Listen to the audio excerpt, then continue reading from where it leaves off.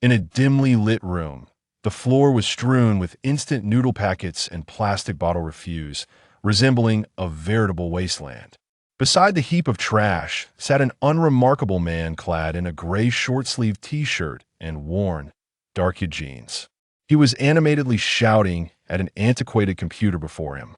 I maneuver, I cast my soul fire, I evade, I am evading. Damn it, I've been killed again. This is unplayable. Li Chen cried out in frustration, slamming his palm down on the keyboard. With a resounding crack, he froze in place, lowering his head in despair. Could I truly be this unfortunate? It's just a game of legend, and yet it has betrayed me. His gaze fell upon the keyboard, which had split in two from the force of his blow. At that moment, Li Chen felt an overwhelming sense of sorrow. Had he known better, he would have treated the keyboard with greater gentleness rather than resorting to such violence. He sighed deeply, observing the screen transform into a dismal gray. With resignation, he powered down the computer and sat in his chair, lost in thought. It was only during moments spent gaming that Li Chen felt a semblance of worth. How I wish I could transcend to another realm, he lamented. In this era where graduation equated to unemployment, with his own graduation looming, he felt an acute sense of confusion and helplessness. Thus, he sought solace in the virtual world, believing that within it, he could experience a sense of boundless capability and greatness. Rising from his seat, Li Chen withdrew a handful of coins from his pocket and, after a meticulous count, sighed while gazing at the meager amount of cash remaining in his hand. Perhaps I should purchase a keyboard with these funds. I should be able to manage until the end, he mused. He then turned, grasped a coat from the heap of refuse, and slung it over his shoulder as he made his exit. As he stepped out of the dormitory, he was met by the sight of a jovial, stout, middle-aged man approaching him, his bald head gleaming and his face adorned with a disingenuous smile. Isn't this Li Chen from our building? Still searching for employment, I see. You know, this won't do. If you continue like this, you will inevitably become a societal outcast. Would you like me to recommend a job for you? The man said with a grin. Li Chen's face betrayed his disdain without reservation. I do not require your lectures. If I wish to find a job, I can do so on my own. I merely wish to enjoy a few more days at school, and I certainly do not need your feigned concern to introduce me to opportunities. Infuriated, he lost interest in further conversation and intended to walk past the man. But you ought to consider your parents as well.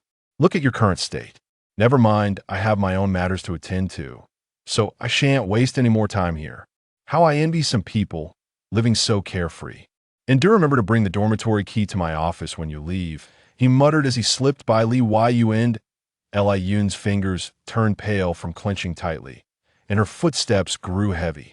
However, soon she felt all her strength dissipate. Without the ability to network and lacking connections, what prospects could she possibly have? A person like her, devoid of social ties and physical allure, would inevitably remain among society's lower echelons. How she envied those articulate classmates.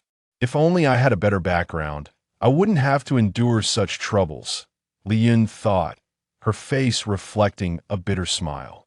As she walked along the path, observing the carefree demeanor of the younger students, she could only sigh softly, shaking her head as she exited the school gates. Not far from the school stood a computer shop, a place she had grown intimately familiar with over her 4 years there. As she continued her walk, Li Chen noticed that the number of people around her diminished, until she found herself utterly alone. How peculiar this road is, usually bustling with people. Where could everyone have gone today? Never mind, I should just buy a keyboard and indulge in some gaming, she mused. As Li Chen strolled down the lonely path, a strange red and blue light suddenly emerged from a nearby fire hydrant. Gazing at the luminescent point, she felt herself becoming increasingly disoriented, as if this enigmatic light contained boundless mysteries within its glow. If entranced, Li Chen slowly approached the luminous point, extending his hand gradually. The moment he grasped the radiant orb, he abruptly awakened. This is bad, he thought. Yet, in that instant of awakening, He realized he could not move. A tingling sensation enveloped his hand, and before him erupted a dazzling display of red and blue lights.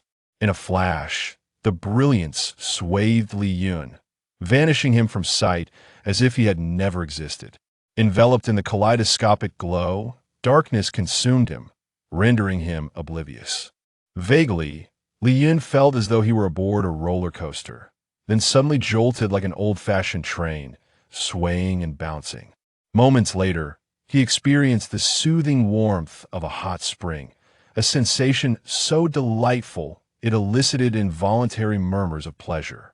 Time lost its meaning, and soon all these sensations dissipated into nothingness, leaving him in a state of bewilderment. Suddenly, Li Chen felt himself being lifted, accompanied by indistinct, noisy female voices swirling around him. Overwhelmed by fatigue, he succumbed to the encroaching darkness and drifted into a deep slumber. In his dreams, a white light appeared before him, taking the form of a half-human-sized orb. "Who are you, and why are you in my body? Leave at once, this is my domain." A voice emanated from the luminous sphere, youthful yet assertive. Though he could not comprehend the words, he found himself understanding their meaning intuitively. Suddenly, Li Chen felt a sharp pain and discovered that one of his hands had vanished. Strangely, there was no blood flowing from the wound. It turned out that a white orb had grown a large mouth and was currently devouring his left hand. Witnessing this gruesome scene, Li Chen was filled with fury. "Damn it, you insignificant creature! How dare you consume me when you're barely half my size? I'll obliterate you." With that, he leaped forward, engaging in a fierce struggle with the orb. "You think you can bully me, huh? If you dare bite me, I shall bite you back and end you." Enraged, Li Chen retaliated with his own bites, and he soon found that the white light, in the midst of their fierce tussle, dwindled under his assault. A faint cry of "no" echoed, fading entirely from the space. Alongside the excruciating pain, a memory flashed in Li Chen's mind, revealing a time when he was a child. His parents had tragically died in an accident when he was merely 8, leaving him to wander alone. Then, a robust man appeared, who turned out to be the child's unclean wizard. Eventually, they settled near a small, obscure town called Emma, where the child, who shared the name Li Chen, learned that the wizard, Ent, was the protector of this town, which boasted a population of only a few thousand. Typically, such small towns lacked magical guardians, but perhaps Uncle Ent had grown weary of a nomadic lifestyle or sought to delve deeper into the mysteries of magic, prompting their settlement in the vicinity. In the Holy Begadi Empire, in the Torio province, to the south of Emma, stood a towering magic tower over 30 meters high. The tower had 3 levels, each reaching over 10 meters in height, and was perfectly square in shape. The land surrounding the mage's tower, spanning several thousand square meters, is cultivated with grains and vegetables, all belonging to Uncle Enter, the domain of the esteemed mage. Mage Enter serves as the guardian of Emma Town, receiving its sustenance in exchange for safeguarding the town and its neighboring villages from the incursions of formidable magical beasts. This role has garnered him immense respect within the region. Accompanying his uncle in the enchanting tower, Li Chen is exposed to the wondrous powers of magic. He often witnesses his uncle conjuring small fireballs, deftly guiding them to dance in the air at his command. He has also observed his uncle battling colossal beasts that threaten the town, such as the massive azure leopard, known as the Gale Leopard, a level 4 magical creature, swift as the wind and capable of unleashing razor winds that can shatter boulders the size of houses. Additionally, there are rabbits the size of calves with blood-red eyes, far from the endearing creatures one might find on Earth. Have you ever seen a rabbit strong enough to snap a tree as thick as a thigh with a single kick? A myriad of bizarre and fantastical scenes unfolds before his eyes. As a relative of Mage Enter, Li Chen naturally has the opportunity to learn magic. During his years in Emma Town, he has thoroughly explored all the tomes on the magical world available in his uncle's tower. However, on this sweltering summer day, he recklessly attempts to channel magical elements into his body, leading to a backlash of mental energy that renders him unconscious, ultimately resulting in his soul being consumed by the arrival of Li Chen. Chapter 2. The Inferno Fireball. 5 centuries ago, in the summer of July, the town of Emma was engulfed in its sweltering heat. With the blazing sun hanging high in the sky, seemingly intent on evaporating the entire world with its unrelenting warmth. In a room on the first floor of the Mage Tower, a commotion arose. Wait, how did I traverse here? Li Chen scrutinized the attire adorning his form and examined his body. Suddenly, a voice pierced the silence. Li Chen, are you there? It was the voice of his uncle. Master, enter, resonating from outside Li Yun's room on the first floor. Li Yun recognized that he was being summoned, and from now on, he would live in this magical realm as the nephew of Enter. Although Master Enter's voice echoed from the first floor, he was actually situated on the third floor of the Mage Tower. The tower was equipped with a sound transmission stone, allowing Master Enter to project his voice down below. I'm here, uncle. What is it? Li Yin responded as he stepped outside. Ah, it's good to know you are awake. One must not rush in the practice of magic. Henceforth, you must approach your training with utmost seriousness, lest you provoke magical backlash, Enter said with a smile. Yes, uncle, I will be cautious, Li Yin assured, sensing his uncle's genuine concern for him. Today, taking advantage of the recently heightened activity of fire elements, I intend to test the new spell I've recently learned. Please ask Shuya to clear a space in the area behind the Mage Tower. I will descend in about an hour to experiment with this 4th-tier spell, which may require a considerable area. Have her prepare as large a space as possible. Understood, Li Yun replied, rising to head outside. In the hall on the first floor of the Mage Tower, a petite girl of around 15 or 16, dressed in a black-trimmed maid outfit with a white base, was diligently cleaning. It was evident that she would grow into a stunning beauty. This girl was Shuya, a servant adopted by Master Enter from the town, who had just turned 16, brought to the Mage Tower at the age of 9. She was responsible for attending to Master Enter's daily needs and managing various minor tasks within the tower, proving to be a remarkably capable young lady. Young Master Li Yun, you are awake. You scared me yesterday when you fainted, Shuya exclaimed, rushing over to embrace Li Yun's arm upon seeing him. Feeling the softness of her touch and inhaling her unique fragrance, Li Yun's face flushed with embarrassment. I'm fine, Shuya. I just fainted from the heat. Yes, that's it. Look, I'm perfectly fine, he said, taking a few steps forward and jumping to mask his awkwardness. Shuya, in about an hour, Uncle wishes to test a new spell. Please clear a space in the back of the Mage Tower, as large as possible, Li Yun said, attempting to sound serious. Of course, young Master Li Yun, Shuya nodded, making her way to the designated area. In the back, where the weather was pleasant, lay a pile of beast hides recently ordered by Master Enter from the town for the creation of magical scrolls. Master Enter, being somewhat inept at caring for children, was fortunate that Li Yun was a rather easy child to raise. He had a passion for reading, able to immerse himself in even the driest of texts, which led to his placement near the library on the first floor, surrounded by Master Enter's extensive collection of magical theories and notes. Over the course of 7 years, Li Yun amassed a wealth of theoretical knowledge about magic. Upon reaching the age of 15, his uncle began teaching him the foundational principles of being a mage, specifically meditation, with the intent of cultivating him into a magician. Unfortunately, Li Yun's eagerness resulted in a backlash, allowing the soul of an earthling named Li Yun to seize control of the body. After approximately an hour, the grand doors of the Mage Tower swung open. A tall, robust figure clad in a crimson robe adorned with golden patterns emerged from the tower. Uncle, Li Yun called, glancing up with trepidation, fearing the discovery of his anomaly. Master Enter smiled. I see you are looking well, which puts my mind at ease. Li Yun secretly sighed in relief, glad that his unusual condition had not been revealed. Master Enter approached the cleared area. Step back a bit. I will be experimenting with the 4th-tier spell Inferno Fireball, which possesses considerable destructive power. Standing too close may be hazardous, he declared. Li Yun nodded, grasping Shuya's hand as they retreated to a safe distance of about 20 to 30 meters. Once they were sufficiently far away, Master Enter summoned his fiery magic wand from his right hand. A wand, resembling flames and glowing with a golden hue, materialized in his grasp. In this world, once mages attain formal status, they can summon a wand that embodies their magical essence, allowing them to enhance their magical power by 1/5. This wand represents the culmination of a mage's magical energy and serves as an indicator of their rank. Master Enter was already a 4th-tier golden mage.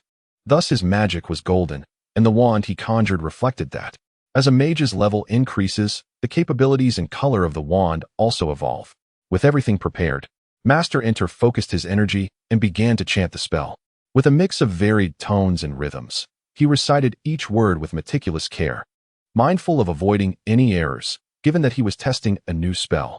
The incantation stretched on for over half a minute before Li Chen observed an abundance of fire elementals coalescing around Master Enter. This was the wondrous power of magic, a vision Li Chen longed to achieve. With a commanding shout, Inferno Fireball, the 4th-tier fire magic began to take shape in Master Enter's hands.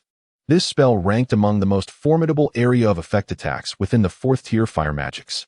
As the flames condensed, they began as a mass the size of a table, gradually compressing down to the size of a human head, then to that of a fist, just as success seemed imminent. However, unexpectedly, everything proceeded too smoothly until Master Enter suddenly exclaimed, "Not good." In an instant, the focused mage, who was diligently controlling the fire elements, appeared as if he had been struck in the chest, his eyes widening in alarm, bloodshot and bulging as if they might burst from their sockets. The fireball, which had been reduced to the size of a fist, suddenly swelled again. Li Chen's pupils constricted as he observed the beads of sweat cascading down his uncle's forehead. Realizing that Master Enter had lost control over the flames, the potential consequences of an explosion were dire. "Run!" Li Chen grasped Shuya's hand and dashed toward the mage tower, hoping to evade the impending magical detonation. "This isn't good. I can't maintain control," Master Enter lamented, recognizing that if he continued to force it, he would suffer severe backlash once the spell fully unraveled. When it must be severed, it must be severed. Without hesitation, he cut off his mental connection to the Inferno Fireball. Fire Barrier. Master Enter swiftly waved his wand, casting a barrier spell before him. This red, 2nd-tier fire barrier could effectively shield against fire-based magical attacks and prevent the escape of fire elements, proving to be a highly practical defense. Once released from Master Enter's control, the Inferno Fireball unleashed its full might. With a resounding roar, the compressing flames erupted violently, unleashing an uncontrollable surge of fire elemental energy. The already formidable fireball spell, upon spiraling out of control, manifested an even more potent and terrifying force. As a golden tier mage, Ent donned a robe that shimmered instantaneously, conjuring a 3rd-level fire magic shield that momentarily defended him against the onslaught of the raging fire elements. Seizing the fleeting moment when the magical shield was activated, Ent bravely endured the internal injuries inflicted by the backlash and fled from the chaotic tempest of fire elements. Thunderous booms echoed behind him as the uncontrolled fireball continued to consume more fire elements, triggering increasingly powerful explosions. Chapter 3. Initial encounter with the Celestial Honor System. The training ground of Mage Enter was violently disrupted by the explosive fireball spell, creating a massive crater. The aftermath surged forth in fiery waves, akin to a tsunami, showcasing the formidable power of a level 4 fire magic. Having fled a considerable distance, Li Chen and his companion found themselves perilously close to the shockwave. Summoning an unexpected courage, Li Chen turned to shield Shuya, a mere ordinary person like himself. Fortunately, they managed to escape swiftly. Otherwise, they would have faced certain doom from the proximity of the blast. As Li Chen protected Shuya, the shockwave hurled him through the air, and he landed heavily on the ground, momentarily losing consciousness. "Li Chen, young Master Li Chen, are you awake? Please wake up." The anxious voice of Shuya jolted him from the darkness. Upon slightly opening his eyes, he was met with Shuya's pale face, streaked with tears. "Thank goodness. Young Master, you're alive," she exclaimed, her relief overwhelming her as she wiped her tears and smiled brightly. Seeing her distressed expression, Li Chen chuckled softly and teased. "Shuya, I merely took a nap, and you're already wishing me dead? You must have a fondness for me, don't you? Master, how can you jest at a time like this? Do you have any idea how worried I was when you fainted to protect me?" Shuya replied. Her cheeks flushed as she brushed away her tears. "Where's Mage Enter?" Li Chen asked, noticing the absence of the mage. Mage Enter was affected by the backlash of the magic and immediately retreated to the 3rd floor of the magic tower to recuperate. Shuya explained as she helped Li Chen to his feet. Together, they made their way to the site of the magical chaos, where only a vast crater and scorched earth remained. Gazing at the crater, Shui's expression darkened. What a mess. How long will it take to clean this up? Don't worry. I'll help you with it, Li Chen reassured her, attempting to lighten the mood. Even with our combined efforts, it would take us 10 days to fill such a large pit. Perhaps we should gather a few more people from town? Li Chen mused, glancing at the immense hole. All right, Shuya sighed. Then I'll head to town first. After Shuya departed, Li Chen curiously examined the crater. He estimated its diameter to be 10 meters and its depth over 5 meters. Such incredible destructive power, and this is merely a level 4 spell, he marveled. The ranks of mages ranged from black iron, bronze, silver to level 4 gold, with even higher tiers including level 5 platinum, level 6 diamond, level 7 half saint, and level 8 saint. If a level 4 spell possesses such might, one can only imagine the awe-inspiring spectacle of higher-tier magic. As he circled the crater, preparing to leave, he suddenly noticed a flicker of yellow light emanating from within. Driven by curiosity, Li Chen descended into the pit and discovered a glowing yellow crystal. It turned out to be a magical core from a beast, unearthed by the chaotic level 4 magic. As he picked up the core for a closer inspection, it inexplicably slipped from his grasp and vanished. A surge of energy shot through his hand, striking directly at his forehead. Damn it, can't you be gentler? Li Chen groaned as a sharp pain coursed through his head. Countless pieces of information flooded his mind, and he clutched his head in agony, as if it might explode. Fortunately, the pain subsided as swiftly as it had come, vanishing within a minute. At that moment, a melodious voice resonated in his mind. Congratulations, Master. The celestial honor system has successfully absorbed low-level energy and has awakened, now bound to you. My name is Dream, and I am at your service. Speaking directly in my mind. What is this madness? Li Chen gasped, a chill running down his spine, leaving him feeling both stunned and bewildered. Do not be alarmed, Master. I am the spirit of the celestial honor system. How may I assist you? The celestial honor system spirit? He began to comprehend, through Dream's explanation, how he had arrived in this world. It seemed he had encountered a system akin to those found in novels, which instinctively initiated a transfer upon his arrival. Unfortunately, the energy was insufficient, and the system itself was not omnipotent. It nearly faltered midway. During the transfer, his body was disintegrated by chaotic spatial currents, and the last vestige of the system's power preserved his soul, bringing him into this world. Truly, I am most unfortunate to encounter such an ordeal, Li Chen lamented inwardly. Master, the system has yet to fully form and requires alignment with the rules of this world. Would you like to proceed with the alignment now? Dream inquired. Yes. Let us proceed with the alignment immediately, Li Chen commanded mentally. Understood, Master. Initiating detection of the spatial rule indicators. This process will take approximately 1 minute, Dream responded. Detection indicators? Li Chen pondered, confused about what spatial rules needed to be assessed. Soon, Dream's voice echoed again. Detection complete. This realm is a magical world. The system is now beginning the alignment. Upon hearing this, Li Chen felt a surge of excitement. I can hardly wait. I hope it grants me something incredibly powerful. Alignment complete. The celestial honor system is now active. Master, please choose from the following 3 professions: warrior, Taoist, mage. Due to system limitations, only the Taoist profession is available for selection. Having always favored the Taoist role, Li Chen unhesitatingly chose it. Ever since the launch of the classic game Legend of Blood, he had been a devoted player, continuing to engage with it even during his university years, right up until the moment of his transmigration. Using the profession as a template to merge with the body has been successfully completed. With that declaration, Li Chen immediately sensed a profound difference. The atmosphere around him felt as if he had been transported to an unfamiliar world, yet the air had inexplicably taken on a welcoming quality. He vaguely perceived an abundance of vibrant, tiny particles in the air. Could this be magical elements?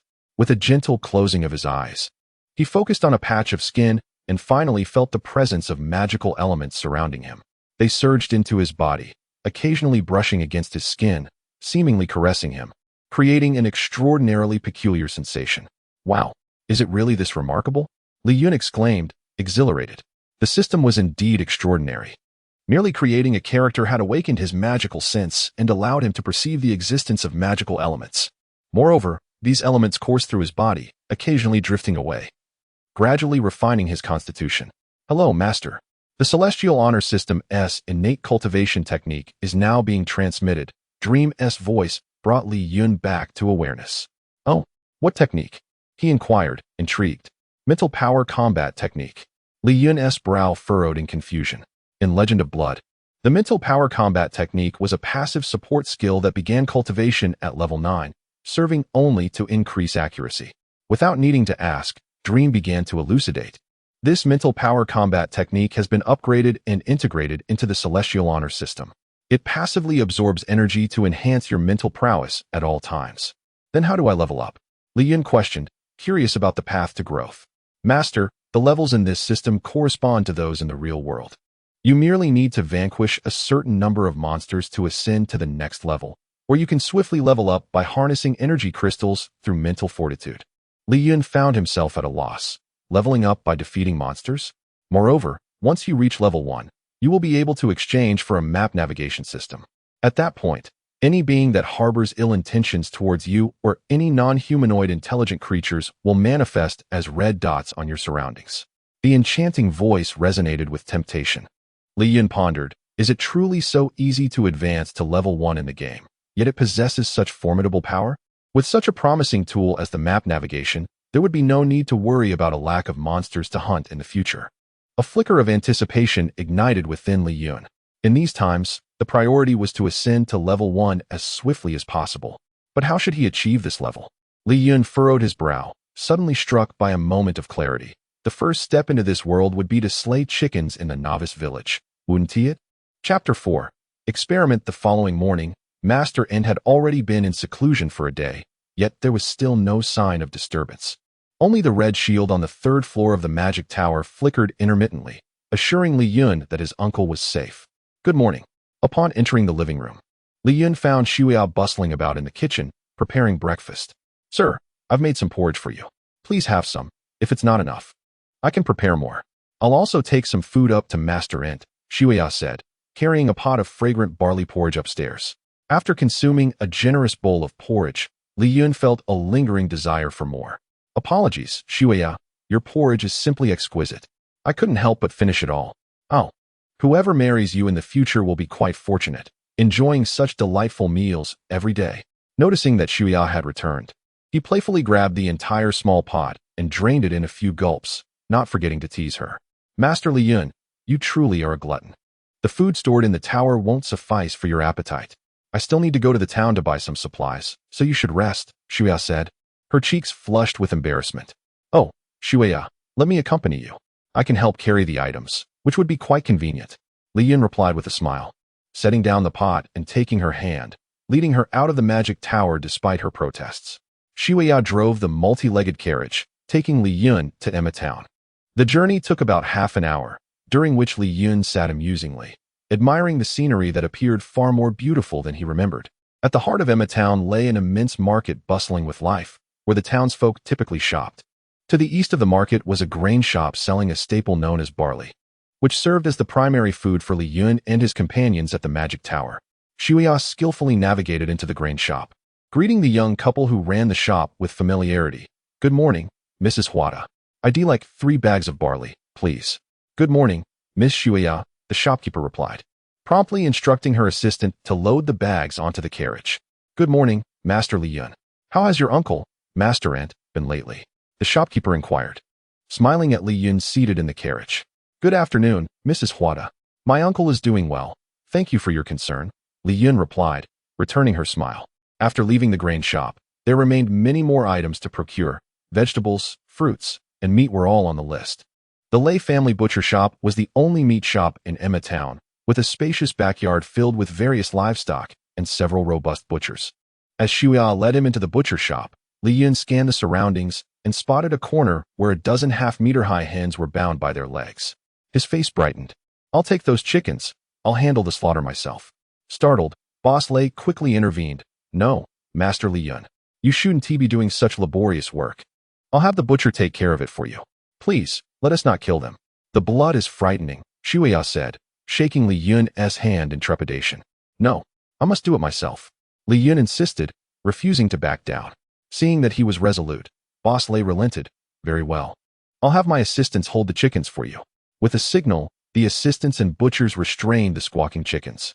Li Yun was taken aback. While he understood that the townspeople held his uncle in high regard, this was excessive. It was merely a matter of slaughtering a chicken.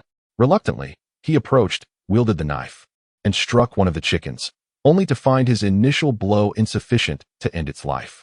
What kind of chickens are these? Their bones are so tough. They're truly different in this magical world. Haha, master, it seems the chickens are not easy to slay. Shall I give it a try? One of the assistants chuckled kindly. Congratulations, master, you have gained 1 energy point. A dreamlike voice echoed in his mind. Upon hearing this, Li Yun's eyes lit up. A warm current surged through him, enhancing his strength. Indeed, it was effective. He swiftly turned to the remaining chickens with a grin. With swift movements, he dispatched the chickens, hearing the dreamlike voice repeatedly announce his gains. Congratulations, master, you have gained 1 energy point. Congratulations, master, you have gained 1 energy point. Enough. You can't eat that much. Shuya hurriedly intervened after he had killed 5 chickens. It's all money, and you can't consume so many. Realizing his excessive slaughter, Li Yun paused, noticing Shuya's hand clinging to his with a concerned expression. Who would have thought this girl had such an eye for wealth? Upon returning to the magic tower, Li Yun assisted Shuya in transporting the goods from the carriage to the storage room. All right, Master Li Yun, Shuya acknowledged from behind.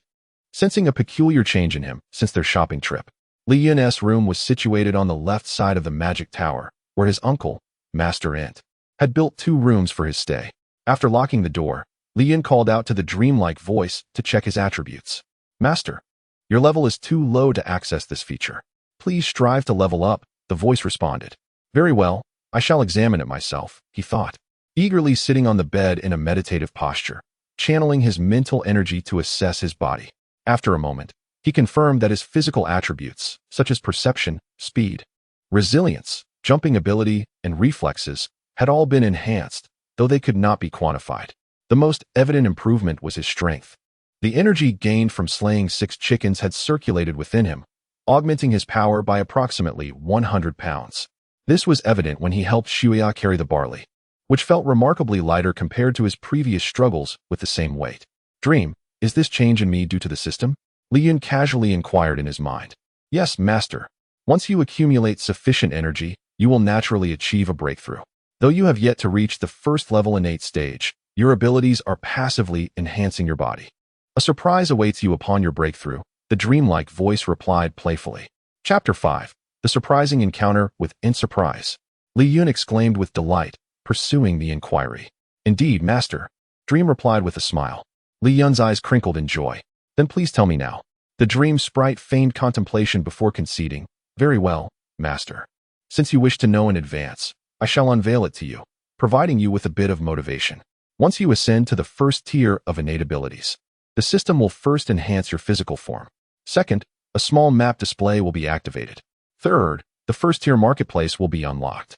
Fourth, a first-tier system space will commence generation, wherein the passage of time will flow 3 times faster than in the outside world, albeit at a substantial energy cost. Oh, Dream, you are truly considerate. I feel utterly blissful. Li Yun feigned a lovesick demeanor, unaware of the fleeting blush that graced the dream sprite's visage. As time drifted gently by, the sky outside the room deepened into twilight, signaling the onset of evening. Indeed, time passes most swiftly when one is engrossed, Li Yun murmured. Young Master Li Yun, dinner is ready, came the distant call of Shuya. Coming. Li Yun responded loudly, his stomach grumbling, feeling slightly nauseous from hunger. Whether it was due to his dedication or the cultivation of his mental prowess, he was constantly absorbing energy to enhance his spiritual strength. During dinner, Li Yun felt as though his body had expended a considerable amount of energy. The meal before him was so enticing that he felt he could devour an entire cow without hesitation. He consumed 17 or 18 large flatbreads, each the size of a small basin, along with a hen he had personally slaughtered in the town earlier that day, and several platters of assorted meats, before finally feeling somewhat satiated. Shuya, who was nibbling on her own flatbreads nearby, watched in astonishment as she had already made several trips to the kitchen to fetch more flatbreads, including provisions she had prepared for the following day's meals, all of which had been devoured by Li Yun in mere moments. Shuya, your cooking is truly splendid, Li Yun remarked, a hint of embarrassment creeping in as he scratched his head, before decisively giving her a thumbs up in praise. Shuya could only chuckle at the peculiarity of Li Yun's behavior today, which seemed rather unusual compared to his usual demeanor. The next immediate objective was undoubtedly to reach the first tier of innate abilities. Only upon achieving this elevation could he officially step into the realm of cultivation, allowing his mental techniques to draw elemental energy from the air through his enhanced physical form, rather than relying solely on food to replenish energy, as he did now. With this goal in mind, he recognized the necessity of first augmenting his physical strength. The quickest method to achieve this, apart from battling monsters, might be to absorb mana crystal energy. Regrettably, he currently possessed not a single copper coin, and even the most inexpensive first-tier mana core required 50 gold coins. His uncle Ent, as the guardian of Ima Town, earned only 300 gold coins a month, hardly sufficient for his own magical training. Oh, I must devise a plan. Li Chen sighed, lost in thought. With a soft creak, the sound of the magic tower's door opening echoed through the air. Since transitioning to the Taoist profession, Li Chen had sharpened his senses significantly. The faint sound from the magic tower was captured by his keen ears. Ah, Uncle Ent is coming out. Li Chen rose to his feet, gazing towards the distant magic tower.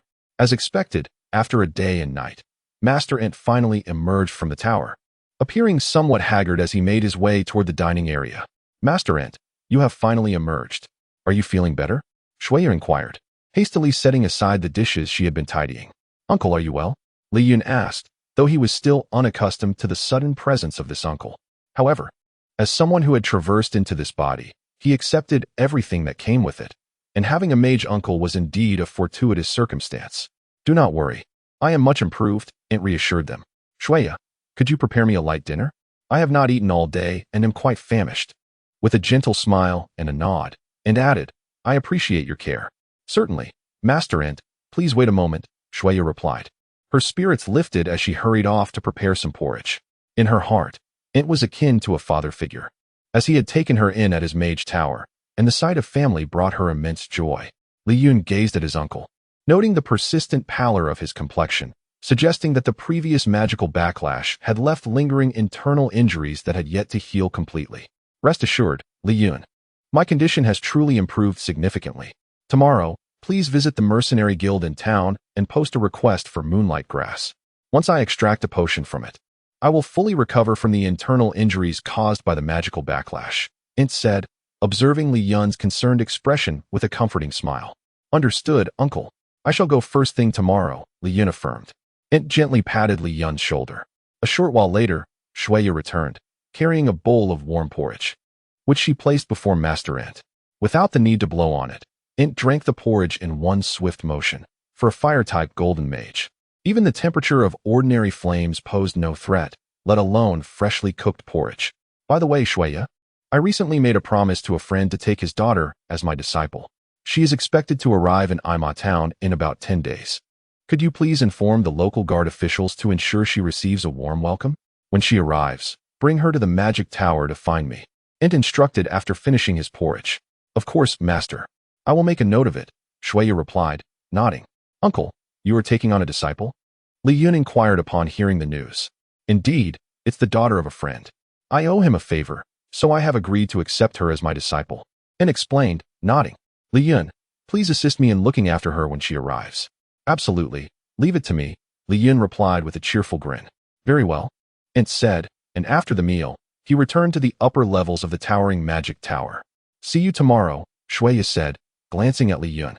Chapter 6. Breaking through the innate level knock, knock, knock.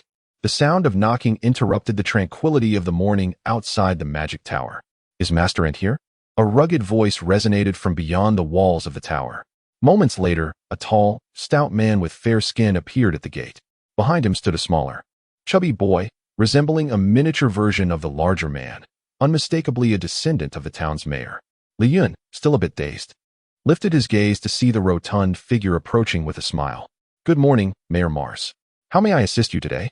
The robust man, despite his plump appearance, was built like a tank, his muscles hinting at his status as a level 2 bronze warrior. The smaller boy, though unfamiliar to Li Chen, undoubtedly belonged to the same lineage. With a jingle, Mayor Mars shook a large bag in his hand. Ah, Li Chen, I've come to deliver this month's tribute. In this magical realm, all imperial currencies were standardized. 1 gold coin equaled 10 silver coins, and 100 copper coins. The 3 bags of barley purchased by Shuya in the town weighed 150 pounds, and cost merely 3 silver coins. This illustrates the significant purchasing power of a gold coin, sufficient to sustain an ordinary family of 3 for nearly half a year. The bag Mayor Mars held contained a hefty sum of 300 gold coins, as Master Ent, the guardian of Imot Town, received this amount monthly. The living expenses within the magic tower were not exorbitant, totaling merely 2 gold coins each month. The surplus barely covered Master Ent's consumption, as common magical materials could cost dozens to hundreds of gold coins. Hence, being a wizard was indeed a costly profession. Thank you, Mayor Mars. My uncle is in seclusion, so please hand the money to Shueya, as she has always managed it, Li Chen replied with a chuckle. I initially brought my son to meet Master Ent. But alas, that is not to be, Mayor Mars lamented, gesturing to the small boy behind him. This is my son, Merrick. Although he appears rather portly, he is already a level 1 black iron warrior. Hello, I am Li Chen, he said, extending his hand for a brief shake with Merrick. The boy flashed a bright smile, revealing his pearly teeth. Greetings, young Master Li Chen. I am Merrick, pleased to meet you. As everyone is acquainted. We shall not impose further, Mayor Mars chuckled, bidding farewell to Li Chen. Mayor Mars. I also need to head to the town's mercenary center to procure moongrass for my uncle, Li Chen said, quickly following him as he departed. Moongrass? Young Master Li Chen. Our mercenary team has encountered this potion in the Tarian monster forest not far from Imot Town. However, it is guarded by first-tier magical beasts. If you require this potion, our team can assist in acquiring it, Merrick boasted, thumping his chest. Is that so? That would be splendid. Let us head to the town first and locate your team to search together. We are willing to offer 50 gold coins for the moongrass, Li Chen thought excitedly. Eager to fulfill his uncle's request and join the mercenary team for monster hunting and leveling up. At the entrance of the Imot Town Mercenary Center, Li Chen encountered Merrick's companions. On Merrick's left stood a fire magic girl clad in red with black trim, named Lolo, and on his right was a tall, slender warrior with flowing golden hair. All 3 were at the first level of black iron rank, wary of venturing deep into the monster forest, thus limiting their gains. Nonetheless, they were content with their circumstances.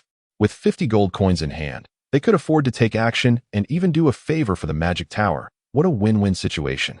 They tread carefully along the forest's edge, observing signs of wildlife activity. After a short while, Li Chen had a thought. If he could slay some creatures today, it would significantly aid his progression towards leveling up. However, he soon reconsidered, as the animals proved exceedingly alert and swift, often fleeing before he could draw near. Li Chen chased a deer for quite a distance, only to come up empty-handed. Frustratingly, he spotted a monkey, but it swiftly ascended a tree, evading capture. This won't do. I need a strategy, he muttered, focusing on Merrick's team for assistance. Young Master Li Chen, do you require our aid? We wouldn't want to intrude while you seem to be enjoying yourself, Merrick said, feeling a bit uneasy under Li Chen's gaze. That would be wonderful. Please help me subdue the swift animals without killing them. I wish to deliver the final blow myself, Li Chen replied, feeling a surge of frustration. Certainly, young Master Li Chen. That's quite simple. Merrick's team exchanged glances, likely puzzled by Li Chen's peculiar request, while Lolo, the magic girl, regarded him with a quizzical expression. In the ensuing moments, Li Chen channeled his pent-up frustration from chasing the monkey onto other animals. The delightful notifications finally provided him with some solace. Congratulations, Master. You have gained 10 energy points. Congratulations, Master. You have gained 15 energy points. Congratulations, Master. You have gained 5 energy points. However, he encountered few magical beasts. Li Chen had gathered some understanding of their behavior. Generally, if one did not encroach upon their territory, they would not attack. This insight stemmed from his readings, yet he was uncertain how to discern these territories and proceeded cautiously. As he felled the 20th beast, he suddenly halted. Noticing that Li Chen had fallen behind, Merrick turned to glance back and was taken aback to see Li Chen in distress. His complexion had turned pale, eyes tightly shut, beads of sweat trickling down his forehead, and his expression contorted in pain. At that moment, upon achieving the energy from the 20th beast, a voice echoed in Li Chen's mind. Congratulations, Master. You have reached the innate level. The system will now commence bodily transformation. Li Chen felt an unprecedented surge of violent magical elements swirling around him, accompanied by excruciating pain as they surged into his body, converging in his dantian, forming a dazzling circle of colors that enveloped him. Despite the agonizing transformation, he did not utter a sound, gritting his teeth and enduring, sweat cascading down his face. Veins bulging, eyes turning crimson, and a primal roar escaping his throat.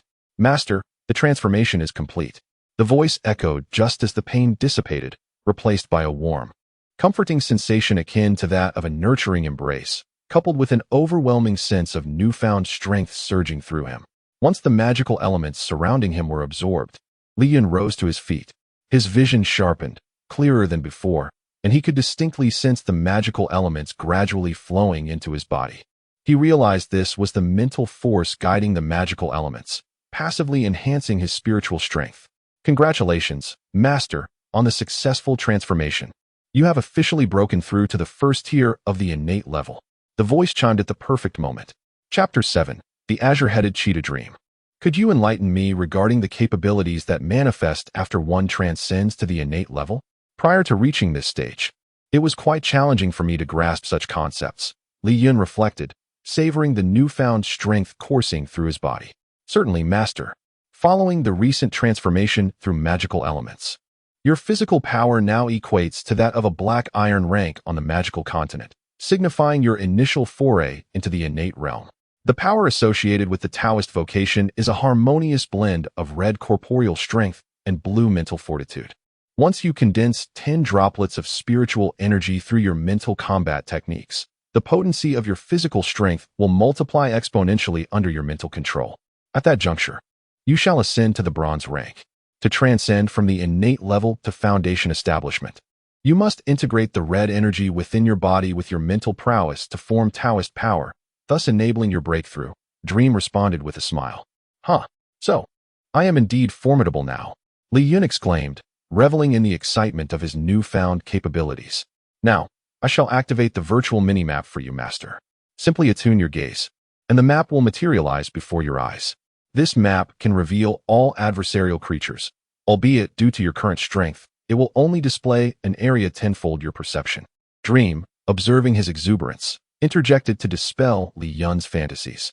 "That is still quite impressive. As my mental strength advances, I will be able to perceive even further, right? Currently, I can sense within 100 meters, so the map should extend to 1,000 meters, which suffices for my needs. By the way, Dream, did you not mention that there are numerous functionalities available upon reaching the innate level? Why do I feel as though I am missing out on these features?"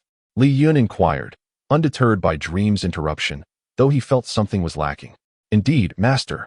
The system space will activate automatically as long as there is sufficient energy. The first tier will unveil the beginner's village space, where time flows threefold faster than the outside world, making it an excellent venue for training and skill practice. Additionally, the system shop has been opened, yet the items within are rather costly, requiring energy points for purchase. Please consult the details at your convenience." After providing a thorough explanation, Dream vanished from the system interface. "Ah, Dream, you stingy being obsessed with energy points," Li Chen muttered, feeling the urge to express his annoyance. Amidst his musings, a familiar voice suddenly broke through. "Young Master Li Chen, are you all right? Wake up," Merrick exclaimed, vigorously shaking Li Chen's shoulder. Startled awake by the loud call, Li Chen opened his eyes to witness a fleeting golden light, which momentarily caused Merrick and the rest of the team to feel a chill, as if they had been targeted by a predatory beast. This sensation was fleeting, leaving them to question whether they had merely imagined it. "Haha, young Master Li Chen, you're awake. How wonderful." Merrick rejoiced upon seeing Li Chen's eyes open, momentarily forgetting the golden glimmer he had just witnessed. "My apologies. I was merely having a moment of insight and a minor breakthrough. I appreciate your concern, but please refrain from regarding me with such expressions. Now, let us proceed to find the moonlight grass, shall we?" Li Chen said, touched by the concern reflected in their eyes while attempting to downplay the earlier incident. In silence, Merrick led the way, with the others flanking Li Chen to ensure his protection, unwilling to let him linger behind. Unbeknownst to them, Li Chen was no longer the same individual he had been moments ago. Half a magical hour later, the group arrived at the entrance of a secluded valley, bordered by dense brush, with an opening no larger than a few meters. Without a guide, it would be nearly impossible for anyone to discover this location. "At last, we have found it. I wonder what kind of beast guards the moonlight grass," Merrick remarked, halting to address the wind element warrior, Tori. "Please scout ahead." In a flash, Tori, a golden figure, darted past Li Chen, stirring a few dry leaves as he rushed forward. Truly, as a wind warrior, his speed is remarkable, Li Chen mused, squinting as he watched Tori vanish into the distance. Moments later, Tori returned amidst laughter. Great news. I did not encounter any beasts. They seem to be out searching for food. Let us swiftly gather the moonlight grass while it is absent to avoid any unforeseen complications. Wonderful. Let us hurry, Merrick declared, leading the charge into the valley. By the water's edge, the group spotted small, moonlit grass blades, glimmering with a milky white hue, each no larger than a foot tall, an antidote capable of healing the backlash from fire mage's spells. They walked together, engaged in light-hearted banter, unaware of the impending danger creeping closer.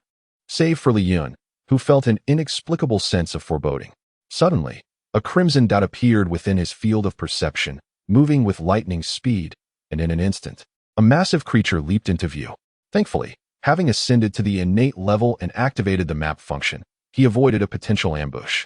Before them stood a colossal cheetah, measuring over 5 meters in length, its dark golden fur adorned with black-brown spots, a tuft of azure fur fluttering from its brow. To Li Chen's astonishment, the aura radiating from this azure-headed cheetah exuded formidable magical energy, its presence far surpassing his own. This moment of shock was fleeting, quickly replaced by disbelief. As the azure-headed cheetah's speed was astonishing, it had closed the distance and was mere meters away in the blink of an eye. What in the world is this monster? Li Chen thought, but there was no time for contemplation as he shouted, "Everyone, be cautious. A beast approaches." At Li Chen's warning, the elite mercenaries of Merrick's team, accustomed to navigating the perilous monster forests, immediately sensed the change in atmosphere and assumed defensive positions. However, the azure-headed cheetah was even swifter. With a resounding crash, the cheetah collided with Merrick, sending the robust warrior tumbling over 10 meters away, crashing to the ground and momentarily incapacitated.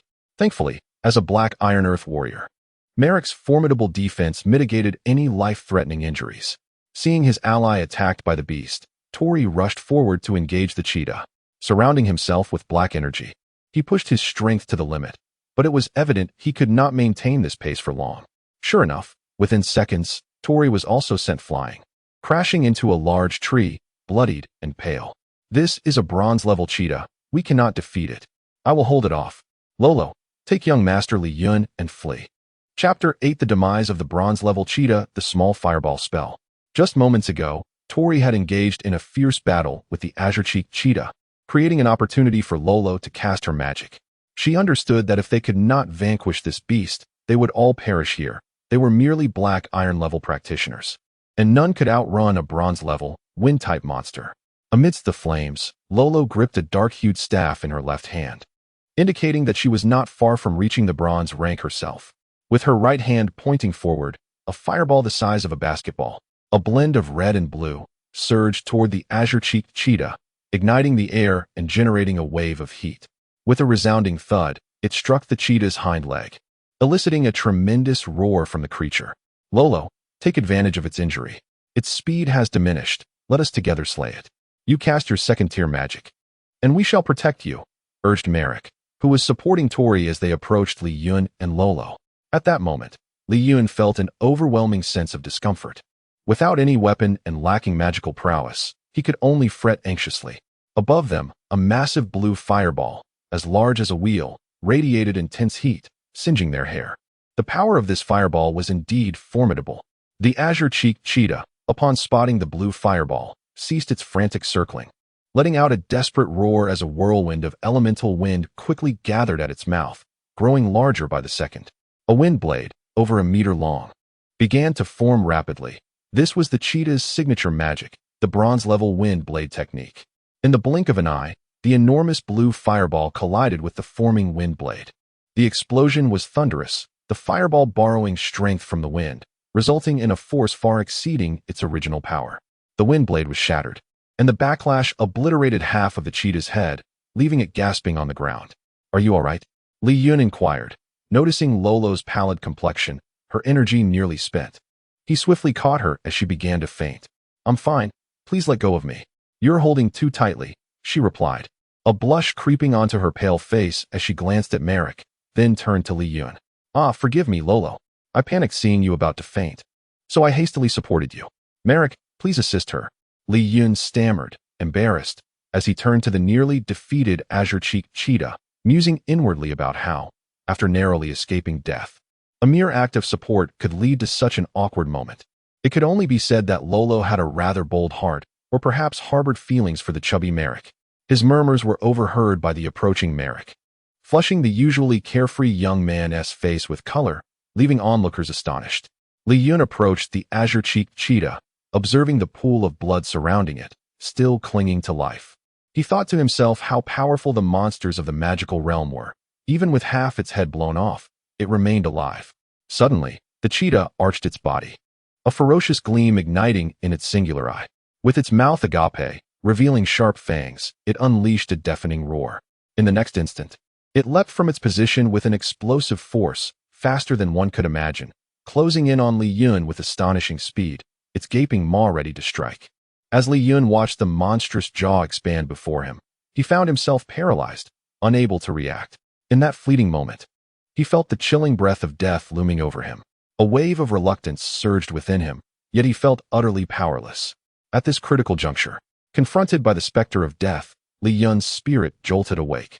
A blue mental force erupted from his eyes, extinguishing the last flicker of the cheetah's waning soul fire. With a thunderous crash, Li Yun's body was hurled backward, landing with a series of painful thuds. His insides churned violently, and a surge of blood erupted from his throat. Splattering into the air, he collided heavily against a tree before sliding to the ground. Dizziness enveloped him as his vision blurred, yet a smile crept across his face. For in that instant of collision with the cheetah, driven by the threat of death, his mental force had condensed into a single drop, creating a mental shockwave that ultimately extinguished the life of the nearly dead azure-cheeked cheetah. With the cheetah's demise, a wave of energy surged into Li Yun's body, allowing him to exhale a breath of relief.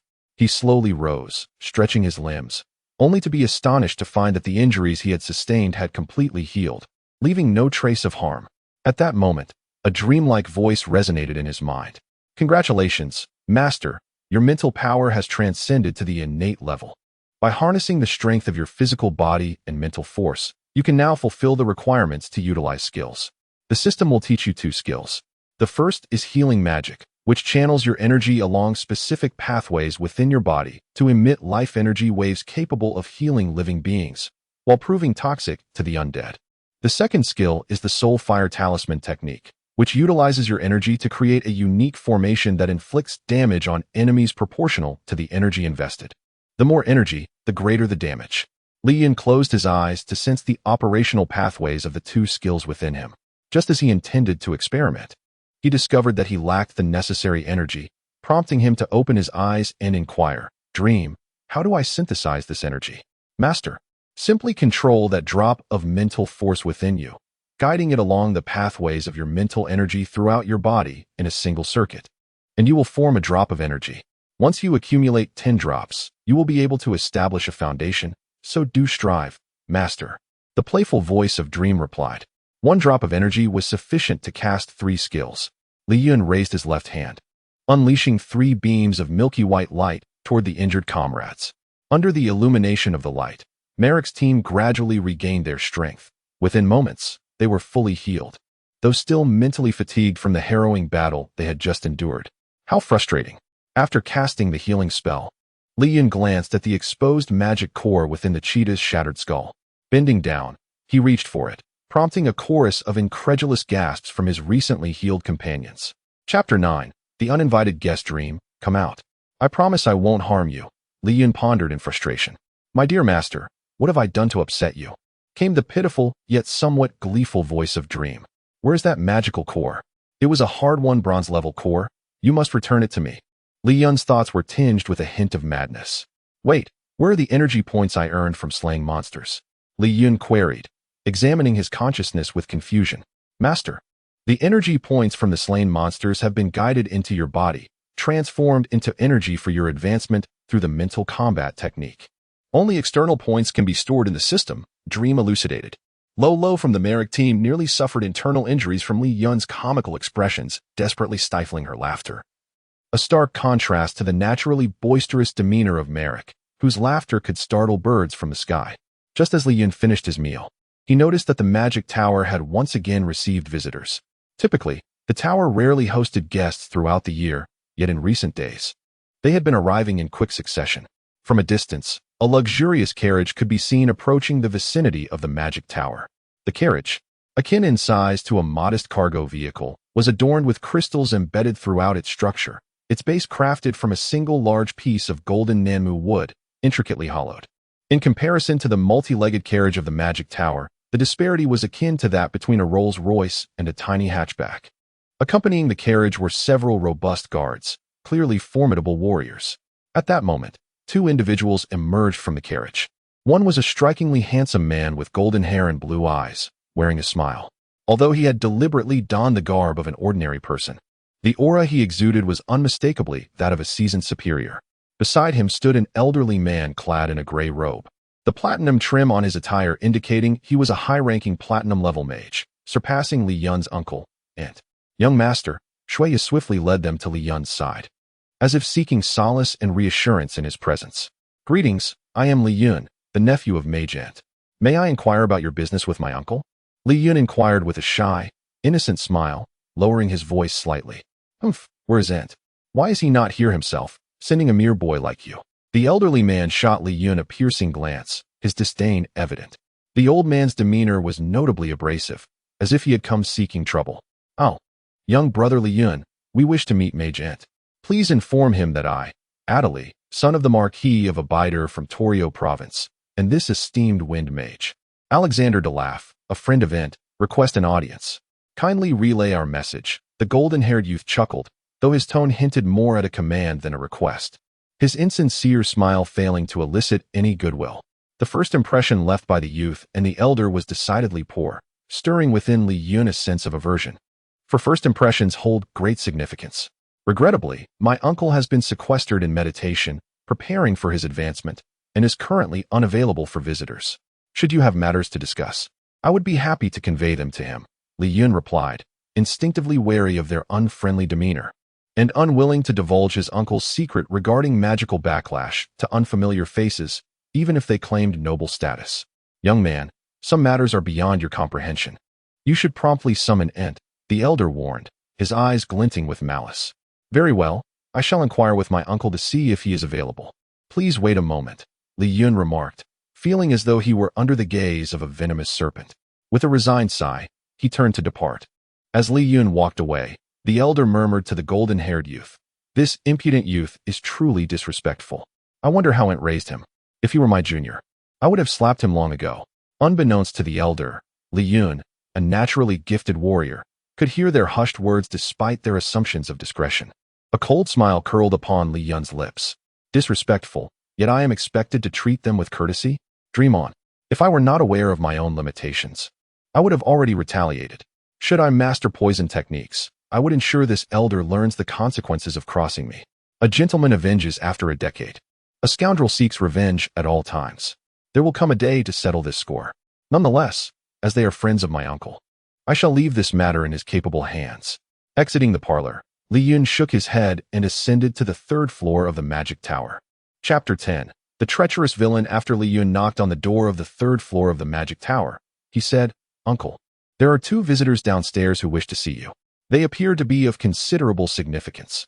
One is the son of a marquis, accompanied by an elderly gentleman, rumored to be your friend, the wind element platinum mage, Alexander Della."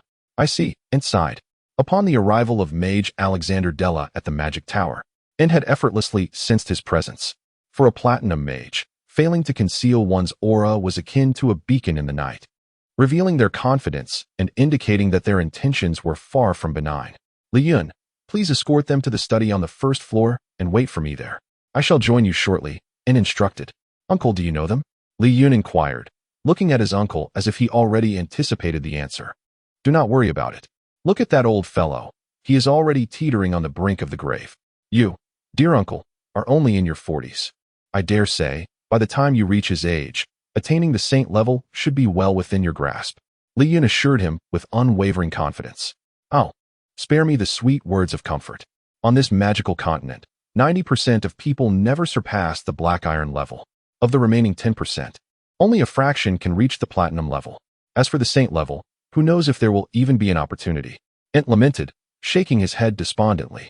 Yet, despite my seclusion in the remote town of Ima, they somehow know my whereabouts and have come to seek me out. It seems that misfortune cannot be avoided. Please convey my message to them. In the living room, the insufferable Alexander Della was incessantly complaining to the Marquis's son, who nodded along with a smile. I must inform you, esteemed guests, that Mage Ent requests your presence in the study on the first floor. Please, follow me, Li Chen announced, turning to lead them, leaving the two men with a view of his retreating back. What does this mean? Damn that Ent. He dares to summon us, a distinguished platinum mage, to meet him? Does he not realize my current status as a great platinum mage? Even if he is reluctant to meet me, surely he should acknowledge the presence of a Marquis's son at his door? Is that not enough to warrant his attention? Mage Alexander Della exclaimed, feigning outrage. Humph. Why should we go to his magic tower? If he wishes to see us, let him come to us. There is no way we shall comply. The elderly Alexander Della scoffed, a surge of his formidable mental power directed forcefully at Li Chen. Enough, enough, Master Alexander Della. Let us abide by the host's wishes. We shall indeed visit this Master Ent in the magic tower, the golden-haired youth replied with a glint of coldness in his eyes, a disingenuous smile plastered on his face. He rose from the main seat, smoothed his slightly wrinkled robe, and followed Li Chen. Alexander Della's expression was complex as he gazed at the magic tower. Ent's earlier scoff had left him feeling slighted. However, upon witnessing the fierce glint in the Marquis's son's eyes, his discomfort faded. A man as cunning as he could easily perceive the brewing malice within the young noble. He shot a glare at him, but ultimately followed with a forced smile. Li Chen, keenly observant, noted the fleeting malice in the eyes of both the elder and the young noble, realizing that these men harbored a deep-seated resentment toward his uncle. He resolved to warn Ent to exercise caution after their departure. Such vindictive characters could retaliate over the most trivial matters. Upon exiting the study, Shui stealthily emerged, sidling up to Li Chen and inquiring, "Young master, who are these two? They seem quite menacing. It's rather frightening. What business do they have with Master Ent?" "Fear not, my dear. We need not concern ourselves with this matter. Leave everything to my uncle," Li Chen reassured her, playfully ruffling her hair. This affectionate gesture caused Shui's cheeks to flush a bright crimson, and she quickly stuck out her tongue in embarrassment before scurrying off to attend to her own tasks. In a dreamlike state, Li Chen sat cross-legged on his bed, addressing the dream. "Very well, master," the dream responded. As the dream's voice faded, a blinding white light enveloped his mind, revealing an ancient building adorned with intricate carvings of dragons and phoenixes, emblazoned with the words Treasure Pavilion in gleaming gold. Exuding an irresistible magical allure, the Treasure Pavilion was divided into 3 levels. The first level was a dazzling array of items, overwhelming to behold. The eastern section contained potions, including the energy-restoring Sun God Water, and elixirs capable of breakthroughs, such as the 3rd transformation Golden Pill, the 4th transformation Yuaning Pill, and the 5th transformation Huashan Pill. However, the energy required for purchase was staggering, with only 1,000 energy points. Li Chen could afford merely a small bottle of Sun God Water. "Dream, what can I acquire with 1,000 energy points?" Li Chen inquired, surveying the exorbitantly priced items. "Master, there are currently no worthwhile items available for purchase. However, with 1,000 energy points, you can unlock the starting space of the Bhikkhu village. For future access to larger spaces, you would need to expend 100 times that amount. In the initial space, time flows at 3 times the normal rate, allowing you to train within it. Additionally, I shall appear in the novice village to offer you guidance." The dream's voice resonated with a hint of temptation. Chapter 11. The Arrival of Crisis in a Pitch-Black Expanse. A glimmer of light began to flicker, growing brighter and larger until the blinding radiance consumed the darkness. Suddenly, it contracted, and the void began to collapse, revealing an expansive realm of pristine whiteness. Scenes and objects materialized, including a small forest, a tranquil pond, and a quaint village spanning several hundred meters. The miraculous act of creation captivated Li Chen. 6 magical hours passed in silence. In this ethereal space, Li Chen, seated cross-legged in the small square of Bhikkhu village, opened his eyes. The profound insights gained over what felt like an instant had allowed his spiritual energy to coalesce into 9 droplets. With just one more droplet, he could transcend to the pinnacle of the innate level, laying a solid foundation for his cultivation. It could be said that this spatial awakening had yielded significant rewards for Li Yun, marking a substantial step toward advancing to the foundational level. Suddenly, a series of clear, melodious sounds broke the silence, capturing Li Yun's attention. He turned towards the source of the sound, and there he beheld a slender and enchanting figure clad in a flowing red dress. Her long, fair legs extended gracefully, and her delicate, unshod feet shimmered like those of an infant, rosy and radiant. A charming anklet adorned her left ankle, jingling softly, enhancing her allure. Her long, dark hair cascaded over her left shoulder, and from the side, one could see her alluring curves, an irresistible temptation. Sensing Li Yun's gaze, the woman in red playfully turned her head and asked, "Is it beautiful?" "Indeed," Li Yun replied, feeling a bit embarrassed as he scratched his head in response to her playful inquiry. "Greetings, my master. I am Dream." She chuckled, covering her mouth as she observed Li Yun's awkwardness. "Ah, I did not expect you to be so lovely, Dream. You need not call me master. That feels rather distant.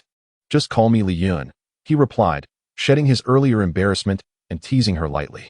"Very well, Li Yun. The essence of the heavenly sovereign system is to cultivate you into an exceptional heavenly sovereign. Now, let us review your specific data.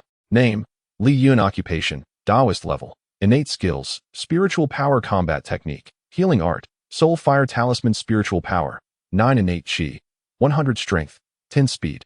10, is this my data?" Li Yun asked, gazing quizzically at the information. "What do these attributes signify?" "Indeed, they indicate a strength 10-fold greater than that of an ordinary person.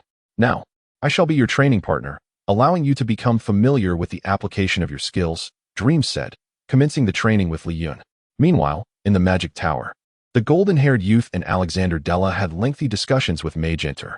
Upon their exit from the magic, the golden-haired youth wore a smile. Yet his eyes betrayed a shadow of gloom, indicating that the conversation with Mage Enter had not been particularly pleasant. The following day, in the evening, after a day and a half of rigorous training, Li Yun fell into a deep slumber, only to be awakened by Shuya in the morning. During breakfast, Shuya excitedly recounted the foul expression on the faces of the golden-haired youth and the elder as they emerged from the tower. Li Yun gently rubbed his temples, realizing that the golden-haired youth and the elder were evidently not benevolent, especially the elder, whose sinister visage lingered in his memory. He resolved to warn his uncle while also delivering the moonlight grass for healing. On the 3rd floor of the magic tower, where Enter was in seclusion, Li Yun entered, announcing, "Uncle, I have brought the moonlight grass you requested." "Ah, now that you have found the moonlight grass, please go to Ima town and procure some compound agents for me. I need them to concoct an antidote for the backlash from the healing magic." Enter expressed his delight upon seeing the moonlight grass. The exhaustion resulting from the magical backlash would require this antidote for recovery. Li Yun recounted to his uncle the events he had observed yesterday, but Enter dismissed them without concern. Disheartened, he left the 3rd floor after placing the moonlight grass down. "Shuya, let us go to the town today to purchase some items that my uncle needs," he suggested, leading her to a multi-legged carriage bound for the town. On the official road leading away from Ima town, an opulent carriage glided along the path. Inside, the son of Marquis Abide, Aderi, sat with a dark expression, flanked by the equally gloomy platinum mage, Alexander Della. Birds of a feather flocked together. It was evident that someone like Della would not associate with amiable companions. Aderi was merely a scheming individual masking his true nature with a facade of smiles. "Della, do you believe Enter's claims to be true? Has he truly suffered from magical backlash and is gravely injured?" Aderi inquired, lightly tapping his fingers on the armrest of the carriage. I have seen that fellow. While it is true he suffered magical backlash and sustained some injuries, he appears to be recovering swiftly," Della scoffed. "He is merely using the backlash as an excuse to avoid serving the Marquis. It seems he does not regard the Marquis's estate or you, young master, with any respect. He is nothing but a golden-level mage on the verge of promotion to platinum, and a useless one at that. If he cannot serve my needs, then there is no reason for him to remain," Aderi sneered. "Leave this matter to me, young master Aderi. A golden-level mage's tower cannot obstruct me, especially not one who has suffered from magical backlash." Della's eyes glinted with icy determination. Very well, you shall handle this matter, Master Della. However, I have heard that you are old acquaintances with him. Are you truly unconcerned?" Aderi laughed heartily, closing his eyes and tapping the armrest of the chair. I shall await your good news. With a flick of his wrist, Della invoked a wind-based flight spell, swiftly disappearing into the sky. As he approached the 3-story magic tower, a cruel smile curled upon his lips. Chapter 12. The Assault on the Tower of Magic. At this moment, within the 3rd floor of the Tower of Magic, he sighed, contemplating the necessity of more meticulous preparations for the next experiment with new spells. Suddenly, he sensed a surging wave of magical energy approaching him from afar. An immense force of wind magic. Such overwhelming power could only be wielded by a platinum-level mage. More importantly, the source of this formidable wind magic was evidently directed towards him. Ent, how forgetful you are.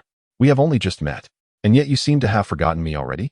A figure enveloped in azure wind elements materialized above the mage tower. It was none other than the platinum-level wind mage. Alexander Della. Della, is that you? Ent gazed out of the window of the 3rd floor of the tower, his eyes fixed on Alexander soaring in the sky. What is your intention? He asked coldly, while simultaneously channeling the fire magic crystals stored within the tower. The fire magic surged forth, infusing the tower with his power. This was his domain, and with the tower's amplification, he could unleash the might of a mage far surpassing a mere gold-level practitioner. Standing within the tower, Ent summoned a vast reservoir of magical energy, one that even a platinum-level mage would hesitate to confront.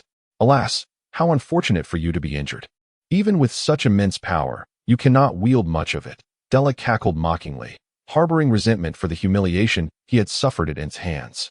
He unleashed his full strength, extending his right hand to conjure a swirling tempest of azure winds. Die, you wretched fool, Della roared, summoning a platinum staff adorned with a swirling vortex at its base from his left hand. Flame shield. Ent thrust his wand into the ground, summoning a circle of golden flames around him. He concentrated and began to chant the incantation for the grand spell, Hellfire, a powerful gold-level fire magic. A massive surge of magic was directed from his hands towards Della. In the sky, a dark crimson cloud suddenly enveloped Della, as a rain of hellfire cascaded down upon him. Each drop of this magical fire rain possessed the lethal potential to easily penetrate steel plates several centimeters thick. Impressive, Della sneered. Given a bit more time, you might just reach platinum-level power. He quickly recited his own incantation. Wind shield. A shield of rapidly rotating azure wind elements encircled him, an elite defense among wind magic spells.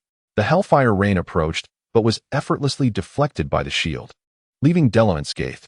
Were a gold-level mage in his place, they would likely be reduced to ashes before even casting a spell, starkly illustrating the vast chasm between platinum and gold mages.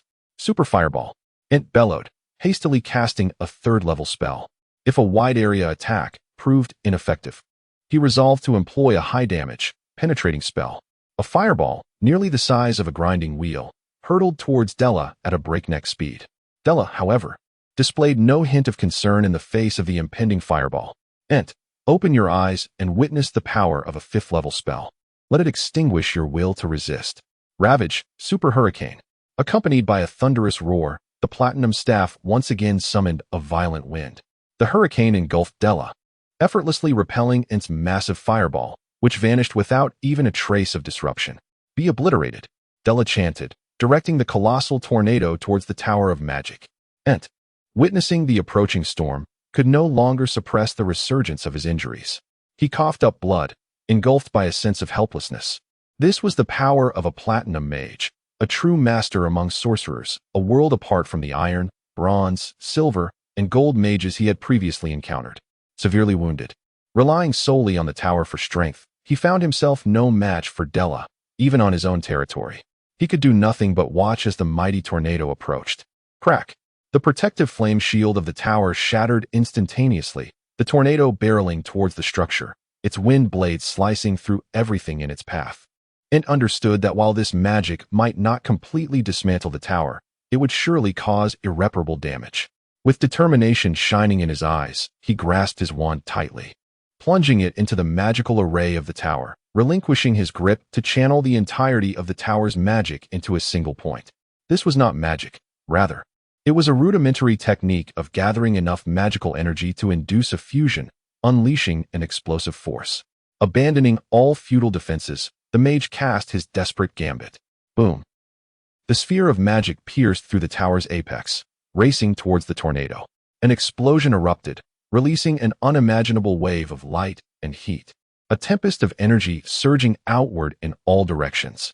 The savage force dismantled the magical defenses of the tower layer by layer, ultimately shattering the once sturdy structure. Huh, perish together? That will not kill me. Della's laughter echoed through the air, as the devastating shockwave merely shattered his shield and left him grievously wounded. However, at the center of the explosion, Int was left unprotected, the overwhelming shockwave flinging him to the ground, his life hanging in the balance, shrouded in uncertainty. Chapter 13. The death of Uncle at last. He has perished. Did you truly believe that you could contend with me while hiding in your shell? Gazing upon the lifeless form of Int, Alexander Della erupted into maniacal laughter. Staggering towards the fallen Int, he rushed forward. Suddenly, the seemingly deceased Int sprang to life. His bloodshot eyes bulging, blood streaming from his eye sockets. He produced a blue magic scroll to launch an attack against Della. With a resounding thud, it unleashed a level 1 black iron fire spark spell, which, in truth, posed no threat to Alexander Della, a platinum mage. The explosion merely served as a distraction. Arise, storm giant. Annihilate all before me. Della, momentarily blinded by the sparks, realized the peril he was in and bellowed in fury, summoning a top-tier wind-based platinum spell.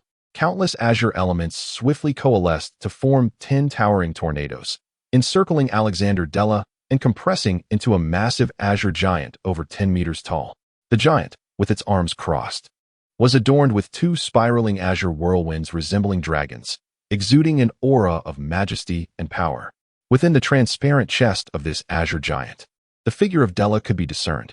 The wind element giant clenched its fists and delivered a powerful blow towards Int.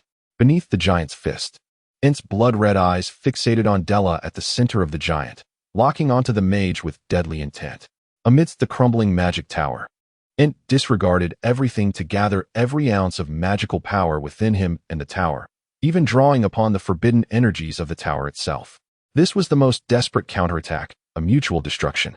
In a flash, the rapid assault surged towards Della, ensconced within the giant's embrace. The crimson orb pierced through the giant's palm, shattering the giant's chest and striking him fiercely after breaching 2 layers of protection. Damn it, I was careless. Almost met with disaster, Della instinctively activated a small silver tier shield embedded in his magical robe. 6 wind shields surrounded him, successfully blocking the sudden magical onslaught. Sweat poured from his brow. Had he faltered even for a moment, his injured body would have been unable to withstand the blow, and he would have been pierced by the red radiance. In mere moments, he teetered on the brink of life and death. Boom! The storm giant's fist descended. The colossal fist crashed into the defenseless Int. The bronze-level magical shield rising from Int's golden protective robe held for but a second under the storm giant's might before it shattered, striking Int squarely in the chest.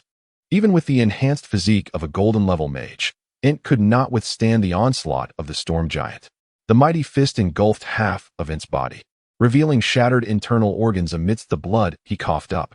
At last he is dead, Della seethed as he confirmed Int's demise beneath him, before sheathing his staff and turning to flee. Before reaching the magic tower, Li Chen caught sight of flames leaping into the sky, intermittently flashing with azure brilliance. Moments later, dozens of colossal tornadoes spiraled and compressed into a semi-corporeal azure giant hovering above the tower. This is bad, Li Chen thought, realizing that a battle was unfolding between mages. It was undoubtedly a confrontation involving his uncle, who was already injured. The situation was dire. Without a moment's hesitation, he grasped Snow Ya's hand and sprinted towards the magic tower. They were still over 2,000 meters away when Li Chen activated his spiritual energy, his eyes shifting to a vivid purple, a technique learned through his training in spatial manipulation and dreams. Having ascended to the innate realm, Li Chen's vision was already 10 times that of an ordinary person, allowing him to perceive distances of 5,000 meters. With the aid of his spiritual energy, he could clearly discern the battle occurring 2,000 meters away. Damn it! Li Chen could only witness the magic tower being ruthlessly demolished. He observed the wind mage hovering above the tower, surrounded by 6 wind shields, indicating at least a 3-tier silver-level magical defense. Cursed be it! Li Chen gritted his teeth. His soul fire talismans could easily penetrate bronze-level defenses, posing a threat to bronze mages. Yet, he refrained from attacking. Even if he did, he might not breach the silver-level defenses, as his powers still fell short. Li Yun's gaze swept towards the mage's face, attempting to discern his identity. Alas, the wind mage was shrouded in a magical robe, obscured by the azure wind shields, rendering his face invisible. He glared fiercely at the airborne mage, vowing to remember every detail.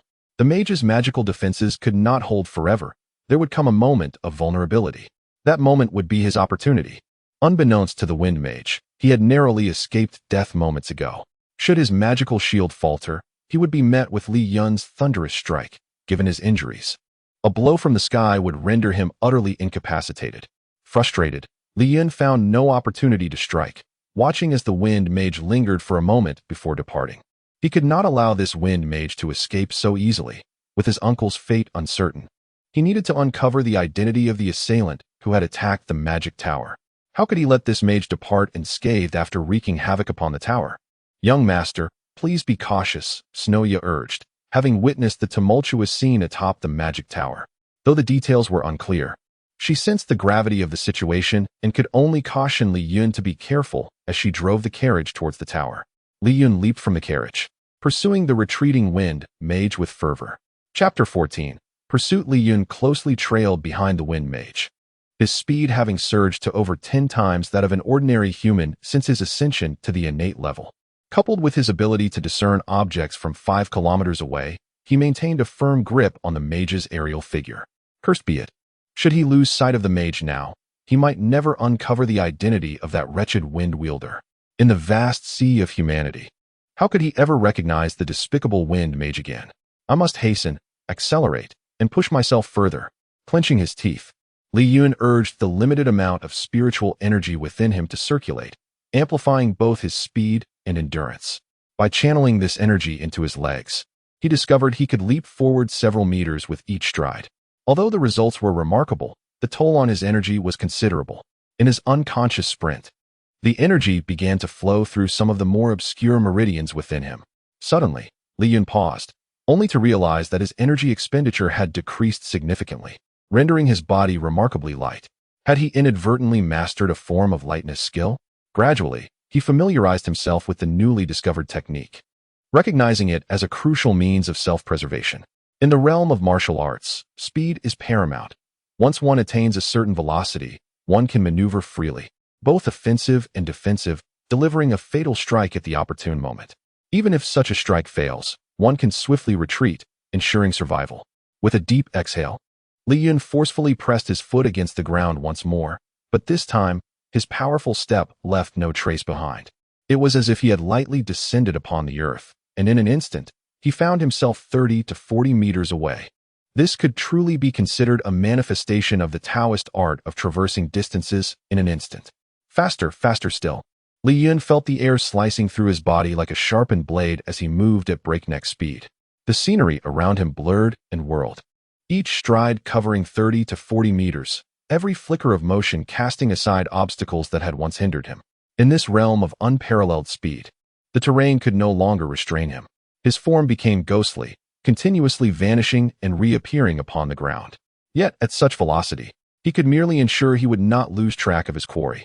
It was evident how swift the platinum-level wind mage was. Had he not been injured, he would have likely vanished without a trace. Persevere, hold on. As Li Yun's breath grew labored, his steps faltered, and his complexion paled. It became apparent that he was nearing the limits of his energy. I refuse to believe you can remain aloft indefinitely. Through gritted teeth, he clung to the mage's silhouette. After what felt like an eternity, the wind mage finally descended from the sky, landing on a grand carriage that was making its way along the official road leading to Emma Town. As Li Yun approached within 1,000 meters, he observed a young man with golden hair, a smile gracing his lips, opening the carriage door to welcome the descending wind mage. It was them. His eyes reddened with fury, a tempest of rage surging through him, nearly overwhelming his restraint. The wind mage and the golden-haired youth were none other than the pair who had visited the magical tower the previous night. To think they could be so cold-hearted, having left his uncle in discontent only to strike such a cruel blow. Did they regard human life as so trivial? Or were they simply so powerful that they believed they could extinguish anyone's life at will? At this realization, Li Yun's repressed fury erupted. He vowed to grow stronger, to surpass all others, refusing to remain an ant easily crushed beneath someone's heel. Master Delaf, has the task been completed? The golden-haired youth inquired, a disingenuous smile adorning his face, as if the platinum mage were merely a robust insect, easily dispatched. Indeed, young Master Adlai, it has been dealt with successfully. Alexander Delaf replied, a satisfied glint of slaughter flickering across his visage. Is the son of a marquis truly so remarkable? Can he take my uncle's life simply because of his lineage? These scoundrels, if they refuse to regard others as human, then I shall treat them as dogs. I will end their lives to accompany my uncle in death. The murderous intent within Li Chen surged uncontrollably. As for their identities, what did it matter if one were the son of a marquis or a platinum mage? Given the opportunity, I shall rise above all of this. To the world, birth may be unjust, one may possess a noble background or status. Yet, in death, all are equal, no matter how great one's wealth or power. It ultimately leads to the same end. For Li Chen, it mattered not if he faced the son of a marquis. Even the highest of statuses would not prevent him from seeking vengeance. Nevertheless, he could not strike them down here. The identity of a marquis's son meant little to him, but it posed a significant threat to the world. The proximity to Emma Town rendered it perilous. Should he slay them here, it would undoubtedly bring calamity to the town. He had to distance himself and bide his time, ensuring that Emma Town would not be drawn into this turmoil. Thus, Li Chen resolved to wait, to seize the opportunity when these two ventured far enough from Emma Town. A platinum mage is no easy target, and he would await the moment to deliver a decisive blow to Adlai. With the master gone, the servant would surely suffer. Murder requires patience, much like fishing. One must possess the patience and resolve to await the right moment. Opportunity favors the prepared. As the golden-haired youth and the elder proceeded further in their opulent carriage, they remained blissfully unaware that their seemingly innocuous decision to eliminate an insignificant golden mage would ultimately lead to their own demise. With a sudden movement, Li Chen vanished from his position, darting towards the magical tower with renewed fervor. Chapter 15, Burial of the Magic Tower. The entire area of the Magic Tower has now been reduced to ruins. Following a cataclysmic battle between platinum mages, the once towering structure has lost its magical defenses, leaving only its foundation intact. Debris from the collapsed edifice is scattered everywhere, demolishing the adjacent accommodations, while figures can be seen rummaging through the wreckage. At this moment, Shuya is crawling atop the ruins of the Magic Tower. Beside her lies the lifeless body of Mage Enter. In the fierce magical confrontation that just transpired, the already outmatched Mage Enter fell victim to a backlash of magic, rendering him incapable of harnessing his true power. Ultimately, he succumbed to his adversary, brutally slain by the enraged elder using advanced sorcery within the tower. His body, crushed by the fists of a storm giant, remains partially recognizable thanks to the magical robe that envelopes him. Shuya, having long grown accustomed to life within the Magic Tower, is now at a loss following the sudden death of Mage Enter. Her mind is a void, her limbs feel foreign, and she kneels helplessly beside the fallen mage, tears streaming uncontrollably down her cheeks, etching two lines upon her pitiful visage, stirring a profound sense of sorrow in onlookers. Meanwhile, Mayor Mars of Ima Town is directing the townsfolk to assist in clearing the debris. The intensity of the recent magical battle was witnessed by the entire town, and as a guardian of this land, every event weighs heavily on Mars's heart. Upon witnessing the devastation, he hurriedly gathered dozens of Black Iron-level townspeople to investigate the calamity that had befallen the Magic Tower. To his dismay, they were met with the grim news of the Golden Mage Enter's demise. Ima Town, situated near the renowned Taurian Beast Forest on the Empire's map, frequently sees magical beasts wandering out from the forest, making their way to the town. Most of these creatures possess strength ranging from levels 3 to 4, sufficient to bring utter ruin to a destitute settlement. This perilous and impoverished town, a refuge for those devoid of shelter, has been transformed into a thriving community over the years thanks to Mage Enter's silent guardianship. However, with the news of his death, the town feels as if it has lost its backbone. Without Enter, how will they defend against the impending attacks from magical beasts? The thought sends shivers through Mayor Mars's body. To summon another golden mage would be an insurmountable task, one that even if Ima Town were sold, they could not afford, and no golden mage would deign to safeguard such a destitute place. How many mages of Enter's caliber are there to be found? Now, news has emerged of a silver-level beast that has escaped the forest and is heading towards the town, merely 3 to 4 days away. Today, he had intended to inform Mage Inter of this threat. The progress Ima town has made over the years must not be undone by these beasts. The only option left is to hire a high-level mercenary to fend off the creature. Mayor Mars shakes his head with a sigh, directing the townspeople in their efforts to clear the ruins of the magic tower. Suddenly, the wooden door at the tower's entrance creaks open. A black-haired youth stands resolutely at the threshold. Young Master Li Chen. Upon recognizing him, Mayor Mars and the others turn, unsure of how to comfort him, as the loss of the guardian weighs heavily on their hearts. In an instant, the youth vanishes from sight, only to reappear atop the ruins of the magic tower. Mayor Mars, awestruck, murmurs in disbelief at the swiftness of his movement. Young Master. Hearing the voice behind her, Shuya lifts her head, her tear-streaked face reflecting helplessness as she gazes at Li Chen. He reaches out, gently embracing her, and soothingly ruffles her hair. Young Master, Lord Inter is dead. Shuya collapses into Li Chen's embrace, wrapping her arms tightly around his waist as she weeps uncontrollably, fearing she is now alone, with neither family nor a home, and terrified that Li Chen might abandon her as well. Witnessing Shuya's distraught state causes tears to well in Li Chen's eyes. He discreetly wipes them away, whispering words of comfort to her. Holding Shuya quietly, Li Chen turns to Mayor Mars, who stands in stunned silence. Mayor Mars, may I ask for your assistance?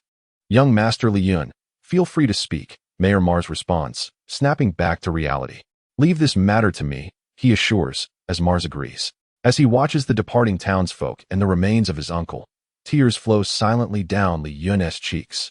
Feeling the tremors of the girl in his arms, he steels himself, knowing that a man must not weep lightly. Having shed tears over grief signifies growth.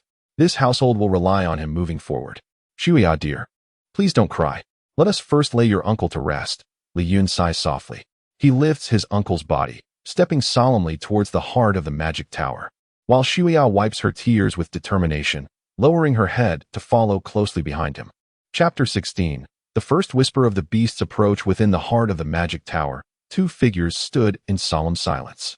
The pit left by the expended magic crystal was just large enough to accommodate the remains of the uncle, whose life had been dedicated to the construction of this very tower. In death, it served as his final resting place, fulfilling the unspoken desire of every mage. As sorcerers, they remained oblivious to the manner of their demise, be it through magical experimentation or the chaos of battle. Thus, in erecting their towers, they unwittingly prepared their own graves, ensuring that in death, the tower would continue to watch over them. Li Chen gently laid Inth into the cavernous void, gazing at the still figure in the grave. Lost in contemplation, after a moment of silence, he placed a stone slab over the grave, and together, they began to cover it with earth and stones. Exhaling deeply, Li Chen regarded the mound rising to half his height, beneath which lay the master of this territory, now peacefully ensconced in eternal slumber. Let us move forward. Uncle has departed. We must live well, so he does not worry for us from below. With that, Li Chen turned toward the only remaining intact room near the tower, the kitchen, which also led to Shuya's bedroom, having escaped damage due to its isolation. Before Shuya's chamber lay a neatly arranged pile of useful items, the entirety of the tower's valuable possessions gathered here. Scattered on the ground were various beast pelts, materials used by the uncle for experiments, a collection of books, and the several hundred gold coins nestled within Shuya's purse. The small kitchen still held some recently purchased food supplies, enough to sustain the two for the time being. As they shared a modest dinner, Shuya succumbed to a deep slumber, for she was but an ordinary girl, overwhelmed by the day's fatigue and sorrowful tears. Dream, train me fiercely. Li Chen implored the ethereal presence that watched over him with concern. Around 6 in the morning, Mayor Mars arrived with a dozen trustworthy workers to begin repairs on the damage surrounding the magic tower. Observing the bustling activity, Mars's gaze fell upon the boy seated on the ground. At that moment, Li Chen emanated an odd aura. It was as though he had melded into the environment itself, rendering him almost imperceptible. Mars noted the boy's posture, which resembled meditation, yet something felt amiss. He hesitated to approach, fearing he might disrupt Li Chen's concentration. Aware as he was that a bronze-level warrior's magical training could lead to dire consequences if interrupted. Thus, he instructed the workers to hasten their tasks, ensuring they did not disturb the young mage. With Mayor Mars's assistance, the surroundings of the magic tower were restored to order within a single morning. The collapsed structures were rebuilt using local materials, making labor costs quite economical. The workers, showing respect for the mage who safeguarded their realm, refused payment. However, after much insistence from Li Chen, they accepted a token silver coin each. Young Master Li Chen, should you require any assistance in the future, do not hesitate to seek me out, Mars called out as he hurriedly exited the premises with his workers. His warm-hearted nature was evident, and Li Chen responded, "Rest assured. Uncle Mars, I shall." Yet he pondered why Mars seemed devoid of his usual composure that day. Once everyone departed, the magic tower seemed to reclaim its former tranquility, exuding the serene ambience it had always known. Perhaps the only change was the absence of the towering structure that had crumbled in the newly formed mound of earth. "Shueda, do you know why Mayor Mars left in such haste?" "I wished for him to stay for a meal," Li Chen remarked during dinner. "Master, I heard from the workers that a silver-level beast has emerged from the beast forest and is wandering toward the town," Shueja replied softly, her spirit having revived from the depths of despair. "Should we prepare anything?" she inquired after a moment of thought. "No need. I plan to visit the town tomorrow to gather information about the beast and buy some supplies," Li Chen replied, continuing to eat. "If you encounter any difficulties while I am away, seek out Mayor Mars. He will still be willing to assist us." "Very well, Master," Shuya responded obediently. In the training space, Li Chen engaged in close combat practice with Dream, who donned warrior armor. Though the priest class possessed mysterious abilities, it did not render them incapable of hand-to-hand combat. Mastering physical techniques granted a priest formidable melee strength, rivaling that of a warrior. With the sound of clashing blades echoing through the space, Li Chen faced Dream in battle.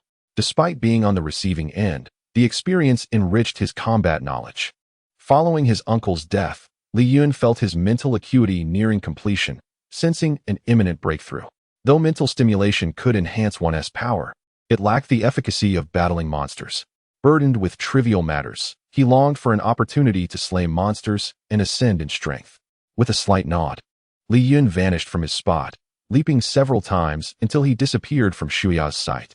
Reflecting on his master's growing prowess, she felt a mix of pride and concern, suppressing tears as she waved farewell to the distant figure of Li Chen. Chapter 17. The Hope of the Town in the Town of Emma. The faces of passers-by were etched with sorrow, for the news of an impending beast attack had spread like wildfire. Without the protection of a golden-level mage, Emma Town was left in a state of desolation. The mayor, Mars, was consumed with worry. A silver-level beast was beyond the capabilities of the townsfolk. 2 days had passed since scouts reported that a Tier 3 silver beast, the Earth Dragon Rhinoceros, would soon roam into their vicinity. Dragons were revered as a holy race in the magical continent, with any adult dragon inherently reaching a saintly level. Those who underwent rigorous training often surpassed that threshold and ascended to even greater heights. Typically, human saints served as guardians of empires.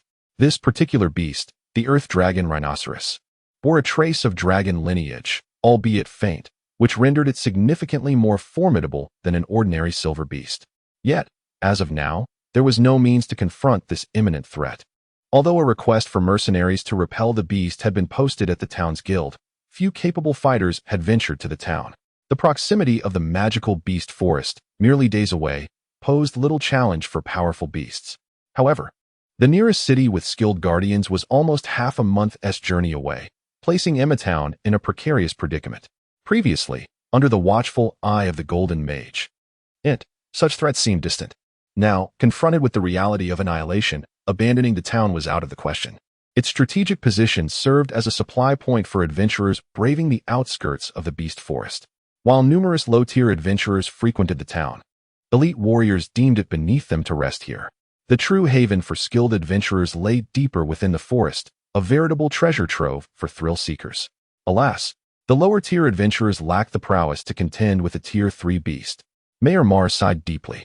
With a population of around 4,000 to 5,000 and a guard force of 200, already a formidable number for such a small town, including several Black Iron-level practitioners, this was still insufficient against a silver-level beast. Their efforts would amount to little more than a tickle. Unable to breach the defenses of the Earth Dragon Rhinoceros, a top-tier entity among Tier 3 beasts. Should this force engage, it would merely serve as fodder for the creature. The monsters gained strength from consuming humans, akin to a nutritional supplement. It was no wonder that beasts occasionally ventured from the forest to the outskirts of human settlements. Recognizing their inability to face the beast directly, Mars contemplated a desperate measure, dispatching a suicide squad to divert the creature away from the town. But who could be entrusted with such a perilous task? Resigned, he felt a bitter taste in his mouth at the thought of the lives that might be lost. If they survived this time, what of the next? Even if a powerful mage could be summoned to deal with the beast, it would deplete nearly half a year's income for the town. The mere thought of a Tier 4 golden beast arriving left Mars feeling as though Emma Town had been forsaken by the world. This was the very purpose of having a guardian like Mage Ent. Without such a formidable protector, how long could Emma Town endure? He recalled with a mixture of admiration and skepticism the mysterious speed of Li Chen that day. Was that young man, with his dark hair, capable of instantaneous movement, a skill reserved for space mages? What level of power had Li Chen attained now? Could he possibly eliminate this looming danger? Mars chuckled at the absurdity of such musings, shaking his head to dispel the unrealistic thoughts. Even if Li Chen were a space mage, how much could he have progressed? Perhaps he had only reached the black iron level, at most the bronze level. After all, the path of a mage was not one of rapid ascension. Those elder mages grew more potent over time, having devoted many years to their craft. If a pig could live for 1,000 years, it might well ascend to the status of a divine swine. With only a day remaining, it was imperative to visit the mercenary guild and raise the bounty. Perhaps a skilled warrior could be persuaded to assist in overcoming this immediate peril, Mars resolved with a heavy heart. At the town's mercenary task center, a mage clad in a vibrant crimson robe arrived. He lifted his head, squinting his small eyes at the posted missions. The task of expelling the earth dragon rhinoceros offered a reward of 200 gold coins. This fire mage was notorious in the region. A leader of a band of brigands, his diminutive stature and eyes resembling yellow beans occasionally flickering with a fiery glint, emanating an impressive aura. The silver trim of his robe indicated his silver-level status. In times when a golden mage protected the area, this band of brigands had refrained from causing trouble. However, sensing vulnerability in the wake of the Guardian's demise during a recent conflict, they began to plot against the town. Perhaps, he mused, he could maneuver the mayor into seeking his aid. As the Silver Mage, flanked by several subordinates, exited the guild, he was approached by Mayor Mars, who had heard of the Silver Mage's presence and rushed over, hopeful for assistance against the beast. "Ah, you called for me?" The Silver Mage grinned wickedly as he halted, observing the plump middle-aged man hurrying towards him. "Indeed, I am Mayor Mars of this humble town," he replied, slightly out of breath. "I extend a warm welcome to you. Noble mage, I seek your assistance with a pressing matter, if you would be so kind." "Greetings, esteemed Silver Mage. A silver-level beast, the Earth Dragon Rhinoceros, approaches from a day's journey away, headed towards our town. On behalf of all citizens, I implore you to help us expel this creature. We are willing to increase your reward, ensuring that you do not suffer any losses," Mars earnestly requested, recognizing this opportunity might be their only chance. While Tier 3 beasts possessed formidable might, they were no match for mages of equal rank. Though low-tier beasts boasted immense physical prowess and defense, their lack of intelligence rendered them vulnerable to mages who could easily vanquish them. Without wisdom, beasts posed little challenge to mages. However, as beasts ascended in rank, their intelligence increased correspondingly. Hence, higher-tier beasts could contend with human diamond-level experts. It was precisely because lower-tier beasts could not match mages of the same level that Mars viewed this request as a mere opportunity for financial gain. In his estimation, no mage would refuse such a lucrative proposition. Chapter 18. Conflict at the entrance of the mercenary task center in the town. A stout middle-aged man emerged from behind the Silver Mage. Clad in chainmail and leather armor, with 2 glimmering daggers at his waist, he exuded an aura of a nimble, lethal warrior. As he approached Mayor Mars, despite his shorter stature, the piercing intensity of his gaze sent a chill down Mars's spine, as if plunged into an icy abyss. This was a formidable killer, radiating a power far superior to Mars, evidently a silver-level practitioner. Although Mars's companions appeared far from virtuous, he was left with no choice but to humbly plead, "Esteemed sir, it is indeed an honor for us that you have chosen to rest in our humble town of Ima. With the impending crisis, we earnestly request your assistance. I would be immensely grateful. To enlist my help will not come cheap." The Silver Mage smirked, revealing that he was the leader of this group. "Please, speak your mind. While our town may not be affluent, we shall do our utmost to meet your expectations," Mars replied.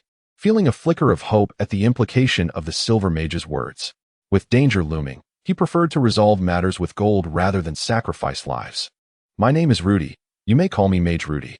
I have no qualms about assisting you in dealing with the beast. However, I have a request of my own, which I hope you can fulfill, Rudy stated, a hint of mockery dancing at the corners of his mouth as he observed the mayor's anxious demeanor. Please, go ahead. Mayor Mars responded. I find our town to be quite lovely and suitable for habitation. Therefore, I request your assistance in arranging a suitable place for us to reside. Rudy articulated. However, upon hearing this, the joy on Mars's face instantly faded. The location he spoke of was the residence of Mage Enter, the guardian of the town for decades. Even in his unfortunate recent passing, it remained a place of reverence for the townsfolk. Though reason urged Mars to comply with the Silver Mage's request, recognizing it as the best course for the town's safety and future guardianship, he could not bring himself to act so rationally. Enter had only departed days ago. Whether a Silver Mage or one of greater caliber arrived, Mars would not acquiesce to such a demand. Without Mage Enter's protection over the years, Ima Town would have long succumbed to the perils of beastly assaults. Rudy, I regret to inform you that I cannot fulfill your request. However, we are willing to offer you an additional 100 gold coins in hopes that you will eliminate the current beastly threat, Mars declared resolutely, locking eyes with Rudy. Rudy's previously jovial expression morphed into one of disbelief. He could hardly fathom that Mayor Mars would refuse his request, especially in light of the imminent danger posed by beasts outside the town. Had the mayor lost his sanity? So, you refuse to assist us? In that case, we need not offer our help, either. Let us depart, the stout warrior declared, turning to leave the mercenary hall.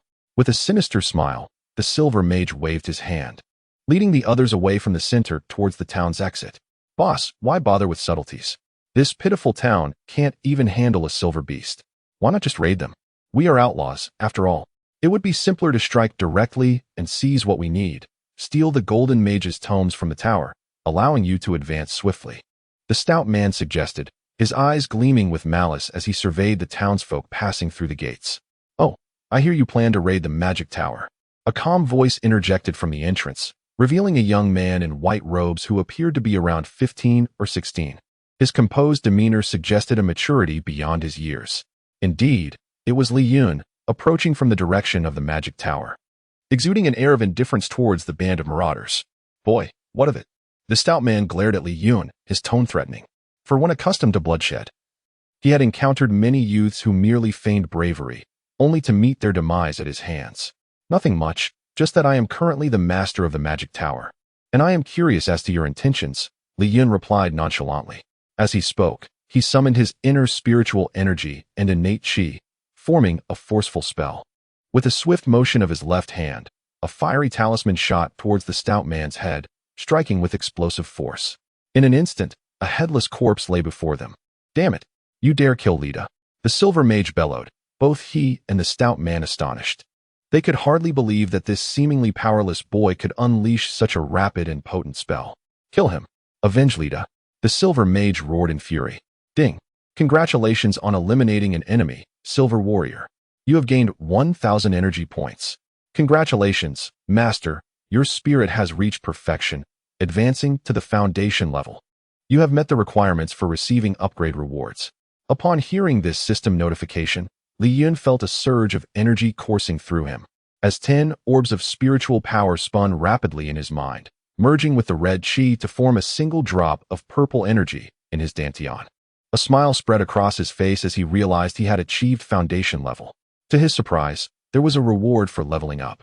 What did it mean to meet the conditions for an upgrade reward? Why had there been no reward for his previous upgrade? Chapter 19. The annihilation of the Silver Mage. Li Chen realized that the innate level was merely a foundational stage. Only upon attaining an innate physical form could one embark on the path of cultivation. Thus, establishing a foundation was the initial step in the journey of cultivation. Dreamlike explained this to him. Ah, I see. Li Chen exclaimed, enlightenment dawning upon him. He had initially felt quite formidable, yet now he understood that he had not even crossed the threshold of cultivation. A wave of embarrassment washed over him. Upon regaining his composure, Li Chen noticed that 5 individuals had encircled him. Had this been prior to his upgrade, he might have felt some trepidation. However, now that he had reached the foundation establishment stage, These adversaries seemed to him nothing more than minor nuisances. The previous silver-level warrior had fallen victim to his sudden ambush. To him, as the adage goes, the early bird catches the worm. Among the 5 surrounding him, only the leader was a silver mage. The others were merely bronze-level figures, posing no threat whatsoever. A single skill would suffice to vanquish them. Soul Fire Talisman. With a series of detonations, for adversaries were obliterated in an instant, akin to extinguishing for insignificant insects. Congratulations, you have slain a bronze-level creature, earning 100 energy points. Congratulations, you have slain a bronze-level creature, earning 100 energy points. Congratulations, you have slain a bronze-level creature, earning 100 energy points. Congratulations, you have slain a bronze-level creature, earning 100 energy points. Cough. I never expected that defeating bronze-level enemies would yield such meager energy, Li Chen remarked with incredulity. How can this be? To unleash 4 silver-level fire spells instantaneously without causing any elemental fluctuations? The silver mage exclaimed in disbelief as he gazed at the 4 charred figures on the ground. In the realm of magic, it was understood that only mages 3 levels higher than their spells could instantaneously cast them.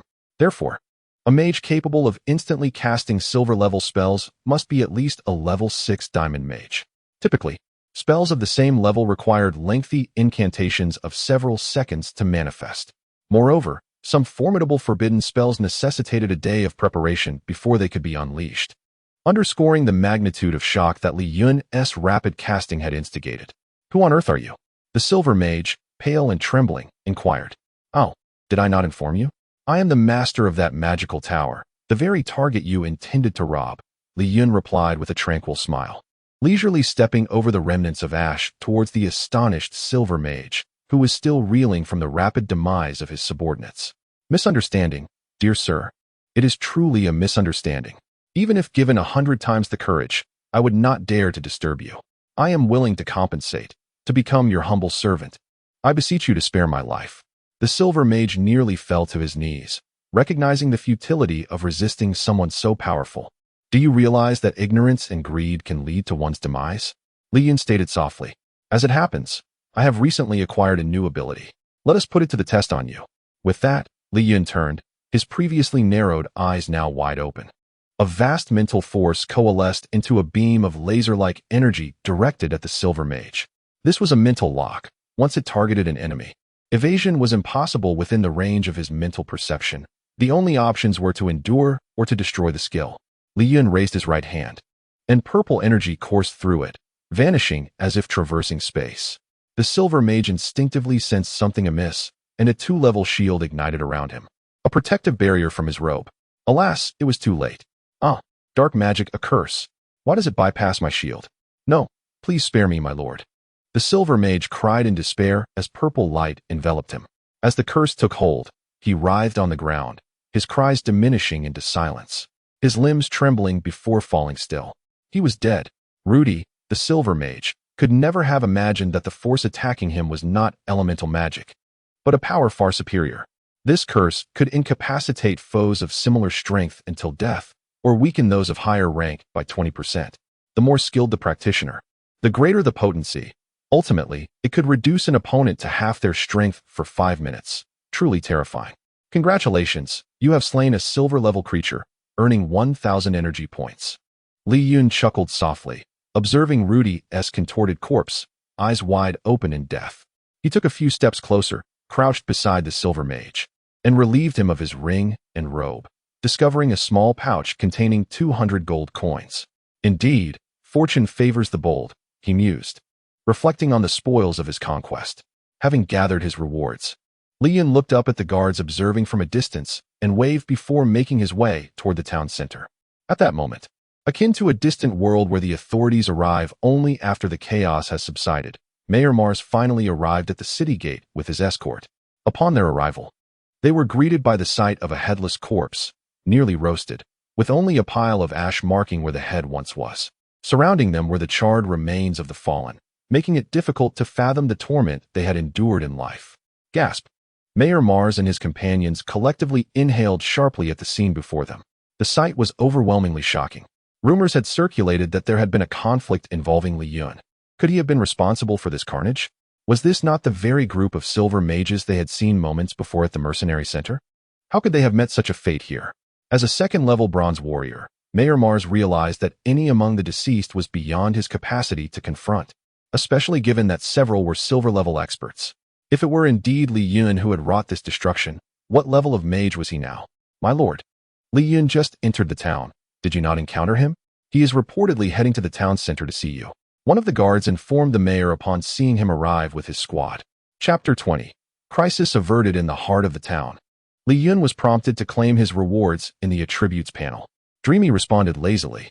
Li Chen was well acquainted with upgrade rewards from his previous gaming experiences, where completing tasks or reaching certain levels would yield various rewards, though he was uncertain about what lay in store this time. With this in mind, he began to sift through the character attributes bar, eventually spotting the word claim at the very bottom. Excited, Li Chen clicked on it, hopeful for some splendid items, and gazed at the list of rewards with a mix of joy and apprehension. Numerous rewards were meticulously detailed, ranging from foundation level to transformation level, with the latter's rewards shrouded in mystery. He surmised that the nature of those rewards would only be revealed in the future. Among the rewards, he was astonished to find one for a substitute puppet. This was indeed a remarkable find, although available for purchase in the treasure house. He lacked the authority and energy to buy it.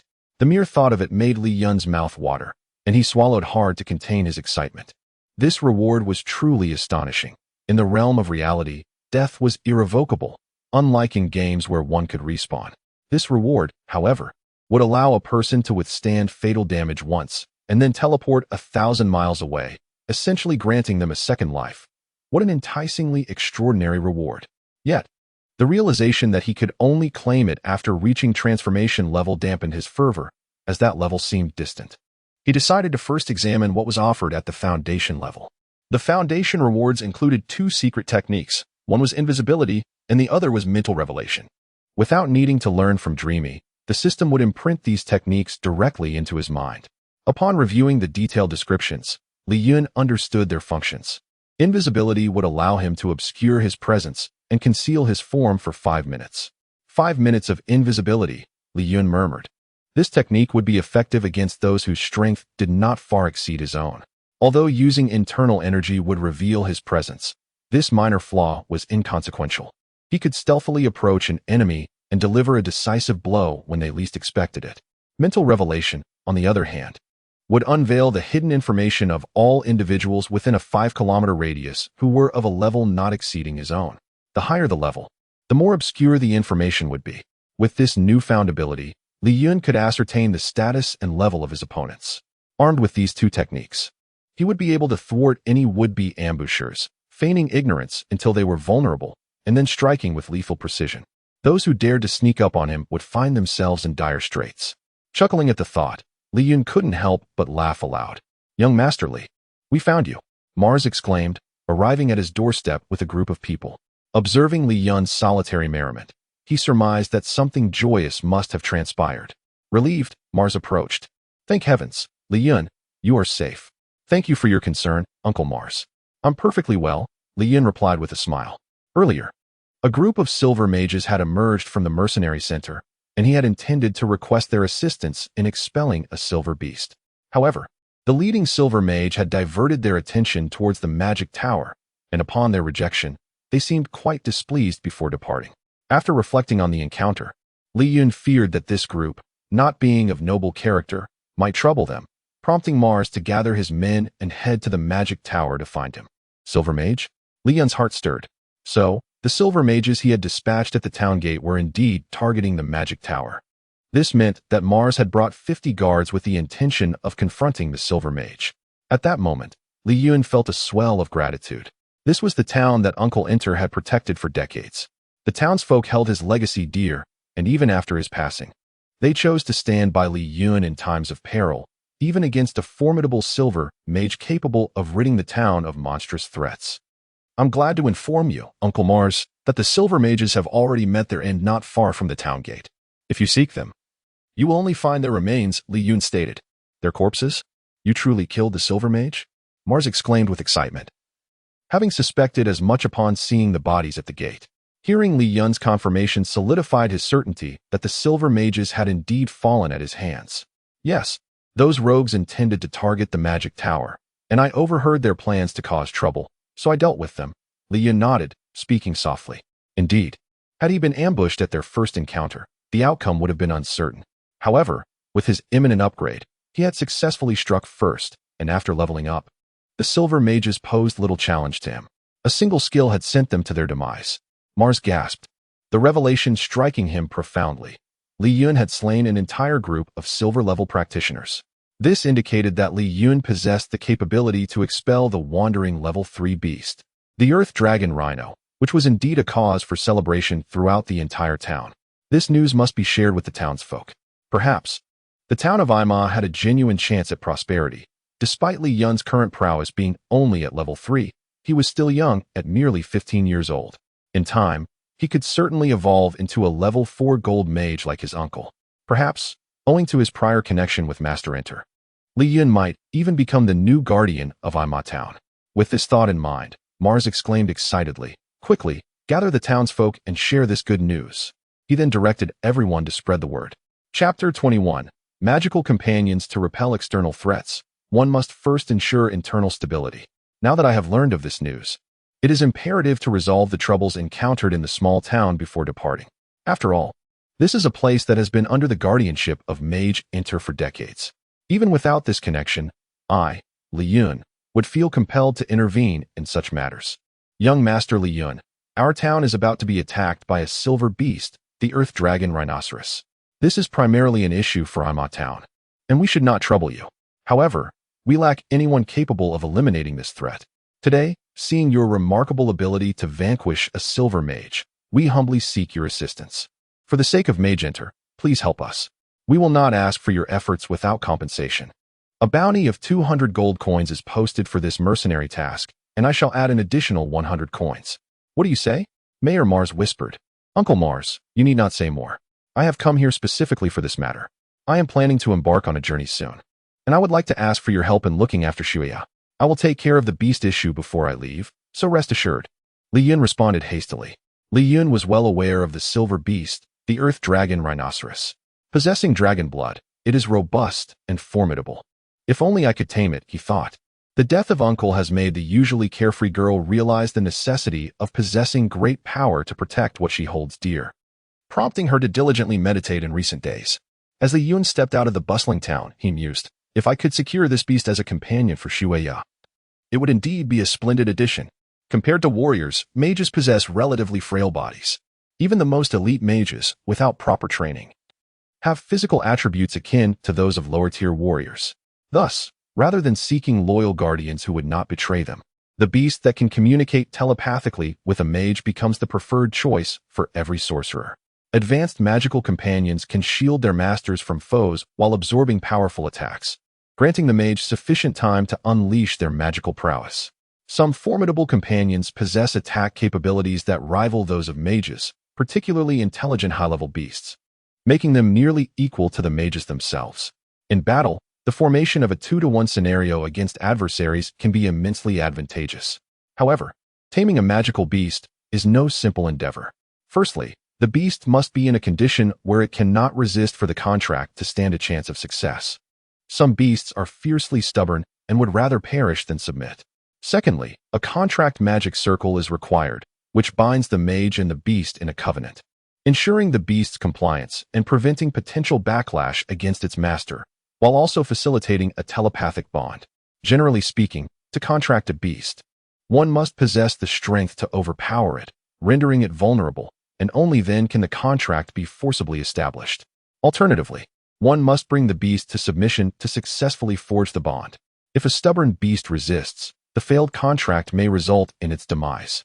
Theoretically, as long as the two aforementioned conditions are met, one can secure a beast as a magical companion. Those with sufficiently strong mental prowess may even contract 2 or 3 beasts, while the average individual typically manages only 1 living beast. The stronger the mage's mental capacity, the more formidable the beasts they can bond with, making such summoners rare and precious across the continent. Li Chen found himself quite tempted by the prospect of magical companions. Should he possess a powerful companion, he could unleash a flurry of attacks from a distance. Although his physical capabilities now rival those of a Tier 3 silver warrior, Who does not wish to eliminate foes from afar before they even charge? However, the question arose, how to acquire a contract? Perhaps consulting the system would yield some answers. Dream, I wish to contract a magical companion. Do you have any suggestions? Li Chen, you may search the treasure pavilion yourself. It contains the items you seek, Dream responded. Upon recalling the vast collection within the pavilion, Li Chen felt overwhelmed, as it housed at least 1,000,000 items. If he were to examine each one, it would take an eternity. Dream, allow me to relay the details, and you can select what is suitable for me. I cannot sift through millions of items. Oh dear, how exorbitant. It requires so many energy points. How many bronze and silver crystals would I need? Li Chen lamented upon hearing the energy point requirement. Feeling a headache coming on. These energy points are akin to currency. Without wealth, one cannot acquire anything. He lamented his current impoverished state, pouting Dream. Please grant me this favor for now. I promise to repay you later. Those items necessitate core system energy points for creation. Without energy, the system is powerless. Dream replied apologetically. Furthermore, the Taoist profession cannot contract magical companions. After reaching the golden core level, one may summon them through Taoist power, which surpasses contracted beasts in strength and can enhance the summoned creature based on your capabilities. Why did you not mention this sooner? I agonized over choices without knowing what was feasible. Had I known I couldn't utilize it, I would have waited for an opportunity to obtain a tempting light for Shua. Li Chen gritted his teeth, shaking his head in frustration. Chapter 22. The fierce battle with the Earth Dragon Rhinoceros before long. Li Chen turned to observe the billowing clouds of dust approaching from behind. The Earth Dragon Rhinoceros before him bore a striking resemblance to its ordinary counterparts. However, it was distinctly larger, measuring nearly 10 meters in length and over 5 meters in height. Its body was enveloped in dark, impenetrable scales, rendering it remarkably resilient to attacks. It was likely that even a silver-ranked warrior's strike would fail to breach its formidable hide. The creature glared at him with blood-red eyes the size of volleyballs, radiating an aura of malevolence as if it had lost all semblance of reason. A gaping wound ran from the back of its head, down to the corner of its eye, and to its mouth, where dark red blood had congealed. The intense exertion of its movements caused the wound to rip open repeatedly, leaving a trail of blood in its wake, enhancing its already ferocious demeanor. As it approached Li Chen, the Earth Dragon Rhinoceros slowed its pace, cautiously eyeing the young man clad in white. Though it seemed to be in a state of confusion, perhaps driven by primal instincts, it appeared to harbor a sense of trepidation towards Li Chen. With each deliberate step, viscous saliva dripped from its maw, saturating the ground beneath it. The beast came to a halt 20 meters from Li Chen, suddenly unleashing a deafening roar. In an instant, it gathered its strength and charged towards him with astonishing speed. The attack was abrupt and devoid of warning, closing the distance in the blink of an eye. Oh no, a sneak attack, Li Chen exclaimed, feeling a surge of imminent danger. Should he be struck, he would surely be reduced to mere pulp. The thought of being bitten sent shivers down his spine. Death would be preferable to a fate worse than death. Reacting swiftly, Li Chen propelled himself away with a powerful thrust of his legs, unleashing his energy. The ground exploded beneath him as he shot sideways like an arrow released from its bow. Despite his speed being slightly superior to that of the Earth Dragon Rhinoceros, he could not outpace its swift turning motion. With a resounding crack, one of his ribs was shattered by the creature's horn. Had he not evaded in time, he would have likely found himself impaled upon its formidable horn. A searing pain radiated from his side, the wound quickly growing hot and inflamed, spreading rapidly across his body. Alarmed, Li Chen exerted himself with fervor, distancing himself from the monstrous beast. Simultaneously, he activated a healing spell to mend his injuries. Fortunately, during his evasive maneuver, he had used an invisibility spell, concealing his presence and allowing him to vanish from sight, hidden from the Earth Dragon Rhinoceros. He took a moment to tend to his wounds, carefully maneuvering to avoid detection. Regret washed over him. He felt a pang of anxiety, fearing that if the Earth Dragon Rhinoceros could not locate him, it might head towards the town of Ima. In that fleeting minute, time stretched painfully, each second feeling like an eternity. In the next moment, bolstered by the remarkable effects of the healing spell, Li Chen, now fully recovered, felt a spark of determination ignite within him. Seizing the remaining moments of invisibility, he dashed away, applying a poison spell to the Earth Dragon Rhinoceros before swiftly retreating towards the forest. He did not forget to cast a soul fire talisman, imbued with potent energy. towards the creature, which homed in on its target with uncanny precision. The earth dragon rhinoceros roared in agony, blood streaming from its head as the dual onslaught of spells intensified its suffering. In its frenzied state, it focused its furious gaze on Li Chen, occasionally unleashing jets of flame that scorched the ground, creating a chaotic landscape of craters. Yet miraculously, Li Chen remained unscathed, deftly evading the fiery blasts with agile movements. It was fortunate that this formidable beast had succumbed to madness and was wounded. Otherwise, while defeating it might be feasible, slaying it would prove to be a far more daunting challenge. Chapter 23. The Destruction of the Earth Dragon Rhino. Tick-tock, tick-tock.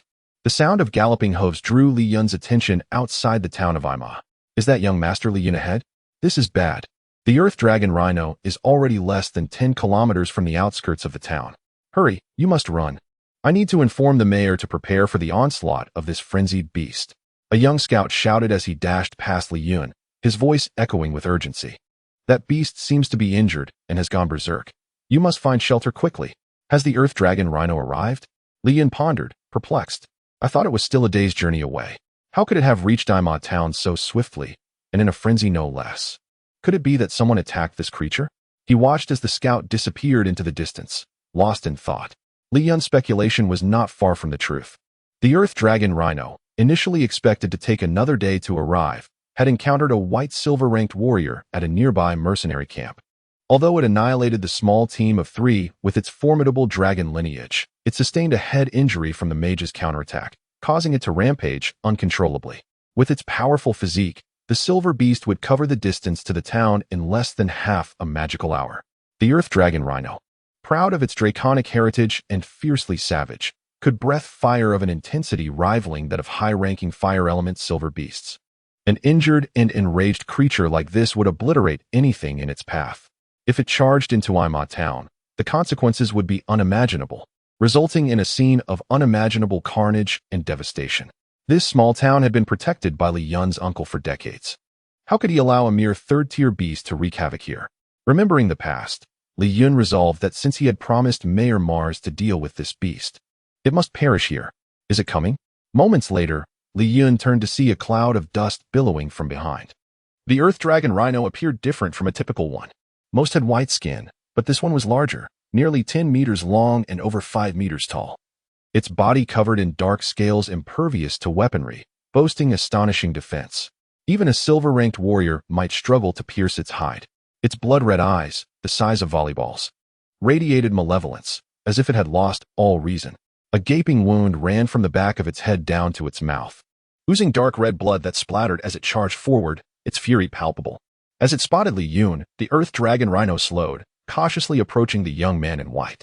Though its mind was clouded, instinct may have made it wary of Li Chen, or perhaps it desired to devour him. With each lumbering step, viscous saliva dripped from its maw, soaking the ground beneath. It halted 20 meters away, letting out a thunderous roar, gathering its strength before launching itself at Li Chen with astonishing speed. The attack was sudden and without warning. In the blink of an eye, it was upon him. Whoa! A surprise attack. Li Chen gasped, sensing an overwhelming danger. If struck, he would surely be reduced to pulp.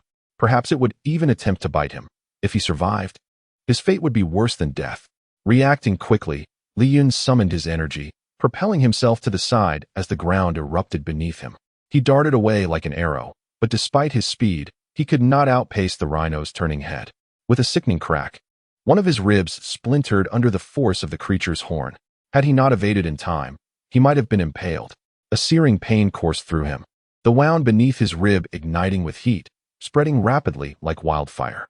Panic surged within Li Chen as he pushed himself to distance from the beast, hastily invoking a healing spell. Fortunately, he had cast an invisibility spell just before dodging, concealing his presence. While the Earth Dragon Rhino searched for him in vain, Li Chen took the opportunity to recuperate and stealthily reposition himself. How careless of me, he chastised himself, anxiety gnawing at his mind as he feared the beast would head toward Ima town in his absence. In that fleeting minute, time felt agonizingly slow. The next moment, empowered by the healing spell, Li Chen's injuries mended swiftly. A glint of determination flickered in his eyes as he seized the remaining moments of invisibility to sprint away. Casting a poison spell upon the Earth Dragon Rhino, He then turned and fled toward the forest, not forgetting to hurl a spirit fire talisman, infused with his energy. At the creature, the talisman, akin to a sentient entity, curved mid-flight to strike its target. The earth dragon rhino howled in agony from the dual assault of spells, blood streaming from its head, aggravating its previous wounds. In its torment and frenzy, it fixated on Li Chen, roaring flames from its maw and creating craters in the ground. Yet Li Chen nimbly evaded the fiery onslaught, untouched. Fortunately, the creature had lost its sanity and was already injured. Otherwise, defeating it would be a challenge, let alone killing it. Chapter 24. The pursuit unfolds suddenly. The earth dragon rhinoceros came to an abrupt halt in its relentless chase, letting out a piercing roar that echoed through the air. As Li Chen braced himself for its imminent assault, the creature lifted its lowered head to cast a fleeting glance at him before turning tail and fleeing, leaving behind a bewildering shadow in Li Chen's line of sight. Momentarily taken aback by this unexpected reaction, Li Chen quickly grasped that the beast was, in fact, retreating. Just moments ago, it had seemed determined to pursue him at all costs, yet now it had inexplicably chosen to flee. How curious, Li Chen muttered under his breath, regaining his composure and instantly giving chase. The tantalizing prize had nearly slipped from his grasp, and he found it perplexing that this formidable beast had suddenly ceased its pursuit. During their earlier confrontation, the earth dragon rhinoceros had endured multiple strikes from Li Chen's fire talismans aimed at its head. Rather than succumbing to its injuries, it appeared to have been roused to awareness, realizing it was outmatched, and thus opted for a hasty escape. After several arduous minutes of pursuit, Li Chen observed that the earth dragon rhinoceros had begun to slow, likely due to its grievous wounds manifesting. Its unsteady gait suggested it was on the verge of collapse. At this moment, the creature's sole focus was Li Chen, the source of its torment, and its furious gaze remained fixated upon him. Wherever Li Chen ventured, the beast followed, carelessly demolishing towering trees that would require 3 grown men to encircle, uprooting them with ease. As Li Chen deftly evaded the creature's final counterattacks, he recognized that it was time to muster all his strength. Exercising caution, he decided to employ the mind revelation technique, a skill he had yet to utilize in practical combat. With a flash of purple light emanating from his right hand, a translucent aura encircled the earth dragon rhinoceros before vanishing. In that instant, Li Chen accessed the creature's information. Earth dragon rhinoceros, silver tier magical beast, possessing a slight dragon bloodline mutation, currently grievously wounded and weakened, on the brink of death, burning its essence. The data confirmed Li Chen's suspicion that the creature was nearing its end. With renewed determination, he summoned the majority of his regained spiritual energy and unleashed a colossal fire talisman aimed directly at the creature's already battered head. The talisman, magnified to twice its usual size, soared through the air, deftly altering its trajectory to strike true. A faint tremor resonated as the earth dragon rhinoceros, whose head was already riddled with scars from previous assaults, succumbed to the combined effects of the fire talisman and the debilitating poison, splitting into 2. With its crimson and ivory essence vaporizing in the intense heat before it could even spill forth. This fiery talisman had undoubtedly reached the threshold of gold-tier magic. Such formidable power could only be wielded twice by Li Chen in his prime before he would find himself momentarily weakened from the exertion. In the throes of life and death combat, this would be an exceedingly perilous endeavor, only viable in ambushes or against foes in their last throes. As was the case now. The mutated magical beast possesses an abundance of energy, at least 5 times that of a typical silver tier, Li Chen exclaimed, his spirits lifted upon receiving a notification. Eagerly, he delved into the information within his mind to examine the system's description. However, in this tangible world, the effects of the newly acquired elixir were nothing short of extraordinary. With this potion in hand, a silver tier practitioner would find themselves endowed with an additional 50% of magical power compared to their peers of the same rank. What a treasure! I shall stow it away for future use. Li Chen mused, aware that with the right timing, its efficacy could yield remarkable results. After collecting himself and retrieving the magical core extracted from the creature's head, a veritable source of currency, he promptly allowed the system to absorb the mutated core, gaining 5,000 energy points. He then assessed his status. Li Chen, at the foundational level, required another 5,000 energy points to ascend to the mid-level. The prospect of reaching that threshold seemed imminent. One more beast of this caliber would suffice for his breakthrough, preparing him to confront gold-tier practitioners in the future. By the way, what rendered this beast so formidable? Li Chen pondered, finally allowing himself to rest on the ground after the exhausting pursuit and confrontation. The relentless chase had thoroughly drained him. This creature must have ingested something that enhanced its bloodline, elevating it above the typical earth dragon rhinoceros. A standard silver-tier mage would indeed find it a daunting adversary. The voice of Dreamy chimed in. What a pity. If only I could capture this earth dragon rhinoceros as a magical pet. Even if I had no use for it, I could certainly fetch a handsome sum by selling it. Li Chen lamented as he rose from his brief respite. Chapter 25. The pursuit continues, gazing at the lifeless figure of Edry before him. His contorted face seemed to mock Della's impotence in protecting his own master. How could this happen? Why has it come to this? Della struggled to comprehend the unfolding scene. He had departed from the Magician's Guild and allied himself with Marquis Abide, a prestigious position that promised immense honor for those who had long abandoned hope for advancement. After arduously earning Edry's trust and systematically eliminating potential rivals, he was on the cusp of success. Yet now, Edry lay dead before him, assassinated right in front of the Platinum Mage. Damn it! Who dared to strike down the son of Marquis Abide? Della raged, extending his left hand as a spiraling vortex began to coalesce, forming a platinum-hued staff. He quickly cast a level 4 shield, the Whirlwind Shield, feeling slightly reassured. Then, he invoked a flight spell and burst forth from the carriage, levitating into the air. The stillness of the night was shattered by this sudden commotion. Damn it! What are you all doing?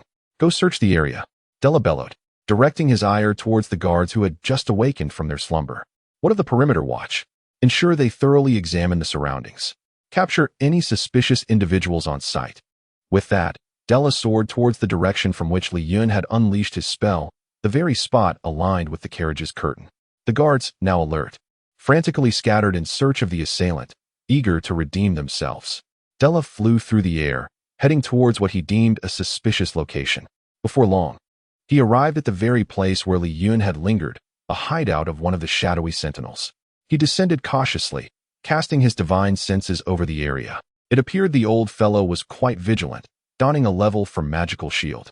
His poison spells would have no effect on such a formidable guardian. If only he had reached the stage of condensation, he could have easily dispatched the foe. However, breaking through this level 4 magical shield would indeed prove challenging. From 500 meters away, Li Chen concealed his presence, inhaling deeply while observing the descending mage. Inheriting the knowledge of his predecessor had endowed him with profound magical theory, allowing him to discern the magical shield's level at a glance. To penetrate a silver-grade magical shield, a standard soul fire talisman sufficed, while breaching a golden-grade shield necessitated the release of an enhanced soul fire talisman, concentrated at a single point. Although casting a standard spell required no preparation time, the enhanced version demanded several seconds to gather energy. It was quite the conundrum to strike true whilst the target remained alert. This was the sole stratagem Li Chen could conceive for overcoming the golden magical shield. Let us give it a try. If I fail, I'll simply retreat, he resolved. Acknowledging the considerable risk, yet understanding that without action, success was impossible. Let me gamble a little. Perhaps I can crack your shell. With a glint of determination in his eyes, Li Chen stealthily approached Alexander Della, careful to conceal any signs of his presence, his gaze flickering only with peripheral vision. After several minutes, he neared Della's position, halting at a perilous distance of 100 meters. Any closer would be too dangerous, should he be discovered. Escape would be arduous. As he observed Della ascend from the ground, Li Chen seized the moment to act. Both his hands gathered energy as 2 enhanced soul fire talismans, glowing with a dark crimson hue, burst forth from his grasp, swiftly soaring towards Della's left side in midair. The instant the talismans were launched, Li Chen recast his invisibility spell, darting away like a nimble monkey through the trees, weaving between S-shaped and straight paths. Boom! The 2 talismans struck Della's magical shield simultaneously. True to its level 4 golden designation, the shield absorbed the first strike, which merely rippled across its surface without breaching it.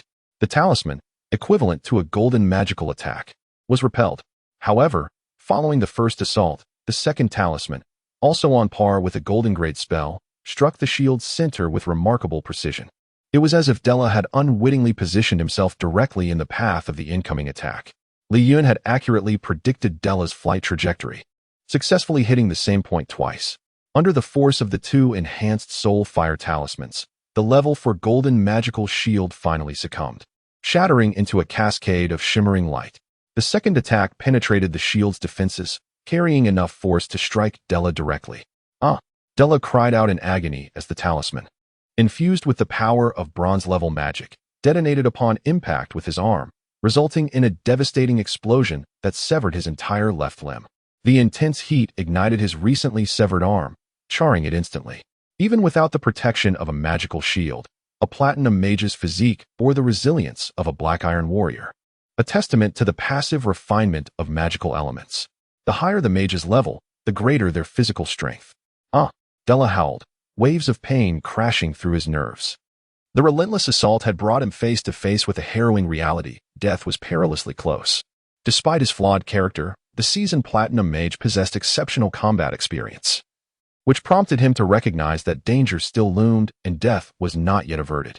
With haste, he waved his remaining right hand, summoning a whirlwind that enveloped him, concealing his form within the tempest.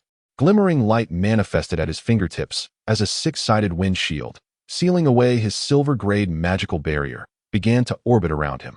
Chapter 26, The Enraged Della. It was the very incantation that led to the untimely demise of Mage Ent, the 5th-level platinum spell summoning the storm giant. A multitude of towering tornadoes swiftly converged, spinning with relentless speed under the deft control of Mage Della. They began to compress and coalesce into a semi-transparent giant, increasingly lifelike.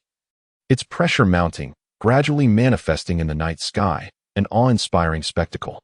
Facing the imminent threat of death, Mage Della desperately gathered the wind elements, convinced that his enemy was nearby. If he could materialize the giant's form, he believed he could obliterate the entire area, sealing the fate of the assassin who dared to confront him. His reasoning was sound.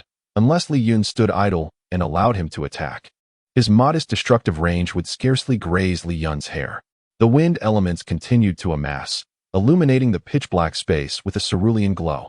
The rapid friction and compression of the wind elements in the sky gradually gave rise to a towering blue giant, standing several meters tall, enveloping the frenzied, contorted visage of Mage Della at its chest. Die, all of you perish. The storm giant unleashed 2 swirling tornadoes resembling flying dragons from its arms, which surged forth, wreaking havoc within a 50-meter radius around its colossal form. Everything in the path of the tornadoes was obliterated, be it towering trees or steep hills. All were reduced to mere dust and debris. Attracted by the cacophony of destruction, Li Chen dared not linger, for the invisibility spell granted only 5 minutes of concealment, and he could not afford to confront such powerful adversaries recklessly. Seizing the fleeting moments, he swiftly distanced himself from the chaos. Under the cover of night, having traversed several kilometers, Li Chen sat down, his complexion pale, a sign of overexertion. The 2 enhanced soul fire talismans had drained much of his energy. He was left with just enough power to cast one more invisibility spell. If he could not escape to safety within 5 minutes, he would find himself in grave peril. Even with a single ammunition to replenish half of his consumption, evading the pursuit of a platinum mage would be impossible. With a wan visage, Li Chen leaned against a large tree, listening as the sounds of magic receded into the distance. Sighing in relief, he retrieved some rations from his system space and ate them with water. Reflecting on his journey, it had been 5 days since he left the magic tower. From slaying the Earth Dragon Rhino to pursuing Edri and finally dispatching Edri under the cloak of night, he mused that no one would likely associate Edri's demise with the town of Ima. So many days had passed, and he wondered if Shuya in the magic tower was faring well. Without Mage Ent overseeing the tower, would there be any reckless individuals stirring trouble? Yet, with Mayor Moss's protection, it should be fine. Over the past few days, as he traveled and fought, his internal energy had increased significantly, now more than double what it was at the beginning. The recent battle against Edri's group had granted him nearly 1,000 energy points, bringing him closer to breaking through to the mid-foundation stage. Indeed, practical combat proved to be the most efficient path for a Taoist strength enhancement. Before dawn, he entered his system space to diligently practice his mental energy technique, striving for a breakthrough, which would enhance his chances against Mage Della. A ripple spread out and gradually faded, along with Li Chen, who had been resting against the tree. He found himself in a familiar yet somewhat foreign space, where the tranquil village remained unchanged, and Dream stood by the square, smiling warmly at his arrival. Upon seeing her delicate face, Li Chen felt a wave of warmth wash over him. "Welcome," Dream greeted with a gentle laugh. "Then I shall practice. You can watch," he replied. As Dream stepped back slightly, Li Chen settled in the square, beside the pond, sitting on the steps. He assumed a meditative posture, focusing his mental energy technique. Accompanied by the occasional system notifications amidst the violet light, he received updates. "Congratulations. You have successfully circulated your technique once, gaining 10 energy points. Congratulations. You have successfully circulated your technique once, gaining 10 energy points." Within his dantian, the size of his energy drop, akin to a mung bean, spun rapidly, absorbing the accumulating energy around it. When it reached its fullest capacity, it suddenly split into 2 drops resembling sesame seeds, yet pulsating with greater energy. If he could nurture these drops to the size of mung beans and split them again into 4, he would break through to the next stage. Congratulations. Your energy is full. You have now broken through to the mid-foundation stage. The next breakthrough requires 1 million energy points. Please continue with your efforts. 2 hours in reality equated to 6 hours in this space. After diligently practicing his techniques for the maximum duration, Li Chen opened his eyes. He had indeed broken through. During the pursuit over the past days, he had actively accumulated 6 hours of energy points daily, performing his technique 15 times each hour for a total of 900 energy points. Even with the passive accumulation from practicing his mental energy technique, he finally achieved a breakthrough. Reaching the mid-foundation stage felt different this time. He sensed that his mental energy technique had also advanced. Now, compared to the beginning, it was notably more refined. From Dream, he learned that by concentrating his awareness on an object, he could invoke the thought of controlling its movement in his mind. Was this the ability to manipulate objects with mental energy? Intrigued, Li Chen focused on nearby items, food bags, a cup of water. Each began to levitate as if held by invisible hands. Ultimately, he discovered the limitations of this newfound ability. While he could control any object, larger and heavier items demanded more energy. Conversely, smaller objects consumed less energy to manipulate, but all control was limited to a distance of 50 meters. If he exceeded this range, the object would slip from his grasp, severing his control, unless it was a Taoist's specialized weapon or artifact. Chapter 27. The Emerald City within the confines of a mystical realm. I diligently practiced my skills alongside Dream, striving to master the surging power within me. By the time I achieved a semblance of control, the clock outside had already struck 6 in the morning. Upon exiting the realm, I swiftly located the whereabouts of the mage, Delra. As I had surmised, the once formidable Delra was now severely wounded, his arm amputated. Despite hastily bandaging the severed limb, the blood continued to flow unabated. Without immediate care, he would soon succumb to his wounds. Before me stood towering city walls, bustling with a continuous stream of people entering through the grand gates. The lively scene suggested that the inhabitants of this city lived in prosperity, far removed from the impoverished conditions of the small town of Ima. At present, Delra was navigating a carriage toward the city center, where the abode of the city's protector. The semi-holy mage, Lele, a middle-aged man enthralled by the study of magic, was a close confidant of the late Marquis Abide. In light of the assassination of Abide's son, Edri, and Delra's own grievous injuries, he hoped Lele would lend assistance out of respect for their shared bond. The luxurious carriage traversed the city's thoroughfares, and the menacing demeanor of the guards clearing the path prompted pedestrians to step aside, allowing for an unimpeded journey to the central square. Wounded, Delra pulled back the carriage curtain, cradling the lifeless form of the golden-haired youth in his remaining arm, a sight that vividly depicted his harrowing encounter with death. Knock, knock. The guards led the way, rapping on the door of the Lord's residence. Creak. The heavy door swung open to reveal 2 burly men, their silver-trimmed attire indicating they were silver-grade warriors. The sheer weight of the door necessitated their combined strength, a testament to the residence's formidable construction. Whom do you seek? Emerged a stout, middle-aged man from within, his attire revealing him to be the steward of the estate. Please inform Lord Lele, the semi-holy mage, that platinum mage Alexander Delra, representing the son of Marquis Abide, Master Edri, seeks an audience. Delra greeted the steward with respect, contemplating the strength of the silver-grade warriors and the steward himself, whose aura was nearly as potent as his.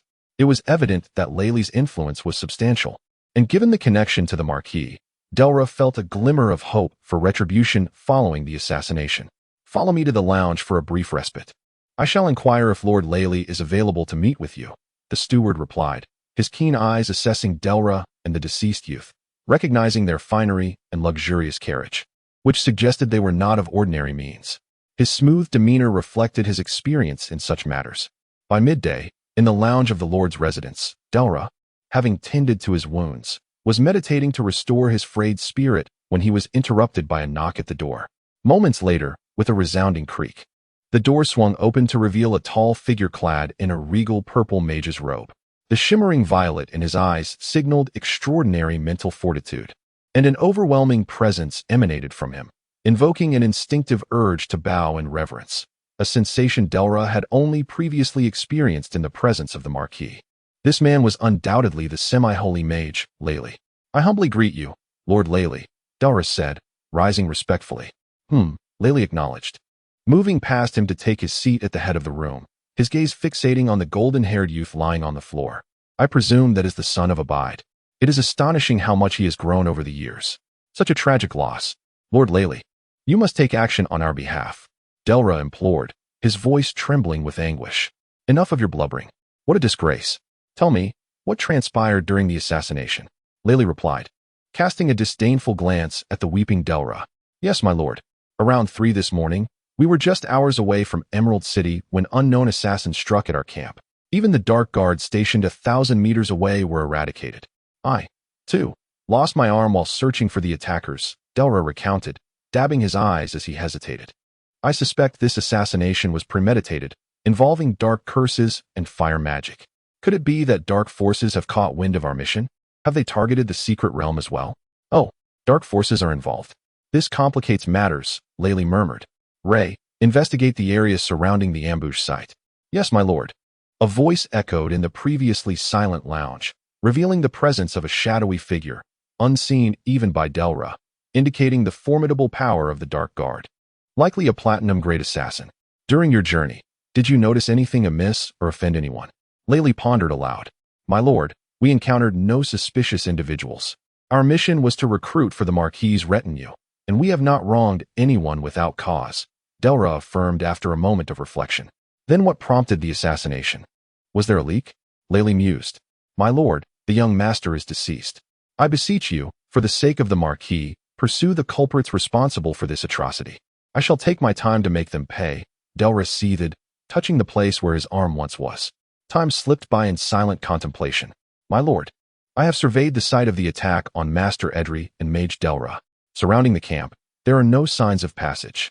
However, 1,500 meters from the carriage, I discovered 7 Dark Guard corpses, one of which appears to have been struck by Delra's 5th-level wind magic.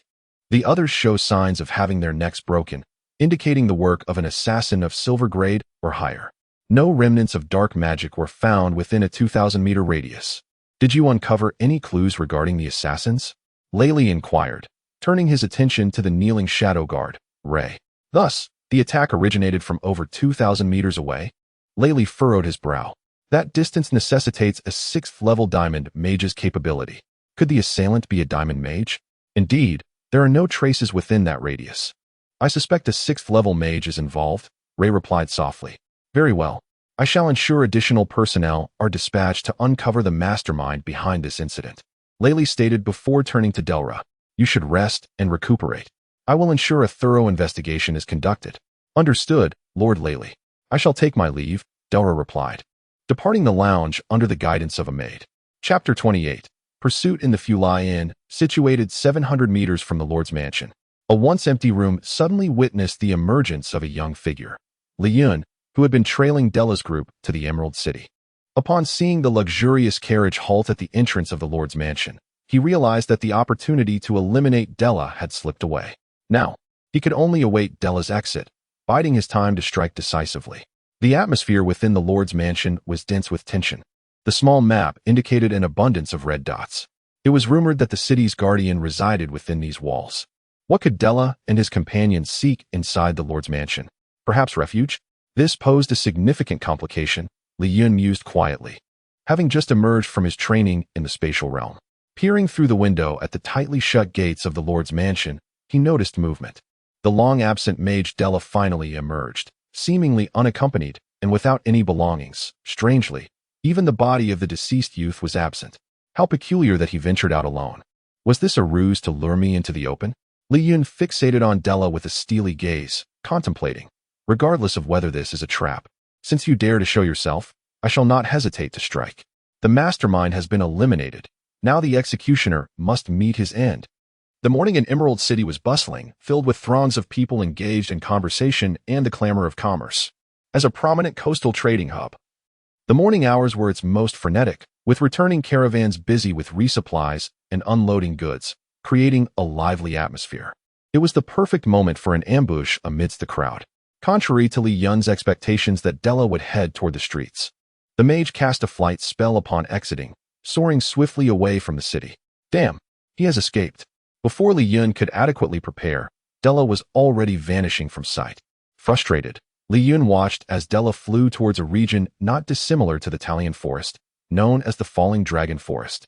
Although smaller in area than the Talion Forest, it was teeming with magical beasts, albeit of lesser quality. Legends spoke of a dragon residing at the forest's core. A truth or mere myth remained uncertain. Furrowing his brow, Li Chen lamented, if only I could fly as well, instead of having to chase on foot. Resolutely, he pursued Della. However, as he followed, Li Chen shook his head. The mage had become excessively cautious after exiting the city, donning a golden magic shield that left Li Chen with no opportunity for a surprise attack. Surrounding Della were swirling azure wind elements, ready to react to any disturbance. The magic shield would allow him to chant spells, buying him precious time. Even when Li Chen enhanced his vision through his power, he found that lingering too long on Della resulted in the mage sensing him, glancing back in his direction. Though he detected nothing amiss, Della was already on high alert, instinctively aware of the ominous presence trailing him. Who was this relentless assassin? He pondered, perplexed, as he had done nothing to provoke such enmity during his journey with young Master Adderley. Was there truly a dark force at play? In this perilous moment, Della knew he must tread carefully, lest he grant his adversary an opening. Yet, recalling that he had previously escaped a near-fatal encounter, he reasoned that his pursuer's strength must be comparable to his own. If they were indeed more powerful, he would have been subdued by now. As long as he could reach the forest's heart and locate Lord Blackmoon, he would no longer fear this insidious assassin. With renewed determination, Della fortified his defenses and continued his rapid flight, striving to avoid any vulnerabilities. It seemed that once he found Lord Blackmoon, all troubles would cease. With these thoughts, a semblance of ease crossed his features.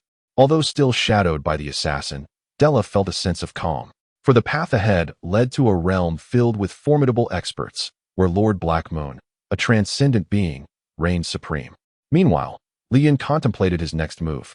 With Della shielded by the golden barrier, even his enhanced fire symbols would struggle to breach it. If he attempted another assault, Della would likely vanish from reach. Thus, he resolved to devise a strategy for a close-quarter kill. Quietly retrieving 2 silver-grade daggers he had purchased in Emerald City, Li Chen had acquired them after selling dragon hide. Now, he relied on his skill to penetrate Della's golden shield and engage him in close combat. Della must not enter the forest, his allies would surely await him there. Allowing him to reach such perilous grounds would likely cost Li Chen the chance to eliminate him. Until he was certain of Della's demise, he needed to remain concealed, as his visage was all too familiar to the mage. From his spatial realm, he produced a black cloth to mask his face, transforming into a quintessential assassin's guise. With preparations complete, Li Chen scrutinized the terrain within a 1,000-meter radius on his map. Once ready, he summoned his power to his feet. With all his might, he closed the distance between himself and Della, reducing their separation from over 1,000 meters to a mere 500. Mages possessed acute sensory abilities, particularly those of platinum rank, able to detect presences within a 1,000-meter range. Yet, if Li Chen concealed his aura while remaining invisible, even a semi-holy being might struggle to discern him. However, he had to intercept Della before he reached his destination, leaving no room for stealth. After all, the state of invisibility hindered the use of his power for other actions. He would reveal himself before 5 minutes elapsed. As Li Chen made his presence known, Della immediately recognized the approaching figure, causing his anxiety to dissipate. A hidden assassin incited fear, for one could never predict when they might strike. Chapter 29. Confrontation with the Platinum Mage. At last, the arrogant figure had revealed himself, daring to appear boldly before him.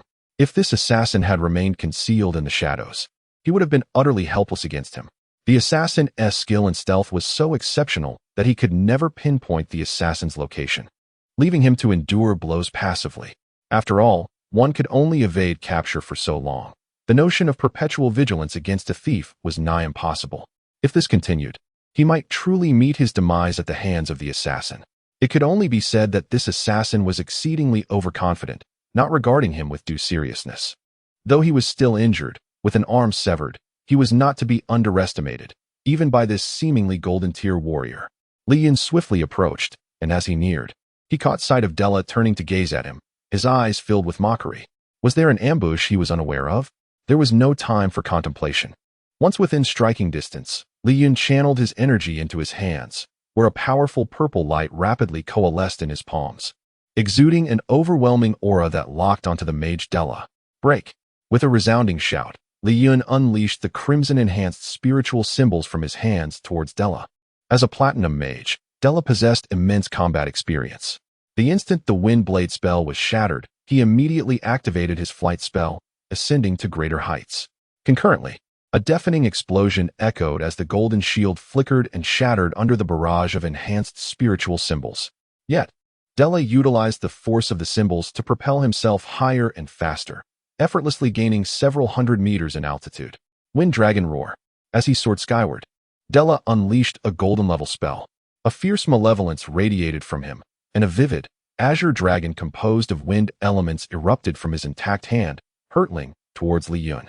This was the pinnacle of level 4 wind magic, rivaling even the lower-tier platinum spells. Della had begun preparing this spell the moment he detected Li Chen's presence.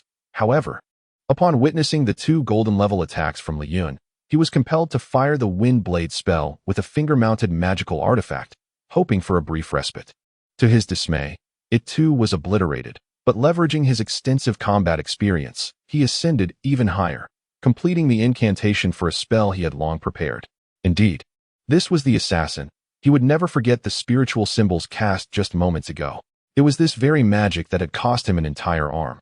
Had fortune not favored him previously, his life would have likely ended there. On the ground, Li Chen calmly observed the wind dragon approaching him. With arms outstretched above his head, he leaped onto the dragon's head as it neared, channeling his energy to maintain balance. As the wind dragon drew near, he exerted all his might downwards just before leaping back, narrowly avoiding the dragoness body. Simultaneously, Li Chen swiftly vacated his original position, darting behind a mound of earth. Boom, boom. The wind dragon writhed, its jaws emitting a howling wind, resembling a furious dragon's roar. It fluctuated in size, swelling to a spherical form before violently expanding.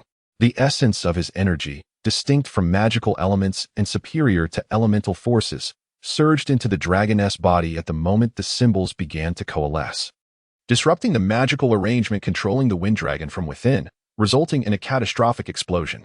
Amidst the dust clouds formed by the explosion, two crimson glows shot forth, piercing through the debris towards the airborne Della. "You arrogant fool, do you truly believe I am powerless against you? Storm Giant, arise." Upon witnessing the demise of the wind dragon, Della bellowed, channeling all his magical energy to summon the platinum staff. He commanded the elements of wind to converge around him, as 10 towering tornadoes rapidly coalesced into the platinum staff. With a flash of white light, the storm giant materialized. It became evident that platinum spells could only be summoned through the platinum staff, explaining the vast superiority of platinum mages over their golden counterparts. The azure wind element giant enveloped Della's form, guiding him at the chest. The spiritual fire symbol aimed at Della struck the giant, laboriously penetrating through layers of swirling winds until it depleted its external energy, resulting in an explosion.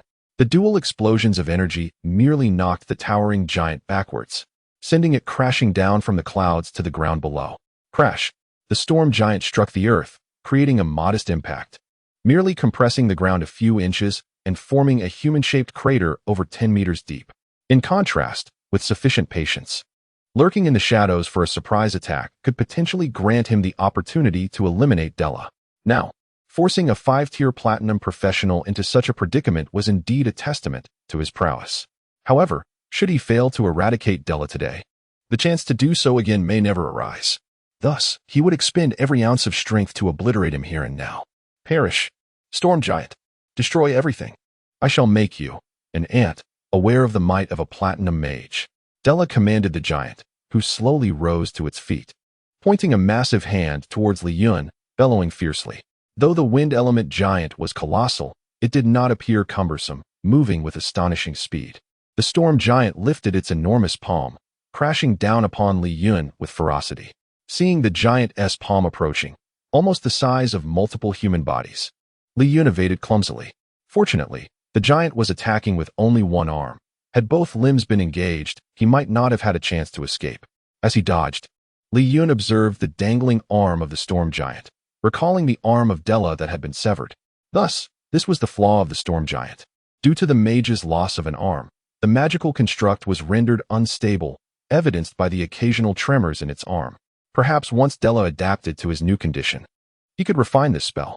Alas, they were adversaries. Li Chen would afford him no time to seize this opportunity, for doing so would mean his own demise. Chapter 30. Fierce battle. Li Chen was desperately evading the attacks of the storm giant, whose colossal figure loomed menacingly. Each punch from the giant forced Li Chen to retreat several meters at high speed to escape. In the midst of this frantic dodging, he occasionally unleashed soul fire talismans towards the giant's chest, but each attempt was thwarted by its massive arm, inflicting no damage on the hidden warlock within. Watching Li Chen struggle under the giant's might brought immense joy to the warlock, who felt a sense of vindication for the grievances he had endured in recent days. The wretched assassin, your doom is near. He cackled, directing the giant to attack Li Chen with renewed fervor. He was determined to reduce the audacious intruder to mere fragments, and began to chant another spell, intent on annihilating the arrogant assassin to avenge his broken arm and the death of his master. As the incantation reverberated through the air, the wind elements in the sky began to coalesce rapidly. The warlock was preparing to unleash the most potent magic available to him in this state, the 5th-level spell, Wind Shackles. Once ensnared by this spell, even a diamond-tier practitioner would find it nearly impossible to break free. A chain of azure elements formed, stretching hundreds of meters long, gradually compressing the surrounding space. Now was the moment. Li Chen's eyes sparkled with violet light as he scrutinized the spatial dynamics around him, noting fleeting gaps that, if missed, would lead to his merciless demise. With a deft push of his toes against the ground, he vanished from his original position, akin to teleportation. When he reappeared, it was through a narrowing gap that was about to close. From the onset of the battle, Li Chen had finally unleashed his full speed. So rapid was his movement that when the wind's shackles converged, his afterimage lingered behind, creating the illusion that he had been caught. In reality, it was merely air that had been ensnared, leaving even the platinum warlock momentarily stunned. The expression on his face, which had just begun to bloom with triumph, suddenly morphed into one of comical dismay. In the blink of an eye, the assassin had escaped the clutches of certain death. The instantaneous movement associated with legendary spells was inconceivable in this context. Such magic was the domain of space mages alone. Why then did it manifest upon this seemingly powerless assassin? I cannot allow this wretch to perish without extracting his secrets, the warlock thought with exhilaration.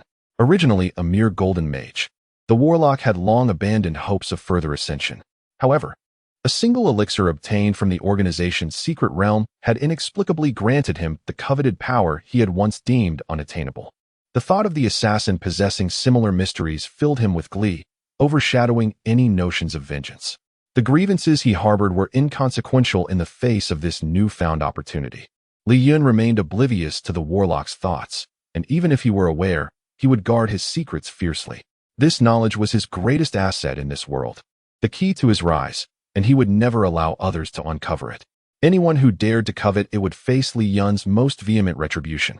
As the intensity of the surrounding attacks began to wane, Li Chen discerned that the wind's shackles were growing larger and faster, indicating that the warlock had shifted his focus from killing him to capturing him. Unfazed by these perplexing circumstances, Li Chen's eyes blazed with violent fury as he shouted, "Die!" A massive soul fire talisman, consuming all his remaining power, surged through the air with a sound that distorted the atmosphere, hurtling towards the storm giant's body. This final assault, the culmination of his relentless pursuit, depleted the last vestiges of his energy. With his power exhausted, Li Chen's complexion turned ashen as he dodged the encroaching wind shackles. The absence of energy slowed his movements, making each evade increasingly laborious. draining what little stamina remained within him. Boom! A deafening explosion echoed as the soul fire talisman, fueled by all of Li Yun's remaining power, struck the storm giant with unimaginable force.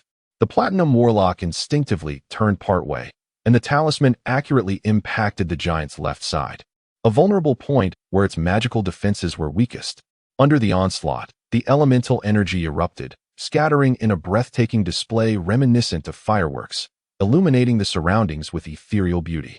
From the shattered storm giant's core, a figure stumbled forth, disheveled and battered, his tattered robes evidencing the severe injuries he had sustained. Cough, cough, damned wretch. That nearly cost me my life. The warlock gasped, kneeling with an ashen face, blood seeping from the corners of his pallid lips, a clear sign of injury from the magical backlash. Observing the assassin struggling to evade the wind's shackles with diminishing speed, the warlock felt a surge of satisfaction. Despite his own injuries and waning magical reserves, the assassin appeared even worse for wear, having been propelled over 10 meters by the shockwave of the earlier explosion. Had he not reacted swiftly, he would have been an easy target. Yet, seeing the assassin's disheveled state and trembling form, the warlock recognized that their injuries were not dissimilar in severity. To ensure his own safety, he cast a protective silver tier spell, instilling a sense of reassurance within him. Meanwhile, Li Yun, observing the figure that had emerged from the storm giant, realized that the opportunity he had been waiting for was finally at hand. Should he fail to seize it, he might as well resign himself to a grim fate. Chapter 31. The demise of the Platinum Mage. Eliminate him. Let him accompany that cur, Edri, to the grave of Uncle Ent. The mage Della, now devoid of the titanic form that once shielded him, was left with merely a temporary silver-grade shield. In this dire moment, Della gazed at the ethereal talisman hurtling towards him, incredulously roaring, "Why do you still possess power? I refuse to accept this fate." His blood-red eyes fixated on the soaring soul fire talisman, yet all his struggles proved futile. Exhaustion had consumed him, and the backlash of his magic had extinguished his final flicker of hope. With a resounding crash, his protective magic shield intercepted the assault of the soul fire talisman, fulfilling its purpose before dissipating into the air, shattered. A sharp hiss followed. Two blades swiftly pierced through Della's neck and chest, leaving gaping wounds. Reluctantly, Della closed his eyes, memories flooding his mind. If only he had unleashed his full power earlier, resisting for the sake of some secret. Could he have slain this assassin? In that instant, regret washed over him like a relentless tide, an unbearable sensation akin to claws raking at his insides. Alas, there were no ifs in this world, nor was there a remedy for regret. In his final moments, he failed to witness Li Yun, who had exhausted his own energy in the attempt to eliminate him, finally ensnared by the wind's shackles. Congratulations. You have slain a platinum mage and earned 100,000 energy points. Before he could revel in the beauty of this announcement, a cacophony of azure chains ensnared Li Yun, who stood helpless. Cursed be it, he could not evade. As he observed a chain's head morphing into a dragon's maw, poised to strike him with immense force, he found himself unable to escape. Having just unleashed a talisman and striving to control his dagger, he could only turn partially, shielding his vital points with his hands, praying this impact wouldn't inflict any fatal injuries upon his already fatigued form.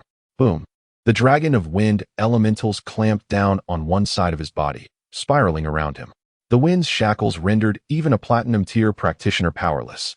Indeed, like a serpent ensnaring its prey, tightening its grip to incapacitate the foe, the binding magic enveloped Li Yun. With Della's demise, the magical control over the wind's shackles faltered, gradually dispersing into the air as mere wind elements. Cough, cough. At last, Li Yun's bound body was liberated. He slowly rose, exhaling a sigh of relief. That was perilously close. I nearly succumbed. Panting heavily, Li Yun approached Della's lifeless form, observing the continuously oozing wounds. Ultimately, I have triumphed. Casting a healing spell upon himself, he disregarded his fatigue and expertly began to rummage through Della's belongings.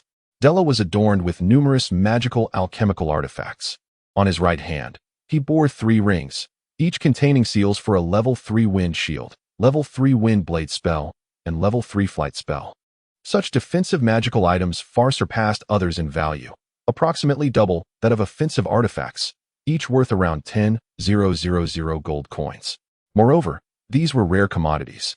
Only mages of platinum tier and above could craft such silver-grade magical items, making them a rarity even in the Empire. Alas, Della had exhausted the stored magical energy, rendering them unusable until recharged. Regrettably, Li Chen's energy could not empower these artifacts. Additionally, he discovered a necklace containing a hurricane shield imbued with a gold-tier wind magic shield, likely the protective magic Della donned upon departing the city. This type of artifact appeared to be semi-triggered, capable of being activated manually or autonomously upon being attacked. The price of such advanced magical items was exorbitant, requiring a staggering 100,000 gold coins, making it the most expensive among all the artifacts. Having been triggered, its next use would necessitate several months for its magical energy to replenish or could be expedited through deliberate recharging. Ultimately, aside from the intact magical accessories, he unexpectedly unearthed several hundred gold coins from Della's robes. Li Chen accepted them with a grin, recognizing that his and Shuya's livelihood in the magical tower would depend on his resourcefulness. When his uncle was alive, these matters were of no concern. Now, as the head of the household, he realized the value of money, which was hard-earned. It was astonishing that a formidable platinum mage possessed merely a few hundred gold coins. He did not contemplate that today's spoils alone amounted to over 10,000 gold coins, enough to sustain a family in a modest town like Ima for a decade. He adorned himself with the rings and necklace, unperturbed by the label of a nouveau riche. Should others dare to criticize, it would only be out of jealousy. Such a tumultuous battle would undoubtedly resonate even from afar. If Della's comrades were nearby, they would likely be drawn to this location. Li Chen sighed inwardly. Having avenged himself, he resolved to depart swiftly.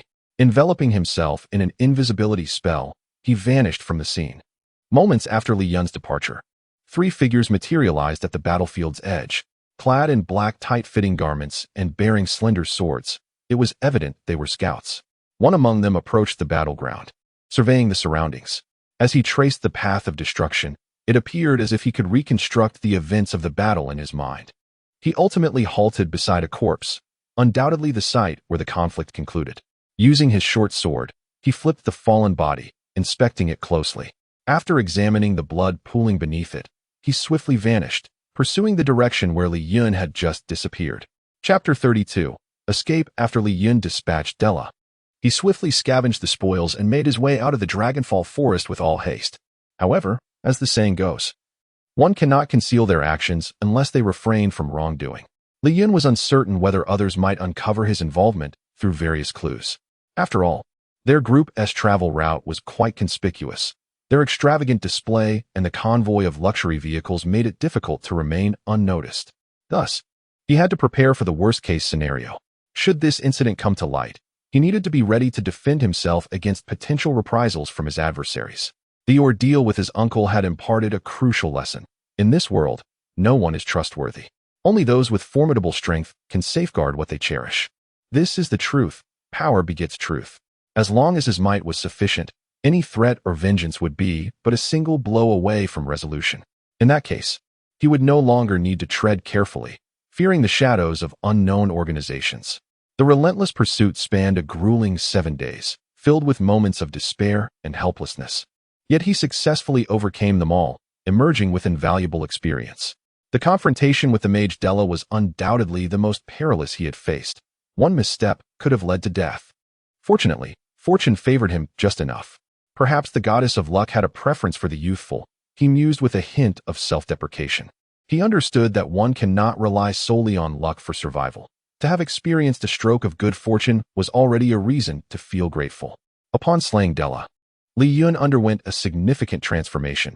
He became more confident and exuded an undeniable aura. The trials of life and death truly are the swiftest path to growth. As long as he was granted sufficient combat and stimulation, he could harness enough energy to accelerate his development at an astonishing pace. 3 warriors clad in tight black attire pursued him at remarkable speed, silently encircling Li Chen in a triangular formation. Reacting swiftly, Li Chen coldly regarded the trio while channeling his energy to maintain a steady flow throughout his body, ready for any eventuality.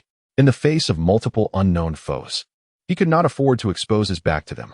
Yet, despite his evasive maneuvers, he found himself unable to break free from their encirclement. Forced to remain vigilant in his position. "Who are you?" And why do you persist in surrounding me? Li Yun demanded in a low voice. Remove your veil. I wish to see what kind of individual is capable of sending an organization to kill me. One tall, gaunt middle-aged man stepped forward, his demeanor grim, and spoke in a hoarse tone. You should know the fate of those who speak to us in such a manner. Before Li Yun could respond, the attack ensued. Kill him. The trio recognized his intentions and denied him the opportunity to speak further. The lead speaker drew a short sword from behind, its platinum blade radiating, forming a luminous sword that unleashed a crimson blade of energy, a signature move of fire element warriors, the silver-level skill, Fiery Slash. Although it was a Tier 3 skill, in the hands of a platinum warrior, it wielded the power comparable to an ordinary golden skill. Another assailant brandished a peculiar weapon, a slender golden needle shimmering with a hint of light, a concealed weapon utilized by golden tier practitioners. The needle, enveloped in azure wind elements, hovered momentarily before transforming into a streak of golden light, hurtling towards Li Yun with incredible speed, akin to a glimmering flash. The third black-clad figure executed a whip technique, encircling Li Yun from the side with a flurry of attacks, the ominous glint of the whip creating an oppressive atmosphere that made it difficult to breathe. The most ferocious assault came from the tall, middle-aged man, who appeared intent on eliminating Li Yun without hesitation. To him, extinguishing a life was as effortless as crushing an ant. Faced with such formidable attackers, Li Yun had to multitask. Having regained over half of his energy, he channeled it fully, simultaneously unleashing soul fire talismans, one directed at the incoming blade of energy, the other aimed at the face of the whip-wielding assailant. With a flash of violet in his eyes, a dagger flew forth, deflecting the incoming golden needle while he nimbly evaded the whip's grasp. Seizing the opportunity, Li Yun accelerated towards an unoccupied direction, catching the trio off guard. Their astonished reaction to his counterattack left them momentarily stunned.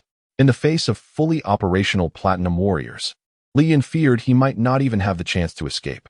He could only push himself to the limit, barely managing to break through their encirclement. Once his energy waned, he would be at their mercy. Dream, what should I do now? Think of a solution quickly.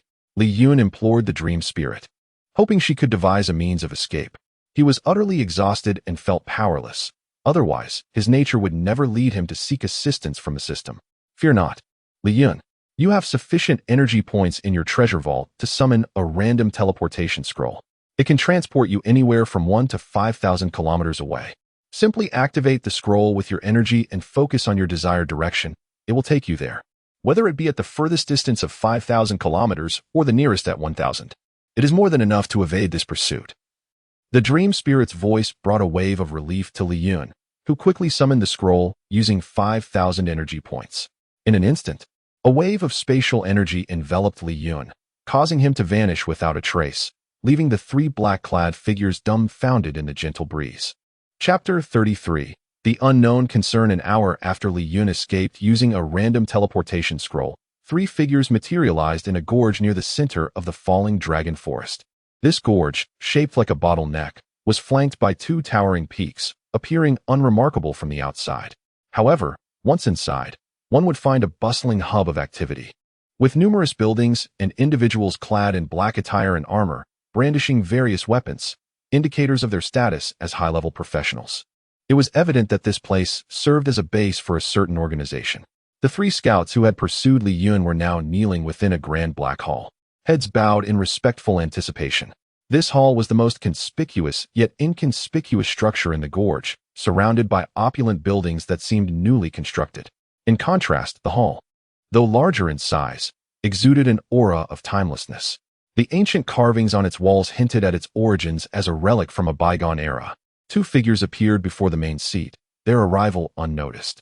Seated on the left was an individual cloaked in a black robe, obscuring their features and gender, save for the occasional glimmer of golden light from their eyes, suggesting a presence within. Their stillness rendered them almost imperceptible, as if they had never existed at all. To the right of this enigmatic figure sat a youth, appearing no older than 17 or 18, with flowing white hair and clad in a suit of armor, his expression devoid of emotion. Upon hearing a remark, the youth's demeanor shifted, turning to the figure seated in the main position, Black Moon, Lord Black Moon. It is utterly unforgivable that someone dared to assassinate a member of our organization near the base. This is a blatant provocation. Whoever is responsible must be made to pay dearly. Black Moon rose from his seat and approached the kneeling scouts, pausing in silence before sighing. It has been a long time since anyone dared to challenge our authority. I did not expect such an event to unfold here. You are to investigate the direction from which the mage, Della, arrived and ascertain the circumstances. The black-robed figure was indeed Black Moon, the revered guardian of this locale. Della, assigned by the organization as a liaison to Abide, had met his demise here. Surely there was pertinent information to convey to the Lord. The white-haired youth, regarding Black Moon, spoke coldly. Perhaps, but it is unfortunate that he is dead. Do you have any suspicious findings? The black-robed figure inquired of the three kneeling before them. In that case, were you able to capture the perpetrator? Reporting to you, my lord, he escaped, the three scouts replied, exchanging glances before bowing their heads in shame. Useless. To let a quarry slip away is a grave failure. The white-haired youth glared at them, his presence imposing, causing the three to tremble with fear. Who would have thought that such a youthful individual was already a semi-holy level powerhouse? Surely, this was the epitome of talent in the world. My lord, intelligence from Emerald City indicates that.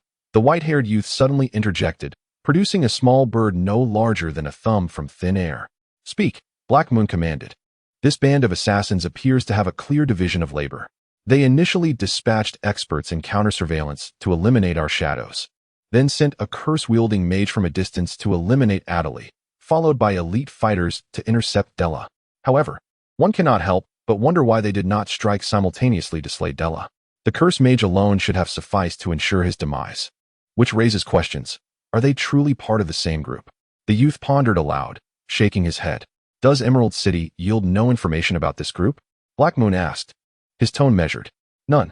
However, given that the assassins first targeted Adderley, it is plausible that they are individuals who have crossed paths with him. We could dispatch someone to investigate their movements or determine whom they may have offended, the youth replied. Your subordinate takes leave, the three scouts said weakly, rising to depart. With their exit, silence once again enveloped the grand hall. Chapter 34. An unexpected encounter with a young ferret on a clear and sunny day. The serene sky was abruptly disturbed by a tremor, as if a great mouth had suddenly opened and something was plummeting from its depths. Upon closer inspection, it appeared to be a humanoid figure. Ah, help! A desperate cry echoed from the young man who fell from the air. Fear not. It is merely a minor mishap in the teleportation process. After all, it is a random teleportation scroll, teased the ethereal voice of Dream. Indeed, this young man was Li Chen, who had been relentlessly pursued by a mysterious trio in the falling dragon forest. In a moment of peril, he had activated the random teleportation scroll and, with a whoosh, arrived at this new location. However, the teleportation had not placed him on solid ground, but rather suspended in midair. For an ordinary person, such an experience could have been utterly terrifying. Fortunately, Li Chen was not just any ordinary individual. As he fell from the sky, he calmly surveyed his surroundings before folding his arms across his chest, appearing remarkably tranquil. Was he resigned to his fate? Not at all. As he descended, he had already assessed the location where he would land. Below him lay a vast expanse of crystal-clear water, devoid of waves, indicating he was above a serene lake, though the distance from the falling dragon forest remained unknown. By the lakeside, illuminated by the sun's rays, stood a young boy clad in a white robe. A gentle breeze ruffled his dark, flowing hair, revealing a handsome face that bore a hint of paleness, lacking the vibrancy of health, which elicited sympathy from onlookers. Coughing out water, Li Chen swam to the shore and lay back on a protruding rock, gazing up at the sky. He had just emerged from the lake after falling from a height of over 100 meters. Though not fatal, the impact had been jarring, nearly drowning him. After resting for a moment, Li Chen rose to clean the mud from himself and removed his soaked robe, laying it out on the rock to dry. At this point, he wore only a white garment, and the shock of his fall had left his complexion rather pale. Despite the healing magic he had received, he had not yet fully recovered. From his spatial pouch, Li Chen retrieved some provisions and 3 large, glistening fruits. These fruits bore a resemblance to ginseng fruits, their surfaces smooth and jade-like, radiating a rosy hue that made one's mouth water. He had discovered these fruits in a mountain ravine within the falling dragon forest after defeating the mage Della. Unable to resist, he had gathered a few, and upon finding them lying nearby, while fetching his rations, he had taken several for sustenance. After rinsing one of the enticing fruits in the pristine lake water, He took a hearty bite. Instantly, juice burst forth, releasing a fragrant aroma that was sweet beyond compare. Reminiscent of savoring a chilled drink on a sweltering summer day, a sheer delight after narrowly escaping danger. Just then, rustling sounds emanated from the reeds behind him. Turning cautiously, Li Chen spotted a diminutive figure emerging from the foliage, which, upon noticing him, immediately adopted a defensive posture. It was a small ferret, approximately 20 centimeters in length. Its fur a delightful shade of pink, soft and glossy. The two cream-colored ears atop its head quivered adorably, enhancing its charm. Although it appeared to be guarding its territory, this only heightened Li Chen's amusement. With wide, sparkling eyes, the little creature gazed hungrily at the fruit in Li Chen's hand, its longing unmistakable. Scratching his head, Li Chen pondered the presence of such an adorable creature in this location. Was it drawn here by the scent of the fruit? When he looked down again, he saw the small ferret fixated on the half-eaten ginseng fruit, its gaze unwavering. The innocent stare left Li Chen feeling somewhat embarrassed, as if he had committed a grave offense by eating in its presence. Understanding the pure desire reflected in those eyes, Li Chen reluctantly picked up another ginseng fruit and tossed it toward the little creature, concerned it might be overwhelmed by the size of the offering. The ferret stared at the rolling fruit with its large, glimmering eyes, conveying its thoughts without uttering a word. The expression on its face suggested it was reproaching him for discarding such a treasure. Realizing the situation, Li Chen smiled sheepishly and approached the ginseng fruit, retrieving it to present to the pink little ferret. With an innocent bounce, the ferret stood on its hind legs, pointing at the fruit and then at the lake, wagging its tail as it scampered toward the water's edge. "You little rascal, you're sharper than most." Li Chen chuckled, mildly flustered by the little creature's antics. Watching the ferret gesture toward the lake, Li Chen consoled himself, "For your adorableness, I shall indulge you just this once." Squatting down, he shook the fruit in his hand, beckoning the little ferret to approach. The tiny creature, using its front paws, climbed onto the ginseng fruit, peeking out from behind it. After a moment of scrutiny, seemingly satisfied that Li Chen meant no harm, it flashed a smile and eagerly took a hearty bite out of the fruit. With the sun shining brightly and the lakeside scenery enchanting, a gentle breeze wafted the refreshing scent of the water, invigorating the spirit. The unlikely pair, a young man and a small ferret, sat upon the stone by the lake, savoring their fruits while reveling in the beauty of the springtime landscape. Chapter 35. The abduction of the little ferret. Time seemed to stand still while I was in the company of the little creature. Before long, I witnessed it devour a piece of fruit, nearly twice its size, in one gulp, leaving me utterly perplexed as to how such a massive morsel could fit within its tiny belly. As it lay on the stone with its round, bulging belly exposed to the sky, its four paws in the air, it appeared completely motionless, save for the occasional twitch of its tail, which was simply adorable. "Little one, I must take my leave now. Remember, my name is Li Chen. Perhaps we shall meet again someday." After resting sufficiently, I stood up, adjusted my dried clothes, and turned to the pink little ferret that lay sprawled on the stone, reluctant to move. "Would you care to accompany me? There will be plenty of delicious treats in store for you. I can introduce you to Shueya, a beautiful girl who prepares delicacies even more delectable than this fruit." As I spoke, I shook a ginseng fruit enticingly, swallowing hard to heighten the allure of my offer. The initially lethargic little creature's eyes sparkled at the mention of food, radiating a glimmer of desire, a hunger awakened by the thought of delectable delights. I watched as the stuffed ferret attempted to rise, rolling over from the stone. But its round belly proved too cumbersome, and despite its efforts, it was unable to succeed, prompting hearty laughter from me. "Huh, allow me to lend you a hand." I chuckled, crouching down to gently grasp the ferret by the nape of its neck, much like one would handle a cat. This maneuver left it dangling in midair, its limbs flailing aimlessly. After a fruitless struggle, it rolled its eyes in resignation, its expression reflecting utter helplessness. Having never encountered such an endearing side of an animal before, I found myself genuinely fond of this clever little ferret. "Shall I bestow upon you a name? It wouldn't do to keep calling you little one indefinitely. What do you think I should call you?" I pretended to ponder aloud, addressing the ferret. "How about Little Pink, given your lovely pink fur?" Squeak. The little creature squirmed vigorously in my grasp, protesting with indignant squeaks. Observing its displeasure, I replied with a hint of exasperation, "If you dislike that name, perhaps Little Pinky would suffice? Does that sound acceptable?" Its struggles intensified, and it squeaked incessantly, pointing a tiny paw at its head, appearing utterly dejected. "Huh. It seems you secretly like the name Little Pink, don't you? I share your sentiment. So from now on, you shall be called Little Pink. Ignoring the ferret's disgruntled demeanor, I confidently settled on the name, feeling quite pleased with myself, which only served to further irritate the little creature. After some playful banter between us, I gently placed the well-fed Little Pink onto my shoulder and set off towards the lake's edge, with uncertainty about my whereabouts. My primary goal was to find a place where I could gather more information. My anxious heart was evident, prompting Little Pink to nuzzle my cheek gently, calming my restless spirit. Thank you, Little Pink. Your presence is truly a comfort, I murmured softly, giving the little creature a gentle rub. Content with the affection. Little Pink closed its expressive eyes in delight, twirling its tail happily, enveloping itself in a cocoon of comfort. After 5 magical hours, we had ventured far from the lake. During our exploration of the primitive forest, we encountered several ill-fated magical beasts, yet none posed any trouble, being merely of the silver grade. Along the way, I discovered some wild fruits, and seeing Little Pink's eyes light up with excitement was utterly charming. I collected a handful and offered some to Little Pink, who indulged until its belly was round and taut, unable to maintain a seated position. Squeak, squeak.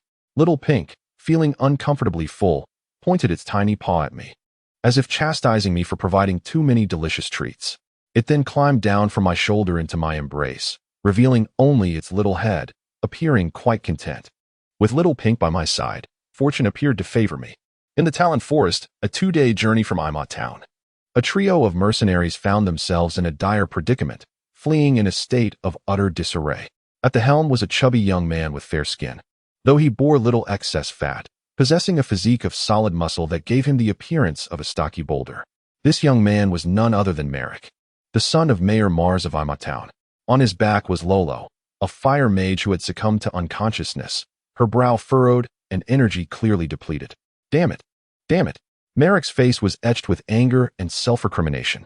Beside him stood a golden-haired wind warrior, equally burdened by guilt. Recently blessed with fortuitous encounters, he had ascended to the bronze level, growing complacent and neglecting his responsibilities. Earlier that day, they had ventured to the outskirts of the Talon Beast Forest. Despite their recent elevation to bronze-level adventurers, they remained at the bottom of the hierarchy within this perilous realm, and thus, as was customary, they dared not delve deeper into the forest. However, today's unexpected encounter with a golden-grade beast, the 4-armed magic ape, shifted their plans. Although this beast was not particularly swift, it was far beyond their capabilities. Initially puzzled by the presence of such a high-level creature in the outskirts, they intended to flee but feared the potential threat it posed to Imot Town should it wander out of the forest.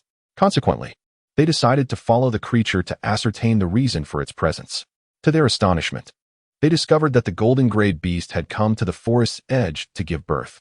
The realization of such a monumental event filled Merrick's group with elation. The most accessible magical pets to acquire are the newborns. These younglings are incredibly precious, worth several times more than high-grade magical items. A golden-grade infant, if sold, could fetch Merrick and his companions over 100,000 gold coins, and with proper auction publicity, it might even soar into the hundreds of thousands.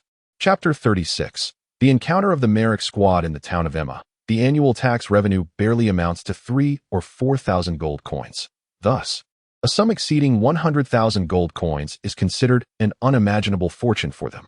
After meticulous investigation and tracking, during which they narrowly avoided discovery on multiple occasions, the Merrick squad finally identified the breeding grounds of the 4-armed black ape.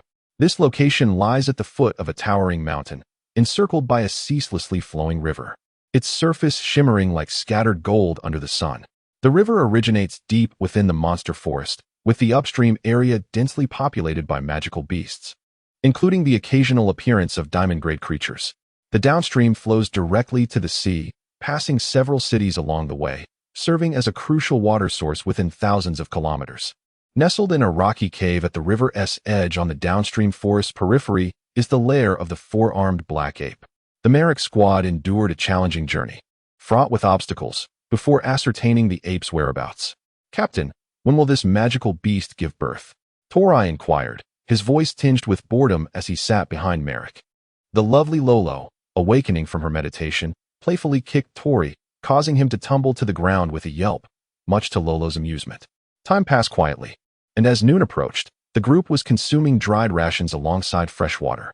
Suddenly, an inexplicable sense of foreboding enveloped them. A feeling that seasoned adventurers like themselves recognized all too well. They were being watched. This ominous sensation emanated from behind, as if a piercing gaze was fixated on their every move. In an effort to avoid alarming any potential threat, the three comrades exchanged discreet glances, maintaining their seemingly relaxed demeanor, though rivulets of sweat betrayed their calm.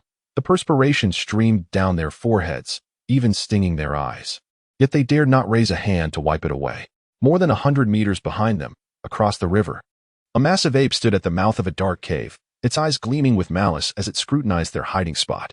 The oppressive aura of impending danger compelled the trio to spring into action, launching their prepared attacks toward the opposite bank.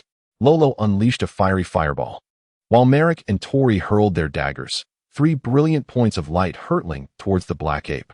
The creature, towering over 3 meters, was enveloped in a coat of dark fur, interspersed with strands exuding a golden aura, enhancing its formidable presence. Its colossal head bore eyes the size of fists, glinting with bloodlust and fury. Strangely, this black ape possessed 4 muscular arms, each radiating an undeniable ferocity.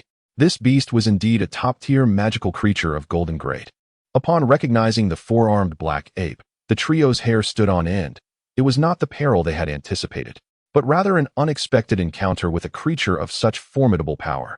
Initially, they had intended to wait until the ape bore its young and became weakened before attempting to seize a small black ape.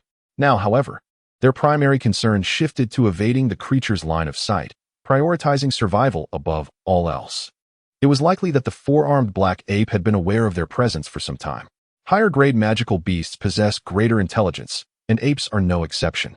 They are not much inferior to ordinary elite creatures. The ape was cognizant of the humans trailing behind, but refrained from attacking prematurely, fearing that they might summon stronger allies. It had prepared itself to deal with these intruders only when the time was ripe for birthing.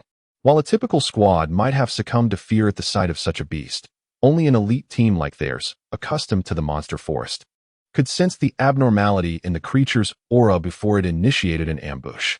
Boom. With no means to evade in midair, the black ape braced for the incoming attacks, raising its arms to shield its belly and head. Thankfully, its 4 arms provided ample protection. Had it possessed only 2, the strikes would have either struck its head or its abdomen, an unacceptable outcome for a creature nearing childbirth. As the explosion enveloped the area, the silhouette of the ape emerged from the smoke, its fur singed and its arms severely wounded. The arms it used to guard its head bore 2 daggers embedded deeply, while the arm shielding its belly was charred, leaving it bald and bloodied. With a roar, the 4-armed black ape rolled to dissipate the impact and then lunged towards the fleeing Merrick squad. The sound of crushing stones echoed as its massive feet pulverized the solid rocks beneath, propelling it forward like a bullet. After a brief sprint, it seized a boulder the size of a grinding stone and hurled it towards the retreating trio.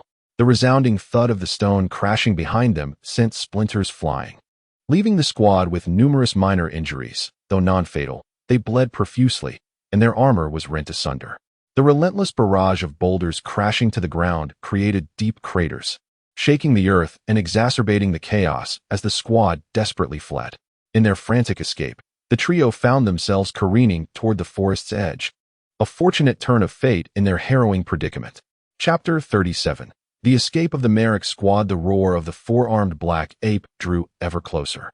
After fleeing for more than an hour of magical time, the squad was nearly exhausted. Had it not been for the pregnant state of the beast, which prevented it from pursuing them at full speed, their bronze-level abilities would have surely led to their demise. "What should we do, Captain? I'm so tired. Can we escape?" Lolo said, her voice tinged with tears. Merrick turned to glance at Lolo, whose face had turned pale. In their frantic flight, her magical robe had been reduced to tatters, shredded by branches or battered by stones. Fortunately, she still wore a white inner garment. Otherwise, she risked exposing herself.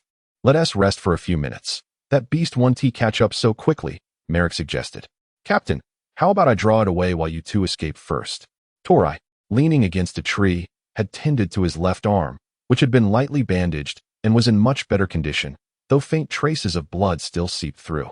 As long as they could escape, he thought, he would soon be back to his lively self after some treatment and rest.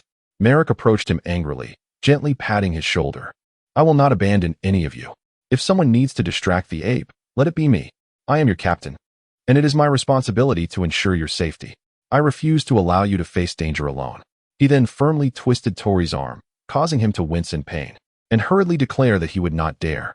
The trio pressed on, vigilant of their surroundings, setting small traps to slow the beast's pursuit whenever they found suitable locations. Unfortunately, before they could establish a proper defense, the four-armed black ape, impatient and relentless, was upon them. With their backs against a rocky outcrop, the three prepared to confront the beast. Forming a triangle, Merrick stood at the forefront with his shield raised to protect Lolo, allowing her ample time to cast her spells. Tori brandished a short dagger, poised at the periphery, ready to deliver a decisive strike when the opportunity arose. The four-armed black ape, observing their formation, seemed unfazed. Its blood-red eyes fixated on them before it leapt forward, its powerful arms poised to strike Merrick. With its immense strength, the impact of its blow would be formidable enough to crush even a gold-tier warrior. As the beast descended like a mountain upon him, Merrick rolled swiftly to the side, evading the attack and aiming his axe at its exposed hind leg. The black ape, seasoned in battle, twisted its thigh mid-air, causing Merrick's axe to miss and graze harmlessly by its side. Seizing the moment, Tori hurled his dagger, aiming for the creature's vulnerable head, while Lolo summoned her bronze-tier magic wand, unleashing a barrage of fireballs that pursued the ape. Flames erupted as the fireballs raced toward the beast. In response, the four-armed black ape opened its mouth to gather a swirling mass of earthy elements, hurling it toward the incoming fireballs. With a sharp clang, it intercepted Tori's dagger with one of its glowing yellow arms, snapping it in two and discarding the remnants on the ground. What seemed like an eternity unfolded in mere moments as the battle intensified. Rising from the ground, Merrick shielded Lolo and Tori behind him, his expression grim as he assessed the black ape, which appeared to possess strength not far surpassing that of a silver-tier beast. "Though it may be perilous, we still have a chance to defeat it. Are you regretting this decision?" he inquired, gauging their resolve. "We do not regret it, even in death. We will make this beast understand its folly," Lolo and Tori replied in unison, their determination ignited. "Then let us see who will emerge victorious," Merrick roared, stepping forward. The trio fought in perfect harmony, alternating between defense and offense, engaging the four-armed black ape in a fierce exchange. However, the creature, cautious of its condition, refrained from direct confrontation with Merrick, instead retreating momentarily, its hind legs wobbling as it seemed to be in distress. A chorus of roars echoed in the distance, causing the already retreating beast to respond with its own calls. "Quickly, we must flee. Another four-armed black ape is approaching," Merrick urged his companions, propelling them away from the sound. The imminent threat of a fully capable beast following the already dangerous pregnant one left no room for hesitation. As they sprinted away, the mother ape, having ruptured her waters, collapsed to the ground, emitting desperate cries that summoned the male from afar, momentarily disregarding the fleeing trio. After running for several minutes, a shadow emerged rapidly on the horizon, each stride creating small craters in the earth beneath.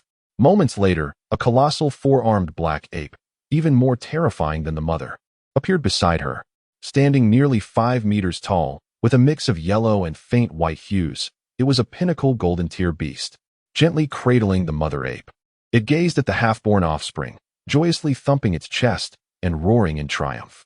Subsequently, it turned its attention to the direction in which Merrick and his companions had fled, bellowing fiercely as it gave chase. Chapter 38. The four-armed black ape, a sense of urgency enveloped them as the thunderous roar drew nearer, signaling the imminent approach of a more lethal danger. Their legs felt as though they were laden with lead. Each step seemed to sap the last remnants of their strength. Gradually succumbing to exhaustion, Luo collapsed first, prompting Merrick to turn and hoist her onto his back, continuing their desperate flight. Fatigue weighed heavily upon them, cloaked in a shroud of despair. Suddenly, a rustling sound emerged from ahead, revealing a young boy clad in a white robe. As their blurry vision sharpened, Merrick shouted toward the boy, urging him to flee, unaware of how such a young figure could possibly be present in the perilous depths of the monster forest. The boy in white was none other than Li Chen, who felt a surge of joy upon encountering living beings. He finally had the opportunity to inquire about his whereabouts, no longer wandering aimlessly. Upon seeing Li Chen, the group recognized him. Li Chen had anticipated their arrival and stepped out from the thicket, As he listened to their warnings of approaching danger, he noted their disheveled appearance, which seemed vaguely familiar, yet he could not recall where he had seen them before. Determined not to burden him with their troubles, Merrick gently entrusted Luoluo to the equally injured Tori, signaling him to lead Li Yun to safety. After escaping, they would inform Mayor Mars of Emma Town about the situation, to safeguard against the potential threat of monsters breaching the forest. Li Yun observed their somber exchange, as if they were imparting their final words. "Is that monster formidable?" he inquired. "Very powerful, likely at the pinnacle of the 4th-level golden grade," Merrick replied. Bitterness lacing his words, tears streaming down his face. Regret gnawed at him. Perhaps if they hadn't been so greedy, they might have avoided such peril. And now they risked dragging others into danger. Li Yun fell silent upon hearing this. A golden grade monster should be manageable with his current abilities, he mused. If worst came to worst, he could always flee. There was no reason for Merrick to divert danger toward himself, sacrificing others in the process. This weighed heavily on his conscience. "You all retreat a safe distance. I shall confront this monster and ascertain its true strength." Li Yun advanced 100 meters, bracing himself for the roar that echoed in the distance. This was Li Yun's first encounter with such a majestic beast, possessing 4 arms and exuding an aura of formidable power. The creature was indeed a golden-grade pinnacle monster, its presence rivaling that of platinum-grade professionals he had previously encountered. His fists clenched in anticipation, a mix of anxiety and eagerness coursing through him. He felt nervous, as this was his inaugural experience with a monster of this caliber. Silver-grade beasts, like the Earth Dragon Rhino, were already immensely powerful. A golden-grade creature would be several times stronger. He was uncertain whether he could prevail in battle. Despite having faced platinum-grade professionals before, those encounters felt as though they had held back. Yet he was also eager for the challenge. Should he vanquish this beast? The energy points and monster core it possessed would be invaluable to him. Neither side made the first move, both Li Yun and the 4-armed black ape locking gazes. The monster sensed the danger emanating from the seemingly frail human before it, a primal instinct urging caution, akin to the trepidation felt when facing a fellow beast of its own caliber. As time ticked away, the atmosphere grew increasingly oppressive. Suddenly, the 4-armed black ape thrust its head back, its ebony fur bristling as if stirred by an unseen wind. It opened its massive jaws and expelled a colossal yellow sphere, entirely composed of condensed earth elements. The moment the sphere left its mouth, it transformed into a 1-meter-long stone arrow, glinting ominously as it hurtled toward Li Yun. By the heavens, it's unconventional, Li Yun thought, realizing the peril as the elemental sphere morphed into a lethal projectile. Caught off guard, he sprang to the side just as the stone arrow struck the tree behind him with a resounding crash. The mighty trunk, requiring 10 men to encircle, shuddered before erupting in a cacophony of splintering wood, sending fragments flying. Though he narrowly evaded the strike, the shockwave from the explosion knocked Li Yun off balance, sending him sprawling to the ground, rolling several times before managing to rise, his face smeared with dirt. Simultaneously, the behemoth 4-armed black ape charged at him, its fists the size of cauldrons casting a shadow over him as a fierce wind whipped around. The pain was excruciating. The scene unfolded too swiftly for Li Yun to evade. Despite his caution, he was grazed by the ferocious wind of the ape's punch, leaving him bloodied and wounded. While the injuries were superficial and not life-threatening, the searing pain was unbearable. Summoning his internal energy, Li Yun cast a poison spell upon the 4-armed black ape, momentarily stunning the beast. Seizing the opportunity while its strength waned by 20%, he darted out of its attack range. Soul Flame Talismans, Li Yun exclaimed as he distanced himself, unleashing a barrage of talismans that soared toward the immense shadow ahead. Li Yun's attacks were rapid, but the 4-armed black ape was even quicker.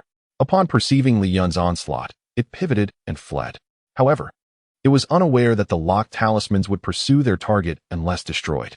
Realizing evasion was futile, the black ape seized a massive tree trunk that had just fallen, wielding it with ease as if it were a mere twig. With a swift motion, the gargantuan trunk was swung, obliterating everything in its path.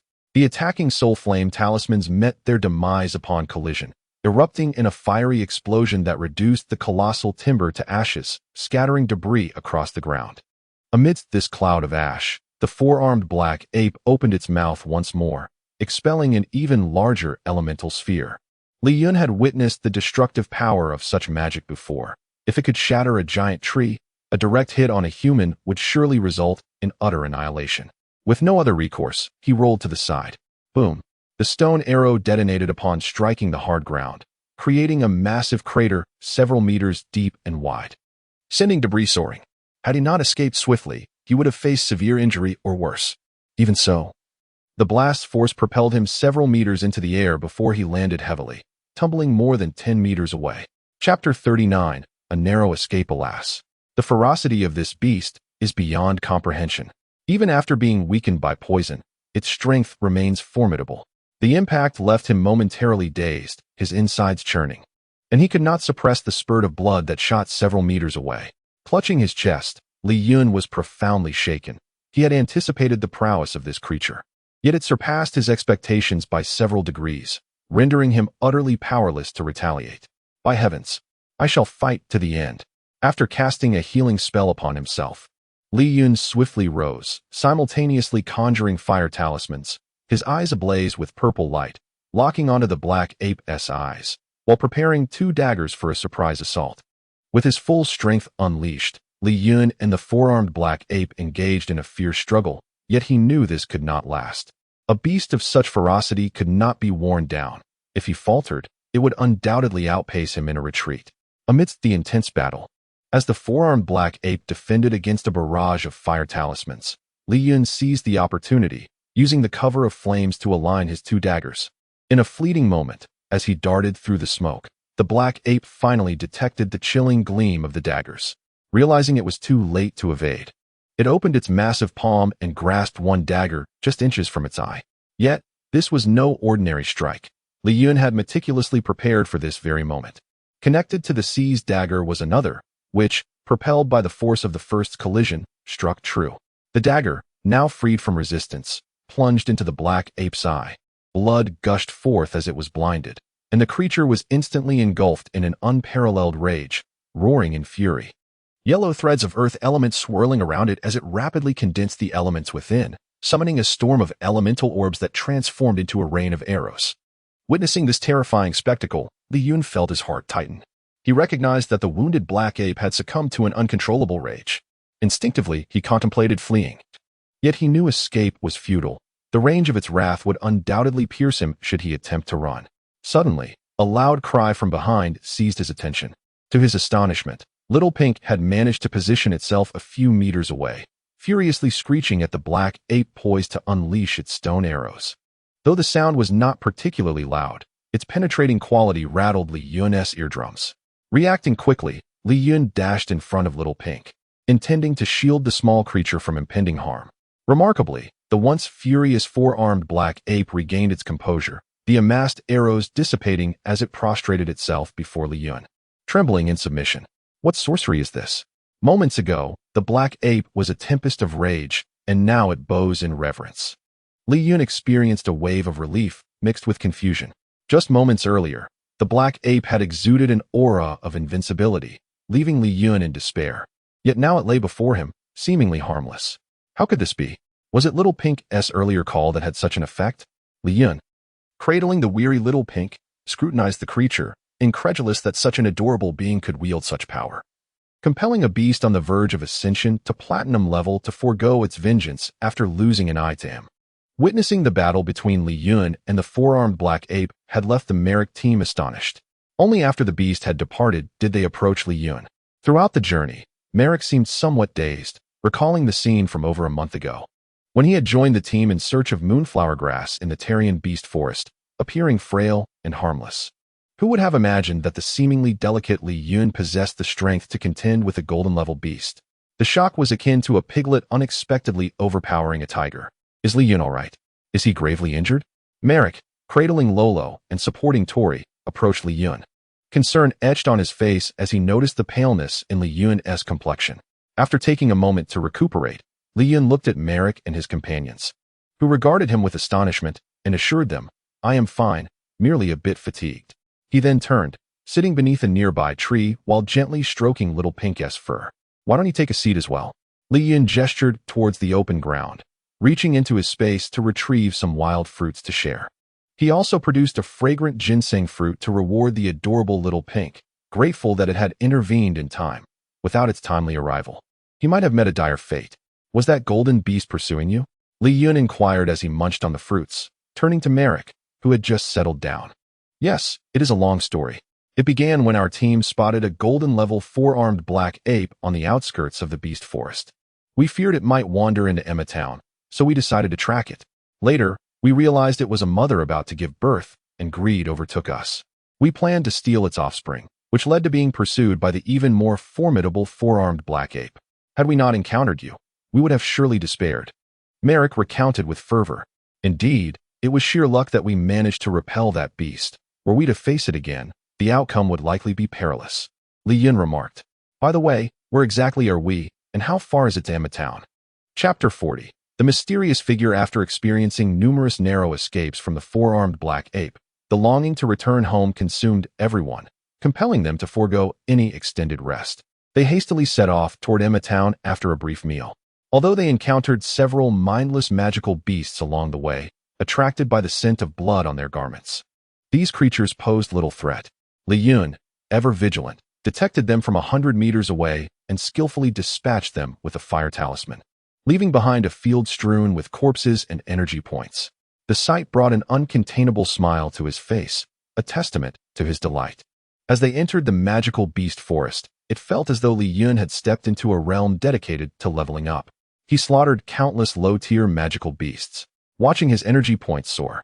By the time he neared the forest's edge, dusk had settled in, and he had faced dozens of waves of attacks from magical beasts. Each bronze-tier beast yielded 100 energy points, while the occasional silver-tier beast offered over 1,000, proving to be a lucrative endeavor.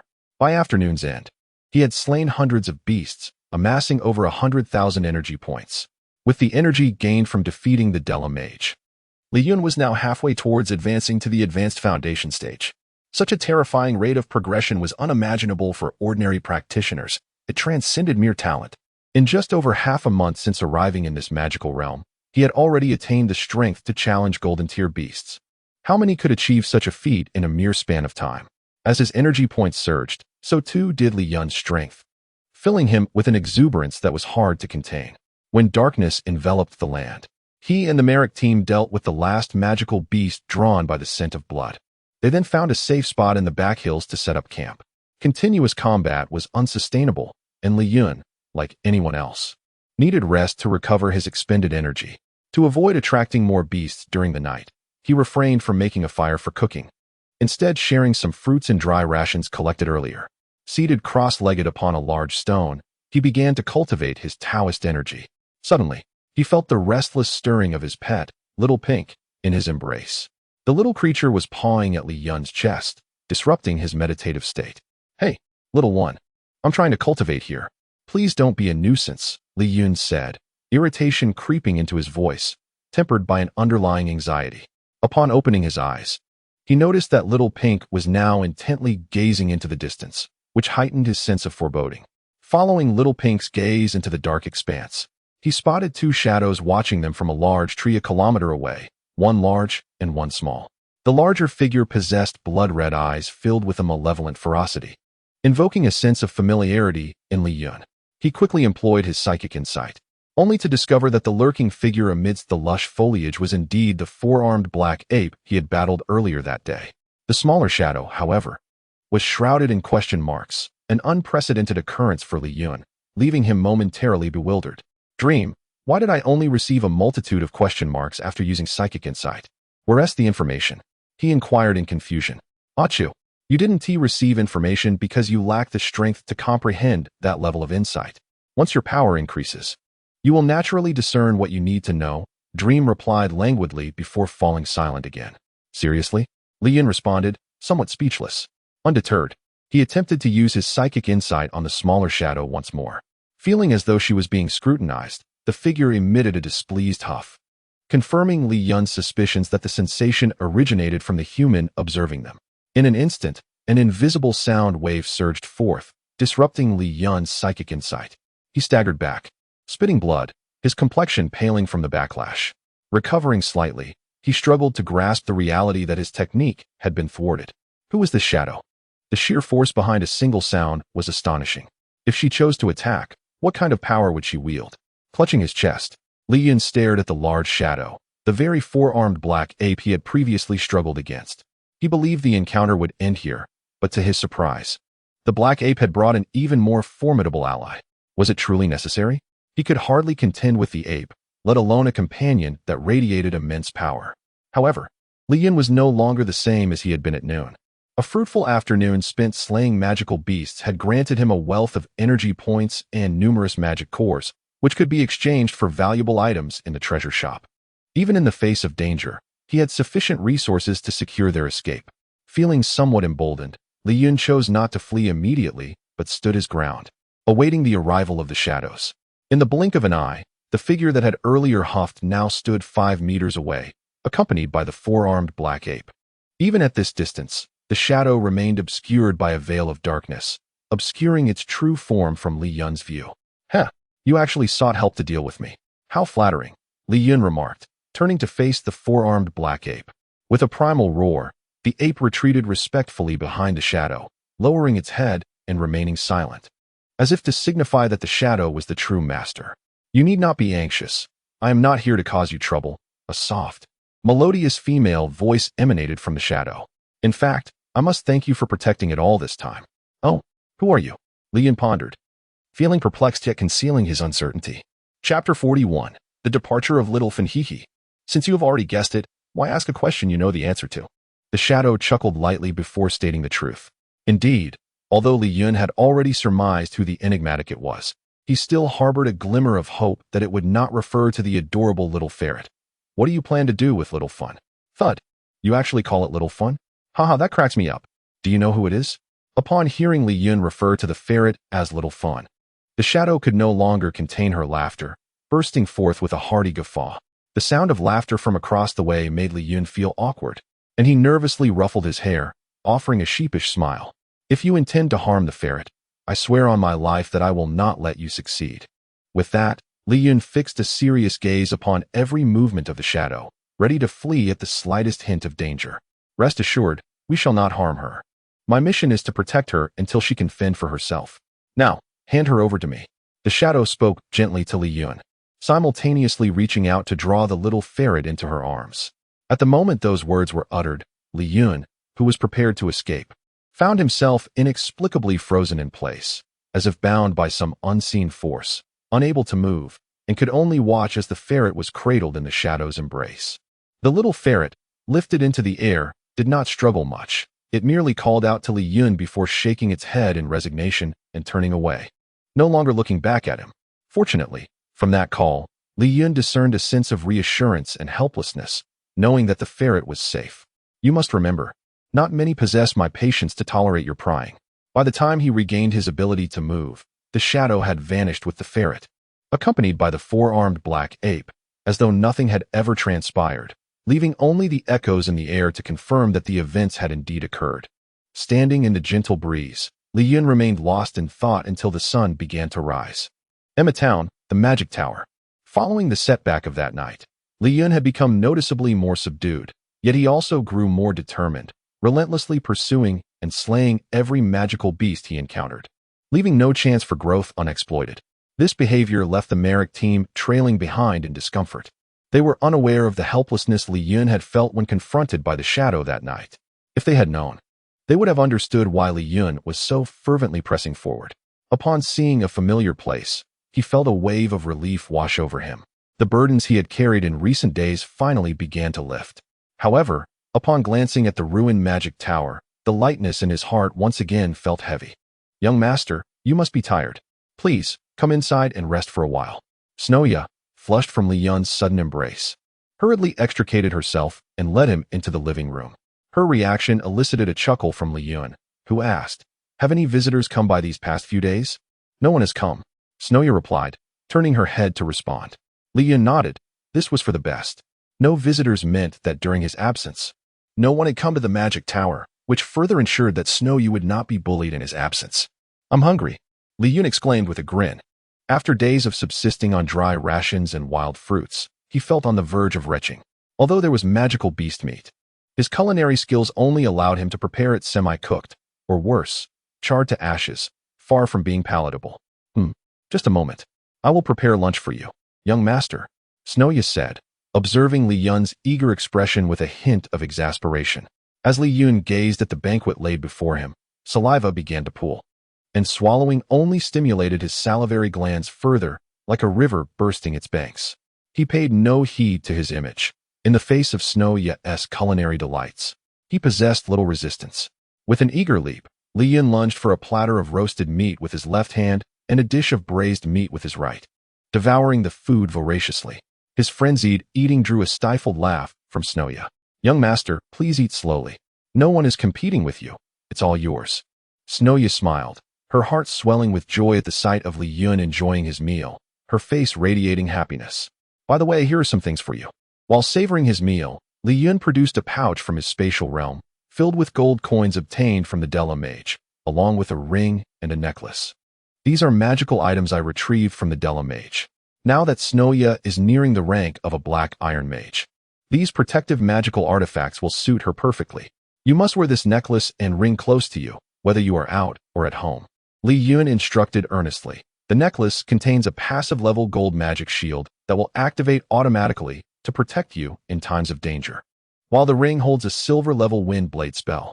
By infusing it with your fire magic, you can unleash a fire blade, and the wind will enhance its power."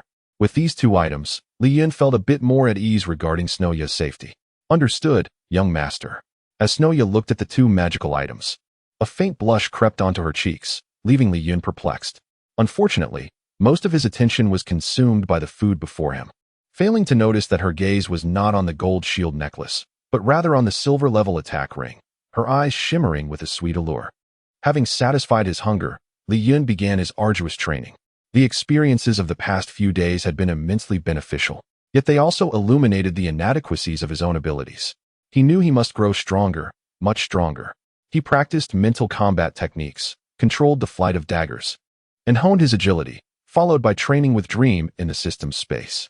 Li Yun gradually became engrossed in his studies, learning the applications of Taoist arts and mastering mental control, leaving traces of his diligence throughout the Magic Tower.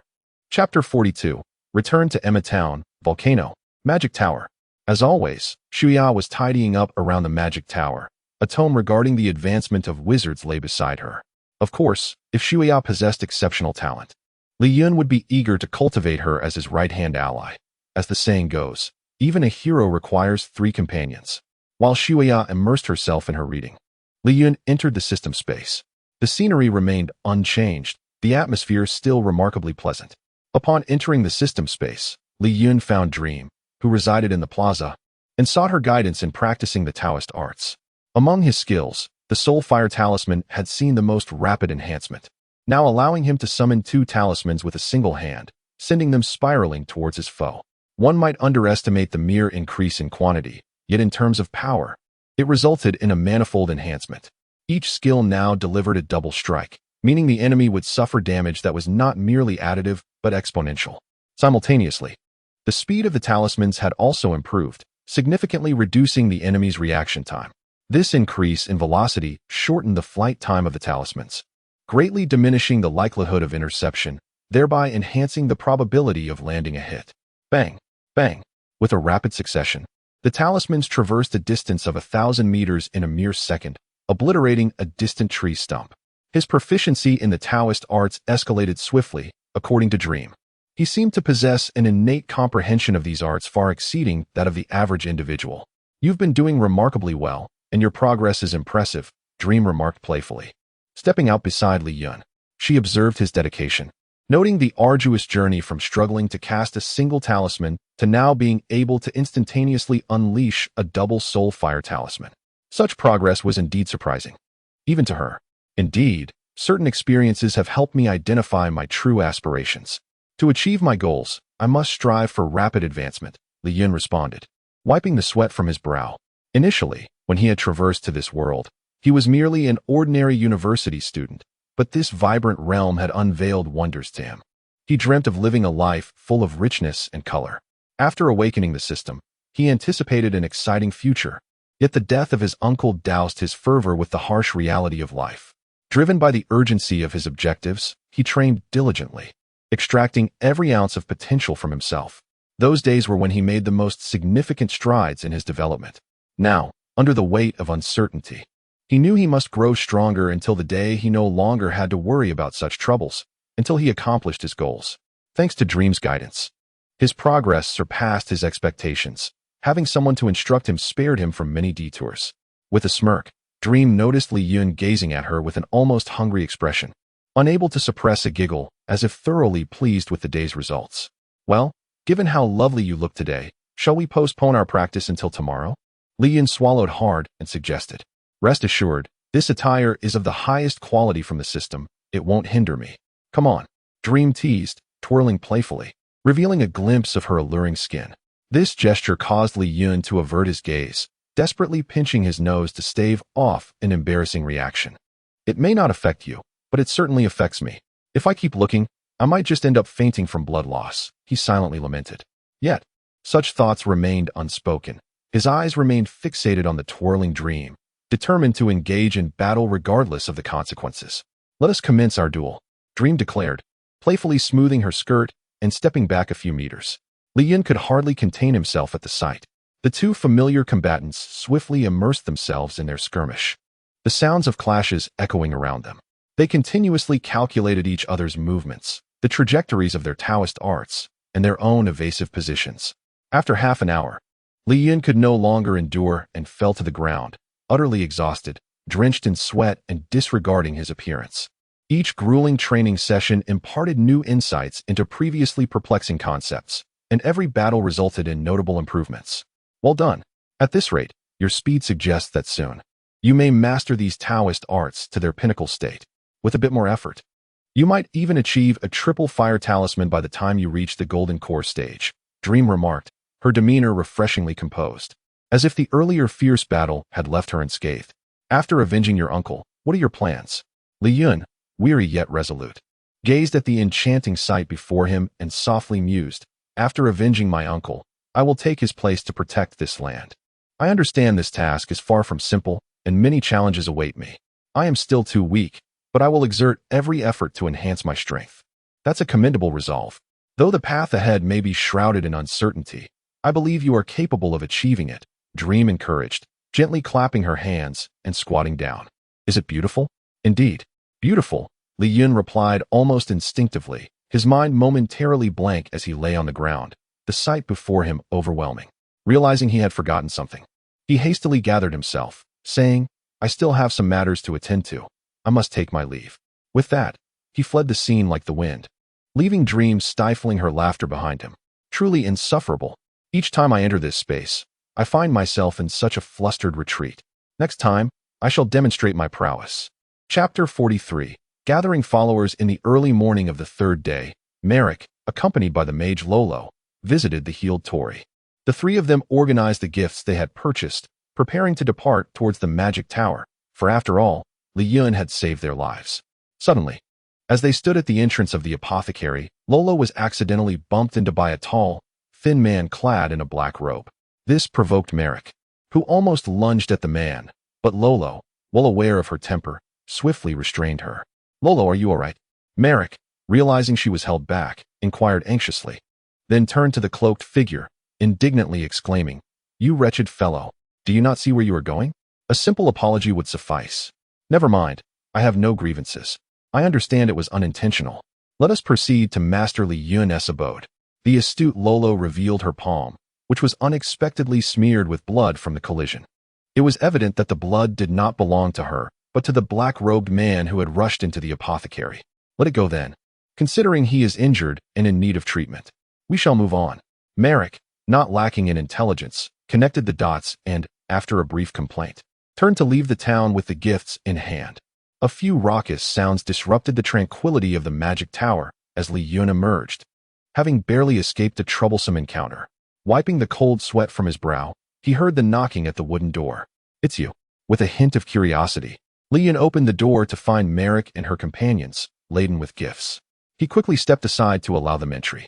Good morning, Master Li Chen. We apologize for intruding upon your rest. We are here to express our heartfelt gratitude for your life-saving assistance. Merrick led the way, presenting a beautifully wrapped package as she entered the magic tower. Seeing their earnest enthusiasm, Li Chen guided them to the sitting room. You need not bring so many gifts. Come, Let us converse in the lounge. As they settled in, Shuya emerged from the kitchen, noticing the guests. Good morning. Welcome to the Magic Tower. I trust you have not yet dined. I have prepared some porridge. Please, do help yourselves. Good morning, Miss Shuya. It is delightful to see you looking so well after a few days. Your magical aura suggests you are nearing the rank of a black iron mage. How astonishing. Just a short time ago in town, I sensed no such energies, and now you are on the verge of an advancement. Lolo, a bronze-level mage, could perceive the fluctuations of fire magic within Shuya, marveling at her swift growth. Reflecting on this, Lolo gazed at Li Chen with bright eyes, contemplating how remarkable it is to be in the company of such a mysterious individual. Master Li Chen, beyond expressing our gratitude, we wish to request a favor. Merrick, nudged by Lolo, set down her bowl of porridge, wiping her mouth hastily. Speak on. I shall assist as best I can. Li Chen, maintaining his composure, sipped his porridge, feigning ignorance of their earlier antics. Thank you, Master Li Chen. We wish to follow you and seek your guidance. Merrick bowed respectfully to Li Chen. Li Chen, taken aback by their unexpected request, quickly realized they sought to join him. He had intended to continue his uncle's legacy of protecting Emma Town. With their acceptance, he could ensure their safety in his absence. Thank you, Master. Thank you. The group erupted in joy, prompting a soft laugh from Shuya as they prepared to gather their belongings. Haha, found you. You thought you could escape. At that moment, a middle-aged man clad in a mage's robe, his expression menacing, arrived in Emma Town. A thin scar ran from the corner of his eye to his mouth, a recent wound that made his already unattractive visage appear even more fearsome. In his grasp, he held a black hound engulfed in flames, exuding an aura of formidable power. The hound was clearly no ordinary beast, its presence indicating at least a silver-level creature, suggesting the mage's own strength was formidable. The town's guards, recognizing the threat, understood that this mage, accompanied by the fearsome hound, was beyond their capacity to confront. They could only hope he would not cause trouble in their midst, especially in the absence of a gold-level mage to defend them. This mage had been relentless in pursuing a thief who had stolen a precious treasure from him, leaving behind the scar as a token of their encounter. Upon entering the town, the hound led the way towards the apothecary. Haha, is it here? At last. I have found you. You've proven quite elusive, but I nearly lost you. The mage cackled maniacally, his gaze fixed upon the apothecary. Chapter 44. A slap in the face. The residents of Emma Town gazed curiously at the enigmatic wizard, whose precise abilities were unknown, as he sauntered through the streets. The imposing presence of his formidable dog was enough to suggest that he was not to be trifled with. Many townsfolk, upon seeing the dog-walking wizard approach, hurriedly stepped aside, contemplating such a majestic hound. Alas, its master is rather unsightly. What could he possibly need at the clinic so early? The clinic in Emma Town was established by a descendant of a skilled priest, proficient in divine healing arts. Although his knowledge of healing spells was limited, it sufficed for a small town like Emma. Typically, his medical skills were adequate for treating minor injuries and ailments. However, the more serious wounds sustained by the Merrick squad had required his divine healing spell, which he could only invoke once a month. The clinic was a modest structure comprising 5 interconnected rooms. Woof! The black hellhound tracked a scent to the clinic's entrance, barking ferociously at a particular room inside. Is it in there? The sinister wizard smirked, extending his right hand as countless water elements coalesced into a crystalline azure arrow. This was the water arrow spell, a basic level 1 water magic, akin to fireball and stone arrow, collectively known as the 3 foundational spells of wizardry. Without incanting a word, he instantly unleashed the magic, indicating that this menacing figure was at least a gold-level wizard, as only those above the 3rd tier of magical proficiency could cast spells instantaneously without verbalization. Boom! With a swift motion, he sent the water arrow crashing through the clinic's doors, eager to seize the treasures concealed within, including that accursed scoundrel. He was determined not to let his quarry escape. The familiar tremors of water magic reverberated through the clinic, startling everyone inside as the door shattered. Damn it! How could he arrive so quickly? The cloaked figure, having tended to his wounds, gritted his teeth and seized a dagger, racing toward the entrance. Now that the enemy had come knocking, if he did not deliver a crippling blow to that black dog, even if he managed to flee, he would still be pursued. Thus, he had to find a way to kill or severely injure that wretched beast today. As the malevolent wizard burst through the wooden door, a glint of cold light flashed as the hellhound lunged at him, propelled by the black flames that erupted around it, forming a fiery barrier that melted the dagger aimed at it.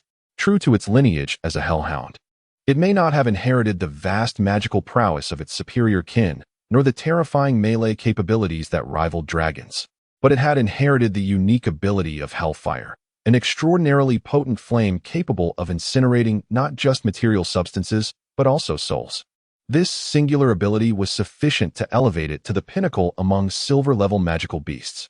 Few could contend with its hellfire, and even if one managed to suppress it, the beast's remarkable speed and agility left it virtually invincible. Woof! The hellhound, having evaded the attack, charged towards the direction from which the dagger had been thrown. Even a wounded assassin could not match a silver-level beast. The failed assailant quickly dodged the water arrow aimed at him, embodying the essence of a strike-and-retreat tactic. A true high-level assassin capable of battling gold-level wizards. As the cloaked figure was forced to reveal himself by the advancing hellhound, he swiftly tore off his black robe and draped it over the beast's head as it leapt towards him. With a powerful kick, he sent the creature crashing through the clinic's wall, tumbling into the street and causing bystanders to scream and flee. The fallen hellhound shook its dazed head, letting out a roar as flames surged around it, scorching the ground as it re-entered the fray. "Damn you, Jack! If you return what you have taken, I shall spare your life," the sinister wizard shouted at the cloaked assassin who had kicked the hellhound away. "Huh, Lothar, do you think I would trust your words again? Had I not taken the initiative in the ruins, I would likely have perished at your hands long ago," the assassin Jack replied darkly, simultaneously channeling wind elements into his dagger, forming a crescent-shaped blade of energy aimed at the sinister wizard. Seizing the moment, the gold-level wizard unleashed his prepared rain of arrows spell, summoning hundreds of water arrows that rained down upon the clinic, enveloping the entire area. Against agile assassins like Jack, such widespread magic was most effective. The water arrows pierced through the clinic's roof, raining down upon the dodging assassin. In an instant, he was surrounded by glimmering arrows, with no escape in sight. Gritting his teeth, he braced himself against the onslaught and charged towards the clinic's wall. The fierce battle reignited Jack's old injuries, and as he crashed through the wall, several water arrows pierced his legs, sending him tumbling to the ground outside. Boom! The clinic, unable to withstand the barrage of magic, collapsed into ruins behind him. Just as Jack thought he had escaped the magical onslaught, the hellhound awaited him outside, its jaws agape, ready to deliver a fatal blow. Unexpectedly, the once revered gold-level assassin met his demise at the jaws of a dog. "Well done, that accursed foe is finally dead." The sinister wizard emerged from the rubble, shielded by a magical barrier, exulting as he approached his pet, which was triumphantly clutching the lifeless body. He picked up a mysterious magical diagram that had fallen from his waist. The fierce conflict, marked by the clash of water magic and hellfire, echoed through the air, leaving the fleeing townsfolk anxiously staring back. This was the aura of a gold-level wizard's battle. How could such a powerful presence suddenly emerge in Emma Town? Li Yun's expression darkened as he realized that mere moments ago, he had intended to protect Emma Town in his uncle's stead, only to find himself confronted so soon. "I shall investigate the town first. Follow me shortly." In an instant, Li Yun vanished from the magical tower and sped towards Emma Town at a remarkable pace. Chapter 45. The Demise of the Hellhound Boom. Suddenly, a flash of violet light streaked from a distance, colliding violently with the hellhound that was viciously gnawing at the assassin's head, erupting into a fiery explosion that enveloped it in a blaze. "Who dares?" The snarling sorcerer, caught in the throes of manic laughter, whirled around, bellowing in fury. "Who is it that seeks death? How dare you lay a hand upon me?" Despite his boisterous bravado, the sorcerer seized the moment to cast a detection spell, sweeping his gaze around in search of the assailant, yet found no trace of the anticipated foe. After all, he was no novice. He was a seasoned adventurer, having navigated the treacherous depths of the Taurian Beast Forest's infamous den of sin. In that split second when the hellhound was struck by the unknown attack, he had swiftly activated his protective magic, encasing himself in a shimmering silver shield. It was the wisest course of action to conjure a defense at the first hint of danger. He realized that the only one capable of attacking him at this moment could only be the guardian of this quaint town. Yet he was taken aback by the presence of such a formidable sorcerer in this seemingly insignificant and remote locale. Judging by the potency of the magic that had struck the hellhound, this guardian possessed at least silver-tier strength. However, He pondered how such a diminutive town could possibly sustain a sorcerer of such caliber. In the distance, a mere 2,000 meters from the clinic in Emma Town, Li Chen hastened towards the location of the snarling sorcerer, deftly tossing a soul fire talisman. Though he could not discern the sorcerer's words, the shapes of his lips revealed his intent. What an arrogant individual! The instant the sorcerer enveloped himself in a magical shield, it became evident that he was a battle-hardened veteran, far from being a delicate flower confined to a greenhouse. Observing the fluctuations of magical energy, it was clear that he was at least a golden tier powerhouse. The very soul fire talisman that had struck the Hellhound was wielded by Li Chen. Upon sensing the magical combat waves emanating from Emma Town while within the magic tower, he had dashed forth towards the town, just in time to witness a figure being hurled from the crumbling clinic, clutched by a hellhound wreathed in black flames. Though he did not know the identity of the figure, the audacity of the Black Hound to act with such ferocity in Emma Town implied it was no ordinary creature. Without hesitation, Li Chen unleashed his talisman, sending the hellhound flying far from its prey. Upon realizing that his beloved hellhound had failed to locate its adversary, the snarling sorcerer shouted, "Cowering coward, if you've got the guts, show yourself. Do not hide like a turtle." His words dripped with vile invective, an attempt to provoke Li Chen into revealing himself. Li Chen let out a cold laugh. He had always been composed, and while he occasionally succumbed to impulsive fervor, it did not render him foolish. He had learned much since the tragic death of his uncle during the pursuit, cultivating a patience and steadiness that could not be easily unraveled by mere taunts. The townsfolk, who had previously fled in terror from the fierce battle, now stood frozen in shock at the sudden turn of events.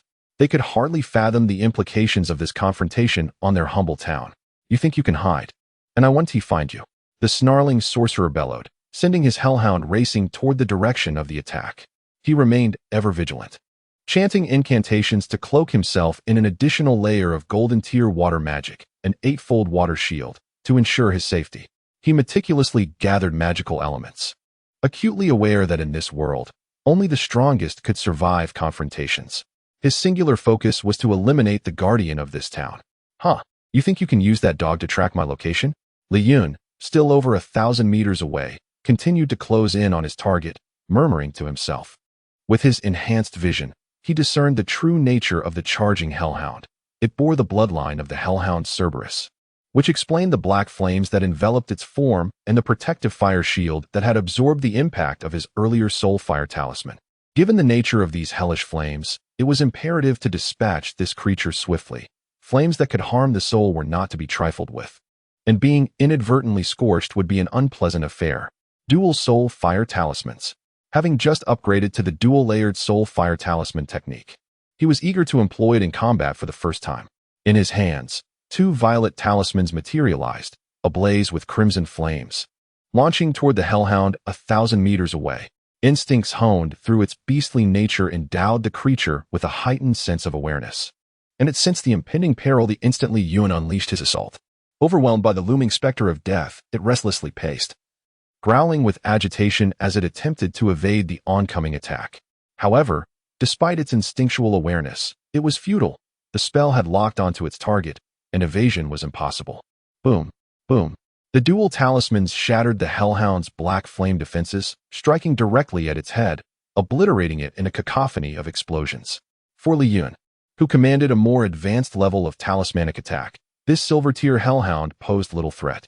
Yet, the nature of its hellfire necessitated caution, prompting him to act decisively and eliminate the beast without hesitation. Chapter 46. Lingering Doubts. Boom. The hellish black dog collapsed as it ran, its blood, ablaze with dark flames, gushed forth like a fountain, corroding the ground as if it were sulfuric acid. Its still vibrant limbs twitched violently, sharp claws tearing the stone pavement into disarray, until, moments later, all was still. How could this be possible? The grotesque sorcerer stared in shock at his pet, which had barely ventured far. In the aftermath of the fierce battle, he had become overly exhilarated and let his guard down, allowing the enemy to launch a successful ambush. Despite the attack's silver-grade intensity, which had inflicted little harm on his pet, he had not anticipated that, even while prepared, the adversary could so easily dispatch his creature. Furthermore, the distance from which the enemy's magic had struck far exceeded his own perceptive limits. Haha, dare to cause trouble in my domain. You shall pay with your life. A bloodthirsty grin crept across Li Yun's lips as he licked them, locking onto the grotesque sorcerer's head with his spell of attack. However, before he could unleash his magic, the once arrogant sorcerer suddenly detected something terrifying and fled in the opposite direction of Li Yun's soulfire talisman. Li Yun was stunned. He could hardly believe how swiftly a sorcerer could run on mere legs. The sorcerer's face turned a ghastly pale, whether from his own thoughts or some mysterious attack. He could not tell. Yet, he understood the formidable nature of the silver-grade magic dog, its protective black flames capable of incinerating and weakening any magical assault, akin to a golden-grade shield. Is this a joke? Why must I encounter such a mysterious magical attack in this desolate place? Suddenly, the sorcerer's expression shifted. What is this sensation? Oh no, that damned fiend. I must flee. I am being targeted. He felt every hair on his body stand on end. This overwhelming sense of danger was akin to the sixth sense he had honed through years of perilous adventures in the beast-infested forest. Without hesitation, he bolted toward the crowd. In this critical moment, his speed surged like lightning, attempting to evade any potential magical onslaught. From a distance, Li Yun grumbled. This cursed intuition, this damned experience, just knows to flee to where the crowds gather? Flee quickly. At the instant Li Yun abandoned his attack, the grotesque sorcerer sensed something. The pressure of danger easing slightly in his mind. He recognized the opportunity was fleeting. If he did not escape this perilous range swiftly, his fate was sealed. Ignoring his pet's lifeless body, he prioritized his survival above all else. The grotesque sorcerer, fortified by his golden-grade magical shield, chose a route through the crowded areas and sprinted unhesitatingly toward the outskirts of Town. Everyone, including Li Yun, was astonished that the previously arrogant figure would flee, retreating without even encountering the enemy. He escaped with such decisiveness and grace. From his fleeing movements and chosen path, it was evident that this seemingly menacing sorcerer possessed a meticulous mind. Li Yun observed in disbelief, having seen many who valued their lives. He had never encountered such shamelessness, seeking ordinary people as human shields, reminiscent of a tiger biting a turtle, utterly helpless. Flee, escape with all your might. I shall see how you elude my pursuit. Li Yun grit his teeth, sighing inwardly, though he yearned to eliminate this deranged golden sorcerer in Town. The numerous layers of protective magical shields enveloping him made it clear that even a full-force attack would not suffice to breach them immediately. Coupled with the sorcerer's vast evasion experience and beast-like instinct, the likelihood of successfully slaying him while he was on guard was exceedingly low. Moreover, any miscalculation could result in significant casualties among the townsfolk, a consequence Li Yun could not abide. This was undoubtedly not what Li Yun desired. As he contemplated taking over as the guardian of this place, safeguarding the townspeople became paramount. Only after the adversary departed would he have the opportunity to unleash his full potential. Thus, he reluctantly watched the cowardly sorcerer, shielded by magic, barreling towards the exit. Colliding with ordinary people along the way who were unprepared, their cries of anguish echoing as they were knocked aside. Fortunately, they sustained only severe injuries, with no fatalities reported. Once assured that the sorcerer had distanced himself from the town, Li Yun accelerated, careful yet swift. In that fleeting moment of the grotesque sorcerer's panicked escape, Li Yun felt an unsettling sensation, as if the sorcerer recognized him or had heard of him from somewhere, igniting a flicker of doubt within him. Thus, he resolved to uncover the truth behind this matter, to prevent any unforeseen complications. Chapter 47. The Unraveling of Doubts. 10 kilometers away from Town, the fearsome sorcerer was gasping for breath, utterly exhausted. As a mage, he had just sprinted for a full half of a magical hour, covering an impressive distance solely through his own stamina. Even as a gold-tier mage with a physique rivaling that of a black iron warrior, he found himself breathless. Oh, the thrill of being alive is unparalleled. If my eyes do not deceive me, the enigmatic spell I encountered earlier, enveloped in flames yet as light as ordinary parchment, possesses an extraordinary range and a stealthy strike capability. It bears a striking resemblance to the lead in the bounty notice from the underworld. If all goes well, that reward of 100,000 gold coins shall rightfully belong to me, the menacing sorcerer murmured, regaining his composure with a gleeful tone. He could hardly believe that such a formidable assassin would hide in a remote little town. It seemed the heavens were favoring him. Having just acquired a treasure, he now stood to gain a further fortune of 100,000 gold coins. Fortunately, I fled swiftly. I had no idea I was being pursued by a mysterious powerhouse capable of slaying platinum-tier mages. No wonder the reward for information was so generous. He continued to mumble to himself. Little did he know, 1,000 meters away, Li Chen was employing a small map to ascertain his precise location, clearly observing the details on the bounty notice. Ever since the sorcerer had fled Emma Town, Li Chen had been meticulously tracking his trail. With the map's guidance, any enemy within 1,000 meters could not elude his scrutiny. Li Chen remained closely behind the sorcerer, ensuring that no matter how frantically he ran, he could not shake off Li Chen. Thus, each of his movements fell under Li Chen's vigilant watch, who harbored a cat-and-mouse mentality, waiting for the perfect moment to strike once the enemy was utterly fatigued. With his extraordinary vision, Li Chen noticed the sorcerer pull out the bounty notice, which unmistakably depicted the soul fire talisman he had deployed during his ambush on Mage Della. I did not anticipate this twist. Seeing the gold coins on that notice nearly tempted me to sell myself out. Li Chen chuckled at the sight of the bounty. It was no wonder the sorcerer was fleeing with such urgency. He was evidently terrified by Li Chen's reputation. What did it matter that he was a gold-tier mage? An assassin capable of slaying a platinum mage attempting to claim a reward would likely find himself outmatched. Li Chen smirked, realizing that the ones seeking the bounty, aside from the mysterious faction in the Falling Dragon Forest, were likely none other than those who held Mage Della in such high regard that they would offer a bounty of 100,000 gold coins for the assassin's capture. Thankfully, he had concealed his true identity at that moment. Otherwise, the consequences would have been dire. However, Li Chen was blissfully unaware that the faction pursuing him sought merely to identify the elusive power that lay behind him. Had he known, he would have undoubtedly been even more amused. Fortuitously, the sorcerer had chosen to stir up trouble in Emma Town, which had struck Li Chen as suspicious. Had he failed to track the sorcerer down and allowed him to escape, the ramifications of relaying information about Emma Town to that mysterious faction could have been catastrophic. Li Chen pondered silently, recognizing the gravity of the situation. Being targeted by such a powerful organization, capable of placing a bounty of 100,000 gold coins, could have resulted in a fatal ambush if he remained unaware. Yet, now that he was aware of this development, the sorcerer no longer had any reason to leave this place alive. With that in mind, he resolved to eliminate the adversary at close range. Invisibility. He cast upon himself, suppressing his presence as he stealthily approached the sorcerer, who was still engrossed in examining the bounty notice. As the chase continued, time slipped away swiftly. 3.5 days later, the sorcerer had traveled tirelessly day and night, finally nearing the infamous den of adventurers known as the Gold Sink. Once he reached it, he would be safe. It was a haven for the wealthy, guarded by numerous holy-tier powerhouses who would not tolerate any raucous behavior. Having fled so far, he believed his pursuers would no longer follow. Relaxing for the first time, he thought, they clearly do not take me seriously. I will make them regret underestimating me. This sentiment revealed his petty nature, as he bore a grudge against those who had disregarded him. In the distance, Li Chen awaited the opportune moment to draw closer to the sorcerer. Reflecting on the past 3 days, he felt a mix of resentment and admiration for the sorcerer. There were times when he had nearly caught up, only to have the sorcerer's terrifying intuition lead him to escape in a frenzy. Now, it appeared the sorcerer had truly let his guard down, resting in a moment of vulnerability, an ideal opportunity. Suddenly, danger struck.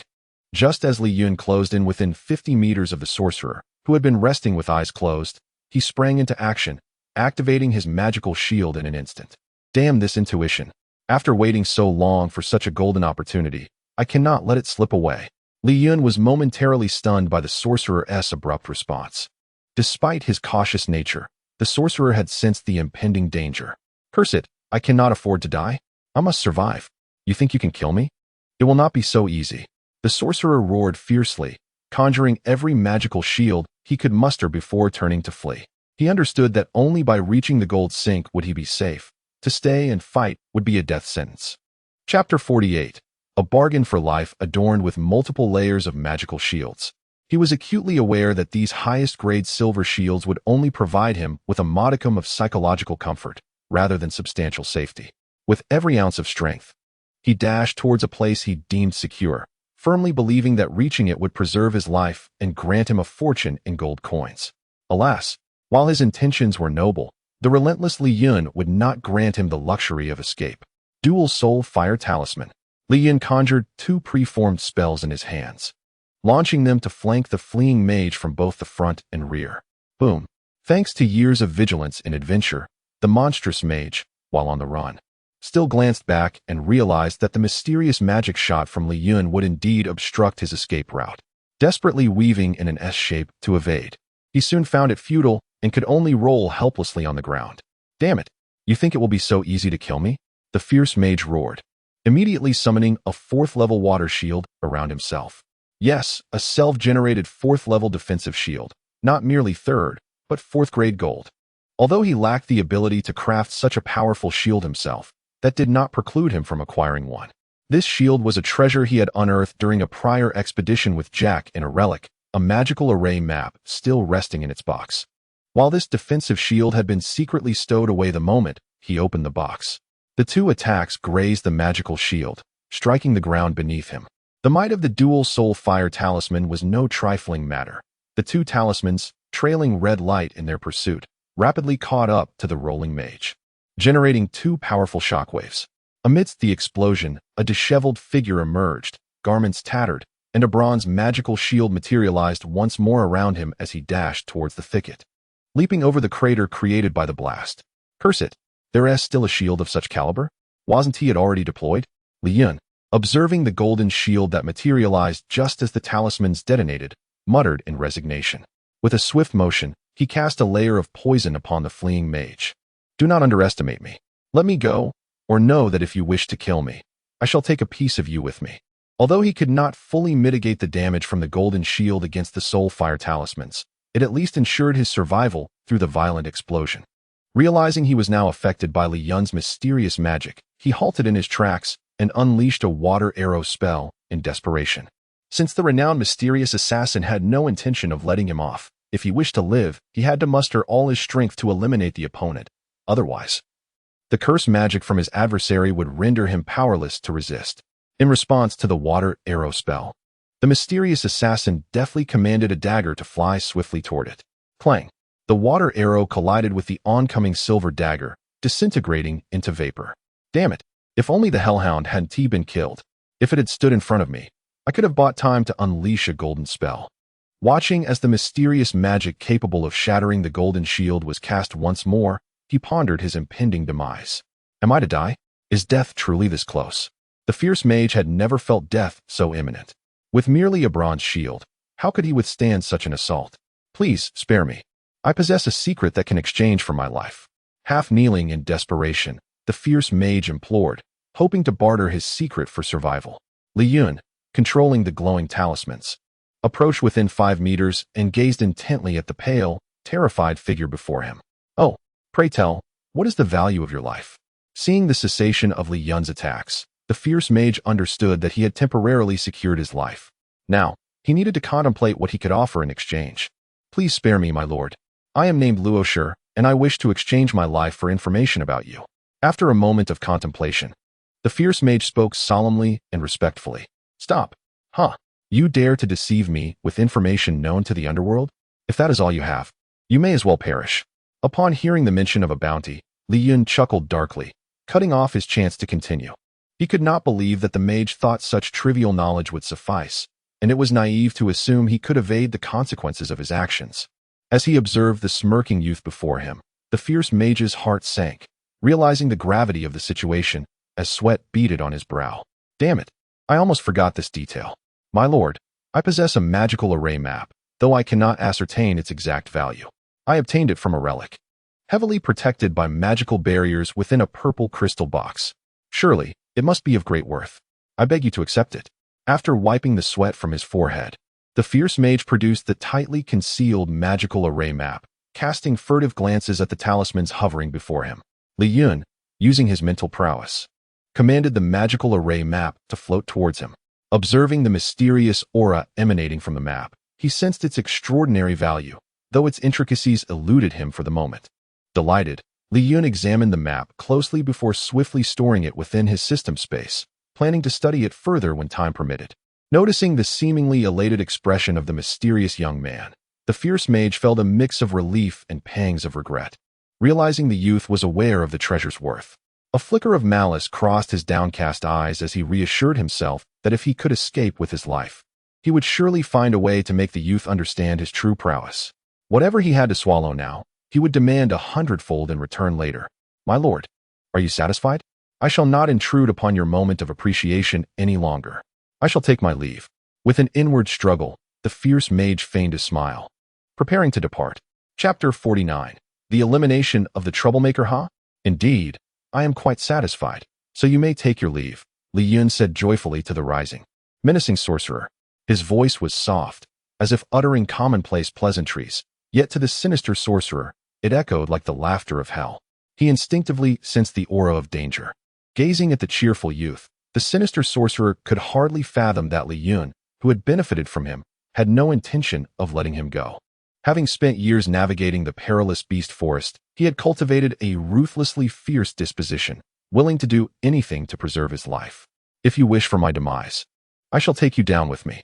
The sinister sorcerer roared in despair, as all magical elements around him converged into his body, various types of magic elements clashing and fusing within him, expanding in an instant.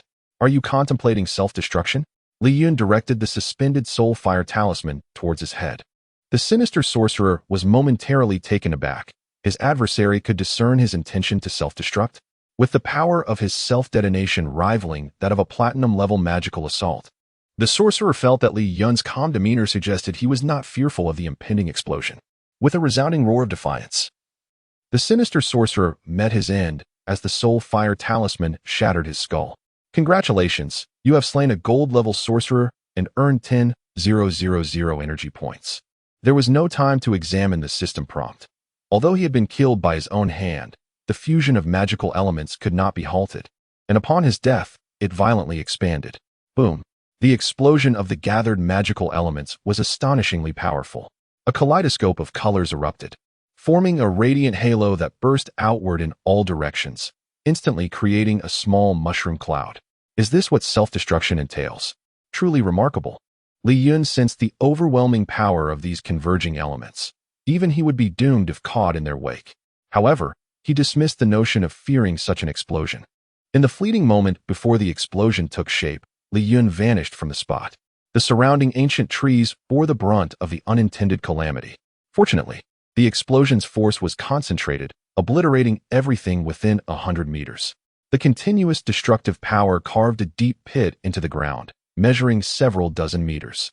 Moments later, as the residual shockwave of the sinister sorcerer's explosion dissipated, Li Chen reappeared at the original site. After surveying his surroundings, he swiftly descended into the pit, searching for something.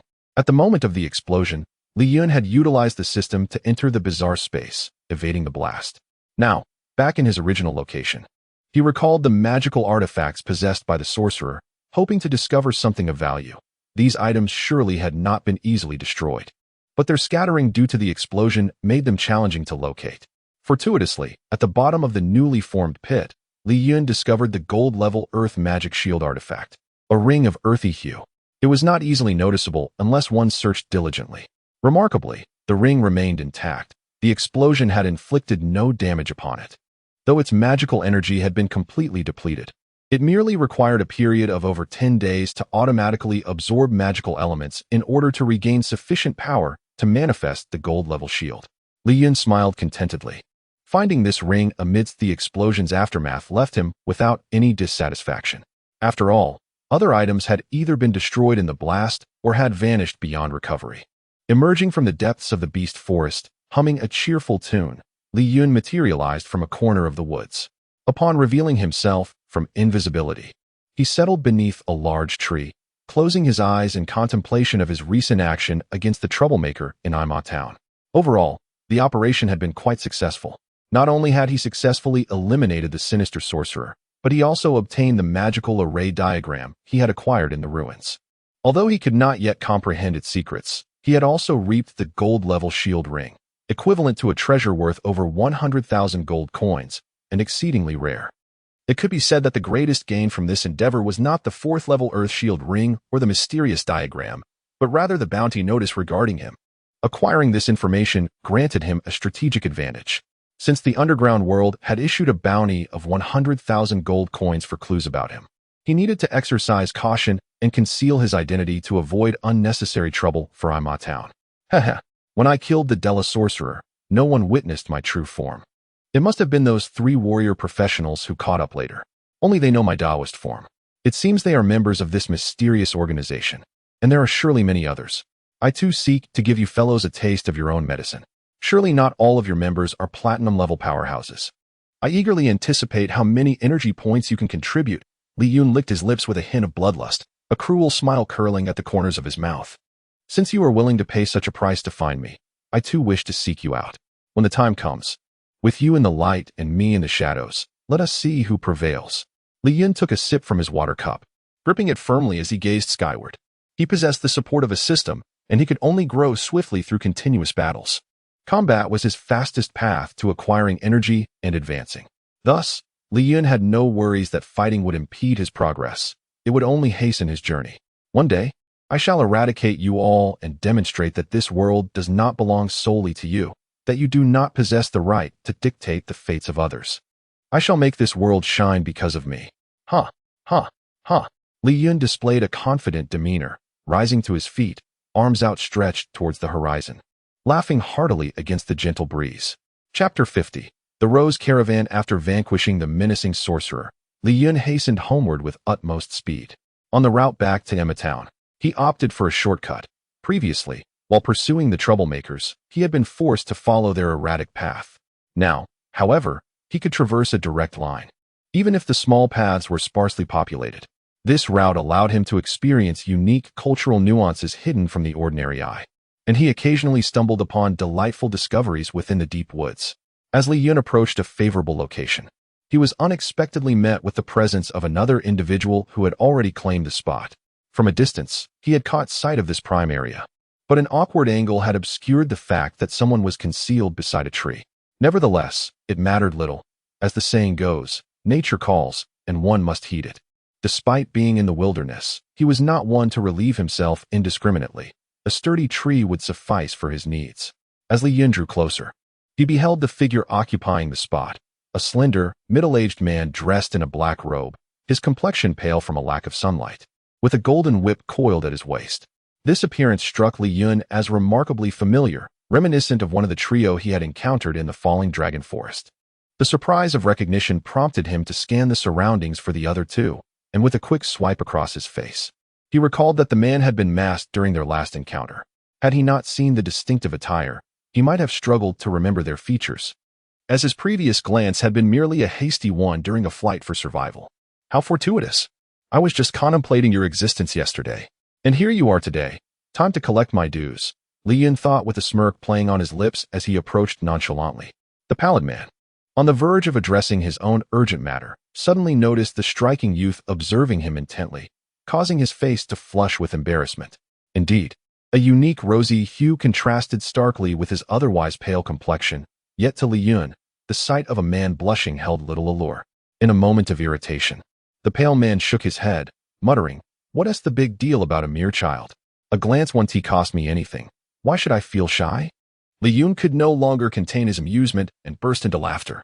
"Hey, you insolent brat, stop laughing and look away," the pale man retorted, turning his head in a huff, agitated by his own embarrassment. "Did you just call me a brat?" Li Yun shot back, casting a discerning eye over the man before glancing behind him to confirm he was alone. With a dismissive snort, he feigned indifference, striding past while deliberately nudging the man with his shoulder. He then proceeded to relieve himself, casting a contemptuous glance toward the man's groin. The pale man, following Li Yun's gaze, looked down only to witness the transformation of his complexion from pale to crimson, and then to a deep shade of blue-black. Li Yun couldn't help but marvel at the man's dramatic color changes, reminiscent of a master of Sichuan opera. Once finished, Li Yun triumphantly hummed a tune, shaking his hips in mockery. The pale man's face contorted with rage, his fingers tightening around the whip, turning increasingly white with suppressed fury. Li Yun, sensing the potential for violence, remained cautious. Having come to collect his dues, he could not afford to be harmed by his prey. His earlier antics had been mere provocation to vent the frustration from his previous escape. Moments later, the seething man, now visibly fuming, unexpectedly broke into a sinister laugh, raising his hand in a delicate gesture. "Young man, You possess quite the character for one so young. I am Du Jun, the leader of the Rose Caravan. Our caravan is resting just ahead. As it approaches noon, would you care to join me for a visit? The man's demeanor softened, a faint blush gracing his cheeks as he gently took hold of Li Yun's hand, squeezing it with an unsettling tenderness. The pallid man's face flickered with a mix of joy and an unsettling fervor, quickly masked by an expression of shyness. However, he failed to notice the glint of purple light flashing in Li Yun's narrowed eyes, capturing the man's true emotions with ease. Li Yun, suppressing a wave of nausea at the man's coy demeanor, averted his gaze to regain his composure. Yet, in a world as unpredictable as this, how could one suddenly extend such hospitality? If he were genuinely welcoming, it would be one thing, but the man's expression hinted at ulterior motives. Had he recognized Li Yun? As he pondered, he realized he was dressed simply, without any apparent flaws that could expose his identity. With a sigh of relief, he dismissed the thought. What could this man possibly want from me? Is there something about myself that I remain unaware of? Li Yun mused, shaking his head. He decided to follow the man, knowing that it was futile to dwell on uncertainties at this moment. The invitation to his camp presented a perfect opportunity to confront the group. Regardless of your intentions, escape from my grasp shall prove impossible. Chapter 51. The distorted leader. Though Town is a small settlement, it has flourished economically in recent years under the protection of the Gold Mage. Its proximity to the Beast Forest has bestowed an abundance of local specialties, attracting numerous merchant caravans to its gates. At this moment, the caravan members are busy kindling fires for cooking, having arranged their horse-drawn carriages in a circular formation, creating a rudimentary defensive structure. Outside, a contingent of armored warriors stands guard. Despite their seemingly ordinary appearance, akin to black iron or bronze tier professionals, a closer inspection reveals a disciplined formation reminiscent of seasoned soldiers.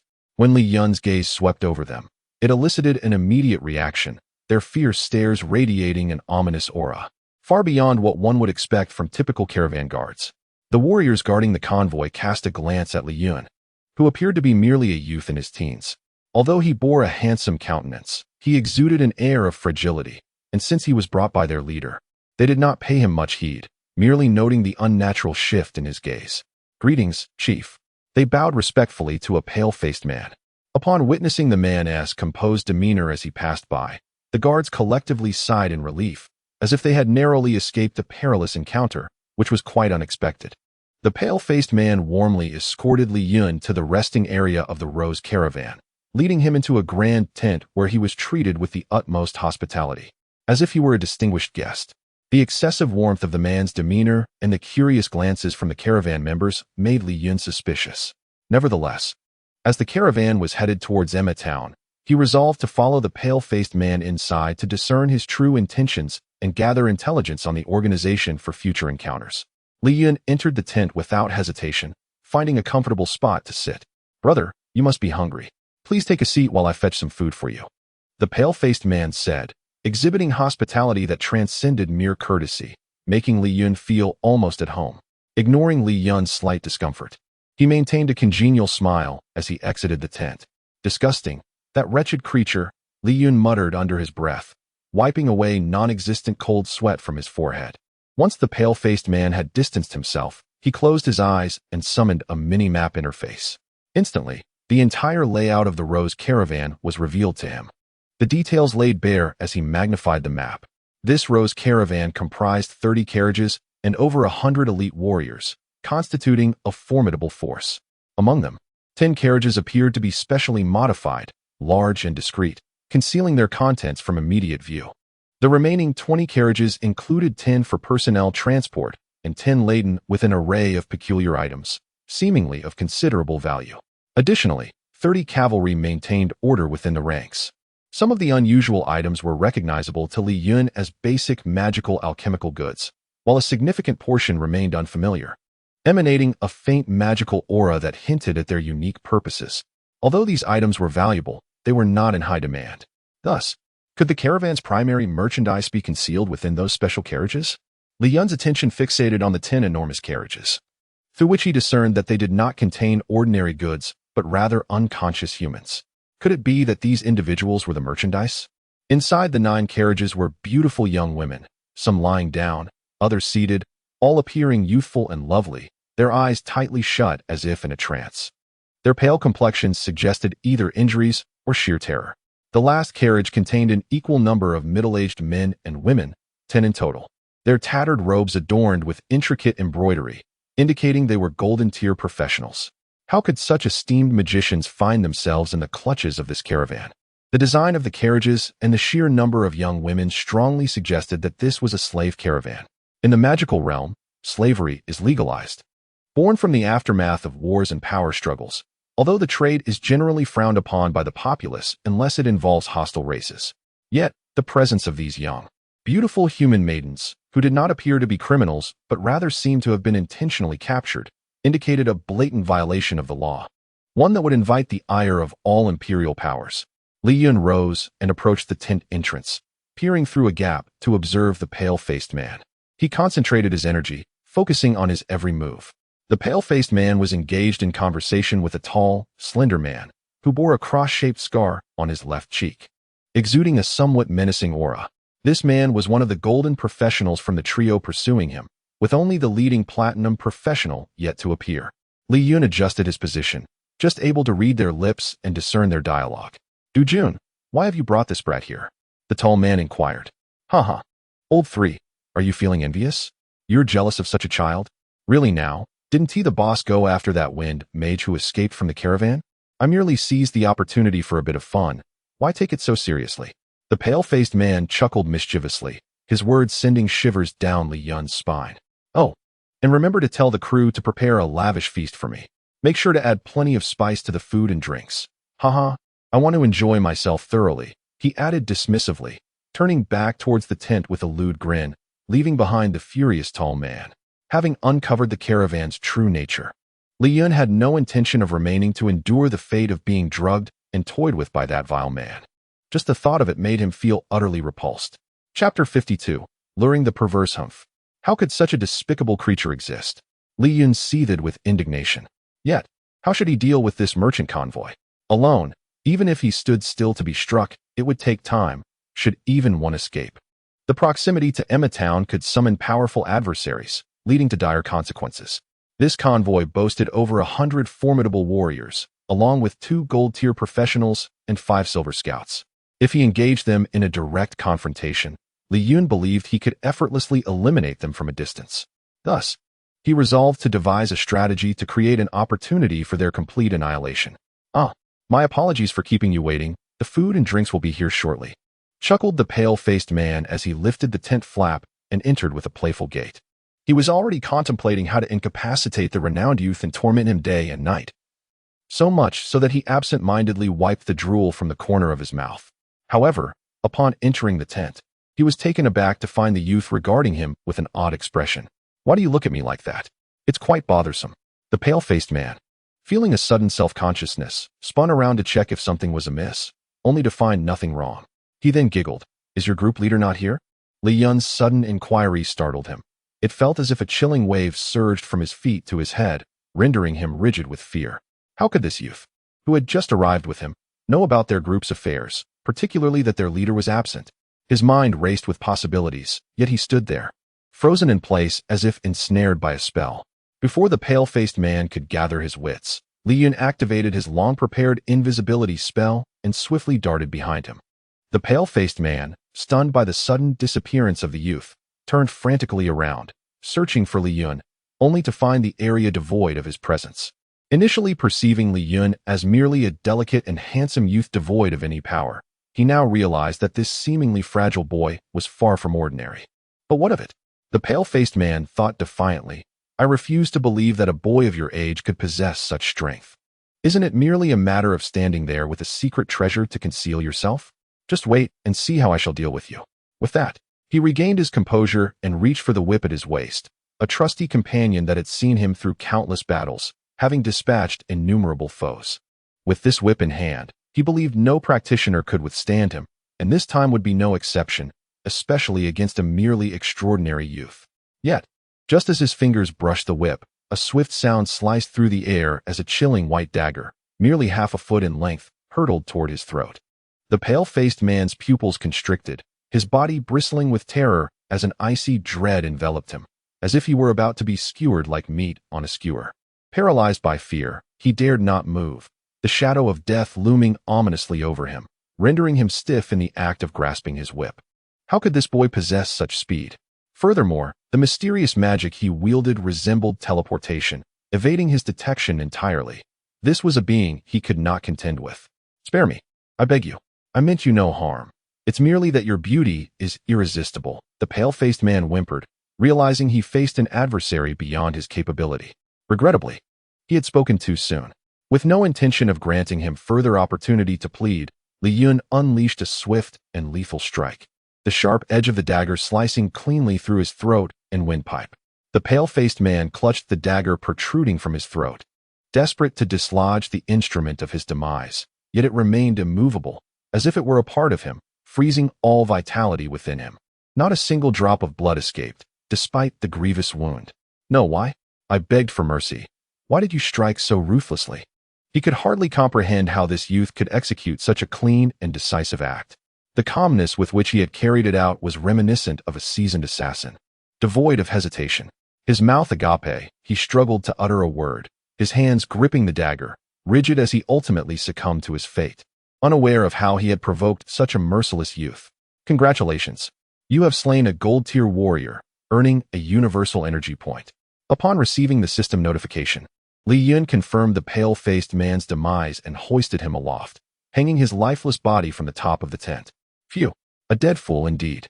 Had he remained silent, I might have questioned him further, but daring to utter such repugnant words sealed his fate. Li Chen exhaled softly, though the assassination had been executed in an instant. It had drained considerable energy. Having dispatched a gold-tier professional, it was now time to eliminate the enemies outside. Chapter 53. Breaking one by one. After Li Chen managed the affairs within, he caught sight through the tent seam of a middle-aged attendant cautiously approaching with a platter of food and drink, his demeanor suggesting he was privy to certain knowledge. Gazing intently into the attendant's eyes, Li Chen remained composed as the man spoke. "Esteemed guest, the drinks and delicacies prepared by the overseer have been delivered to you." The attendant, unnerved by Li Chen's unwavering gaze, inhaled deeply and bowed respectfully, casting a glance around to ensure their superior was absent before exhaling in relief and greeting him. "Your overseer has gone to retrieve something of great importance. He instructed you to place the food and drink upon the table and also to summon another overseer for a crucial discussion." Li Chen spoke softly while seated calmly on a stool. Observing the attendant exit, Li Chen circled the tent and took his position, intending to deliver a lethal blow when the other member of the trio, a golden-class professional, arrived. It was not long before Li Chen, concealed near the entrance, saw the tall, lanky man saunter in with an air of nonchalance. Upon entering, he noted the absence of anyone within the tent, save for the aromatic dishes on the table, which piqued his curiosity. Strange, wasn't the second-in-command supposed to have urgent matters to discuss? Why is there no one here, not even that lad I just escorted? The tall man mused as he seated himself, casually pouring a glass of wine for himself. He dared not touch the food, remembering he had instructed the attendant to lace the dishes with a potent sedative. Lifting the filled glass to his lips, he savored the wine, exclaiming, "What a fine vintage. Such a shame it was wasted on that lad. It's far better suited for me." His demeanor revealed him to be quite the connoisseur of wine, as he raised his cup, preparing to down it in one gulp. However, at that moment, as he tilted his head back, he froze, noticing a shadow looming above him. In the dim light of the tent's ceiling, he had failed to detect the presence of a hidden figure. "Ah, who dares to murder my brother?" the tall man bellowed in shock. Recognizing that the figure suspended above was none other than his beloved second brother, a white dagger protruding gruesomely from his throat. A chill coursed through him as the realization struck. Someone had infiltrated the camp and executed his dear sibling without a trace. His anguished cry reverberated throughout the tent area, drawing the attention of nearby individuals. This was the domain of the overseer, and with the prowess of a golden-class warrior, how could such a calamity occur? Those with quick reflexes hastily made their way toward the source of the commotion. As Li Chen observed the tall man's horror upon discovering the body, he cautiously crept behind him. Just as the man recoiled in alarm, Li Chen had already positioned another dagger along his retreat path. In the next instant, the sharp blade found its mark, plunging silently into the back of the man's neck. Blood erupted from his mouth, choking him as he struggled to articulate a coherent sound. The tall man gasped, his mouth agape, the dagger protruding grotesquely, rendering him speechless. His eyes widened in disbelief as he attempted to turn and discern who possessed the audacity to execute such a stealthy assassination. Alas, his efforts were in vain. As his head turned, he found himself too weak to continue and ultimately collapsed to the ground in defeat. His previous shout had attracted the attention of several middle-ranking team leaders nearby, while the second overseer's peculiar voice might have been disregarded. The unmistakable cry of the third overseer sent a wave of unease through them. 5 silver-ranked leaders gripped their weapons tightly and signaled one another as they advanced toward the large tent. Upon nearing, the leaders exchanged glances and summoned a silver knight wielding a lance to part the tent's curtain, proceeding inside with utmost caution. As they entered, they beheld the third overseer. Eyes wide with fury, a dagger piercing through his throat, hands grasping futilely as he lay lifeless on the ground, unmistakably dead. The 5 leaders quickly surrounded the fallen overseer, forming a protective circle. One among them knelt down, reaching out to check for breath. Moments later, his expression darkened as he looked up, shaking his head in grim acknowledgement. The third overseer had indeed succumbed, the dagger having pierced through his neck and mouth, rendering him beyond salvation. It was unfathomable that a golden-class professional could be dispatched by an assassin in mere seconds. Where is the assassin? The remaining 4 leaders widened their eyes, scanning the interior of the tent. Its unscathed exterior suggested no one had exited. They had been nearby when the scream pierced the air and had seen no one leave the entrance. Could it be that the killer still lurked within this very tent? The 5 quickly formed a defensive circle, wary of the possibility that a killer capable of slaying a golden-class professional was not someone they could confront individually. Together, they began to search their surroundings. Inside the tent, there was merely a table, several chairs, and an unmade wooden bed, leaving no apparent hiding places. Suddenly, one of the members positioned by the table pointed upward, exclaiming, "Look above. Is that not the second overseer? Why is he suspended there? Quickly, we must bring him down." Chapter 54, Chaos. Bloodshed. Li Chen, concealed within their midst, observed the movements of the 5 silver commanders. As their attention was diverted by a commotion overhead, he deftly maneuvered a short sword, launching it towards the warrior wielding a spear who had instinctively looked up. In a swift and silent strike, before the echoes of shock had subsided, a piercing scream emanated from behind. A short sword had pierced through the chest of the unsuspecting warrior, striking precisely at the heart. The force propelled him several meters forward before he collapsed lifelessly to the ground. The glimmering blade had taken the life of their comrade without their awareness. An assassin, hiding within the confines of the tent. How could that be possible? The tent was scarcely spacious, devoid of any suitable hiding spots, and they had thoroughly searched it upon entry. Where could this assassin possibly be concealed? Could it be that he possessed the art of invisibility? As they gazed in disbelief at their fallen companion, the remaining 4 displayed expressions of incredulity. The slain silver warrior was perhaps the most aggrieved, unaware of how he had been struck down among his peers. Little did they know, Li Chen was indeed the one who wielded the secret of invisibility. Moments prior, he had positioned himself to the side, manipulating the corpse above to create a disturbance, thus capturing their attention. As soon as their focus waned, he seized the opportunity, thrusting his sword into the heart of the nearest member. The assassin is surely still among us. There are no traces of anyone having exited. Everyone, stay cautious. Gather together and remain vigilant against any sudden appearances of the assassin, commanded a composed middle-aged man. Remarkably, the initially panicked quartet managed to regain their composure at the sound of his authoritative voice, swiftly forming a defensive perimeter. Li Chen observed this scene with a cold smirk, directing a dual-soul fire talisman at the experienced commander. Those who are overly clever often meet their demise first. Suddenly, the composed commander, who had been directing the defense, was struck down by a mysterious violet light, his head shattered by the force of the magical attack, leaving behind a gruesome spectacle, with the flames consuming his remains, wafting the scent of charred flesh into the air. Flee! We must escape quickly. With 2 comrades already lost, the 3 remaining members were paralyzed with disbelief as they beheld Li Chen, who had revealed himself after casting a spell.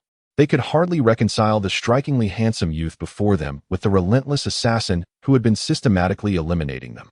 Even the commanding figures at the Golden Warrior level had perished here. The pristine image of Li Chen in his flowing white attire was inconceivable as that of a murderer. Alas, reality speaks louder than words. Why shouldn't it be me? Li Chen taunted, revealing a cruel smile as he hurled his daggers towards the now disenfranchised trio. Ah, ah, ah. The three, utterly panicked, lacked the courage to confront Li Chen, their minds consumed with thoughts of escape. The moment they dared to turn and take a few steps, they felt a sharp pain in their throats, followed by a chilling sensation. Almost simultaneously, they crumpled to the ground, clutching their throats in vain attempts to stanch the blood that flowed forth, ultimately succumbing to their fates amidst their wretched cries. One by one, the 5 commanders who had entered the tent met their grisly end, their cries reverberating through the encampment. The cacophony of agony emanating from the command tent finally roused the entire caravan. This was precisely Li Yun's intention. With his ability to remain unseen, he could have quietly eliminated each of the 5. Yet, the screams of the now cowed trio were meant to draw the entire caravan to their aid. With the absence of formidable warriors within the caravan, there was little cause for concern regarding any lesser foes. The sound of hurried footsteps grew increasingly chaotic outside the tent, as hundreds of elite warriors formed a layered perimeter around it, creating an impenetrable barrier. What could possibly cause such death? Why are there such anguished cries emanating from the commander's tent? An elderly man, a mere member of the caravan tasked with managing the transport and maintenance of the carts, furrowed his brow as he stared at the tent. Just as he prepared to investigate, a strikingly handsome youth emerged from within, revealing a scene of carnage, bodies strewn across the ground. Heaven help us! It is the commander and our leaders. How could they all be dead? Peering through the tent, the caravan members clearly discerned the varying fates of 2 commanders and 5 leaders. This cannot be. How could this be? The commanders were golden professionals, and yet 5 leaders have perished. The elder gazed in disbelief at the scene within the tent, where golden professionals, figures he had deemed untouchable, lay lifeless before him. Who could have committed such an atrocity? This youth? Trembling, the elder looked upon the composed boy standing at the tent's entrance, unable to fathom linking him to the assassin. Kill! Kill! Kill! The frenzied shouts of bloodlust echoed above. Li Chen, witnessing the onslaught of warriors charging towards him, took a deep breath, channeling his power as he deftly evaded incoming attacks. With precision and grace, his daggers danced through the air, and the soul fire talismans erupted in deadly bursts. Each flash of cold steel claimed a life, and every explosion of the talismans took down several foes. Boom, boom, boom. Ah, ah, ah. The more than 10 guards of the caravan, who had been simultaneously targeted, were dispatched in an instant. Chapter 55. The annihilation of the Rose caravan before the members of the caravan stationed at the periphery of the tent could react. The dozens who charged forward were swiftly dispatched within mere seconds. Their bodies surrounded Li Chen, forming a strikingly beautiful floral arrangement, accentuating his formidable presence. Out of the hundreds of caravan members, after accounting for the menial workers, only 100 fierce warriors remained. At this moment, witnessing the white-clad youth amidst the carnage, the remaining warriors appeared to lose all rational thought, driven mad by the shocking loss of their comrades. Ah, kill! The atmosphere was thick with blood and brutality, igniting a reckless fury among the remaining 80 warriors, their eyes ablaze with a thirst for vengeance as they charged toward the young man. Observing the oncoming warriors, Li Chen felt a twinge of respect and shook his head. It was indeed a pity that such fearless elite fighters would meet their end here. However, as they were his adversaries, he resolved to eradicate them entirely, leaving no roots to sprout again. Despite the number of assailants, they were nothing more than minor players of the black, iron, and bronze tier. Did they truly believe that sheer numbers could overwhelm him? Attempting to bury him under a horde would only serve to strengthen him further, ultimately failing to breach his defenses. Li Chen manipulated his daggers, orchestrating a rapid dance around him, his violet eyes fixated on the approaching throng. The sound of death once again filled the air, accompanied by the thuds of enemies collapsing, creating a stark melody of slaughter. Among the first wave of attackers, 10 were instantly targeted and felled by his blades, their lifeblood spilling onto the ground as they fell in their reckless charge. The faster they ran, the quicker they died. From the original 80, 10 were lost in an instant, creating a void quickly filled by the advancing horde. The relentless sounds of carnage consumed the remaining foes. In mere moments, more than half of those who had charged lay slain, leaving only 30 standing. How is this possible? A demon. A demon. Though tales of grand magics that could annihilate hundreds existed, they paled in comparison to the horrifying scene before them. Those who had lived the longest feared death the most.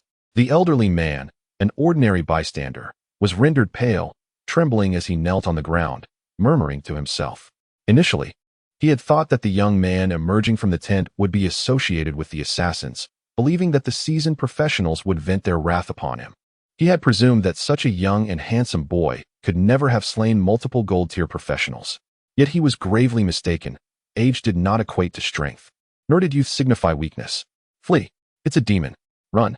Despite their elite training, the remaining 30 warriors gazed at Li Chen with palpable fear, some already turning to flee, their resolve crumbling. As Li Chen observed the 30 warriors before him, he felt a chilling thrill at the power he wielded over his fate. Ignoring those who displayed fear and attempted to retreat, his heart hardened like steel. These men, brimming with malice, had likely taken countless lives. Their demise was of no consequence. In a flash, Li Chen pursued the fleeing enemies, deftly wielding his short swords to sever their heads one by one. Against such lowly foes, even granting them a few minutes to escape would not allow them to evade his 2,000-meter strike range. 2 seconds later, Li Chen appeared to have never moved at all. His garments remained pristine, untouched by blood. The last 30 warriors fell beneath his blades, and the Rose Caravan was left bereft of its elite. Save for the platinum leader absent from the camp and the elderly man, Li Chen approached the trembling elder who knelt on the ground, a cold smile curling at the corners of his mouth. A demon. A demon. They're all dead. The elder's vacant gaze followed Li Chen as he drew nearer, muttering in disbelief. Having slain over 100 elite warriors, this was the first time Li Chen had taken so many lives. The sight of the numerous corpses, the stench of blood overwhelming, stirred a feeling of nausea within him. Reflecting on the exhilaration of killing, the bloodlust that surged within him, he understood that in this brutal world, to seize control of his destiny, he must resort to violence. He would stop the slaughter with further slaughter. Li Chen closed his eyes, exhaling deeply before reopening them, returning to his composed self.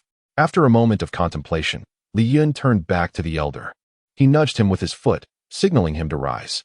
Take me to the valuables of your caravan. The elder scrambled to his feet, a glimmer of hope igniting within him. The fact that he had not been immediately killed suggested he might still be of use. Without hesitation, he led Li Chen toward a wagon. Is this all? Li Chen frowned as he examined the coins the elder retrieved from the wagon, counting a mere 3,000 gold pieces. Young master, this is all that remains of the Rose Caravan's gold, having been spent on magical items. The rest is in the space pouch of the head of our caravan, the elder explained, his tone respectful. Young master, I also have this for you. The elder presented a small black iron block to Li Chen. As Li Chen toyed with the iron, he inquired, by the way, where did you acquire the young women in your wagon? Sir, those girls were procured at the behest of our leader from the slums, and some were captured by him personally, including the professionals in the wagon. We were originally bound for Emerald City, but for reasons unknown, our leader suddenly decided to investigate a nearby town. The elder replied, a hint of frustration in his voice, wishing they had not ventured into this desolate place where disaster had befallen them. Upon hearing the elder's words, a bead of sweat trickled down Li Chen's forehead, fearing his presence had been revealed. Thankfully, the platinum professional had pursued the fleeing slaves. Otherwise, they would have already arrived at Emma Town.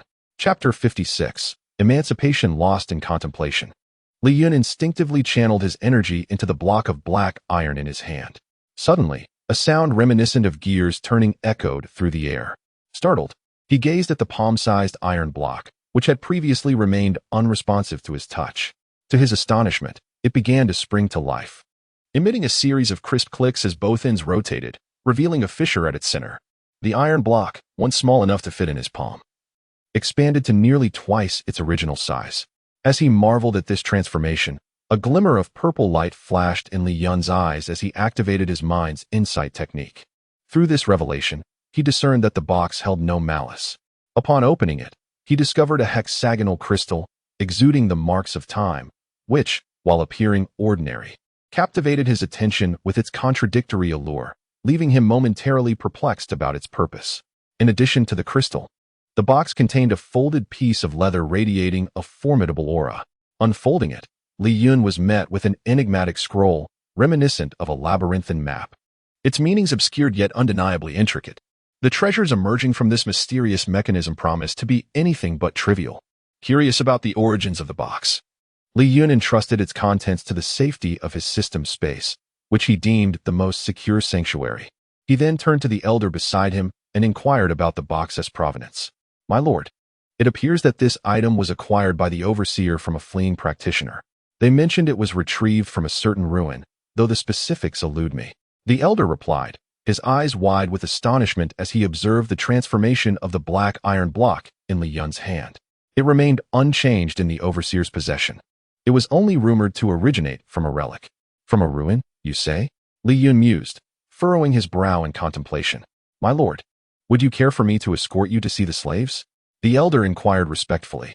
Having emerged from a society that had long since abolished slavery, Li Yun held a complex stance regarding the matter.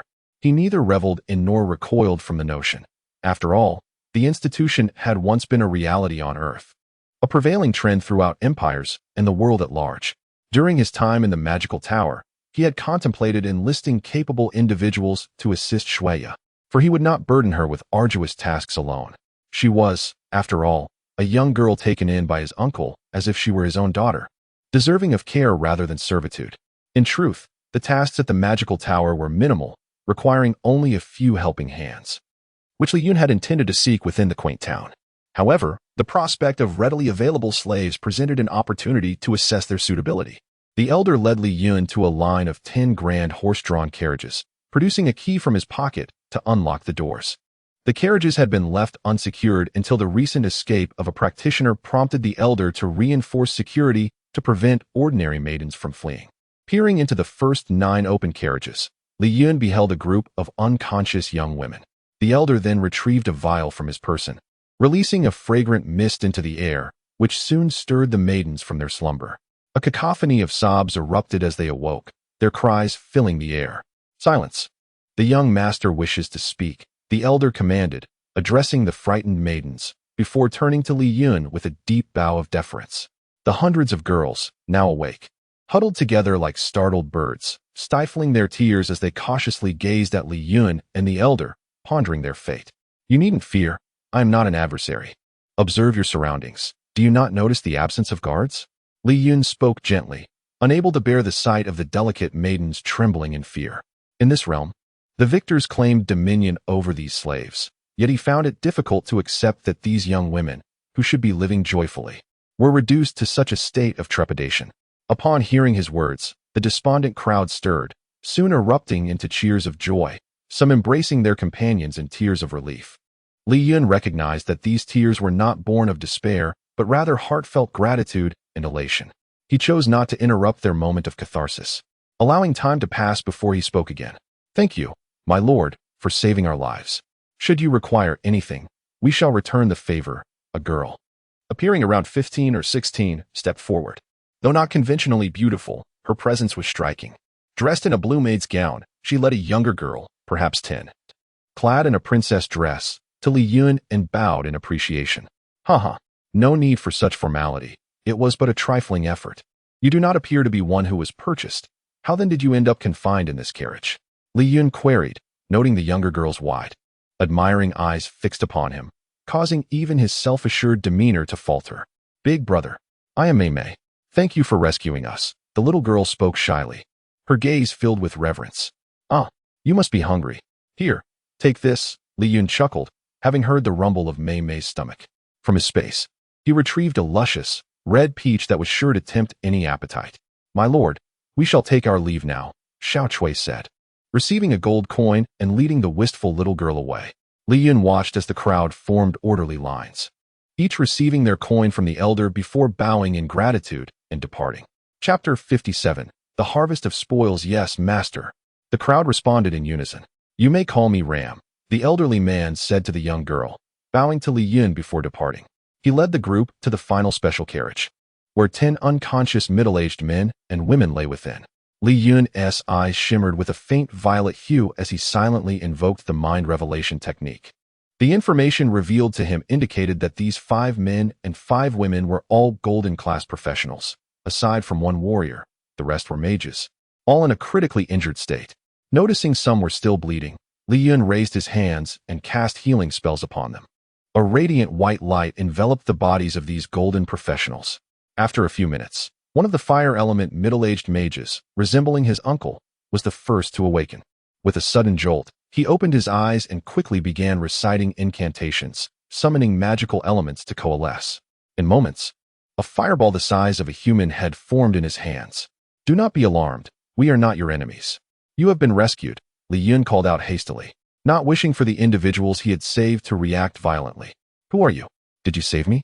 A female water element mage, awakening shortly thereafter, asked, rubbing her forehead and glancing at those around her, who merely shook their heads. Among those who had regained consciousness, some were deep in thought, distinctly less impulsive than the first, observing their surroundings quietly before choosing to depart silently. "Bring all the horses and carriages over here," Li Chen instructed, turning to direct the 8 young women and the old man in gathering the belongings of the merchant caravan, disregarding the golden professionals for the moment. "Understood, master," the young women replied, following the butler to summon the horses. He had already resolved to seize all the assets when he decided to confront the Rose Merchant Group. The horses, magical materials, and goods would all belong to him, promising considerable gains whether sold or kept within the magic tower. The 20 ordinary carriages were equipped with pairs of horses, while the 10 massive carriages were drawn by 4 horses each, presenting a magnificent sight. Li Chen surveyed the array of fine horses and carriages before smiling as he approached Old Ram. Only this elder knew how to handle the carriages. The other young women, despite their diligent efforts to learn, took considerable time to prepare everything. Each carriage was securely tied together, allowing the lead ram to manage the driving while the others simply needed to accompany on their respective carriages, albeit at a slower pace. It would be a shame to leave them here unattended, only to be taken by passers-by or lost. That would be disheartening. If Shuya knew, I could only imagine how she would scold me, Li Chen mused. "Are you worried about these carriages?" A dreamy voice echoed in his mind. Li Chen nodded in response. "Hey, you didn't even think to ask me. How sad." The voice feigned a pitiful tone. Li Chen, a bit flustered, covered his forehead and replied awkwardly. "Then what should I do, dream? Please tell me." "Haha, I won't tease you any longer. For these ordinary horses, you only need to expend 10 points of Maul energy to summon a basic level of the Aroma of Temptation, which can control ordinary animals according to your will for a day. That way, you can take them all with you," Dream playfully suggested. Chapter 58. The triumphant return to Emma Town. Moments later, 19 autonomous carriages obediently followed Li Chen's lead. The war horses dutifully pulled the carriages, advancing without the need for human guidance. Old Ram, witnessing this spectacle, gazed in astonishment at the carriages, his respect for the enigmatic young master deepening. As Li Chen's carriage passed the site of the recent battle, he halted, pointing to a disarrayed heap of corpses ahead. Over 100 lives had been lost in this clearing, a scene of carnage with blood pooling and bodies strewn about. These were the fallen members of the merchant convoy. Even Old Ram, who had just experienced the turmoil, turned pale at the sight, while the 8 young women trailing him trembled in fear, on the verge of tears. "Ram, gather the valuables from these corpses, including weapons, jewelry, gold coins, and any valuable armor, and categorize them into the empty carriage at the back," Li Chen instructed, gesturing towards the lifeless bodies. Most of the corpses were intact, having met their demise from his swift strikes, with only a few armors shattered by his soul fire talismans. "Yes, young master," Old Ram replied, his hands shaking as he nodded. Although these individuals had often looked down upon him, they had worked together in the merchant convoy, and he would treat this as a duty to collect their remains. Under Ram's direction, the 8 young women cautiously approached the bodies, extracting what they deemed valuable. Meanwhile, Li Chen ventured into the tent, where the true bounty awaited.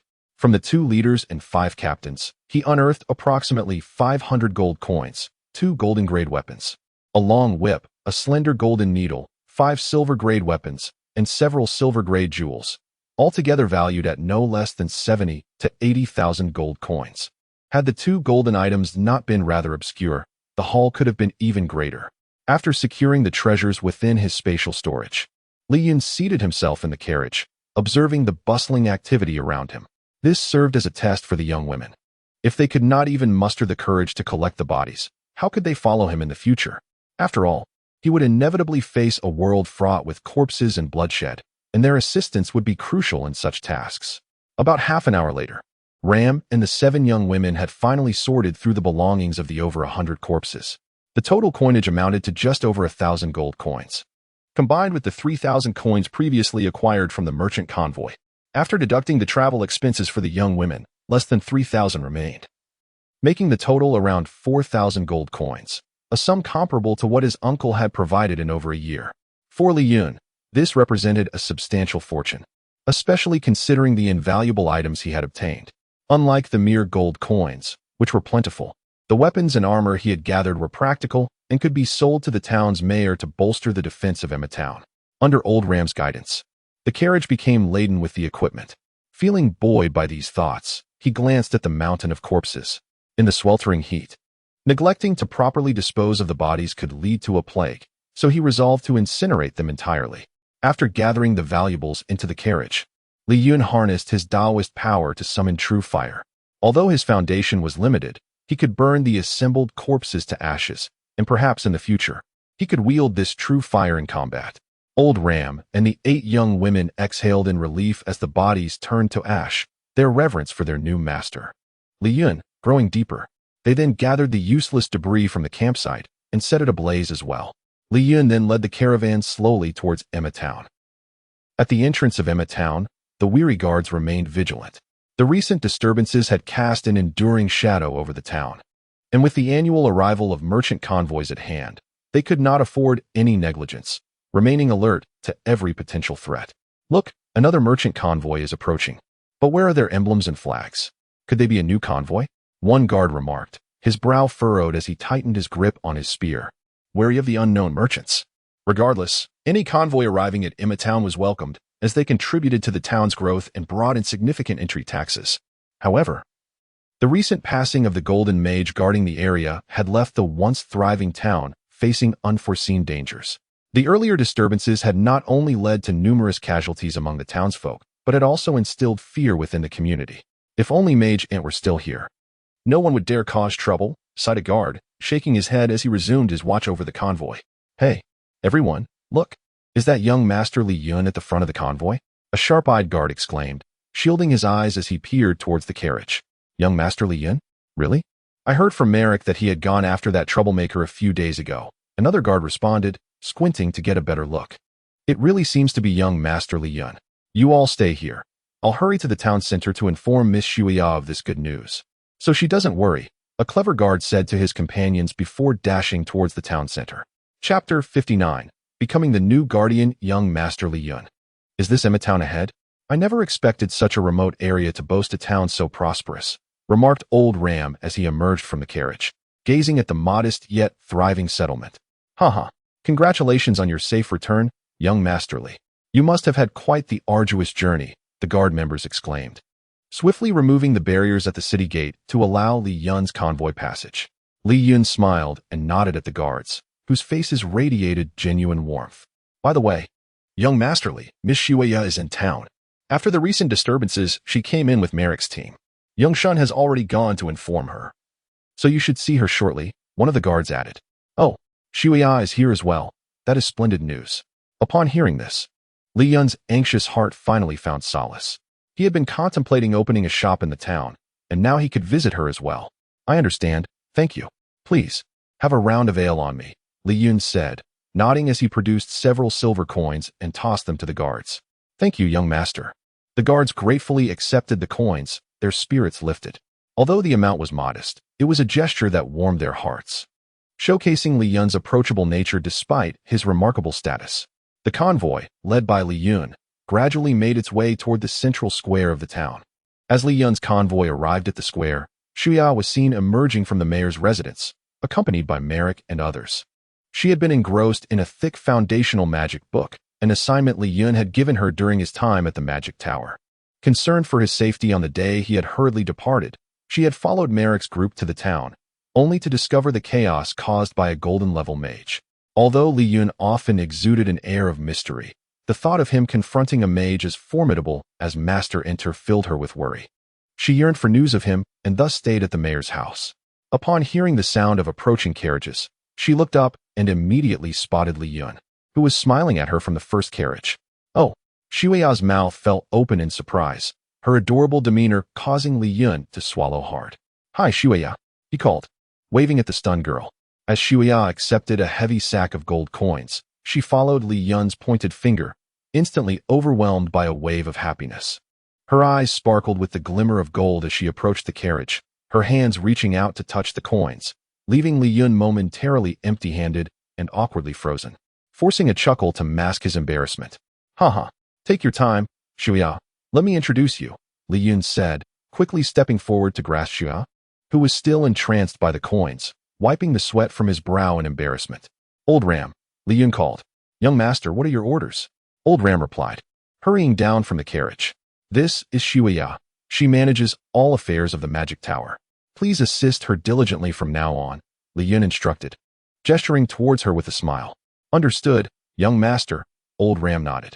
Turning around, Li Yun noticed Mayor Mars excitedly approaching him. No worries, see how healthy I am, Li Yun reassured, patting Shuya's shoulder while flexing his bicep to demonstrate he was unscathed. He then solemnly addressed Mayor Mars. After all, this is my uncle's domain. How could I allow disturbances to occur without intervention?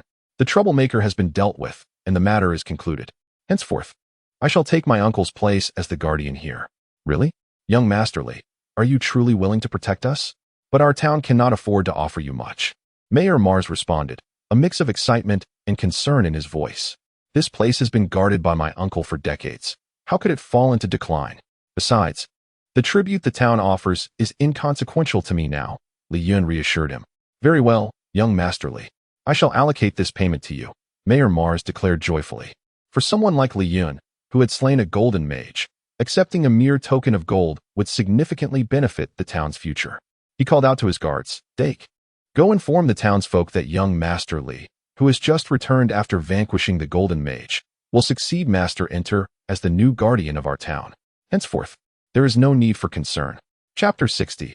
Acquiring a shop. After Mayor Mars joyfully finished issuing his instructions, Li Yun suddenly recalled his intention to establish a shop.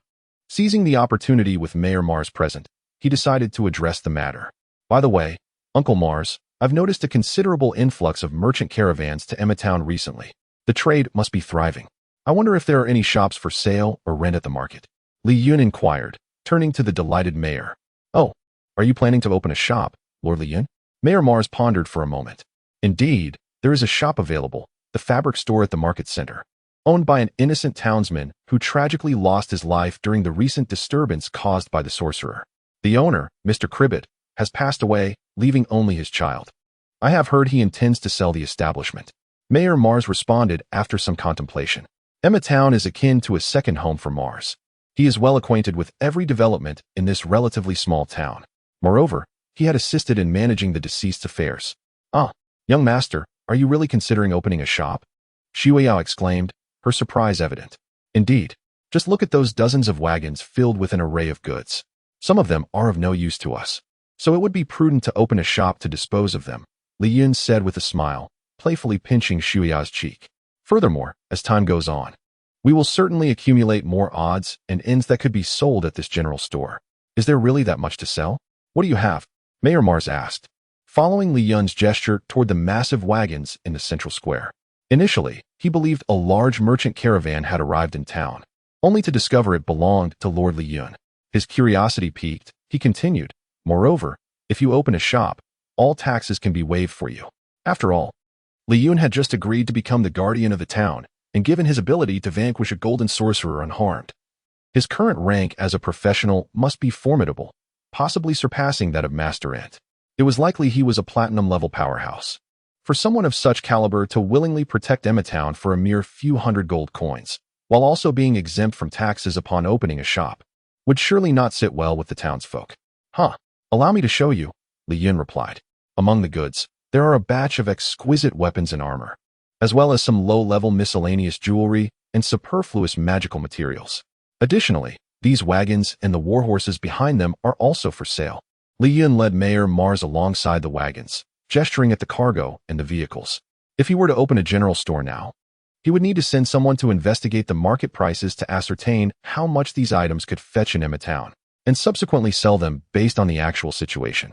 After all, some of the finer goods were rare in the market, while most were ordinary second-hand items that could be sold at a discount. Mayor Mars's gaze remained fixed on the splendid weapons and armor, unable to tear himself away. He stared intently at the items on the wagons, occasionally reaching out to touch a battle dagger or rap on a piece of armor, utterly engrossed. The miscellaneous goods Li Yun spoke of were indeed treasures. Such equipment could only be found sporadically in larger cities. He was astonished to see so many quality items here, comparable to those used by elite troops. That's wonderful. Once you determine how to sell these items, I will send someone to make a purchase, Mayor Mars chuckled. Lord Li Yun, shall we head to Cribbet's fabric store now? Absolutely. I would appreciate your assistance, Uncle Mars. With your help, I trust the process of acquiring the shop will proceed smoothly. As they made their way toward the market, Li Yun held Shuya's hand while occasionally conjuring beautiful trinkets with his other hand. The sounds of playful teasing from the surrounding crowd made Shuya blush, and she shyly followed behind, allowing him to lead her along. Li Yun, amused by Shuya's reaction, tightly held her delicate hand, beaming with joy. Moments later, they arrived at Cribbet's fabric store. Krylin, allow me to introduce you to Lord Li Yun, the nephew of the former guardian, Master Ent, and our town's new protector, Mayor Mars said, gesturing toward Li Yun. Krylin was a young man in his 20s, clad in a white robe, exuding vitality despite the recent tragedy. For the townsfolk, Master Ent was a figure of respect, having diligently safeguarded the town for decades while symbolically collecting only a few hundred gold coins. Consequently, they held great esteem for his nephew, the new guardian, Li Yun. Greetings, Lord Li Yun. I never expected you were interested in purchasing this shop, Krylin exclaimed, visibly delighted. Hello, Krylin, Li Yun responded with a warm smile, surveying the shop, which was just as he recalled. The decor was satisfactory and could easily be transformed into a general store. I am indeed here to purchase your shop today. Really? You truly wish to buy this establishment? Lord Li Yun? Haha. It is an honor for this small shop to be valued by you. For others, I would ask for 1,000 gold coins. But for you, I would gladly transfer it for 800, Krylin said, brimming with excitement. Then I shall not be polite. Thank you for your generosity, Krylin. Li Yun replied after receiving a nod from Mayor Mars. Since Mayor Mars approved, it was undoubtedly below market price. Chapter 61. An unexpected visitor. Li Yun understood the store owner's grateful sentiments and had a genuine fondness for the establishment. With Mayor Mars' approval, there was no reason to hesitate any longer. I extend my gratitude to you, shopkeeper Krylin, he said. Li Yun, not one to be overly sentimental, accepted the goodwill of the townsfolk without reluctance, considering it a favor from shopkeeper Krylin. Upon hearing Li Yun's agreement, Krylin's face brightened with joy. He knew that the gold coins were a trivial matter compared to the favor he had received from Li Yun, a formidable being who had vanquished a golden mage. The subsequent proceedings were considerably simpler. In the presence of Mayor Mars, the two men began to inventory everything related to the store before signing the contract for the transfer of the premises and land. Fortunately, the recent expedition had yielded substantial rewards. Although he had entrusted most of his gold to Shuya, he still retained the coins acquired from looting the corpses, which ensured he had sufficient funds. Li Yun then retrieved 800 gold coins from his spatial storage and handed them to shopkeeper Krylin, after which he transferred all the keys of the premises to Shuya. Exiting the shop, the evening was fast approaching. As he joyfully led Shuya back, Li Yun nodded in response to Marichi's words and turned his gaze towards the four mages. The first to catch his eye were two female mages, whose identical and exquisite features revealed them to be twin sisters, distinguished only by their hair color, one with sky blue hair and the other with silvery locks. Otherwise, it would have been quite difficult to tell them apart. Among the two male mages, one was familiar. He was the fire mage who had erupted in anger upon awakening in the merchant caravan, prompting Li Yun to pay him closer attention at the time. The other, a leaner gentleman, did not leave a strong impression. "Ah, it's you," Li Yun called out, waving at the fire mage. After utilizing a healing spell to revive them, he had noted that several had silently left without a word of thanks. He had not taken it to heart, considering they were all golden professionals who did not require his concern. To his surprise, one had remained and approached him. "I am Tuss, and this is my brother, Turing. These lovely sisters are Millie and Mina. I apologize for our abruptness back at the camp. We woke up and immediately acted without the chance to express our gratitude. We followed you here primarily to thank you for saving our lives and to discuss a few matters with you," the middle-aged fire mage said, accompanied by the other three. "Ah, it was merely a small act of kindness. I did not take notice of you all while in the camp. I had no idea such beautiful sisters were among you," Li Yun replied with an awkward smile. When he had rescued them, these golden professionals had been disheveled, their faces covered in dirt, and he had not paid attention to their appearances. Now, standing before him, they must have taken considerable time to groom themselves. The hour is late. If you do not mind, why not discuss matters further at my magic tower? He suggested. Then we shall not be polite. It would be splendid to take a bath. We only managed a brief tidying up earlier, and I feel utterly uncomfortable. Mina, the blue-haired sister, exclaimed joyfully, pulling her sister Millie's hand. Their adorable demeanor evoked laughter from everyone, and Shuya, in particular, abandoned Li Yun to join the sisters as they excitedly chatted while making their way to the carriage. Li Yun, somewhat exasperated, guided the two gentlemen to the carriage, and they set off towards the magic tower. Upon returning to the tower, Li Yun instructed Old Ram to park the carriage in the vacant area while the 8 young women accompanied Shuya to prepare dinner. He then led the 4 golden professionals into the living room. Please, make yourselves comfortable, Li Yun said, taking his seat at the head of the table. I am the owner of this magic tower. You may call me Li Yun. I would like to know how you came to be captured by that merchant group, if you do not mind sharing. He was eager to uncover the motives behind the mysterious faction's need for so many female slaves and their capture of professionals. Hoping to find answers from them, we are not entirely sure ourselves. We were conducting magical experiments with our teacher in the tower when suddenly, this group appeared, breaching our defenses and causing a severe backlash to our teacher's magic. We engaged them in combat, but were unable to use large-scale spells for fear of harming our unconscious teacher, ultimately succumbing to capture. The more reserved, silver-haired Millie explained after some contemplation. Indeed, the audacity of those individuals to attack our teacher. Without such cowardice, they would never stand a chance against us. Mina, the blue-haired sister, exclaimed, standing with her hands on her hips, visibly upset. Observing her sister's boisterous demeanor, Millie could only shake her head in disbelief. Despite being twins, their personalities were remarkably different. However, it seems our teacher knew something. He initially intended to rescue us, but was discovered by a platinum professional. Injured, he could only flee. But he intends to return once he has recovered. If we can locate our teacher, we should uncover more information, Millie said thoughtfully after a moment of silence. Gurgle, Mina exclaimed, clutching her stomach. Please do not look at me like that. I am simply hungry. I long for some delicious braised pork. It has been far too long since I last enjoyed such a treat. Haha. Since we are all hungry, let us dine first. Moreover, Shuya's culinary skills are exceptional. So be careful not to swallow your tongue, my gluttonous little friend. Li Yun chuckled at Mina's charming antics, feeling a weight lift from his heart, as if he were on the cusp of breaking through to the next stage of his cultivation. Chapter 62. Breakthrough in Divine Refinement Technique. She had intended to assist Shuya with some household chores later, but to her surprise, the desserts prepared by Shuya were utterly delectable. Unable to resist the temptation, he indulged to the point where even the slightest movement became laborious, ultimately collapsing onto another rocking chair, groaning as he clutched his belly. Li Yun found her exceedingly amusing. At the age of 20, she still exhibited childlike behavior, far from the mature and composed demeanor of her elder sister. Heh, little girl, weren't you just clamoring for a bath? Now look at you. Can you even move? Shall I lend you a hand? Li Yun teased, observing her adorable visage. How infuriating. Lord Li Yun, you only know how to bully me.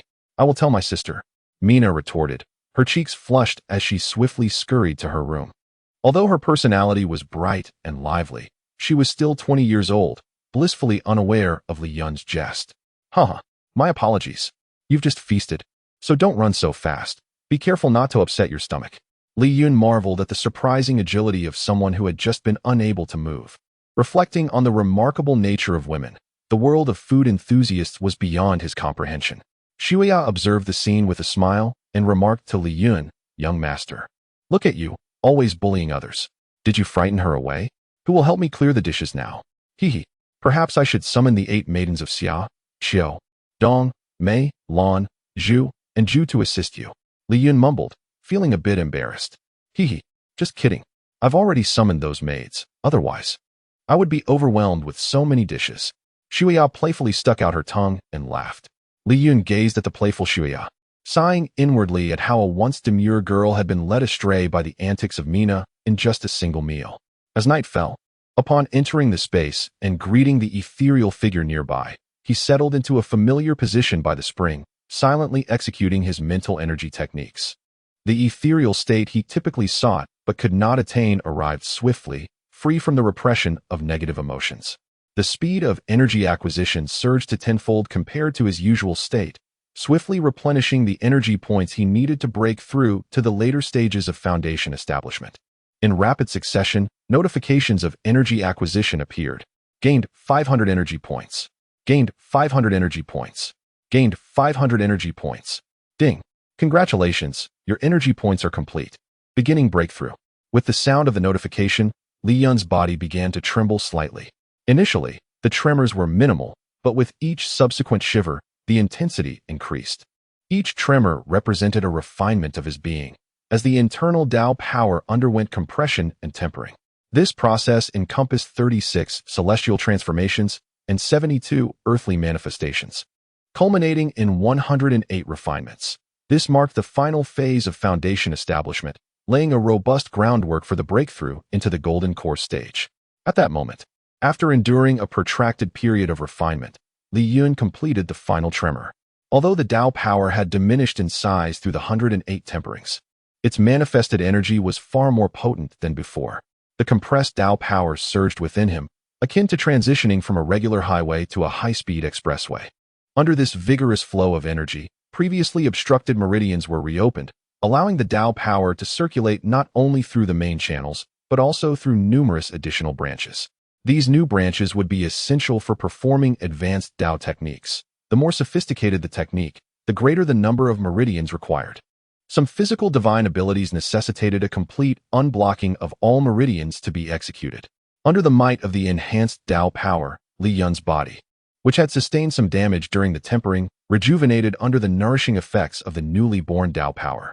Every muscle radiated a metallic sheen, becoming significantly stronger and more resilient. This was a fundamental prerequisite for cultivating physical divine abilities. Simultaneously, impurities that had been trapped within his body erupted from his pores, forming a layer of dark filth around him.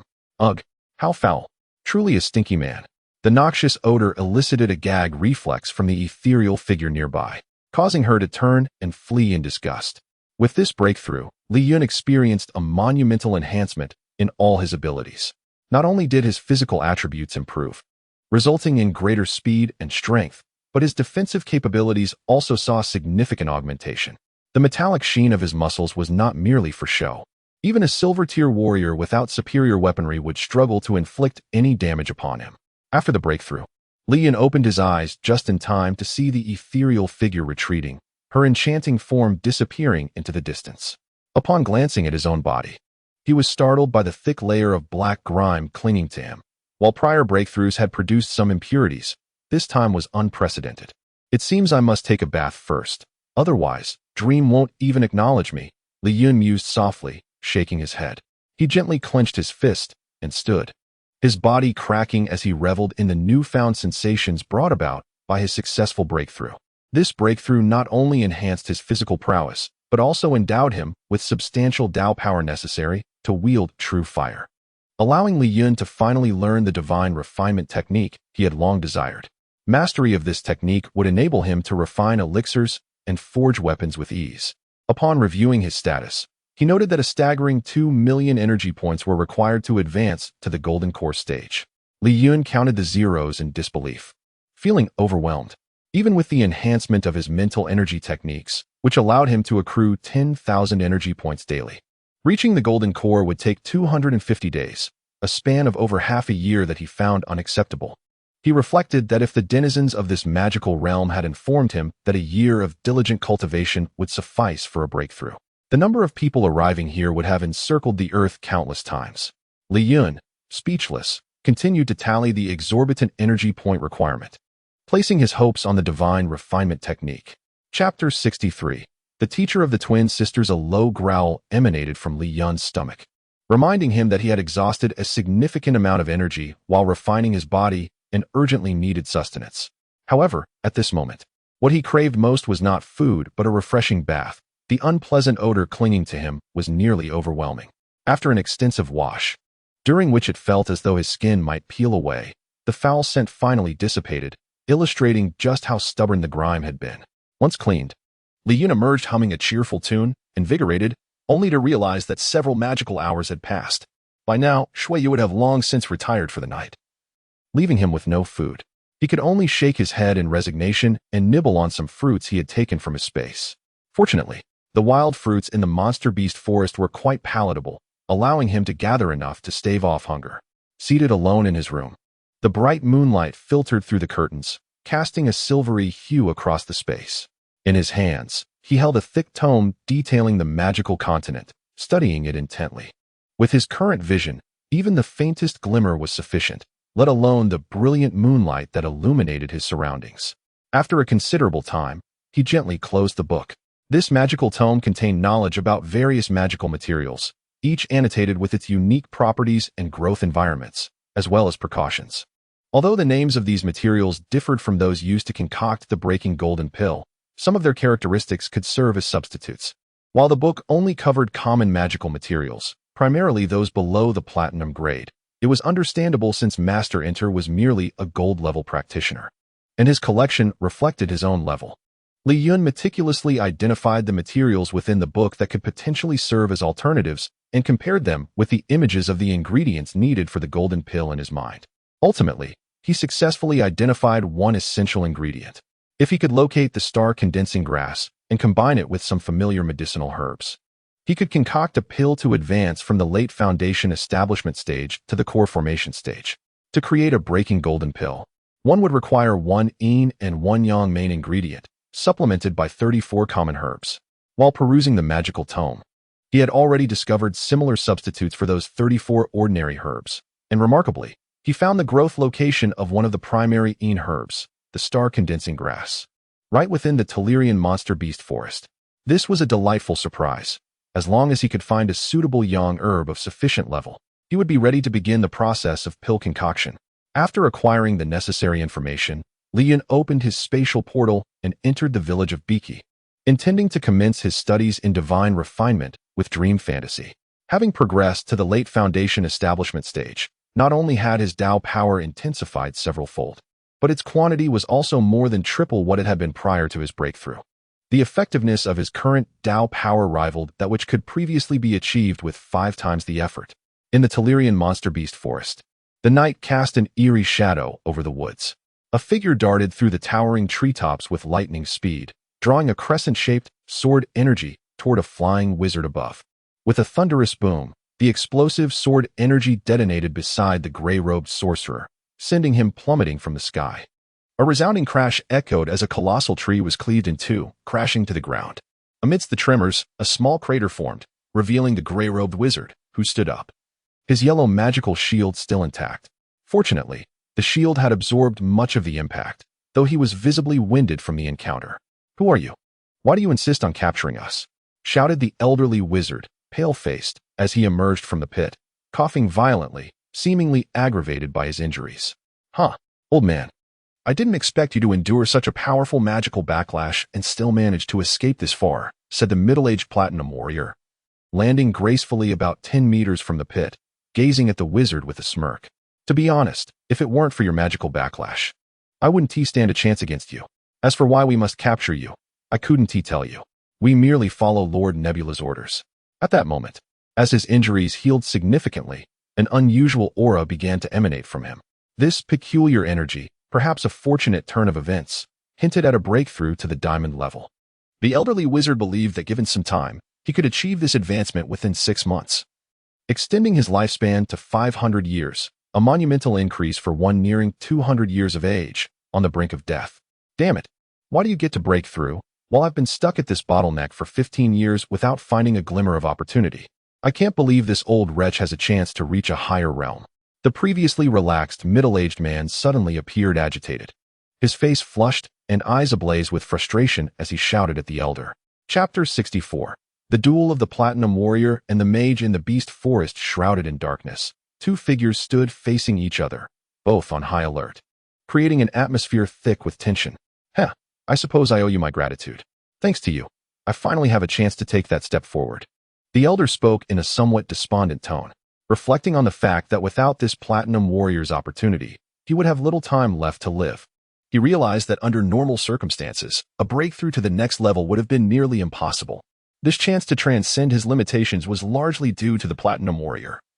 And regardless of his motives, the elder decided to spare his life. The middle-aged warrior summoned the energy within him, channeling fire elements into his sword, creating a 2-meter-long blade of energy. With flames flickering at his feet, he charged towards the elder. Although the fire elements were not as abundant in the night as during the day, diminishing his full potential, he was still a formidable opponent compared to an ordinary platinum warrior. This 2-meter-long energy blade possessed much greater power than the typical sword strike, consuming less energy, but requiring close proximity to strike effectively. However, in combat against a mage, warriors often found themselves at a disadvantage. The mage's attack range could extend hundreds to thousands of meters, far beyond their reach. Therefore, in battling mages, warriors had to leverage their strengths and engage at close quarters. Don't be so ungrateful. The elder mage, despite having consumed a potion, lamented that its prolonged storage had diminished much of its potency, failing to fully heal the backlash from his magic. While his physical wounds had healed, he was not a warrior reliant on physical prowess. It was primarily his mental injuries that had improved. Even with his recent breakthrough, he could not unleash his original strength. Initially hoping to provoke his opponent into leaving, he was taken aback by the middle-aged warrior's audacity, as if he were an easy target. Water ensnare. The elder, with his earthy golden shield raised, summoned countless water elements into his hand, forming a winged, aquamarine staff. He then cast a golden water spell to slow his opponent's movements, retreating to create distance and launching a water arrow aimed at the advancing warrior. This preemptive strike was intended to obstruct the warrior's path, allowing his water ensnare to take effect on the platinum warrior. The series of actions unfolded in an instant. Damn, this old fool possesses a tri-elemental constitution of water, earth, and wind. The platinum warrior, an experienced combatant, quickly assessed the situation. Unable to evade, he released a fraction of the energy from his sword, generating a fiery sword strike that collided with the water arrow in midair, resulting in an explosive burst of steam that filled the surrounding area.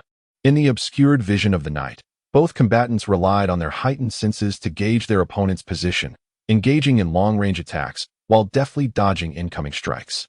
Seizing the moment, the elder cast a flight spell, ascending into the air, hoping to leverage his aerial advantage to attack. You won't escape.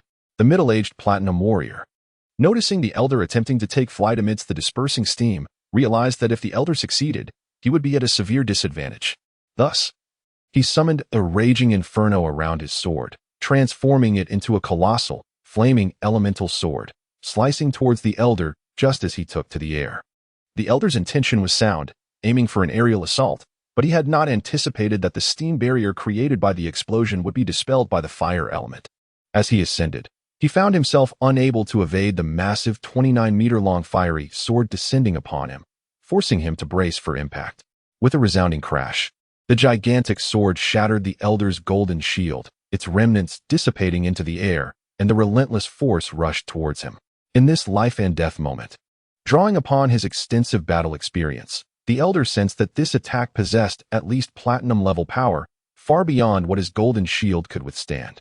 At the critical moment before the attack struck, he activated a pair of rare, matching magical bracelets he wore. These ancient artifacts utilized a complex magical array, connecting through his body to enhance their protective capabilities, a technique far beyond the craftsmanship of the current era. As the golden shield shattered, the elder activated the shield from his bracelets, enveloping himself in a platinum magical barrier. The colossal sword collided with this newfound shield, the immense force clashing against the protective magic, producing a deafening roar.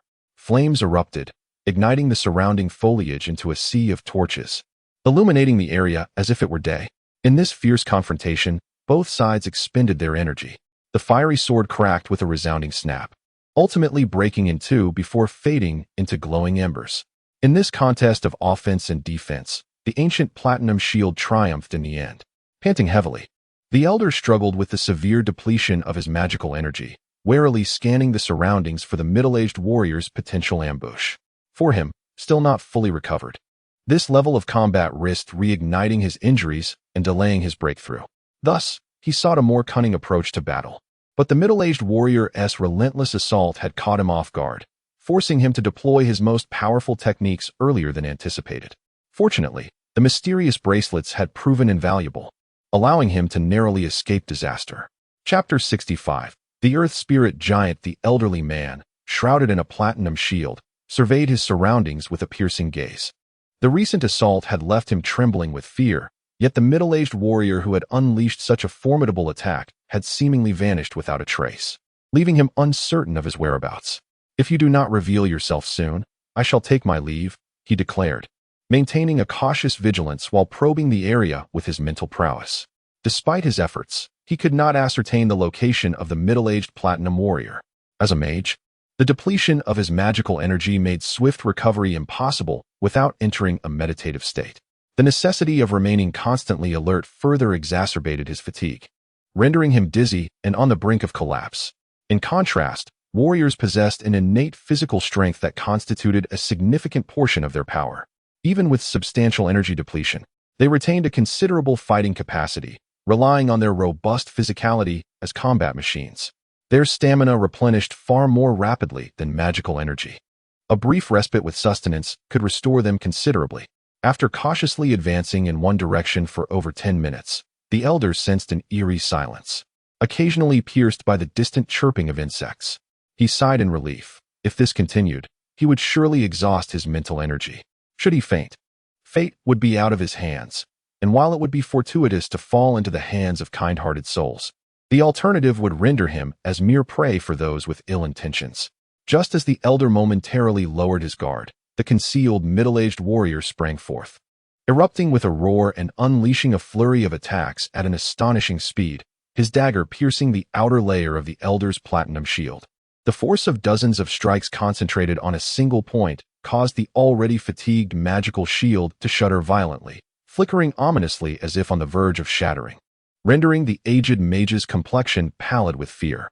Fortunately, the ancient magical artifact he wielded was of a caliber unmatched by contemporary creations.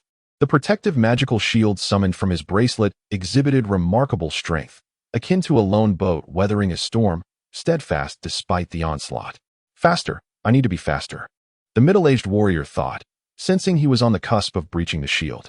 He unleashed an even swifter barrage, his eyes bulging with fury, radiating an aura of rage as though he were a predator poised to strike. The elder was taken aback by the shield's unexpected resilience. Once reassured, he recognized the imminent danger posed by the warrior's ferocity. Realizing that failure to resolve the situation promptly would lead to his downfall, he focused his remaining strength. As the shield wavered, he recited a complex incantation with utmost concentration. Countless earth elements surged from the ground, saturating the area with a rich, earthy hue, converging upon the earth elemental staff in his grasp. As the elements enveloped his form, they coalesced into a formidable rocky armor, releasing a shockwave that propelled the middle-aged warrior several meters away. "Earth Spirit Giant, arise!" the elder bellowed, clad in the rocky armor as the elements around him spiraled upward, forming an imposing yellow giant standing over 29 meters tall. This was the signature spell of mages of platinum rank and above, the summoning of an elemental giant. The towering figure, on the verge of surpassing 30 meters, signified the elder's potential to summon even greater giants upon reaching diamond rank. Damn it, he has summoned an elemental giant nearing 30 meters. He must be on the verge of breaking into diamond rank, the middle-aged warrior thought, gritting his teeth in frustration. One cannot underestimate the power of those mere centimeters. Even the slightest increase in power can be monumental, especially at this threshold. Perhaps it is best to retreat and regroup with my comrades to deal with him later. The warrior, having been forcefully ejected, tumbled across the ground before scrambling to his feet. Seizing the moment while the elder's attention was diverted, he fled, employing his extensive forest survival skills to vanish into the foliage. Minutes later, the elemental giant dissipated, revealing the elderly mage, who, pale and sweating, rose to his feet and swiftly departed without hesitation. It turned out that the middle-aged warrior had been intimidated into retreat, leaving the elder, now in a weakened state, to rely on his cunning to drive away the platinum warrior. In a separate realm, within the confines of the system space in Beaky Village, Li Chen had searched extensively for Dream, yet to no avail. He settled into a familiar spot, closing his eyes to restore his energy and acclimate to the changes he had undergone. After what felt like an eternity, or perhaps merely a few fleeting minutes, Li Chen furrowed his brow, sensing an itch in his nose that compelled him to yawn. Upon opening his eyes, a breathtaking and enchanting figure materialized before him. Dream, clad in a translucent lace bathrobe, crouched playfully, her long hair teasingly brushing against his nose. As Li Yun raised his gaze, he was captivated by the sight of her. Clearly having just emerged from a bath, her graceful form, coupled with a delicate countenance and luscious, cherry-red lips, stirred an overwhelming impulse within him to draw near and steal a kiss. "Fool, do you find me beautiful?" Dream teased, swaying her slender waist with a light-hearted laugh. "Indeed. You are beautiful," Li Yun stammered, momentarily entranced. Suddenly, cold sweat beaded on his forehead as he realized the precarious situation he had landed himself in. With a swift motion, he fell backward, narrowly avoiding a gleaming attack that had nearly caught him off guard. "Do not strike. I surrender. Is that not sufficient? You can't blame me for your alluring attire. I came to learn divine alchemy," he pleaded, rolling away from Dream's relentless assault. Chapter 66, Is This Fate? After a playful exchange, Li Yun began to inquire about the practice of divine alchemy. "Dream, why must one first learn about formations before delving into divine alchemy? It seems rather tedious. Is there not a more straightforward approach?" Sitting beside Dream, he listened intently, initially believing the process to be simple, only to find it intertwined with numerous complexities that left him feeling dizzy. "Oh dear." The moment Li Yun posed his question, Dream lightly tapped his forehead, feigning pain while gazing at him with innocent eyes, albeit with a hint of a queenly demeanor. "Hee. If the skills granted by the system could be learned in an instant, studying with me would require a more gradual approach," Dream chuckled, amused by Li Yun's expression. "Very well. Let us commence our learning from the very beginning." After much contemplation, Li Yun resigned himself to this reality with a sigh of frustration. In truth, he failed to recognize the privilege of acquiring these esoteric skills without any cost, a rare opportunity that many would covet. It could be said that Li Yun was blissfully unaware of his fortune. Time slipped away unnoticed in their studies, and soon the dawn of the next day arrived. Li Yun emerged from his space, still yearning for more. In the magic tower, the once vacant area designated for experimental magic had been transformed into a training ground.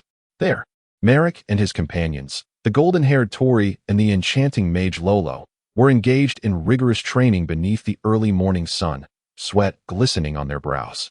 Following their harrowing encounter with the four-armed magic ape, the trio, already gifted, had intensified their training, dedicating several times the effort they once did. After Li Yun's sudden departure that day, they chose suitable rooms in the adjacent building for their lodgings. This space was filled with several rooms, intended for apprentices, prepared by Master Enter for his future students. Following the attack, half of the buildings were destroyed, but after Li Yun's repairs, the area had expanded significantly. Merrick, the mayor's son, and his two companions now occupied 3 of these rooms. The collapsed magic tower served as Master Enter's final resting place. To the right lay Li Yun's residence and storage room, with Shuya's chamber conveniently adjacent. The dining area and kitchen were situated to the right of their quarters. Further along was the living room, leading toward the entrance of the magic tower territory, which housed 2 grand structures, one for stabling carriages, now accommodating over 30 vehicles, thanks to Li Yun's ample construction. The other was a building he specially erected for future servants, presently occupied by 8 young girls and the elderly Ram. After leaving his space, Li Yun circled the magic tower, considering it a form of exercise and a chance to inhale fresh air. As he reached the entrance, a sudden knocking echoed from the door. Knock, knock. The sound of wood being rapped drew Li Yun's attention. Upon opening the door, he was greeted by 2 young girls standing there, Xiao Chui and Mei Mei, the master and servant he had rescued from the Rose Camp. Their appearance at the magic tower intrigued him immensely. "Big brother, our benefactor, what a surprise to see you here," exclaimed Xiao Chui, pulling Mei Mei along, astonished to find their savior at the door. "Ah, it's you two. Please come in," Li Yun invited, his eyes lighting up at the sight of the adorable Mei Mei, unable to resist pinching her cheek, eliciting a playful pout from her. Since their encounter at the Rose Camp, Li Yun had developed a keen interest in the duo, but had wondered if he would ever meet them again. To his astonishment, just 2 days later, here they were, seeking him out under such extraordinary circumstances. As Xiao Chui and Mei Mei exchanged incredulous glances, they realized they had come to find Master Enter, only to unexpectedly reunite with their savior. "Please, take a seat. What brings you to the magic tower? Is there anything I can assist you with?" Li Yun gestured for them to enter the living room and took a seat himself, indicating where they should sit. "Benefactor, we have come in search of the guardian magician." "Master Enter," Xiao Chui spoke on behalf of Mei Mei. Having grown up alongside Mei Mei, their bond transcended mere servitude, resembling that of sisters. "Oh, So she was seeking her uncle, Enter. Observing their demeanor, they did not appear to be in dire need of assistance. Li Chen pondered the purpose of their visit. What? Master Enter has passed away. What shall we do? Our master is a dear friend of Master Enter. That is why I brought the young lady here to seek his guidance. I had no idea he had already departed, Xiao Chui said, her voice tinged with disappointment as she grasped Mei Mei's hand. Li Chen was taken aback. The duo was indeed the daughters of his uncle's friend, who had intended to visit him for mentorship. It seemed fate had intertwined their paths once more. Since his uncle had promised to take them on as apprentices, he would gladly assume that responsibility. With his current abilities, he was confident he could teach them effectively, rivaling even Master Enter, a golden magician. Oh, since this was promised by my uncle, you should remain in the magic tower. I will be your instructor. It is also breakfast time. Let me introduce you to someone special. Her culinary skills are exceptional, and it would be delightful for you to have companionship as you learn magic, Li Chen said, addressing the eager Mei Mei as he rose, leading them toward the kitchen to meet Shuya, hoping to foster camaraderie among them as they embarked on their magical journey together. As Xiao Chui followed Li Chen, she reflected on the tales she had heard at the Rose Camp, realizing the formidable presence he held, capable of vanquishing entire merchant caravans, including golden-tiered practitioners. With this in mind, she eagerly trailed behind, her mouth watering at the thought of the delicious food awaiting them in the dining hall. Chapter 67. The Fire Elemental Body. When Li Chen brought them to the dining hall, it was already filled with a lively crowd. This bustling scene stirred memories of his early days in this realm, where he was met with an eerie silence and only 3 companions. After his uncle's passing, it was merely him and Shuya, a stark contrast to the current gathering of over a dozen people. After introducing everyone to one another, Li Chen led Mei Mei towards the center of the collapsed magic tower, the resting place of his uncle. This area was a forbidden zone within the entire magic tower region, accessible only to Li Chen and Shuya.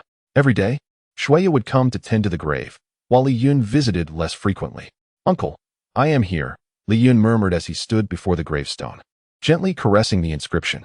Mei Mei quietly followed behind him, her gaze fixed on the monument. Uncle, many events have transpired in the magic tower lately, and the number of people has significantly increased. It is no longer just Shuya and I. It has become quite lively. Li Chen spoke softly, recounting the recent happenings.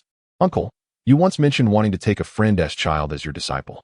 She has now arrived at the magic tower. Li Chen continued. She is aware of your passing, but I am uncertain if she wishes to stay. That is why I brought her here. Should she choose to remain, I shall accept her as your disciple. I will nurture her to become a magician of your caliber, or even surpass you, should her magical talent be limited. His eyes narrowed, sparkling with determination. Let it be decided. Now, I shall inquire with her. Li Chen chuckled lightly, brushing off his attire before turning to Mei Mei with a wave. Mei Mei, would you like to stay here and practice with me? Having been captivated by her sparkling, large eyes during their first encounter at the camp, today she appeared even more enchanting, clearly having dressed up for the occasion. Her golden hair was styled in an adorable top knot, and her cherubic face radiated innocence. Dressed in a trendy pink short dress, she resembled a charming little princess, evoking an irresistible urge to embrace her. Big brother, if I train with you, will I get to eat those delicious foods every day? Mei Mei pondered for a moment, her eyes gleaming with anticipation as she gazed at Li Chen. Li Chen's playful antics left the adorably naive Mei Mei somewhat perplexed, as she thought there was nothing wrong with wanting to enjoy delectable treats. This innocent demeanor left Li Chen momentarily speechless. All right. Those delightful dishes are all prepared by your sister Shuya. From now on, you shall learn alongside her, Li Chen assured her after standing up. Here, take this and follow me. Since you will be residing in the magic tower, allow me to show you your new room. He retrieved a ginseng fruit from his spatial pocket and handed it to Mei Mei, gently ruffling her hair while winking at her. This is a fruit beloved by the little ferrets. I have prepared plenty, so I trust you will enjoy them. Mei Mei beamed with delight, unfazed by Li Chen's affectionate gesture, and clutched the large fruit as she followed him. Her Navi charm was akin to someone who has been sold, yet helps count the money for others. Together, they made their way towards the apprentice quarters, where they met up with the waiting Xiao Chui. Little Mei Mei, you possess a fire elemental constitution, do you not? Li Chen inquired as they walked ahead. During the brief moment he had ruffled her hair, he had utilized a mind revelation technique to glean information about her unique constitution, though he was not entirely certain it was indeed a fire elemental one. Typically, Individuals with special constitutions are genuinely favored by magical elements. They often awaken their abilities at a tender age, sometimes without the need for meditation, as their bodies instinctively assimilate the magical elements from their surroundings. This phenomenon generally occurs within the first 10 years of life. If they are guided too early, the innate talent of their special constitution may be squandered. Ordinary individuals, even those with magical potential, usually begin to engage with magic only after the age of 10, when their mental faculties mature. Until then, they are largely involved in meditation, passively enhancing their elemental integration. Mei, appearing to be around the age of 10, was likely a magical prodigy aiming to study under the fire magician, Uncle Ant. However, possessing an elemental constitution does not guarantee greater fortune. If, after turning 10, they lack a magical mentor to guide their meditation and the proper operation of their internal magical elements, these gifted individuals may suffer from an excess of accumulated magical energy, leading to dire consequences. Regarding Mei's fire elemental constitution, if no one guides her in utilizing her fire elements this year, she risks igniting herself spontaneously. Conversely, if a mentor instructs her in fire magic, her magical prowess could advance exponentially, with no bottlenecks until she reaches the saint level. Even breaking through to the saint level would be considerably easier for her than it would be for an ordinary magician. Li Chen, you believe Miss Mei possesses a fire elemental constitution? Xiao Chui exclaimed, surprised at Li Chen's insight. She had heard of such exceptional abilities before, and it was astonishing to learn that the Mei she had grown up with was endowed with such talent. It was no wonder they had drawn curious glances from passers-by. They must have recognized her special constitution, prompting their actions. Indeed, my father forbade me from disclosing this. How did you know, big brother? Mei, slightly puzzled, expressed her confusion. She had always considered herself a good child, adhering to her father's instructions not to reveal her abilities to anyone, not even to Xiao Chui. She was simply curious as to how Li Chen had discerned her fire elemental constitution. Chapter 68. The disciple collection. Li Chen turned around and gently ruffled the hair of the adorable Xiao Mei, lamenting, "Alas, I am not a fire element mage." Xiao Cui paused, for she was aware that the master had entrusted her with the grave responsibility of bringing the young lady to Ima Town specifically to seek the mentorship of the renowned fire element gold mage, Master Ant. Upon learning that the young lady possessed the legendary genius physique, her initially joyful expression turned to one of urgency after hearing Li Chen's words. It dawned on her that the master's grave instructions were due to the limitations of the young lady's physique, yet Master Ant had already passed away. Now, to hear Li Chen declare that he was not a fire element mage left her utterly perplexed. According to her understanding, without a fire element mage, the only outcome for someone with the young lady's physique would be a dire fate. What should be done now? The excitement from moments ago had scarcely faded when Li Chen dropped such a weighty bombshell. Terrified, Xiao Cui fell to her knees, pale as a ghost, while Xiao Mei remained blissfully unaware of the gravity of the situation. However, you need not worry. If it is merely fire element magic, I am confident in my ability to guide Xiao Mei in her training, even to the point of transforming her into a semi-saint level powerhouse. Li Chen remarked with a smile as he conjured true flames in his hands, showcasing his prowess. Wow, is this truly real? Both Xiao Cui and Xiao Mei exclaimed in astonishment, gazing at the flames dancing in Li Chen's palms. Instantly, Xiao Cui prostrated herself before Li Chen, pleading, "My lord Li Chen, please accept Miss Xiao Mei as your disciple. We only wish for her to grow up healthy." Li Chen nodded gently, smiling, "Rise. Do not fret. I have already accepted Xiao Mei as my disciple before the grave of my uncle." He turned to Xiao Mei. "Now, are you willing to learn fire element magic from me? Remember, do not agree simply for the sake of tasty treats." "I am willing," Xiao Mei shyly replied, twisting her body. This elicited a hearty laugh from Li Chen, dispelling the tension that had filled the air moments earlier. "Now, let us proceed to my room and familiarize ourselves with the environment of the magic tower. Starting today, I shall formally instruct Xiao Mei in the art of fire element magic," Li Chen said cheerfully. "All right." Xiao Mei blinked her adorable eyes, unaware of the significance of learning fire element magic. She only knew that staying in the magic tower meant she would have access to delectable treats. Meanwhile, in another part of the estate, Shuya, perspiring with excitement, directed Chunxia, Qiudong, Milan, Zhu and Malik to transport all the goods from the carriages, including armor, weapons, and miscellaneous items, into the storage room. Watching the items being moved into the warehouse, Shuya's eyes sparkled with increasing brightness. She relished the process of placing these gleaming treasures into the storage, captivated by the satisfaction of ownership. Subsequently, with the assistance of Old Ram, Shuya instructed everyone to lead the warhorses and carriages to the stable. These items were merely temporary accommodations. Once the shops in Ima Town opened, they would be sold to Mayor Moss Town at favorable market prices. Fortunately, during the reconstruction of the Magic Tower facilities, the stable was constructed to be exceptionally spacious, anticipating potential visitors. Otherwise, accommodating 30 carriages would have been quite a challenge. At this moment, in the southern region of Toliu Province, at the Earl of Abide's estate, the Earl sat in the main seat of the parlor, his brow furrowed. This half-saint powerhouse, bestowed the title of Earl by the Empire, had crushed a priceless cup in his hand. Beside him, a strikingly beautiful woman wept in his embrace. Appearing no older than 20 due to her impeccable upkeep, though she was over 40. This woman was the mother of Adeli, one of the masterminds behind the attack on the Magic Tower that led to Master Int's demise. 19 days prior, she had witnessed her son Adeli being pursued by Li Chen and ultimately killed outside Emerald City. My lord, Adeli met a most tragic end. You must seek justice for our child, the enchanting woman sobbed, shaking the Earl's arm incessantly.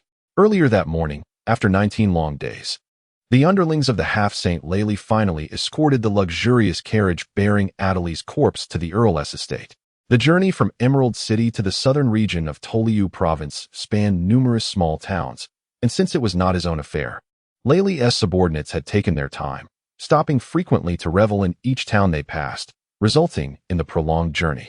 Fortunately, Adeli's body had been magically preserved. Otherwise, the sweltering summer heat would have rendered it unrecognizable after such a long duration.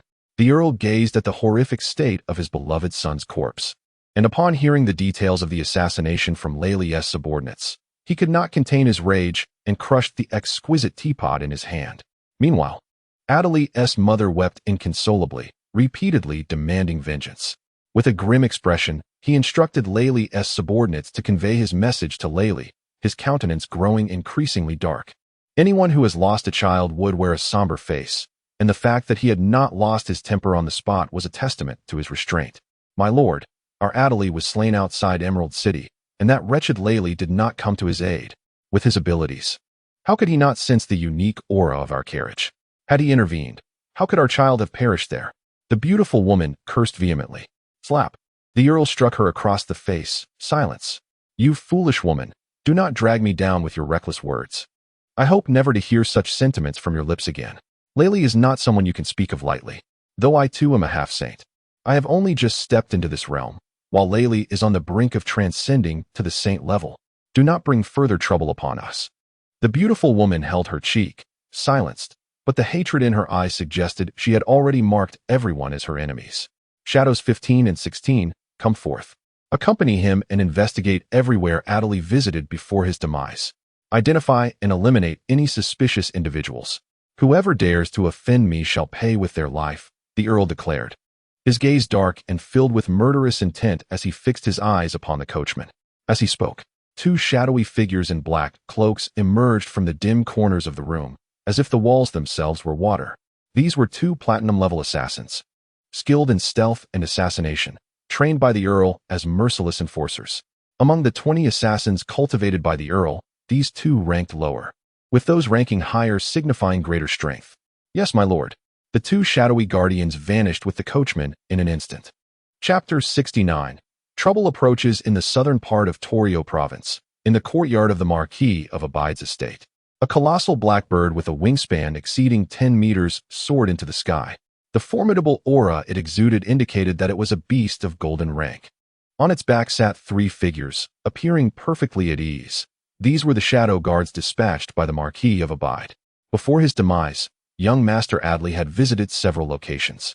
Shadow 15 sat steadily atop the bird, conjuring a simple layer of battle aura to shield himself from the rushing wind, and coldly inquired of the trembling coachman behind him. Can you recall the last 3 towns young Master Adeli passed through? I remember. The last 3 towns were Southwind Town, Turek Town, and Emma Town. It was near the Emerald City, under the protection of Lord Li, that he was ambushed and killed by assassins, the coachman stammered, revealing every detail he knew. Whether out of fear of the merciless shadow guards or the sheer terror of soaring through the sky on a golden giant bird. Tell me, did anything of significance occur in those 3 towns? After a moment of silence, Shadow 15 turned to the coachman and spoke in a low, commanding voice. Though he emitted no palpable aura, his presence instilled a sense of impending doom in the ordinary man, rendering the coachman's face pale and his body trembling as he nearly fainted. Only then did Shadow 15 avert his gaze. Oh, why would young master seek the company of such inconsequential characters? It is indeed perplexing. Could there be hidden circumstances we remain unaware of? Shadow 16 exchanged a glance with Shadow 15, communicating silently. Based on my understanding of the young master, he would not easily let such matters rest. What happened next? Shadow 15 glanced at the coachman, wary that his gaze might shatter the fragile composure of this ordinary man. Although indifferent to the life and death of a being he deemed insignificant, he was more concerned about fulfilling the Marquis's orders. This is precisely the kind of action I would expect from the young master. Since all 3 towns are under suspicion, let us first proceed to Southwind Town. Shadow 15 declared, pulling out an imperial map, indicating the locations of the 3 towns, and pointing to the nearest one, Southwind Town. Meanwhile, within the bustling confines of the Magic Tower, Li Chen leisurely guided Mei Mei and Xiao Chui as they familiarized themselves with their surroundings, introducing them to the various individuals present. Soon, they reached the stables, observing the busy crowd dispersing to attend to their individual tasks. Are you ready, Mei Mei? I shall commence your instruction in meditation techniques from this moment onward. You will be able to exchange experiences with Shuya later. Li Chen affectionately ruffled her hair, encouraging her to follow. The instruction in magical meditation would take place in the old library, which now served as Li Chen's private study. During the morning, he explained the principles of meditation and its essential considerations to both girls. Although Shuya had learned meditation from him previously, this time Li Chen emphasized the areas requiring particular attention to prevent any issues in the future. The morning was consumed with elucidating the principles of meditation along with personal insights. Even the theoretical aspects, often considered dull, took on a captivating quality through Li Chen's discourse, keeping both girls enthralled and oblivious to the passage of time. Among them, Shuya benefited the most, on the verge of breaking through to the black iron level. She felt that with Li Chen's shared wisdom, she could achieve the status of a black iron mage at any moment. Take the principles I've shared this morning and commit them to memory. If there are any uncertainties, please feel free to seek my guidance. We shall commence meditation training at noon when the fire element is at its most vibrant, Li Chen remarked, noticing their eager expressions. Meditation, regarded as the most challenging method for novices in magic, required utmost dedication. All right, big brother, I'm hungry. I want to eat big fruits, little Mei Mei exclaimed, her big, innocent eyes gazing pleadingly at Li Chen, her stomach growling as she recalled the exquisite fruits he had produced from his spatial inventory that morning. Li Chen chuckled at her adorable demeanor and retrieved an array of uniquely shaped fruits from the system's space. Under the sweltering summer sun, at noon, when the heat peaked and the fire element was most concentrated, Shuya and Mei Mei, after enjoying their lunch and taking a brief respite to rejuvenate, began revisiting the meditation knowledge imparted by Li Chen earlier. Old Ram, substituting for Shuya, directed 8 maids to commence their tasks. Previously, the Magic Tower had only housed Li Chen and Shuya, requiring little management. However, with the sudden increase in personnel, careful planning became imperative. Fortunately, Li Chen had retained Old Ram, for without any managerial experience, dealing with the current bustling activity within the Magic Tower could have been quite a headache. Chapter 70. Shuya becomes a mage under the blazing sun. Li Chen stood in the training ground, absorbing the intense presence of fire elements surrounding him. Shuya Mimi, come here quickly. This is the time when the fire elements are most abundant. With closed eyes, Li Chen suddenly opened them, a radiant light shooting forth several meters. Observing that they had settled into their designated positions as instructed, he approached from behind, took a deep breath, and donned a serious expression to adjust his focus. Li Chen had little time to guide Mimi in sensing her innate aura, especially since Mimi, possessing a natural affinity for fire elements, inherently repelled other energies. Thus, channeling his own Dao power through her proved to be a formidable challenge. It is essential to note that Li Chen's Dao power was a composite of his vitality and spirit, imbued with his personal life imprint. To circulate this within another's body without causing harm required immense effort, unlike the ease of assisting Shuya. With a sigh, Li Chen opened his eyes. wiping the sweat from his brow, and exhaled a breath of fatigue as he stepped back. He gazed incredulously at Mimi, who was immersed in her training. The once ordinary Mimi now emanated an aura that indicated her ascension to the ranks of a magic apprentice. Witnessing her ever-increasing magical prowess, Li Chen believed that with a few more days of practice, she might soon breach the threshold of a black iron level mage. This, perhaps, was the hallmark of a prodigy in the magical realm. Reflecting on his uncle, who, despite his age, still lingered at the golden level, Li Chen imagined the envy that would wash over into if he learned that his disciple had such remarkable talent. Engrossed in his thoughts, Li Chen was abruptly jolted by the violent fluctuations of fire elements around him. Turning, he discovered a multitude of fire elements converging around Shuya, swirling like sprites and producing a harmonious buzzing sound as they rushed into her being from various angles. It was as if they were conveying joyous laughter, enticing even more fire elements to flock towards her, fearing they might miss their chance. Shuya, are you on the verge of a breakthrough? Li Chen pulled the now awakened Mimi away from the area, watching from a distance as Shuya, enveloped in a fiery aura, appeared almost ethereal, like a flame-wreathed sprite. The gathering fire elements swiftly diminished, absorbed into Shuya's body, where the flames flickered around her, intensifying her presence. Soon, the crimson glow faded, replaced by a fleeting flash of darkness within her. Master, I have broken through, Shuya exclaimed, her eyes sparkling with joy as she stood, surveying her surroundings before sprinting towards Li Chen, brimming with excitement. Haha, congratulations, Shuya. You are now a true mage. Li Chen beamed with happiness as he watched her approach. He hadn't anticipated Shuya's exceptional talent, though not of elemental constitution. She had only practiced magic for a mere 19 days and had already ascended to the black iron level. Clearly, she warranted focused cultivation in the future. At that moment, a great eagle soared across the sky, rapidly approaching Town. This majestic creature, entirely black with a wingspan exceeding 10 meters, was clearly no ordinary beast. On its broad back, 3 figures were seated, either standing, sitting, or reclining, appearing utterly at ease. Lord Shadowguard, look. Ahead lies Town. It was here that the young master defeated the town's guardian, and word has it that his nephew, Li Chen, has since inherited the magical tower, remarked the coachman, peering down at the town below. Brother 15, it is indeed ahead. Let us not waste another trip. We've already visited 2 towns without leads. If we return empty-handed, I fear the Marquis will be displeased, the figure controlling the eagle replied, turning to the shadowy figure seated nearby. The palpable aura of menace in his voice sent chills down the spine of the coachman, who recalled the cruel fate met by the guardians of the previous towns for failing to provide information. In that moment, he could only lament Li Yun's unfortunate circumstances. Chapter 71, Enemy Attack at the Magic Tower. The atmosphere became lively due to Shuya's breakthrough, as everyone gathered in the pavilion to congratulate her on officially becoming a black iron level mage. Shuya, I can hardly believe it. In just a few days, you've become a mage. How astonishing, Mina exclaimed, playfully hugging Shuya's arm. Just yesterday, she was an ordinary person, and today she had already reached the status of a black iron mage. It was said that Shuya had only begun practicing magic a mere 10 days prior.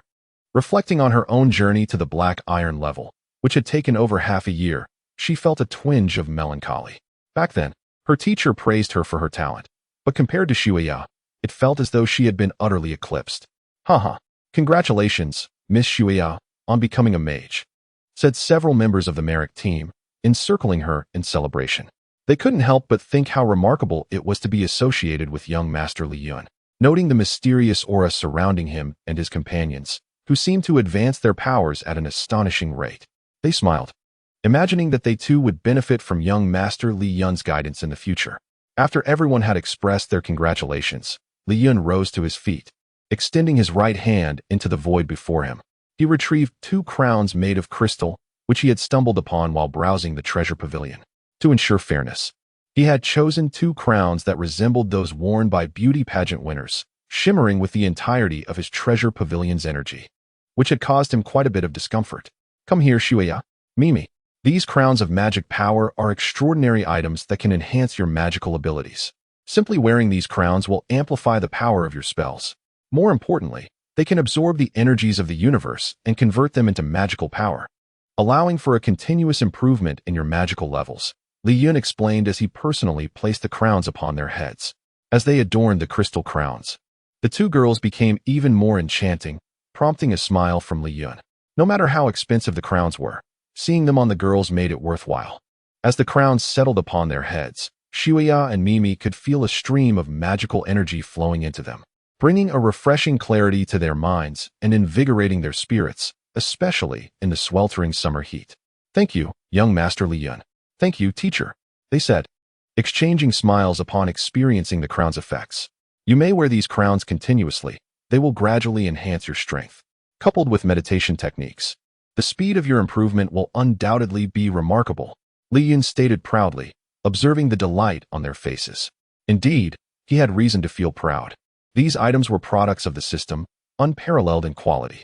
Upon hearing his words, the surrounding mages cast envious glances at Li Yun, their eyes glinting with a predatory desire that made him shiver involuntarily, provoking laughter from the crowd.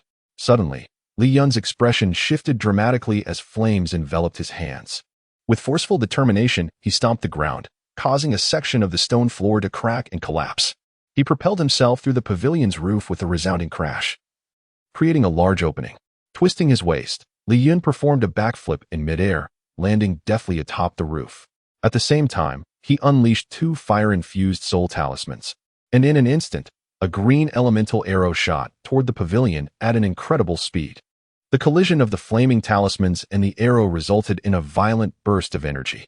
Amidst the blaze, a dark arrow streaked past the pavilion, embedding itself deep into the ground of the magic tower. The arrow penetrated more than halfway into the hard surface, which was constructed from resilient blue stone, far tougher than ordinary slabs. Had the talismans not dissipated the energy surrounding the arrow, the consequences would have been dire. Li Yun, having reached the later stages of foundation establishment, had sharpened his senses, allowing him to detect the arrow's approach. The speed was overwhelming, yet he managed to react just in time to evade it. The arrow had descended from the sky, and Li Yun focused his energy, his gaze piercing through the heavens to lock onto a massive black eagle soaring above. On its back sat a diminutive figure clad in dark armor, seamlessly blending into the creature, wielding a bow that appeared disproportionately large at 2 meters in length, from which several black arrows were drawn. "Lord Shadowguard, look at the collapsed area. It's right near the Int Magic Tower," a coachman remarked respectfully to the black-cloaked figure seated cross-legged. "Interesting. So I have been discovered." The figure mused with a sinister chuckle. "It seems this place is more than it appears. The one who thwarted Shadow 16's attack must be that Li Yun. How unexpected to encounter such an event on this outing." The black-cloaked figure's gaze locked onto Li Yun, who was staring defiantly back at him. Li Yun's cold glare fixed upon the trio on the eagle's back, who were unknown to him, yet posed a threat by daring to assault the magic tower. Regardless of their identities, he resolved to engage in a deadly struggle. Chapter 72. It turns out to be him in the sky. A colossal eagle swooped down swiftly under the control of a diminutive archer. "Caw, if that is the case, then perish." The man in the black robe cackled ominously, wielding a gigantic black sword measuring nearly 29 meters in length, leaping from the eagle's back to cleave towards Li Yun. "Everyone, stand back." Li Yun's eyes flashed with a fierce violet light as he coldly fixed his gaze on the approaching figure in black. The aura emanating from this sword-wielding adversary was terrifying, akin to the weight of Mount Tai bearing down, causing Li Yun's expression to shift in trepidation. The gleaming black sword harbored a multitude of negative emotions, including a palpable sense of fear and a thirst for slaughter, revealing him to be a dark swordsman of at least platinum-level peak strength, far beyond the capabilities of a mere platinum-level combatant. Li Yun felt confident in facing a singular dark swordsman of platinum rank, especially with the assistance of 4 golden-tier professionals from the Magic Tower. However, the presence of the enormous eagle beast and the archer controlling it posed an additional threat. Particularly, the diminutive archer emanated an intense aura of danger, hinting that he too was likely above the platinum level. Utilizing 2 formidable platinum-level professionals was indeed a substantial gamble. This marked the most perilous moment Li Yun had encountered since arriving in this world. In the face of such dire circumstances, he remained remarkably composed, his focus unwavering on the black-robed figure's movements. As the adversary leaped from the eagle's back, Li Yun had already prepared his dual soul fire talismans, sending them soaring towards the airborne foe who lacked any means of support. Initially, While perched on the eagle's back, the black-robed figure dismissed Li Yun's magical prowess, believing his display of power to be trivial. Thus, he leapt down theatrically, intending to impress with his descent. However, upon witnessing Li Yun's talismanic technique, he merely swung his massive sword in a casual manner. Boom! As the colossal sword struck the incoming talismans, an incredible surge of energy erupted, accompanied by violent flames that engulfed the area, forming a blazing fire cloud that plummeted. Unlike the previous hasty display, Li Yun now channeled his energy with utmost concentration, employing his most potent dual-soul fire talismans. Within the fiery cloud, the black-robed figure was struck by the powerful talismanic attack. Although the force did not detonate directly beside him, the resultant flames gradually enveloped him, causing his blood to surge and his internal organs to tremble, resulting in minor injuries. Struggling to regain his balance amidst the explosion, the black-robed figure twisted his body, and as he emerged from the flames, he found himself perilously close to the ground. He quickly summoned his internal combat energy to cushion the impact. With a thunderous crash, he landed heavily, leaving 2 deep impressions in the earth, his face covered in dirt as he sneered. "Heh, so you are Li Yun. I did not expect you to possess such strength. You have concealed it well." He scrutinized the youth before him, who matched the description given by the coachman precisely. "Oh, so you are here for me?" Li Yun observed the charred face of the black-robed man, his once imposing cloak now tattered and ragged, revealing a dark, gleaming armor crafted from unknown beast hides. "Who are you? Why have you come for me?" Li Yun inquired in a low voice. Upon hearing the mention of young Master Edley, Li Yun's heart sank, comprehending the unfolding situation. Nevertheless, he remained confident, concealing any hint of vulnerability, wondering how they had traced him. "I do not grasp your meaning. You must have mistaken me for someone else," Li Yun replied, his expression darkening as he probed cautiously. "Poison technique." A glimmer of determination flashed in Li Yun's eyes as he cast a poison spell upon the black-robed figure and the diminutive archer, then surged upwards to attack the archer suspended in midair. "Everyone engage. I do not take kindly to being commanded." Now that the enemy had found him, Li Yun resolved to confront this marquis, but only on his own terms. He called out to the 4 golden-tier professionals, who were already on high alert, preparing for battle.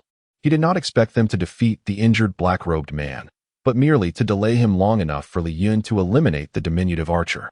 "Now that I know your origins, you shall meet your demise." Chapter 73. Unity of Body and Arrow. Damn it. What sorcery is this that can render a person feeble? Upon witnessing Li Yun's sudden surge, the instinctively poised black-cloaked figure hesitated momentarily due to the magical effect that had manifested upon him.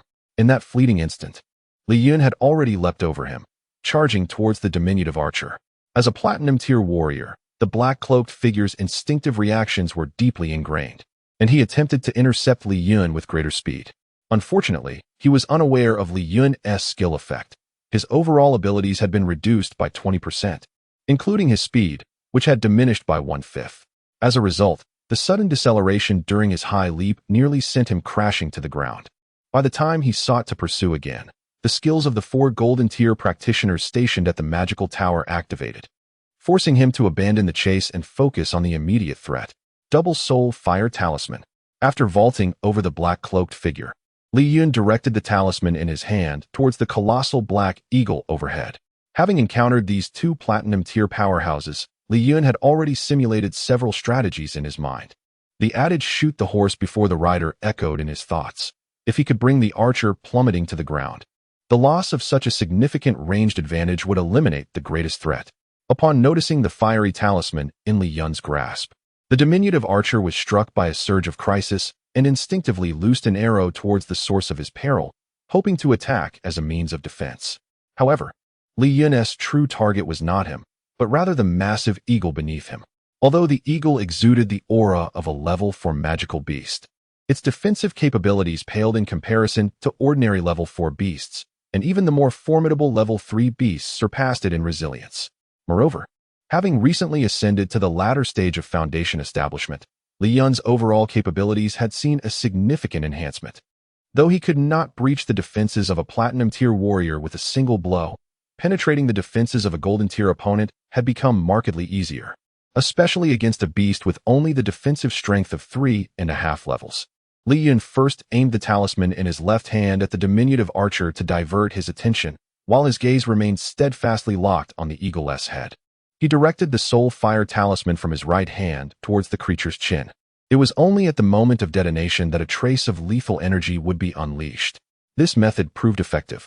As soon as the black eagle sensed the approach of danger, the archer released a powerful feathered arrow. Boom! With a thunderous sound, flames erupted as the first talisman collided with the blocking arrow, disintegrating into nothingness. Immediately, the second soul fire talisman surged through the flames, closing in on the black eagle's head.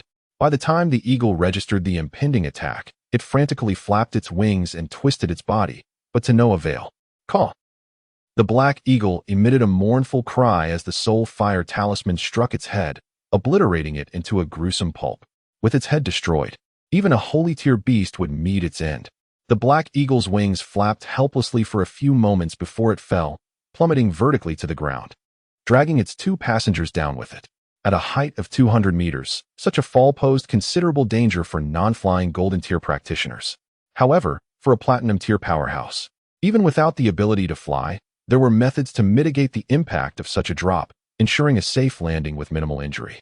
Li Chen was well aware of this. A mere height was insufficient to inflict significant harm on a platinum tier warrior. His intent in downing the eagle was solely to prevent the enemy from maintaining mobility. Otherwise, should they choose to flee, Li Chen would find it impossible to match the speed of a flying beast. Two figures tumbled down alongside the eagle's carcass. The ordinary coachman was instantly crushed into a pulp upon hitting the ground, while the diminutive archer, displaying remarkable agility, managed to land on the eagle's back just before impact. Utilizing the reaction force, he executed a backflip and safely touched down, quickly attempting to distance himself from Li Chen. Unfortunately, despite his commendable intentions and rich combat experience, Li Chen had been anticipating his descent and would not allow him to escape. Moreover, although the archer was nimble and swift, his short stature rendered him unable to outrun Li Chen's strides. A ranged archer, once approached at close quarters, did not lose all combat capability. Rather, he forfeited his inherent advantages, now forced to contend with the strengths of his opponent. The outcome was all too evident. Kill! Li Chen roared, directing his dual blades in a crisscrossing assault aimed at the archer's evasion path, compressing the space available for him to dodge. The talisman in his hand locked onto the archer's small frame and shot forth. Boom! The diminutive archer, Shadow 16, a shadow guard under a marquee, had never encountered such indignities. He awkwardly dodged the talisman's assault, only to be hurled several meters away by the shockwave from the explosion behind him. After rolling on the ground, he scrambled to evade the subsequent dual sword strikes that followed. Die! After a prolonged evasion, Shadow 16, despite his rapid movements, could not escape the relentless assault resembling a three-pronged attack. During one desperate maneuver, he was slashed across the back of his leg by a short sword, blood gushing forth. As he roared in fury, eyes ablaze with murderous intent. After narrowly avoiding another wave of attacks, Shadow 16 concentrated all his battle energy into a single black arrow. Countless azure wind elements surged forth, causing the arrow to visibly elongate until it reached an astonishing length of 20 meters. At that moment, Shadow 16 merged with the arrow, embodying a singular entity, a menacing aura of slaughter enveloping the battlefield. Kid, I shall make you wish for death. The 20-meter arrow, now animated with eyes and a mouth, grinned malevolently at Li Chen. What on earth is this? Is this some kind of trickery? Li Chen stared incredulously at the massive arrow before him. Chapter 74. The Might of True Fire. Ding ding ding. Li Chen deftly maneuvered his short sword to intersect and pierce the azure arrow, causing a shower of sparks to erupt. Boom! As a formidable arrow hurtled toward him, Li Chen swiftly stomped the ground, creating a small crater beneath him, and vanished from sight, evading the impending assault. Turning to glance at the arrow embedded deeply into the earth behind him, Li Chen felt beads of sweat form on his forehead, had he not reacted swiftly. This blow would have surely inflicted significant harm. Do not be arrogant. Feel the might of my true fire palm. Li Chen unleashed an attack imbued with the true fire he had only recently mastered after advancing to the late Foundation establishment stage. Initially intended as a last resort, he found himself compelled to employ it sooner than anticipated. With a deft twist of his body, he narrowly dodged another arrow's aerial strike, swiftly extending his hands to channel the true fire from his dantian to his palms. He rapidly formed a hand seal, conjuring a colossal flaming hand that surged toward the oncoming arrow. Silently, and without a sound, the flaming hand descended upon the arrow, igniting its surface in a blaze. The arrow's wielder, Shadow 16, shouted in desperation, attempting to roll the arrow on the ground to extinguish the flames. However, he underestimated the resilience of this Taoist true fire. It would only extinguish when devoid of spiritual energy or isolated by overwhelming force. Hearing Shadow 16's cries, Shadow 15, cloaked in black, who had just shattered the attacks of 4 golden tier professionals with a single sweep of his sword, turned to investigate the source of the commotion. He spotted the massive arrow, approximately 20 meters long, rolling on the ground, its tail enveloped in an unfamiliar, mystically glowing orange flame. Brat, prepare to perish. Shadow 15, realizing that the flames posed no immediate threat to 16, disregarded him. With a flick of his wrist, he unleashed a wave of black sword energy toward the 4 golden professionals, sending them sprawling several meters away, incapacitated. He then charged directly at Li Chen, who was still forming his hand seal. Be cautious. Although focused on controlling the true fire, Li Chen's eyes remained vigilant towards the approaching black-cloaked figure. He observed in alarm as the black figure effortlessly neutralized the attacks of the 4 professionals, and the ensuing sword energy exuded a menacing aura that seemed to devour all. He called out a warning to the dazed golden professionals, who had been caught off guard by the sudden assault. Regrettably, even with Li Chen's timely warning, it proved too late. The lengthy sword energy carved a deep trench in the ground, engulfing the 4 within its lethal embrace. Boom. Fortunately, as golden tier professionals, they possessed various protective artifacts, which activated just in time to mitigate the impending danger. A dazzling array of colorful magical shields erupted, colliding violently with the oncoming sword energy in a spectacular explosion. Thank goodness, the 4 figures were propelled from the blast, crashing heavily to the ground and creating a sizable crater where they writhed in pain. Li Chen, witnessing their struggle, felt relieved that, despite their inability to withstand the attack, they were not in mortal peril. He had not anticipated the staggering disparity between the peak platinum tier and the golden level. A mere flick of the wrist from the opponent could shatter the combined efforts of 4 golden professionals. Had he not previously weakened the black-cloaked figure with his poison technique, the outcome might have been dire.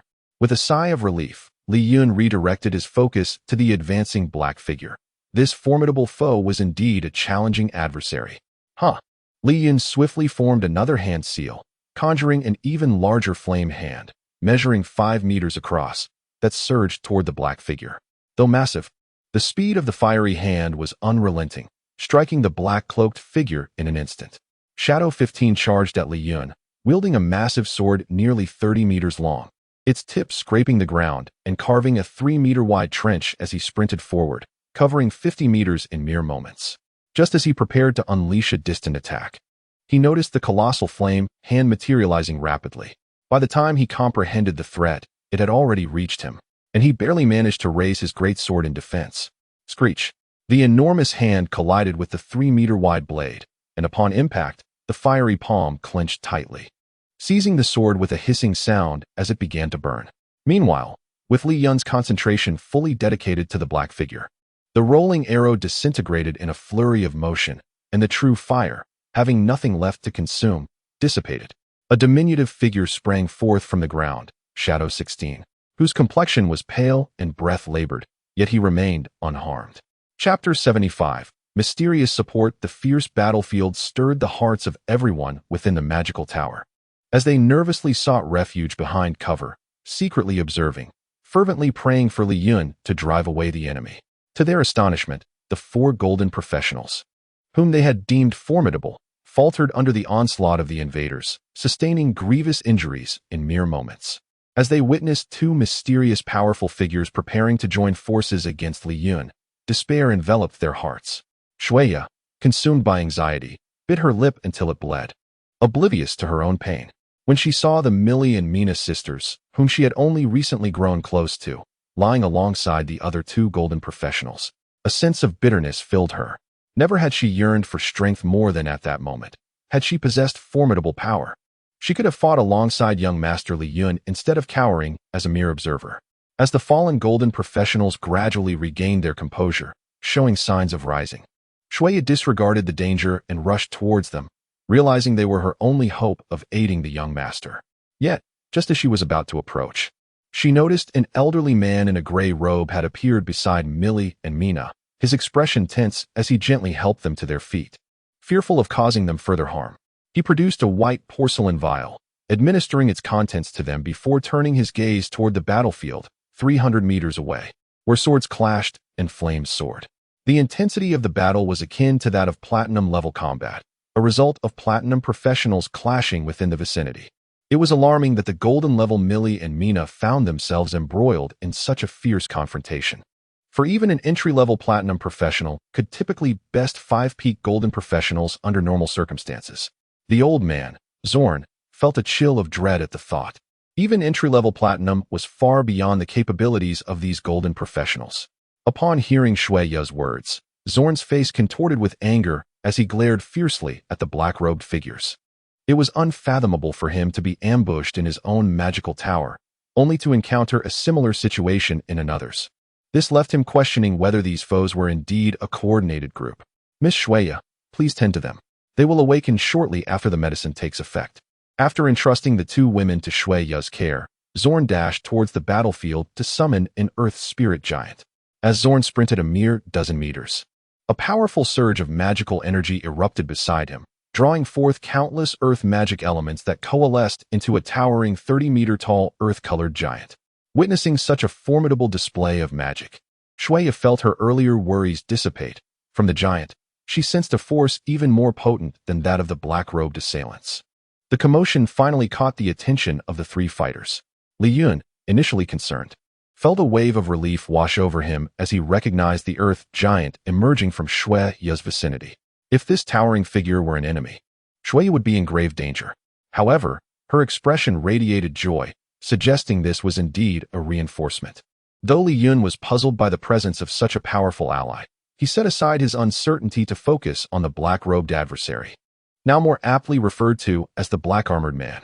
The tattered remnants of his cloak revealed a middle-aged man with a hawkish nose, exuding an aura reminiscent of a specter risen from a blood-soaked battlefield, the number of lives he had taken evident in the phantom of death that surrounded him. Shadow 16. Watch your back. The black-armored man, realizing the earth giant was barreling towards Shadow 16, shouted in alarm. The sheer size of the earth spirit giant indicated it was on the verge of attaining diamond-level strength. Damn it! How could such a powerful foe appear so suddenly? Had I known, I would have let the frontline shadow guards handle this. With his focus diverted by Li Chen, the black-armored man could only yell a warning to his companion, refusing to let his guard down. Seizing the opportunity during the distraction, Li Chen swiftly unsheathed his hidden dagger, launching a dual-blade attack toward the man's throat. Fortunately, the adversary evaded just in time. Otherwise, even a platinum professional would not survive a throat-slitting. Unity of man and sword. Sensing the imminent threat emanating from the earth giant, the black-armored man resolved to unleash his ultimate technique, merging his body with his great sword to strike at Li Chen with all his might. Chapter 76. Eliminate one first after sprinting over 100 meters. The diminutive archer was poised to draw his bow and unleash an arrow when he suddenly heard the thunderous roar of Shadow 15. Sensing the imminent danger, he swiftly twisted his body and dashed several dozen meters away, just in time to evade a colossal fist the size of a room that crashed down at his previous location. The resounding boom reverberated as the fist smashed into the bluestone ground, leaving a massive crater.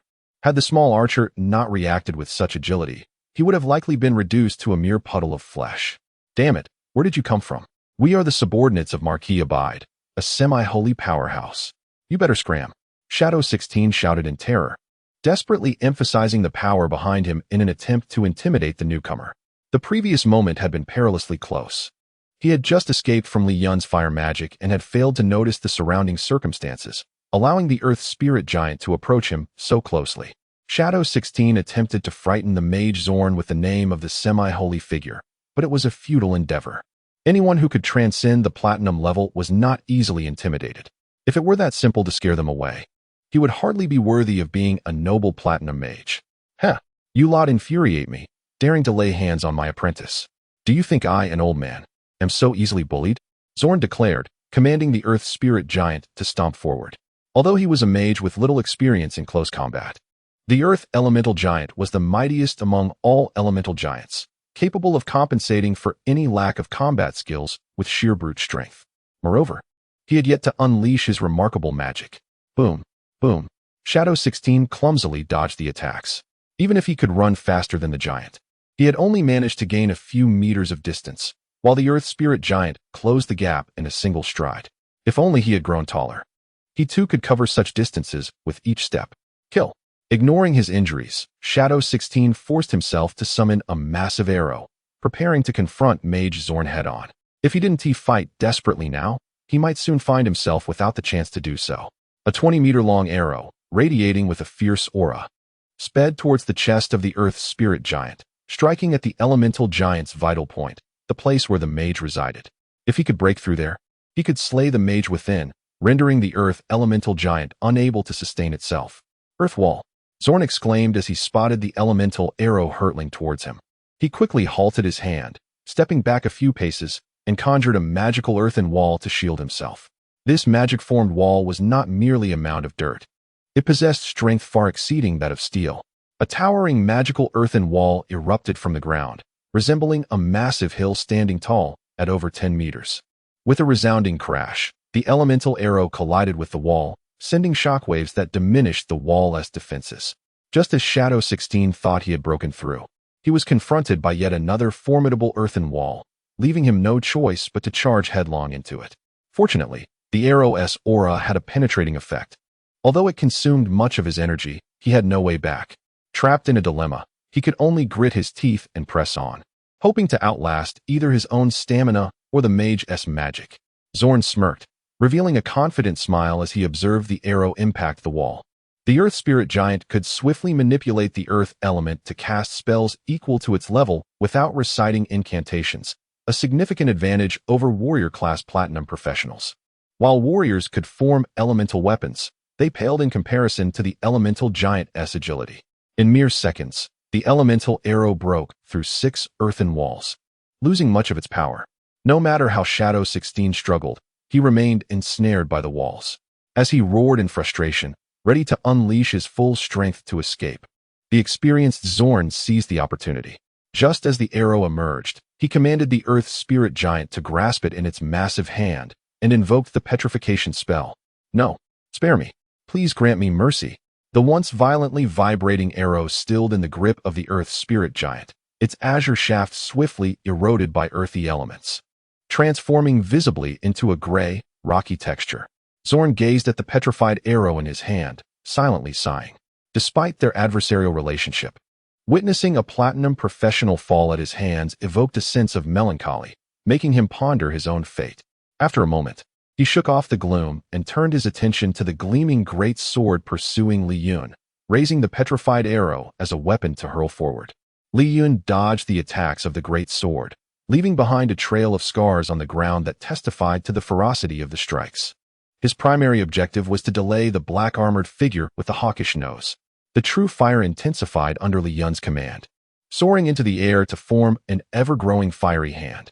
In an instant, flames surged skyward as if a colossal orange demonic hand enveloped the magical tower, creating a radiant orange beam illuminating the sky above the tower. The commotion was visible throughout the entire town of Ima. In Ima town, unease surged among the townsfolk.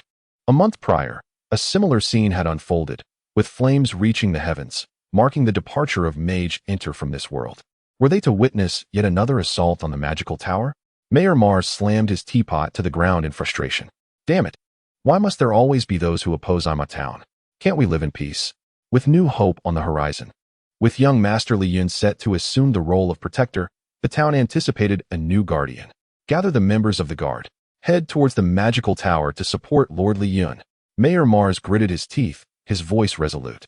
Having experienced life without a protector, he feared for the town's existence should they lose young Master Li Chen. A single crisis could erase them from the annals of history on the magical continent. In such epic battles, what could they possibly do? They could only hope to contribute in whatever small way they could. Chapter 77. The dark blade sever. With a keen awareness of his surroundings, Li Chen had already discerned the unfolding scenario on another battlefield. He observed as the diminutive archer's arrows were vanquished by the elemental giant summoned by the aged sorcerer, only to be hurled towards the pursuing armored figure. Although it appeared as if Li Chen was merely evading capture, he was, in fact, meticulously preparing, secretly channeling his spiritual power to incite true fire. Noticing that the trajectory of the arrows aligned perfectly with the position of the great sword, Li Chen halted his retreat and unleashed the cultivated true fire. The black-armored adversary, recognizing the opportunity presented by Li Chen's sudden stillness, seized the moment. The speed of the great sword, which he had transformed into, was nearly equal to his own pace. Though marginally faster than Li Chen's, it lacked the agility to match his finesse. Under such high velocity, maneuvering a 29-meter sword required considerable exertion. Die! The black-armored figure bellowed, commanding the colossal sword to execute a platinum-grade combat technique known as the Dark Blade Sever. A massive sword ascended into the air, emanating dark ripples that attracted surrounding magical elements towards its blade. A black sword aura surged skyward, reaching over 100 meters, aimed directly at the stationary Li Chen. Realizing it was too late to evade, Li Chen transformed the true fire he had cultivated into a colossal fiery hand, intent on countering the attack head-on, hoping to survive the onslaught of the technique. As the black-armored warrior's dark blade sever was about to descend, a fleeting yellow shadow darted across the sky. The arrow, petrified by the Earth Spirit Giantess spell, struck the great sword just as it was poised to strike. The resulting clash reverberated through the heavens, a sound that rattled eardrums and left listeners feeling a sense of suffocation. In the wake of that thunderous noise, the immense sword quaked violently, prompting the fusion of the elder to emit a roar of discomfort. The already formed platinum technique faltered under the sudden jolt, causing the black-armored warrior's colossal sword to oscillate erratically. The dark element, notoriously difficult to control, began to retract uncontrollably, culminating in a catastrophic explosion. The black-armored elder, who had transformed into the sword, could scarcely fathom that he had been struck by an arrow wielded by Shadow 16. In disbelief, he lamented that such an adversary should not have been so easily vanquished.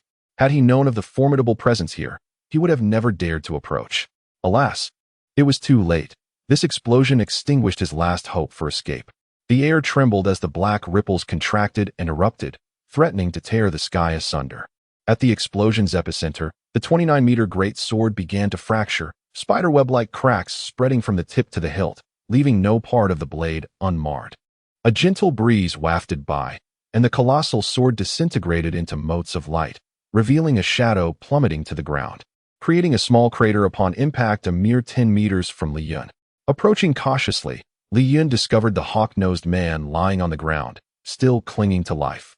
His once proud black armor lay in ruins, fragmented and on the verge of collapse. Despite his struggles to rise, all efforts proved futile.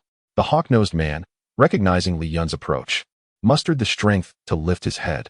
The force of the explosion, compounded by the impact of his fall, had rendered his bones fragile and fractured. How did it come to this? After years of dominance in the Empire, I find myself in such a predicament, he murmured, glancing towards the arrow that had previously assaulted him, a bitter smile creeping across his face. No one could have anticipated that an heir of a golden mage, whose prowess far surpassed that of the golden tier, would be accompanied by an elder sorcerer on the brink of diamond-level mastery. Li Chen, wielding his flying sword, positioned it against the hawk-nosed man's throat. The man, in despair, closed his eyes, refraining from pleading for mercy. He understood that any such appeal would be in vain. The youth before him, fully aware of their affiliation with the Marquis's estate, had still chosen to strike without hesitation, indicating an utter disregard for the Marquis's power. In that moment, the hawk-nosed man realized he had unwittingly provoked a formidable enemy. With a swift motion, Li Chen drove the sword into the man's neck, sending him into the abyss. Congratulations, you have slain a peak platinum-level adversary. You have earned 500,000 energy points and acquired a mysterious map. Li Chen bent down to collect the valuable belongings of the hawk-nosed man, stripping him down to nothing but his undergarments before ceasing his efforts. He harbored no sympathy for his foe. Compassion for an enemy is a form of cruelty to oneself. Had it not been for the timely intervention of a benefactor, he might very well have been the one lying on the ground. Chapter 78. Fury. After tidying everything up, Li Chen did not immediately depart. He forcefully stomped on the ground, and in the next moment, his figure flashed forward like a leopard, leaping towards the corner where the petrified arrow had struck the ground. Upon landing, He circled the tall, slanted arrow, caressing it while murmuring, "What a remarkable treasure. This is indeed a gem, far superior to those mundane tools. Just look at its imposing aura and exquisite form. Heh, this will surely become part of my collection." The sight of Li Yun, squinting with a smile, left the elder who had shed his earth spirit giant form speechless, for he had never encountered such a character. Although it was undoubtedly a fine object, there was no competition for it, and the elder pondered whether Li Yun truly feared losing it due to his own slowness. "Hello, my name is Li Yun, the master of this magical tower.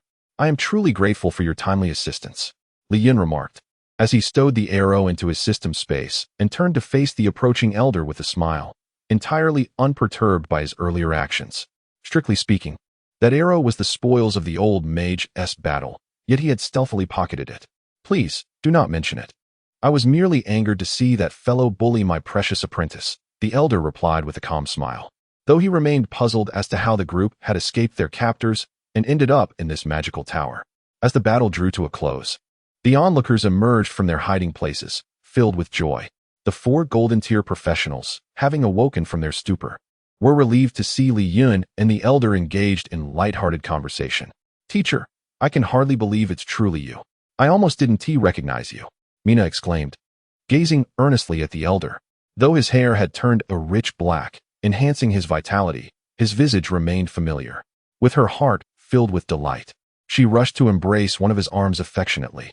"Ah, little Mina, what brings you and your sister here?" Master Zorn inquired gently, stroking her head, his curiosity piqued. He was aware that he had consumed an ancient potion to acquire the strength to escape. How had they managed to do so? It was Li Yun, brother, who saved us. "Teacher, you have no idea how spectacular it was. He single-handedly dismantled the entire merchant caravan. So impressive." Mina laughed, pointing at Li Yun beside her. It was amusing that she called him brother, despite being 20 years old and addressing someone several years younger than herself in such a manner. Upon hearing this, Li Yun awkwardly touched his face, inwardly lamenting, "Do I truly appear so aged? I merely look a tad mature. Must everyone older than me refer to me as brother?" This reaction elicited a stifled laugh from Shueya, who had been observing him. Shueya had never noticed this endearing side of her young master, who had previously been a complete bookworm, generally reserved and taciturn.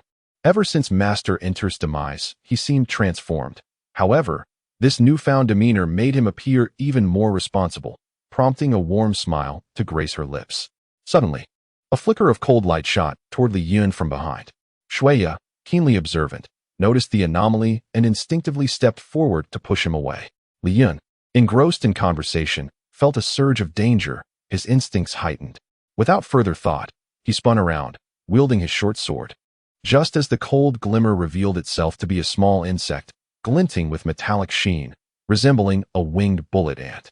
Surrounded by the lively crowd, no one would have noticed such a diminutive creature had it not been for the ominous presence that Li Yun sensed in that fleeting moment. Otherwise, he might have fallen victim to a surprise attack. The insect emitted a sharp screech as it collided with his short sword, failing to leave a mark on the silver tier weapon. The sheer force caused it to veer off course, yet it was now headed straight for Shueya, who had attempted to intervene. "No!" Li Yun bellowed in a panic as he realized Shueya was in the insect's path. The distance was too close.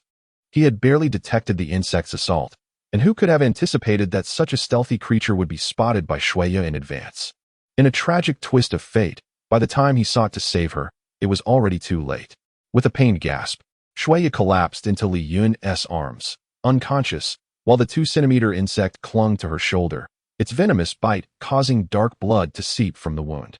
Realizing the gravity of the situation, Li Yun hastily unleashed a flurry of healing spells, disregarding the drain on his energy. "Stay where you are. I shall eradicate that vile creature," Li Yun declared, his eyes ablaze with fury as he summoned forth his true flame, incinerating the screeching insect to ashes. In that instant, a faint sound emanated from the shadowy corner of the magical tower, where an unseen observer had been silently watching. The subtle noise drew Li Yun's attention, his violet eyes narrowing as he focused on the source.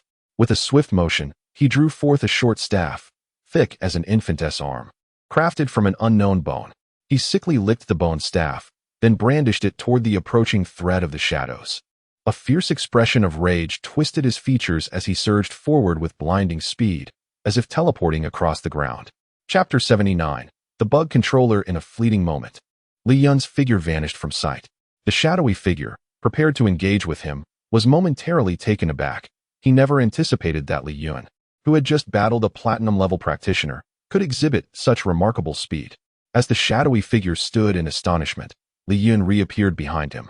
Wielding a dagger aimed at the back of his head, and without hesitation, he struck. "Ah, Li Yun, you are indeed extraordinary," the shadowy figure mused. "Your attack style is intriguing, your speed is remarkable, and you possess magic as well. I never would have guessed that you are a magic swordsman." However, the shadowy figure suddenly erupted into laughter, swiftly pivoting and utilizing the dagger in a defensive manner, intercepting Li Yun's thrust with a defensive stance. Clang! The sharp dagger, combined with Li Yun's formidable strength at the golden level, failed to leave a mark on the shadowy figure's staff. It was evident that this mysterious bone staff was no ordinary object. Witnessing his opponent's ability to defend with the staff despite being caught off guard made Li Yun momentarily stunned. He had assumed that his surprise attack would be effortless. This marked Li Yun's first miscalculation since becoming a cultivator, revealing his lack of life and death experience compared to these local practitioners. After all, although he had engaged in combat with Dream, it lacked the essence of life-threatening peril. But I, too, am a magic and martial arts dual practitioner, a bug controller. You shall not gain any advantage through sheer strength, the shadowy figure bellowed. With a powerful swing of his staff, he aimed a crushing blow at Li Yun.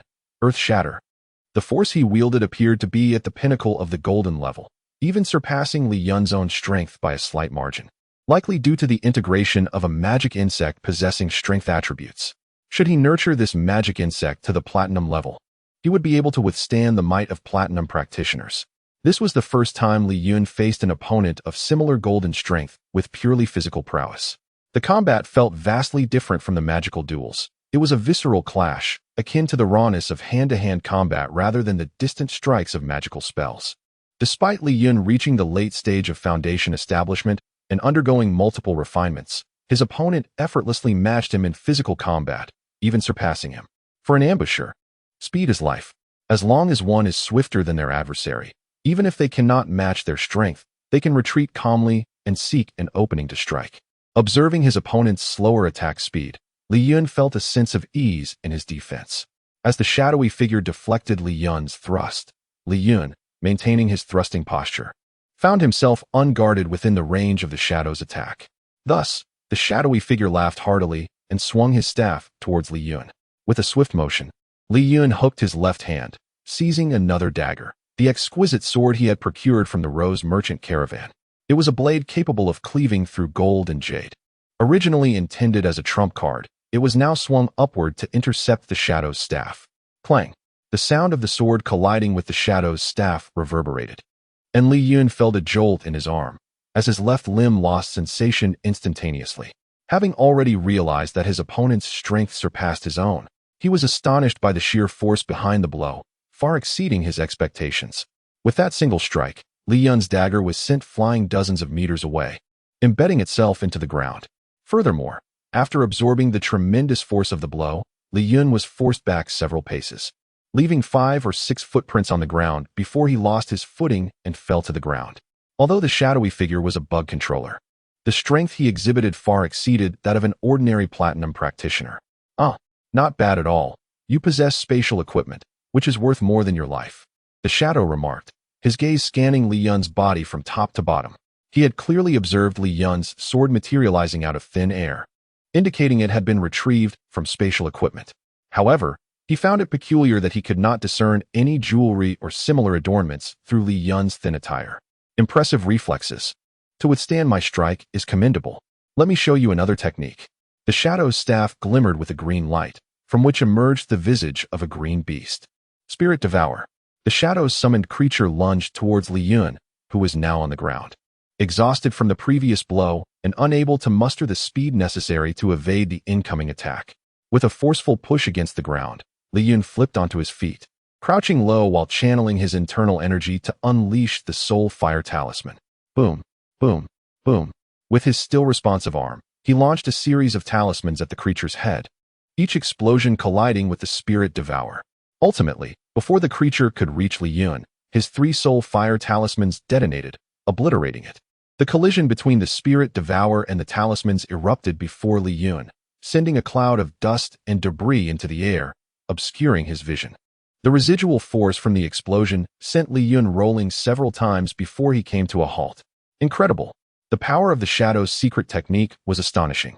Had it not been for his own soul fire talismans, Li Yun would have been unable to withstand such an attack with his physical form. Double Spirit Devour. The Shadow intoned gravely. Yet before he could unleash his next assault, Li Yun had already tilted his head back, controlling the sword embedded in the ground, preparing to strike at the Shadow's form, having awaited this moment for far too long. Chapter 80. Counterattack under the piercing gaze of Li Yun's violet eyes. The Shadow's intention to launch another assault had long been discerned by him. Sword Control Technique. With a swift motion, Li Yun executed the sword technique he had only recently learned in the late stage of foundation building. Standing a short distance away, the Shadow's expression shifted dramatically. Although he had previously used a short staff to parry the thrust of the sword, this time, the blade, seemingly wielded by an unseen hand, launched itself towards him with a myriad of unpredictable angles, causing a chill to run down his spine. After having been thwarted by Li Yun's previous attack, the Shadow felt a growing unease, especially with an elderly mage lurking several hundred meters behind him, watching intently. This made him increasingly cautious. His initial plan to employ a dual-sided specter attack to severely wound Li Yun, perhaps even take his life, was thwarted before he even had the chance to strike. As he saw the gleaming sword hurtling towards him, the Shadow could sense that his prowess likely surpassed Li Yun's, and there was no need to engage in a reckless exchange of injuries. He had other means to eliminate his adversary.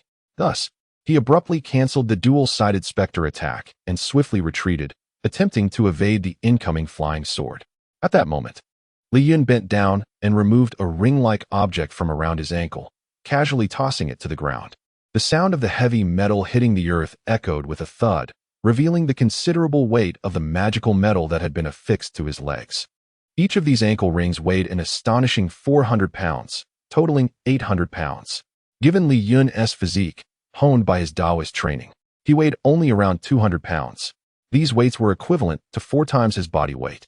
The fact that he had been able to move with such speed while bearing this burden was truly remarkable.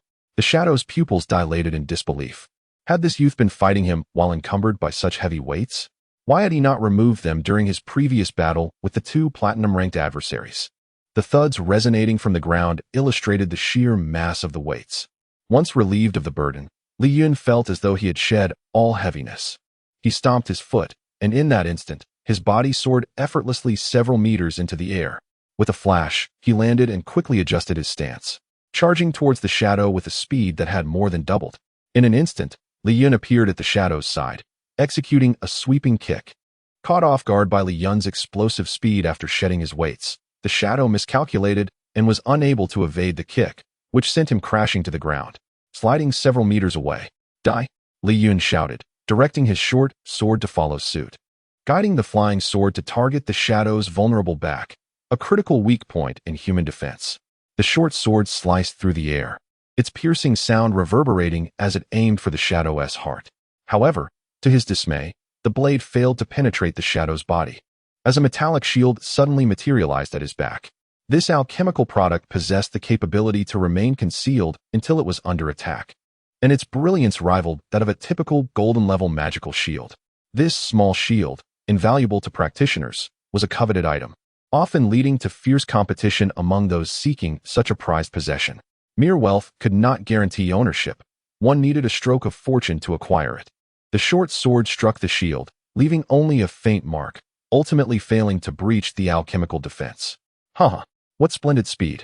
I never imagined that you could reach platinum-level velocity after shedding those weights. Truly remarkable.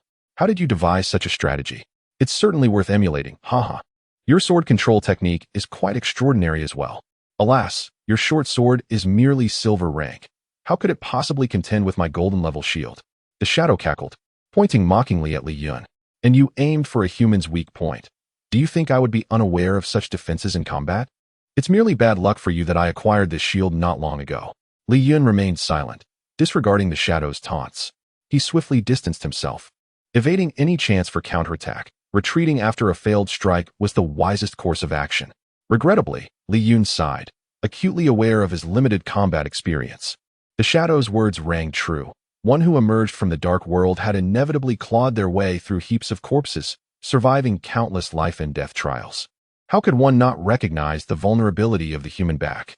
How could they not take proper precautions? Some donned heavy armor, while others, disdaining the weight, opted for lighter leather or alchemical materials for protection. Had Li Chen possessed greater combat experience, he would not have been so naive as to target the back directly. Instead, he would have aimed for areas that could severely impair combat effectiveness, such as the tendons, rendering the opponent vulnerable and defenseless, rather than targeting the well-guarded weak spots of a seasoned warrior. Chapter 81.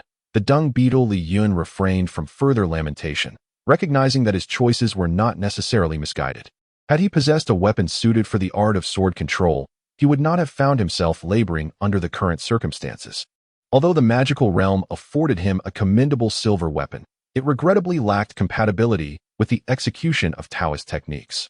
The inherent vulnerability of powerful beings often resides in the very defenses they so meticulously construct. It appears he must procure a weapon of suitable caliber in the future. Before him, a dozen fiery insects were summoned by the shadowy figure, each emanating a potent aura of fire magic. Though not overwhelmingly powerful, their combined energy could not be underestimated. Soul Fire Talisman, Li Chen declared, unleashing a fire talisman to disrupt the shadow's magic. However, the shadowy figure offered no respite. Swiftly igniting its magical energy and channeling the fiery elements from the summoned insects with astonishing speed, it unleashed a torrent of fire magic directed at Li Chen while skillfully evading his gaze, rendering the Soul Fire Talisman ineffective. Boom! The talisman detonated at the corner of the wall, yet the shadow vanished without a trace, leaving Li Chen to confront the incoming fireball. Sensing the intense heat, he dismissed the thought of pursuing the elusive opponent and instead accelerated, deftly evading the assault of the golden magic. Regrettably, the wall behind him was obliterated, and he could only imagine the coin Snoya would have to spend on repairs, a thought that pained him. Are you searching for me? The eerie laughter of the shadow echoed from beneath the ground. The earth heaved and split open, as if something were emerging from below. It was the voice of the shadow, revealing that all its prior actions had been mere illusions. A ruse to distract Li Chen while it burrowed underground to execute its ultimate technique, a hidden treasure of a platinum-level practitioner. Moments later, a head the size of a small car broke through the surface, followed by a colossal 10-meter-long insect. Startled, Li Chen leaped backward, landing 60 or 70 meters away before fixing his gaze upon the enormous creature. It resembled an oversized dung beetle, its body encased in a thick shell radiating a metallic sheen. Its formidable defenses were evident. Stinky bug, Li Chen murmured in disbelief.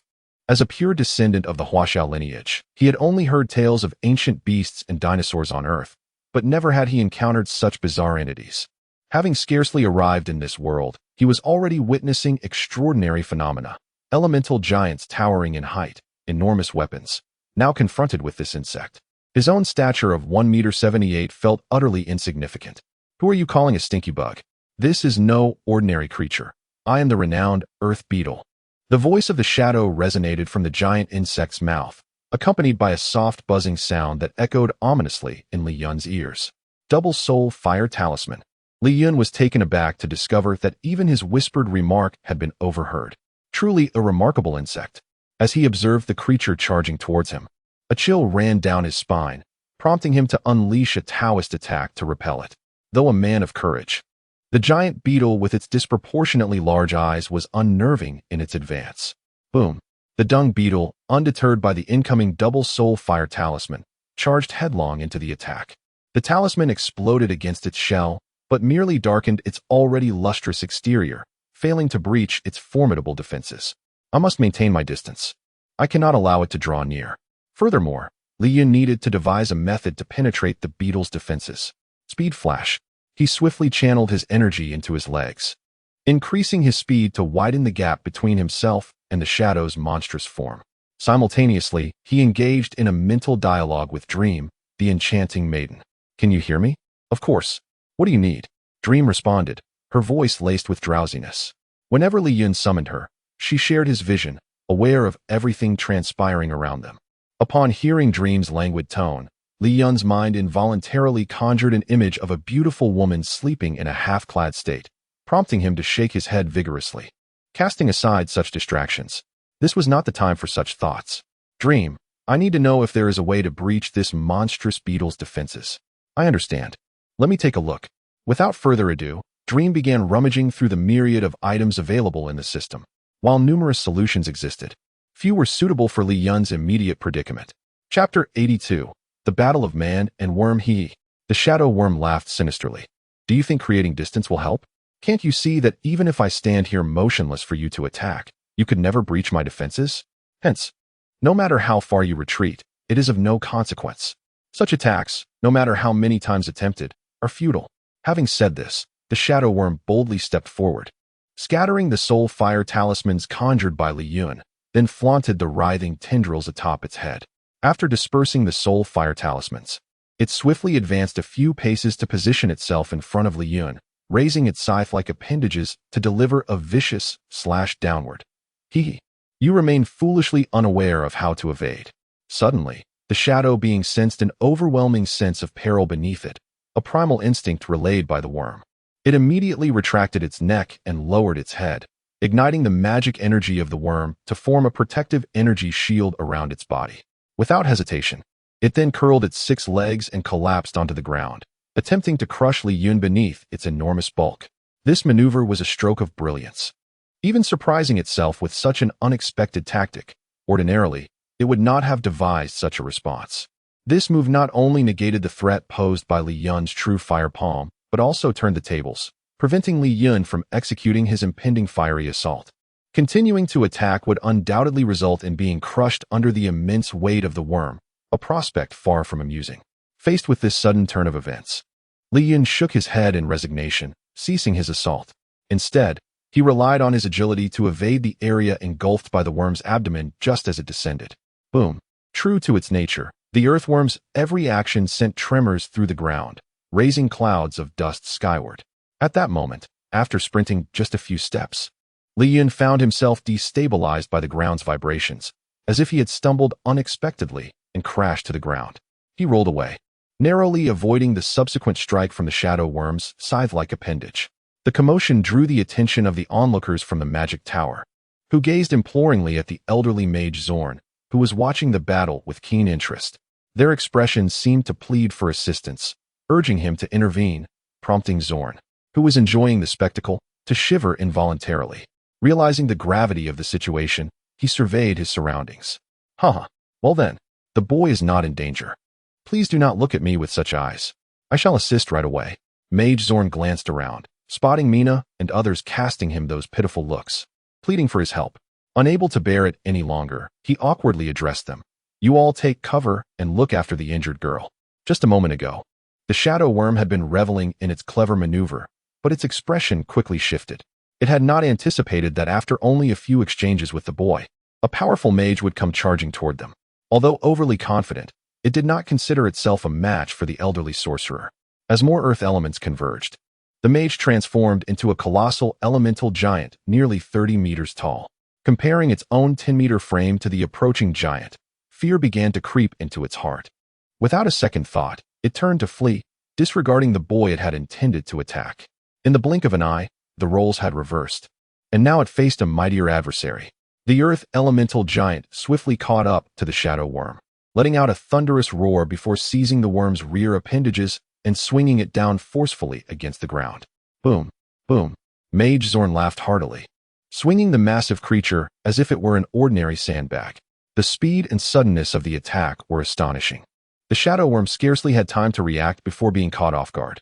It had foolishly turned its back to the enemy in its haste to escape. Had it faced its opponent head-on, it might not have suffered such a swift defeat. The shield it summoned, having abandoned incantations, was approximately a tier lower in strength.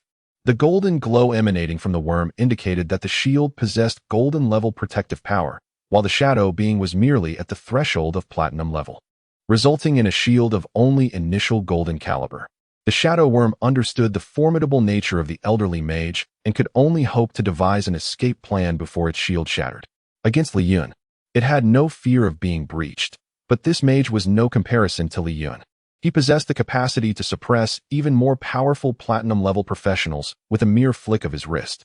Emerging from the swirling dust, Li Yun surveyed the scene of the giant pummeling the massive worm with a hint of exasperation. In the face of those newly entering the platinum level, he recognized that as long as they did not possess extraordinary defensive capabilities, he could seize the opportunity to strike decisively. However, if the opponent were prepared, it would become a challenging endeavor. Zorn, leave this to me. Li Yun called out to the earth elemental giant as the giant worm writhed on the ground, trembling intermittently. Chapter 83. Striking the core. Li Yun promptly called for Master Zorn to cease his assault. Had he continued, the shadow creature, transformed into a monstrous insect, would have met its demise, a sight Li Yun wished to avoid. He yearned to personally eliminate this ambusher, not only to acquire a substantial amount of energy points for his advancement, but, more importantly, because this wretched being had dared to harm Shuya, an act that was utterly unforgivable. Armor-piercing sword.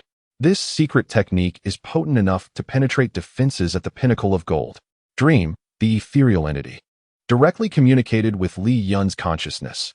However, the execution of this technique necessitates the consumption of a silver-grade weapon to unleash a superior armor-piercing effect. Should you employ a golden-grade weapon, even a master at the platinum peak could find themselves vanquished by this strike. Li Yun understood that the destructive power of this technique correlates with the weapon's grade. He felt somewhat helpless. While the skill was not difficult to learn, it required the sacrifice of a weapon, an indulgence only the most affluent could afford. It was not a matter of sheer strength. It was a matter of wealth. If Shuya were to learn that he possessed such a skill, he might never have the chance to wield it again, lest he fall victim to her disapproving gaze before even confronting an enemy. Then, dream, commence my instruction, Li Yun declared with resolve. His violet gaze refocused on the monstrous insect, which had risen due to Master Zorn's cessation of its punishment. Huh, poor creature. Do you truly believe you can stand against me? Were it not for this esteemed sorcerer's intervention, you would have perished long ago, the shadow insect scoffed, trembling as it pointed at the earth spirit giant beside Li Yun. This was evidently a calculated maneuver aimed directly at provoking Li Yun, compelling him to engage in a one-on-one duel. Only then would the insect have the opportunity to seize Li Yun and negotiate for its life with the ancient sorcerer. Li Yun had no time for idle banter, even aware of the adversary's taunts. He was determined to test the might of the armor-piercing sword against the already beleaguered shadow creature. He aimed for the insect's neck, resolute in his intention to break through its defenses. Armor-piercing sword. Within him, Dream's energy coursed through Li Yun's meridians, guiding his power in a novel cyclical path through several unique channels. This was the method for executing the armor-piercing sword. While it did not transform into instinctual knowledge as it would through the system, it was straightforward enough that even a novice could execute it smoothly, given its reliance on weapon potential. As the technique culminated, the silver short sword, gripped behind Li Yun, began to swirl with a purplish-red aura. Once unleashed, this strike would obliterate the shadow insect's armor and shatter its repulsive head. The shadow insect, once reveling in thoughts of escaping with Li Yun in tow, thus preserving its life and securing a bounty of gold, suddenly sensed an overwhelming threat emanating from Li Yun. This feeling was more intense than ever before, an instinct urging it to flee or face dire consequences. It promptly shrank its form, lowering its head, transforming its 10-meter bulk into an oval shape of 6 meters, whirling in place. Stop! The earth spirit giant roared, stomping his foot upon the ground. Instantly, a seismic wave radiated from him, sending ripples across a 100-meter radius, stunning the half-buried shadow insect. No! The shadow creature screamed in terror. It had long been wary of the earth spirit giant's presence. For this earthen insect, the giant was akin to a driver compared to a cyclist, an entirely different realm of existence. Facing Master Zorn's maneuver, a smile of delight spread across Li Yun's face. He had been prepared for this moment and seized the opportunity with precision, unwilling to let this easily attainable experience slip away. For Li Yun, fortune favored the prepared. In this world, coincidences abound. Had the shadow creature not sought to escape, Li Yun might have missed his chance to strike. If it had not chosen to burrow underground, it would not have been restrained by the earth spirit giant's earthen magic. Countless coincidences had converged to create this moment of surprise. Certainly, this surprise was a boon for Li Yun, while the shadow creature would find itself utterly astonished, as it was now half submerged in the earth, leaving it vulnerable. Just moments ago, it had plotted its next move, yet now it could only choose the most opportune angle to deliver a fatal blow to its foe. In this instant, Li Yun contemplated myriad attack strategies, crafting over 10 distinct methods to exploit various weaknesses. After careful consideration, Li Yun raised his sword. Secret technique, armor-piercing sword. The short sword shot forth, aimed directly at the neck, the most accessible target for Li Yun to breach. With a roar that sliced through the air, the purplish-red blade darted toward the insect's now shrunken neck. This strike was astoundingly swift. The shadow creature, pinned to the ground, could do little more than writhe in a frantic dance. Had Li Yun not mastered the armor-piercing sword, he would have been troubled by how to bypass defenses. Yet this purplish-red light now held the power to shatter even a pinnacle-level gold defense. The luminous blade cleaved through the heavens, aimed with ferocity at the neck. The shadow insect emitted a heart-wrenching scream. This strike was brutally merciless, delivering a grievous blow both physically and psychologically. The golden-grade shield atop the shadow insect was as fragile as paper against the glimmering short sword. It crumbled with a mere jab, and the insect's armor failed to withstand long against the onslaught of sparks, as the armor-piercing sword, empowered by Li Yun's energy, fulfilled its purpose, transforming into a heap of scrap metal. Not only did it breach the surface shield, but it also surged forth, striking true. Blood sprayed forth as the shell shattered, leaving Li Yun momentarily stunned by the spectacle before him. You despicable fiend! I shall rend you limb from limb. How dare you attack me in such a manner? The shadow creature bellowed from the depths of its being. It had anticipated that Li Yun might attempt to take its life with a single blow, yet it had never imagined that Li Yun would target its most vulnerable point. Ultimately, it could only blame itself for this predicament. Had it not contracted its form and burrowed into the earth, it would not have found itself ensnared and mistaken for its neck. Chapter 84. Seeking one's own demise. The armor-piercing sword, as foretold by dream, proved sufficient to breach the defenses of this monstrous insect. With a stroke of serendipity, Li Yun inadvertently struck the critical point of the Shadow Man, causing him to soar away like a fledgling. From this day forth, even if Li Yun chose not to end his life, the Shadow Man would bid farewell to the era of masculinity, entering a harrowing period of humiliation.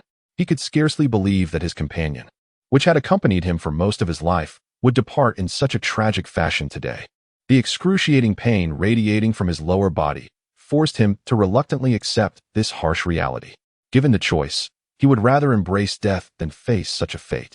The Shadow Man's anguished cries elicited no sympathy from Li Yun. For one who dared to harm Shuya, pity was a luxury he could not afford. Regardless of the adversary's misfortunes, he would strike with unyielding resolve. The awkwardness of the attack's location, however, left Li Yun with little more than a sardonic chuckle. At this moment, having witnessed the prowess of the first armor-piercing sword, Li Yun cast aside all lingering thoughts and pursued the advantage fiercely. Seizing the opportunity as the shadow insect's lower body was shattered, he unleashed 2 soul fire talismans that soared into the gaping wound.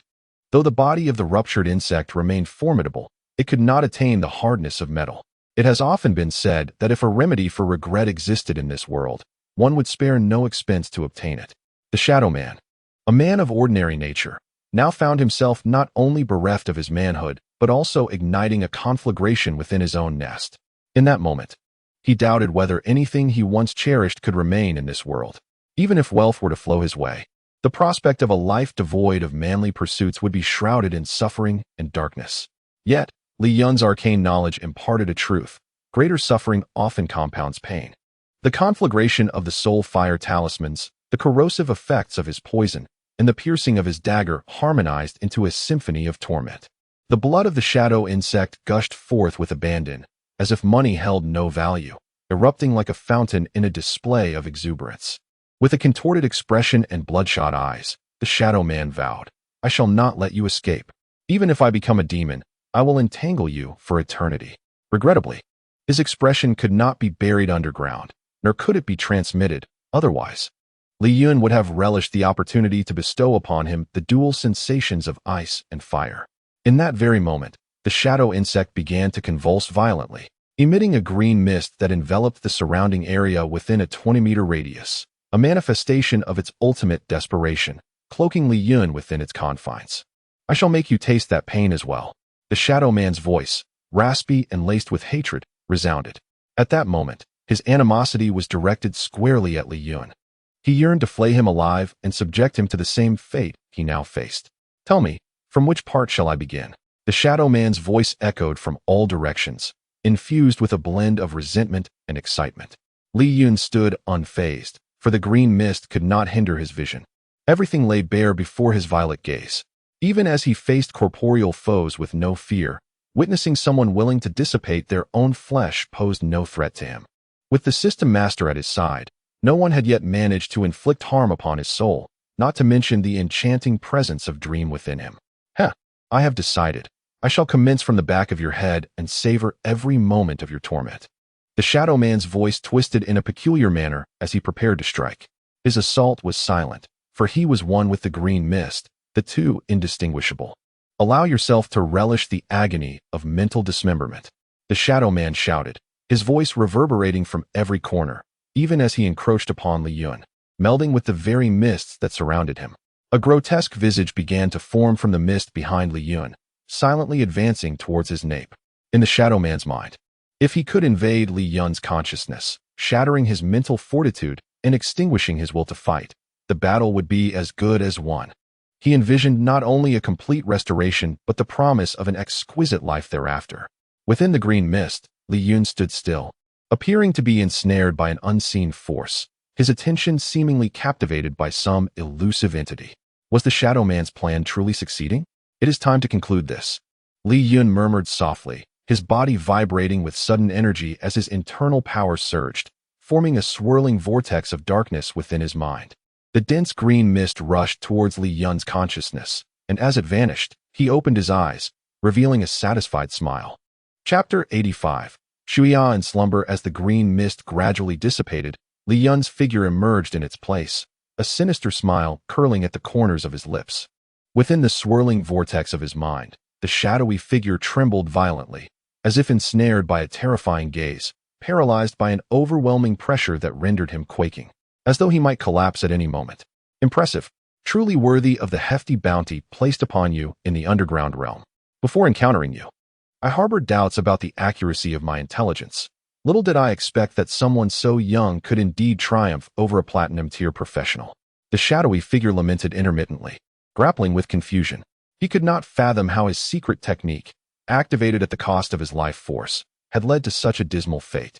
The presence of such an enigmatic entity within this youth's mind threatened to shatter his very soul with a mere glance. Days prior, he had ventured to Emma Town in search of a missing golden mage. The myriad signs indicated that the disappearance of the golden mage, who had arrived with hellhounds, was linked to the guardian magical tower here. Witnessing the fierce battle unfolding before him made him realize the connection between this magical tower and the mysterious assassin, igniting a thrill within him. Alas, he had let his excitement cloud his judgment. How many among those on the bounty list are truly simple beings? This revelation struck him. Heaven and hell are but a thought apart. Otherwise, he would have never entertained thoughts of the bounty and would have fled long ago. He could only blame his own greed. After all, even a scrap of information could fetch 100,000 gold coins, and capturing the target would yield even greater rewards. The lurking figure must be on his way now, as Li Chen's voice resonated throughout the vortex prison. With his words, the surrounding cage began to constrict slowly. Cackling, the shadowy figure mused, indeed, a hero emerges in youth. Who would have imagined that within this modest golden magical tower lay such formidable powers capable of slaying numerous incoming platinum professionals? Yet, regrettably, you shall not survive much longer. Summoning strength, the shadowy figure feigned bravado as he continued, just moments ago, the instant the green mist ensnared me here, I commanded a special insect to relay the news of your identity as the mysterious assassin to our adventurer leader. You see, our leader is a semi-holy powerhouse. The shadowy figure could have chosen to withhold this information from Li Chen, ensuring that he would confront the leader's wrath unprepared. Yet, faced with the increasing pressure of the constricting force, he could no longer contain himself. Death loomed not just in the physical sense, but in the dissolution of his very soul, leaving no chance of becoming a specter. Thus, before his demise, he yearned to witness the expression that would cross Li Chen's face upon learning of the impending vengeance from a semi-holy being. With a heart filled with dark anticipation, he knew his time was fleeting, longing to see despair reflected in Li Chen's visage.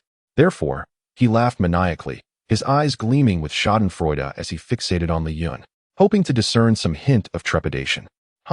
You shall perish, all of you, including this town and your comrades surrounding you. He initially sought to witness despair on Li Yun's face, but disappointment washed over him as the prison drew nearer to crushing him. The shadowy figure could no longer contain his final cry of desperation. No. Regrettably, until his last breath, he saw no trace of despair etched upon Li Yun's countenance. Li Yun mercilessly crushed him to death, even his soul being absorbed into the system space as pure energy. Congratulations, Li Yun. You have slain a platinum-tier professional, gaining hundreds of thousands of energy points and a soul material for crafting. What a bothersome individual, even in death. He fails to cease causing me trouble, Li Yun muttered resignedly, with the knowledge that he could not prevent the shadow from relaying information about this place. He understood that the impending arrival of powerful adversaries was an immutable reality. At that moment, in the distance, Mina and her companions hurriedly approached, carrying Shuya along with everyone else from the magical tower. Teacher, are you unharmed? Xiaomei exclaimed upon seeing Li Yun, tears streaming down her face, having been thoroughly frightened by the attackers. Mina, confirming that Li Yun was uninjured, rushed to her teacher, Master Zorn, tugging at his beard in reproach for not acting sooner to thwart that repulsive figure manipulating insects. Rest assured, I am fine. That individual has been dealt with, and I have surveyed the surroundings. For now, we are safe, Li Yun reassured the anxious crowd. His gaze then fell upon the unconscious Shuya, and he approached her with a heavy heart, gently stroking her forehead in silence. Teacher, Sister Shuya remains unconscious. You must find a way to save her, Xiaomei implored, gripping Li Yun's sleeve anxiously, observing Shuya's pallid face from her injuries, though her breathing remained steady. Seeing Li Yun's silence, Mina turned to her teacher, Master Zorn, hoping he might possess a method to awaken Shuya. The group awaited his response, eager for the old mage, who had just demonstrated remarkable prowess, to provide them with hopeful answers. Unfortunately, their hopes were dashed as Master Zorn merely shook his head with a sigh, his expression hinting at unspoken knowledge yet bound by some constraint, leaving those around him feeling frustrated. Master Zorn, do you know something? It is all right, please. Just speak your mind, Li Yun urged, perceiving the elder mage's hesitance. Having examined Shuya's condition earlier, Li Yun noted that her injuries had been healed by his restorative magic. If she was physically unscathed, why then did she not awaken? Hearing the murmurs of the crowd, he caught sight of Master Zorn's indecisive demeanor and inquired, seeking clarity. Chapter 86. An unexpected surprise in the magical tower. The crowd gathered around Master Zorn, listening intently as he recounted the perils of seeking the potion. They cast anxious glances at Li Yun, their faces betraying their inner turmoil. They harbored hopes that Li Yun would venture forth to procure the elixir to awaken Miss Shuya, yet they also feared for his safety, for it was a domain guarded by holy-level magical beasts. What is a holy-level magical beast, you might ask? It represents an insurmountable entity in their eyes.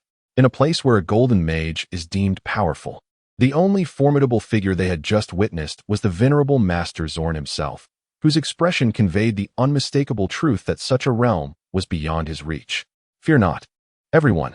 I assure you, I will find a way to awaken Shuya and ensure you continue to enjoy delightful meals, Li Yun jested, donning a facade of confidence upon observing their distress. In truth, he had already devised a plan. Even if he lacked the capacity to acquire the potion, he could seek out energy points in the marketplace to obtain the necessary remedy for Shuya. However, the staggering amount of energy points required sent a chill through his pocket, leaving him momentarily dumbfounded by the prospect of accruing millions. Who are these people, and why did they attack the magical tower? Xiao Chui asked, clutching Mei Mei's hand, her gaze fixated on the colossal black eagle that lay broken on the square. The scene was somewhat gruesome, yet, having witnessed the massacre of an entire caravan at the hands of Li Yun during their time with the Rose Merchant Group, Xiao Chui had developed a certain resilience to such bloodshed. Nevertheless, the sight of the shattered remains on the ground caused her complexion to pale slightly, and she worried for the impressionable Mei Mei, who might faint at the sight. I am unaware of their identities, Li Yun replied, shaking his head gently and telling a small fib. Now that he had discerned the assailants' identities, he resolved to eliminate this nuisance without burdening Mei Mei and her companions further with the troubles stemming from the Marquis estate. Having just dealt with them, the next adversaries were bound to be far more formidable than these platinum-level professionals. It appeared imperative to awaken Shuya before the impending crisis and elevate his own strength to the core formation level. At that juncture, these threats would be easily dispatched. The core formation level was a realm apart from the foundational stage. It was a chasm separating the heavens from the earth. While the foundational stage laid a solid groundwork for future cultivation, the core formation stage represented a decisive step into a new realm, an entirely different matter. Teacher Little Mei Mei removed Xiao Chui's hand from her eyes and peeked out from behind her. Do not worry, I did not mean to frighten you. You and Xiao Chui should take care of Shuya, Li Yun said, affectionately ruffling Mei Mei's hair with a smile. Okay. Little Mei Mei nodded obediently, rubbing her slightly reddened eyes.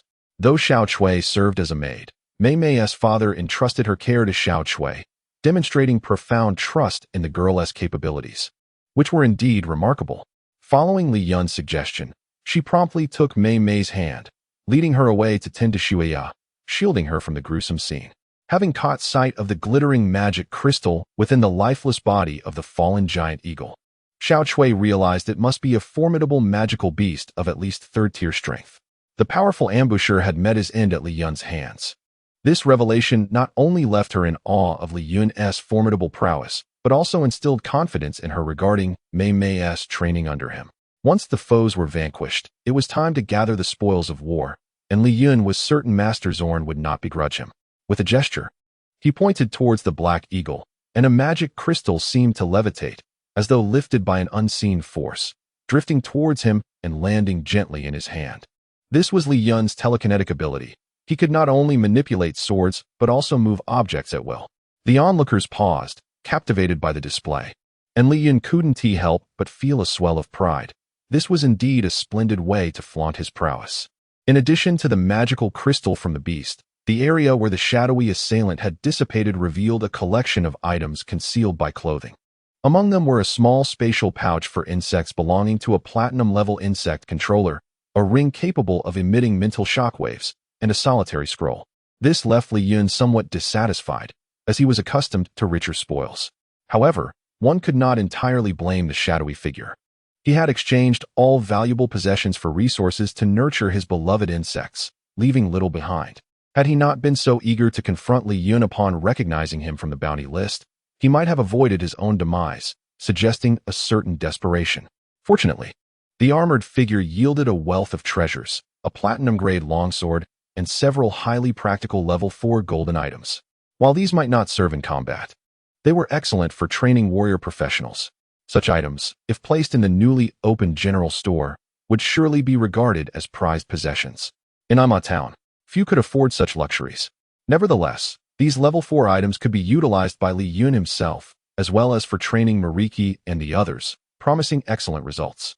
As Li Yun caressed the platinum longsword, feeling its sharp aura emanating from the blade, he mused that had he drawn this weapon sooner, even without employing the armor-piercing technique, he might have breached the defenses of the earthworms. If he wielded it alongside the armor-piercing technique, he could potentially dispatch even diamond-level professionals with a single strike. However, possessing only one such weapon meant only a singular opportunity. It must not be squandered, lest he fail to eliminate his foes and instead raise their vigilance. After organizing his belongings, Li Yun unfurled the scroll, and to his surprise, it revealed a delightful treasure, something he cherished greatly. Not only would it serve him well, but it could also provide a wonderful surprise for Shuya upon her awakening. Chapter 87. The Contract Scroll of Magical Pets. The most surprising treasure for Li Yun was an exquisite leather scroll. He never anticipated that the shadowy figure would possess such a remarkable item, now fortuitously falling into his hands. To his astonishment, he discovered a contract scroll among the pile of garments. This magical scroll facilitated the forging of contracts with magical beasts, and the palpable aura of power emanating from it assured him that the wizard who crafted this scroll was certainly of considerable prowess, enhancing the effectiveness of the contract with magical creatures. It felt as if a pillow had been presented to him just as he yearned for rest. What he desired materialized effortlessly. Just days ago, he had envied those who paraded their magical beasts, and now they were being delivered to him. Although these magical pets held little utility for Li Yun, they would be perfect for Shuya, who had recently attained the rank of a black iron mage. Once she awakened, he could present her with this delightful surprise. Though the scroll's worth might not vastly differ from that of the platinum sword, its rarity was significantly greater. How many could subdue high-level magical beasts and bind them to a contract? Most individuals settled for magical creatures of lesser rank, thereby diminishing their value. However, for Li Chen, this scroll was precisely what he required as he prepared to venture into the magical beast forest in search of a healing potion for Shuya. If the opportunity arose, he could capture a suitable magical beast to serve as her guardian. With this thought, Li Chen burst into laughter, his spirits lifted tremendously. Without hesitation, he placed the contract scroll into his system space, planning to embark on his journey to the magical beast forest once he resolved the matters at the magic tower. After securing his spoils, Li Chen summoned Old Ram and Merrick to dispose of the corpse of the golden-level giant eagle beast on the ground. This was a valuable asset. For ordinary individuals, consuming it could enhance their physical constitution, while those of lower ranks than the giant eagle would experience not only a boost in constitution, but also an increase in strength, making it ideal for the inhabitants of the magic tower. The substantial giant eagle would provide significant benefits to all after consumption. Master, Old Ram inhaled deeply, approaching Li Chen. Observing the battle's aftermath and the enormous creature before him, he couldn't help but reflect on the lethal prowess of his new master. Having just slaughtered hundreds from the Rose merchant caravan and now vanquishing these formidable invaders. Thank you for your hard work. Please help me clear away these bodies. Li Chen nodded towards Old Ram and the others. Leave it to us, young master. Merrick exclaimed excitedly, rolling up his sleeves. We may not have contributed much during the battle, but we excel in this task. He immediately set to work with vigor. Under Old Ram's adept coordination, the team divided their roles efficiently. Several maids fetched water to cleanse the bloodstains from the magic tower's floor, while two strong men from Merrick's squad handled the heavy lifting of the corpses. Before long, the entire battle area of the magic tower was immaculate. Indeed, Old Ram's experience shone through. His organizational skills made everything run smoothly, and Li Chen felt an immense sense of relief to have such a capable steward. After tidying up, everyone gathered in the lounge. The recently awakened, pale-faced Tuss and Turing, both golden-level warriors, reclined in chairs. They had fought valiantly, but the disparity in strength was too great, and they had been swiftly overpowered, though they had managed to buy Li Chen some precious time. Li Chen observed their pallid visages and hurried over to cast a healing spell upon them. Instantly, a radiant light enveloped them, imparting a sense of warmth. Moments later, Tuss and Turing, who had appeared so weak, now looked revitalized. Their earlier signs of distress completely vanished. Thank you for your efforts. Had it not been for you buying me time, I shudder to think of the outcome. We might not have held out until the arrival of the old mage. Li Chen said, looking at the now rejuvenated duo, marveling at the efficacy of the healing spell, far surpassing any light magic known in the magical realm. Hey Li Chen, what about us? Mina called out, tugging on Millie's hand, eager not to be overlooked, eliciting laughter from the previously awkward Tuss and Turing. Ignoring them, Mina pouted adorably. Indeed, we owe our gratitude to our dear Miss Mina for her vigorous assistance. Li Chen chuckled at her antics and quickly redirected the conversation. Why don't you introduce your teacher to everyone? This is our mentor, Master Zion, a formidable figure at the pinnacle of platinum strength, Mina declared proudly. After exchanging pleasantries, everyone engaged in cheerful conversation. Master, Mayor Mars has come to the magic tower to see you. He is currently waiting at the entrance. Old Ram reported as he entered. Mayor Mars appeared visibly relieved. Thank you for your concern, Uncle Mars. Everyone must be hungry after all this commotion. We were just about to feast on roasted magical beasts. If you don't mind, please join us. Seeing Mars arrive with so many people, Li Chen realized he must be there to ensure his safety. It genuinely touched him that they had disregarded the dangers to come. By the way, Uncle Mars, after we finish the feast, please have Old Ram discuss the matter of selling war horses with you. You can negotiate the details later, Li Chen added.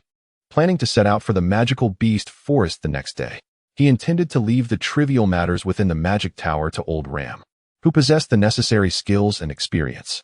Initially, he had thought to have Shuya accompany Old Ram to handle the warhorse equipment, but given that Shuya was currently unconscious, even if she were awake, Li Chen had other plans for her after her recent breakthrough to Black Iron Mage. As the population of the magic tower grew, so did the daily tasks. It was impractical to burden Shuya further. A dedicated steward was necessary to manage these affairs, allowing her more time for meditation and magical cultivation, as befitting a true mage. Chapter 88. The search for the soul flower. During the barbecue gathering, everyone was joyously shouting, releasing the pent-up frustrations of recent days. Uncle Mars, I have asked the butler Ram to come over. You can discuss matters regarding the war horses, vehicles, and armors with him. I have some other matters to attend to, and I may have to excuse myself for a while," Li Chen said with a smile while enjoying the grilled meat, addressing the equally cheerful Mayor Mars. As Li Yun's strength grew, he became an increasingly formidable support for the people of Ima Town. The townsfolk eagerly wished for his power to escalate. Thus, they preferred not to disturb him unless it was of utmost importance. However, observing that Li Yun was so young yet possessed the ability to slay a level 4 golden beast, Mars couldn't help but ponder how much time Li Yun must dedicate to meditation and cultivation. He knew that professions like mages, which rely on meditation for level advancement, typically required extensive time devoted to such practices. Therefore, he did not mind Li Yun's departure, assuming he was off to train. "Young master, did you call for me?" Old Ram approached Li Yun, holding a piece of meat still uncooked. "Very well, young master," the old butler replied respectfully. In the dense primordial forest, towering trees loomed high. A shadow flitted beneath these giants, swiftly darting deeper into the woods, reappearing a few dozen meters away, as though it had teleported, finally pausing atop a small mound. This figure clad in white was none other than Li Yun, who had just exited the magic tower. Instead of taking the official path, he ventured directly from the other side of the volcano into the depths of the Tyrillian jungle. Before setting off, Li Yun had inquired with the old mage, Zorn, and learned about the soul flower, a common potion for healing soul injuries. It was said to flourish in dark places where many lives had perished. Li Yun entered this jungle of magical beasts in search of the potion to heal Shuya. Unfortunately, after 2 days of travel and scouring several suspicious locations, he had found no trace of it. Soulflower, Li Yun sighed. Although he understood the growth environment of the flower, the actual search proved quite challenging. Initially, he hoped to find something in areas devoid of high-level magical beasts, but perhaps it was a futile dream. The soul flower not only healed the souls of the wounded, but also enhanced the soul's strength in the unscathed, indirectly improving one's physical potential and making it easier to break through bottlenecks. The effects of the soul flower were particularly pronounced for high-level magical beasts, whose physical strength was naturally formidable, yet their souls were generally weaker than those of humans. Thus, these beasts yearned to consume such a potion to bolster their souls. Li Yun's hope of obtaining the soul flower seemed dim. If all else failed, he could only check the auction houses in larger cities. But purchasing it would not only yield a slightly inferior effect compared to freshly picked ones, but also require funds beyond his means. With a sigh, Li Yun dismissed his thoughts and resolved to seek out caves inhabited by powerful magical beasts, believing the chances of finding the soul flower within those caves to be greater than searching outside. Positioned atop the mound, he carefully concealed himself and stealthily advanced in a chosen direction. Moments ago, he had observed a significant red dot on the mini-map, likely indicating the nest of the magical beast. He hoped this time would yield fruitful results. As he drew nearer, the oppressive aura emanating from the magical beast grew stronger, making it difficult for Li Yun to breathe. If this pressure were directed at him, he would likely be immobilized. When he was merely a few hundred meters away from the beast's lair, Li Yun cast an invisibility spell upon himself and cautiously approached, prepared to flee at a moment's notice. Though shielded by the spell, he was uncertain if the powerful beast could perceive his presence. If he were to inadvertently reveal himself, it would spell disaster. After reaching about 150 meters from the beast, Li Yun halted, instinctively aware that stepping forward would lead him into peril. This sensation was so intense that cold sweat beaded on his forehead, yet he refrained from wiping it away, fearing that any unnecessary movement might disturb the massive beast lying in wait. Taking a deep breath, Li Yun gazed at the creature before him, which bore a resemblance to a bear. Its thick, glossy black fur gleamed, and a tuft of golden hair on its massive forehead shimmered. The beast lay still, seemingly in a meditative state. From its appearance and the magical energy it radiated, it was clear that this was a diamond-violent bear, a creature nearing the pinnacle of semi-holy status, about to transcend into a holy beast when its entire form turned golden. Carefully surveying the surroundings of the diamond-violent bear, Li Yun noted the stark landscape littered with animal bones, devoid of any plant life, let alone the coveted soul flower. Still nothing, Li Yun muttered, feeling as though his luck had run dry. The very location most likely to yield the potion had proven fruitless. Nevertheless, amidst the disappointment of not finding the soul flower, he stumbled upon a small trinket that piqued his interest.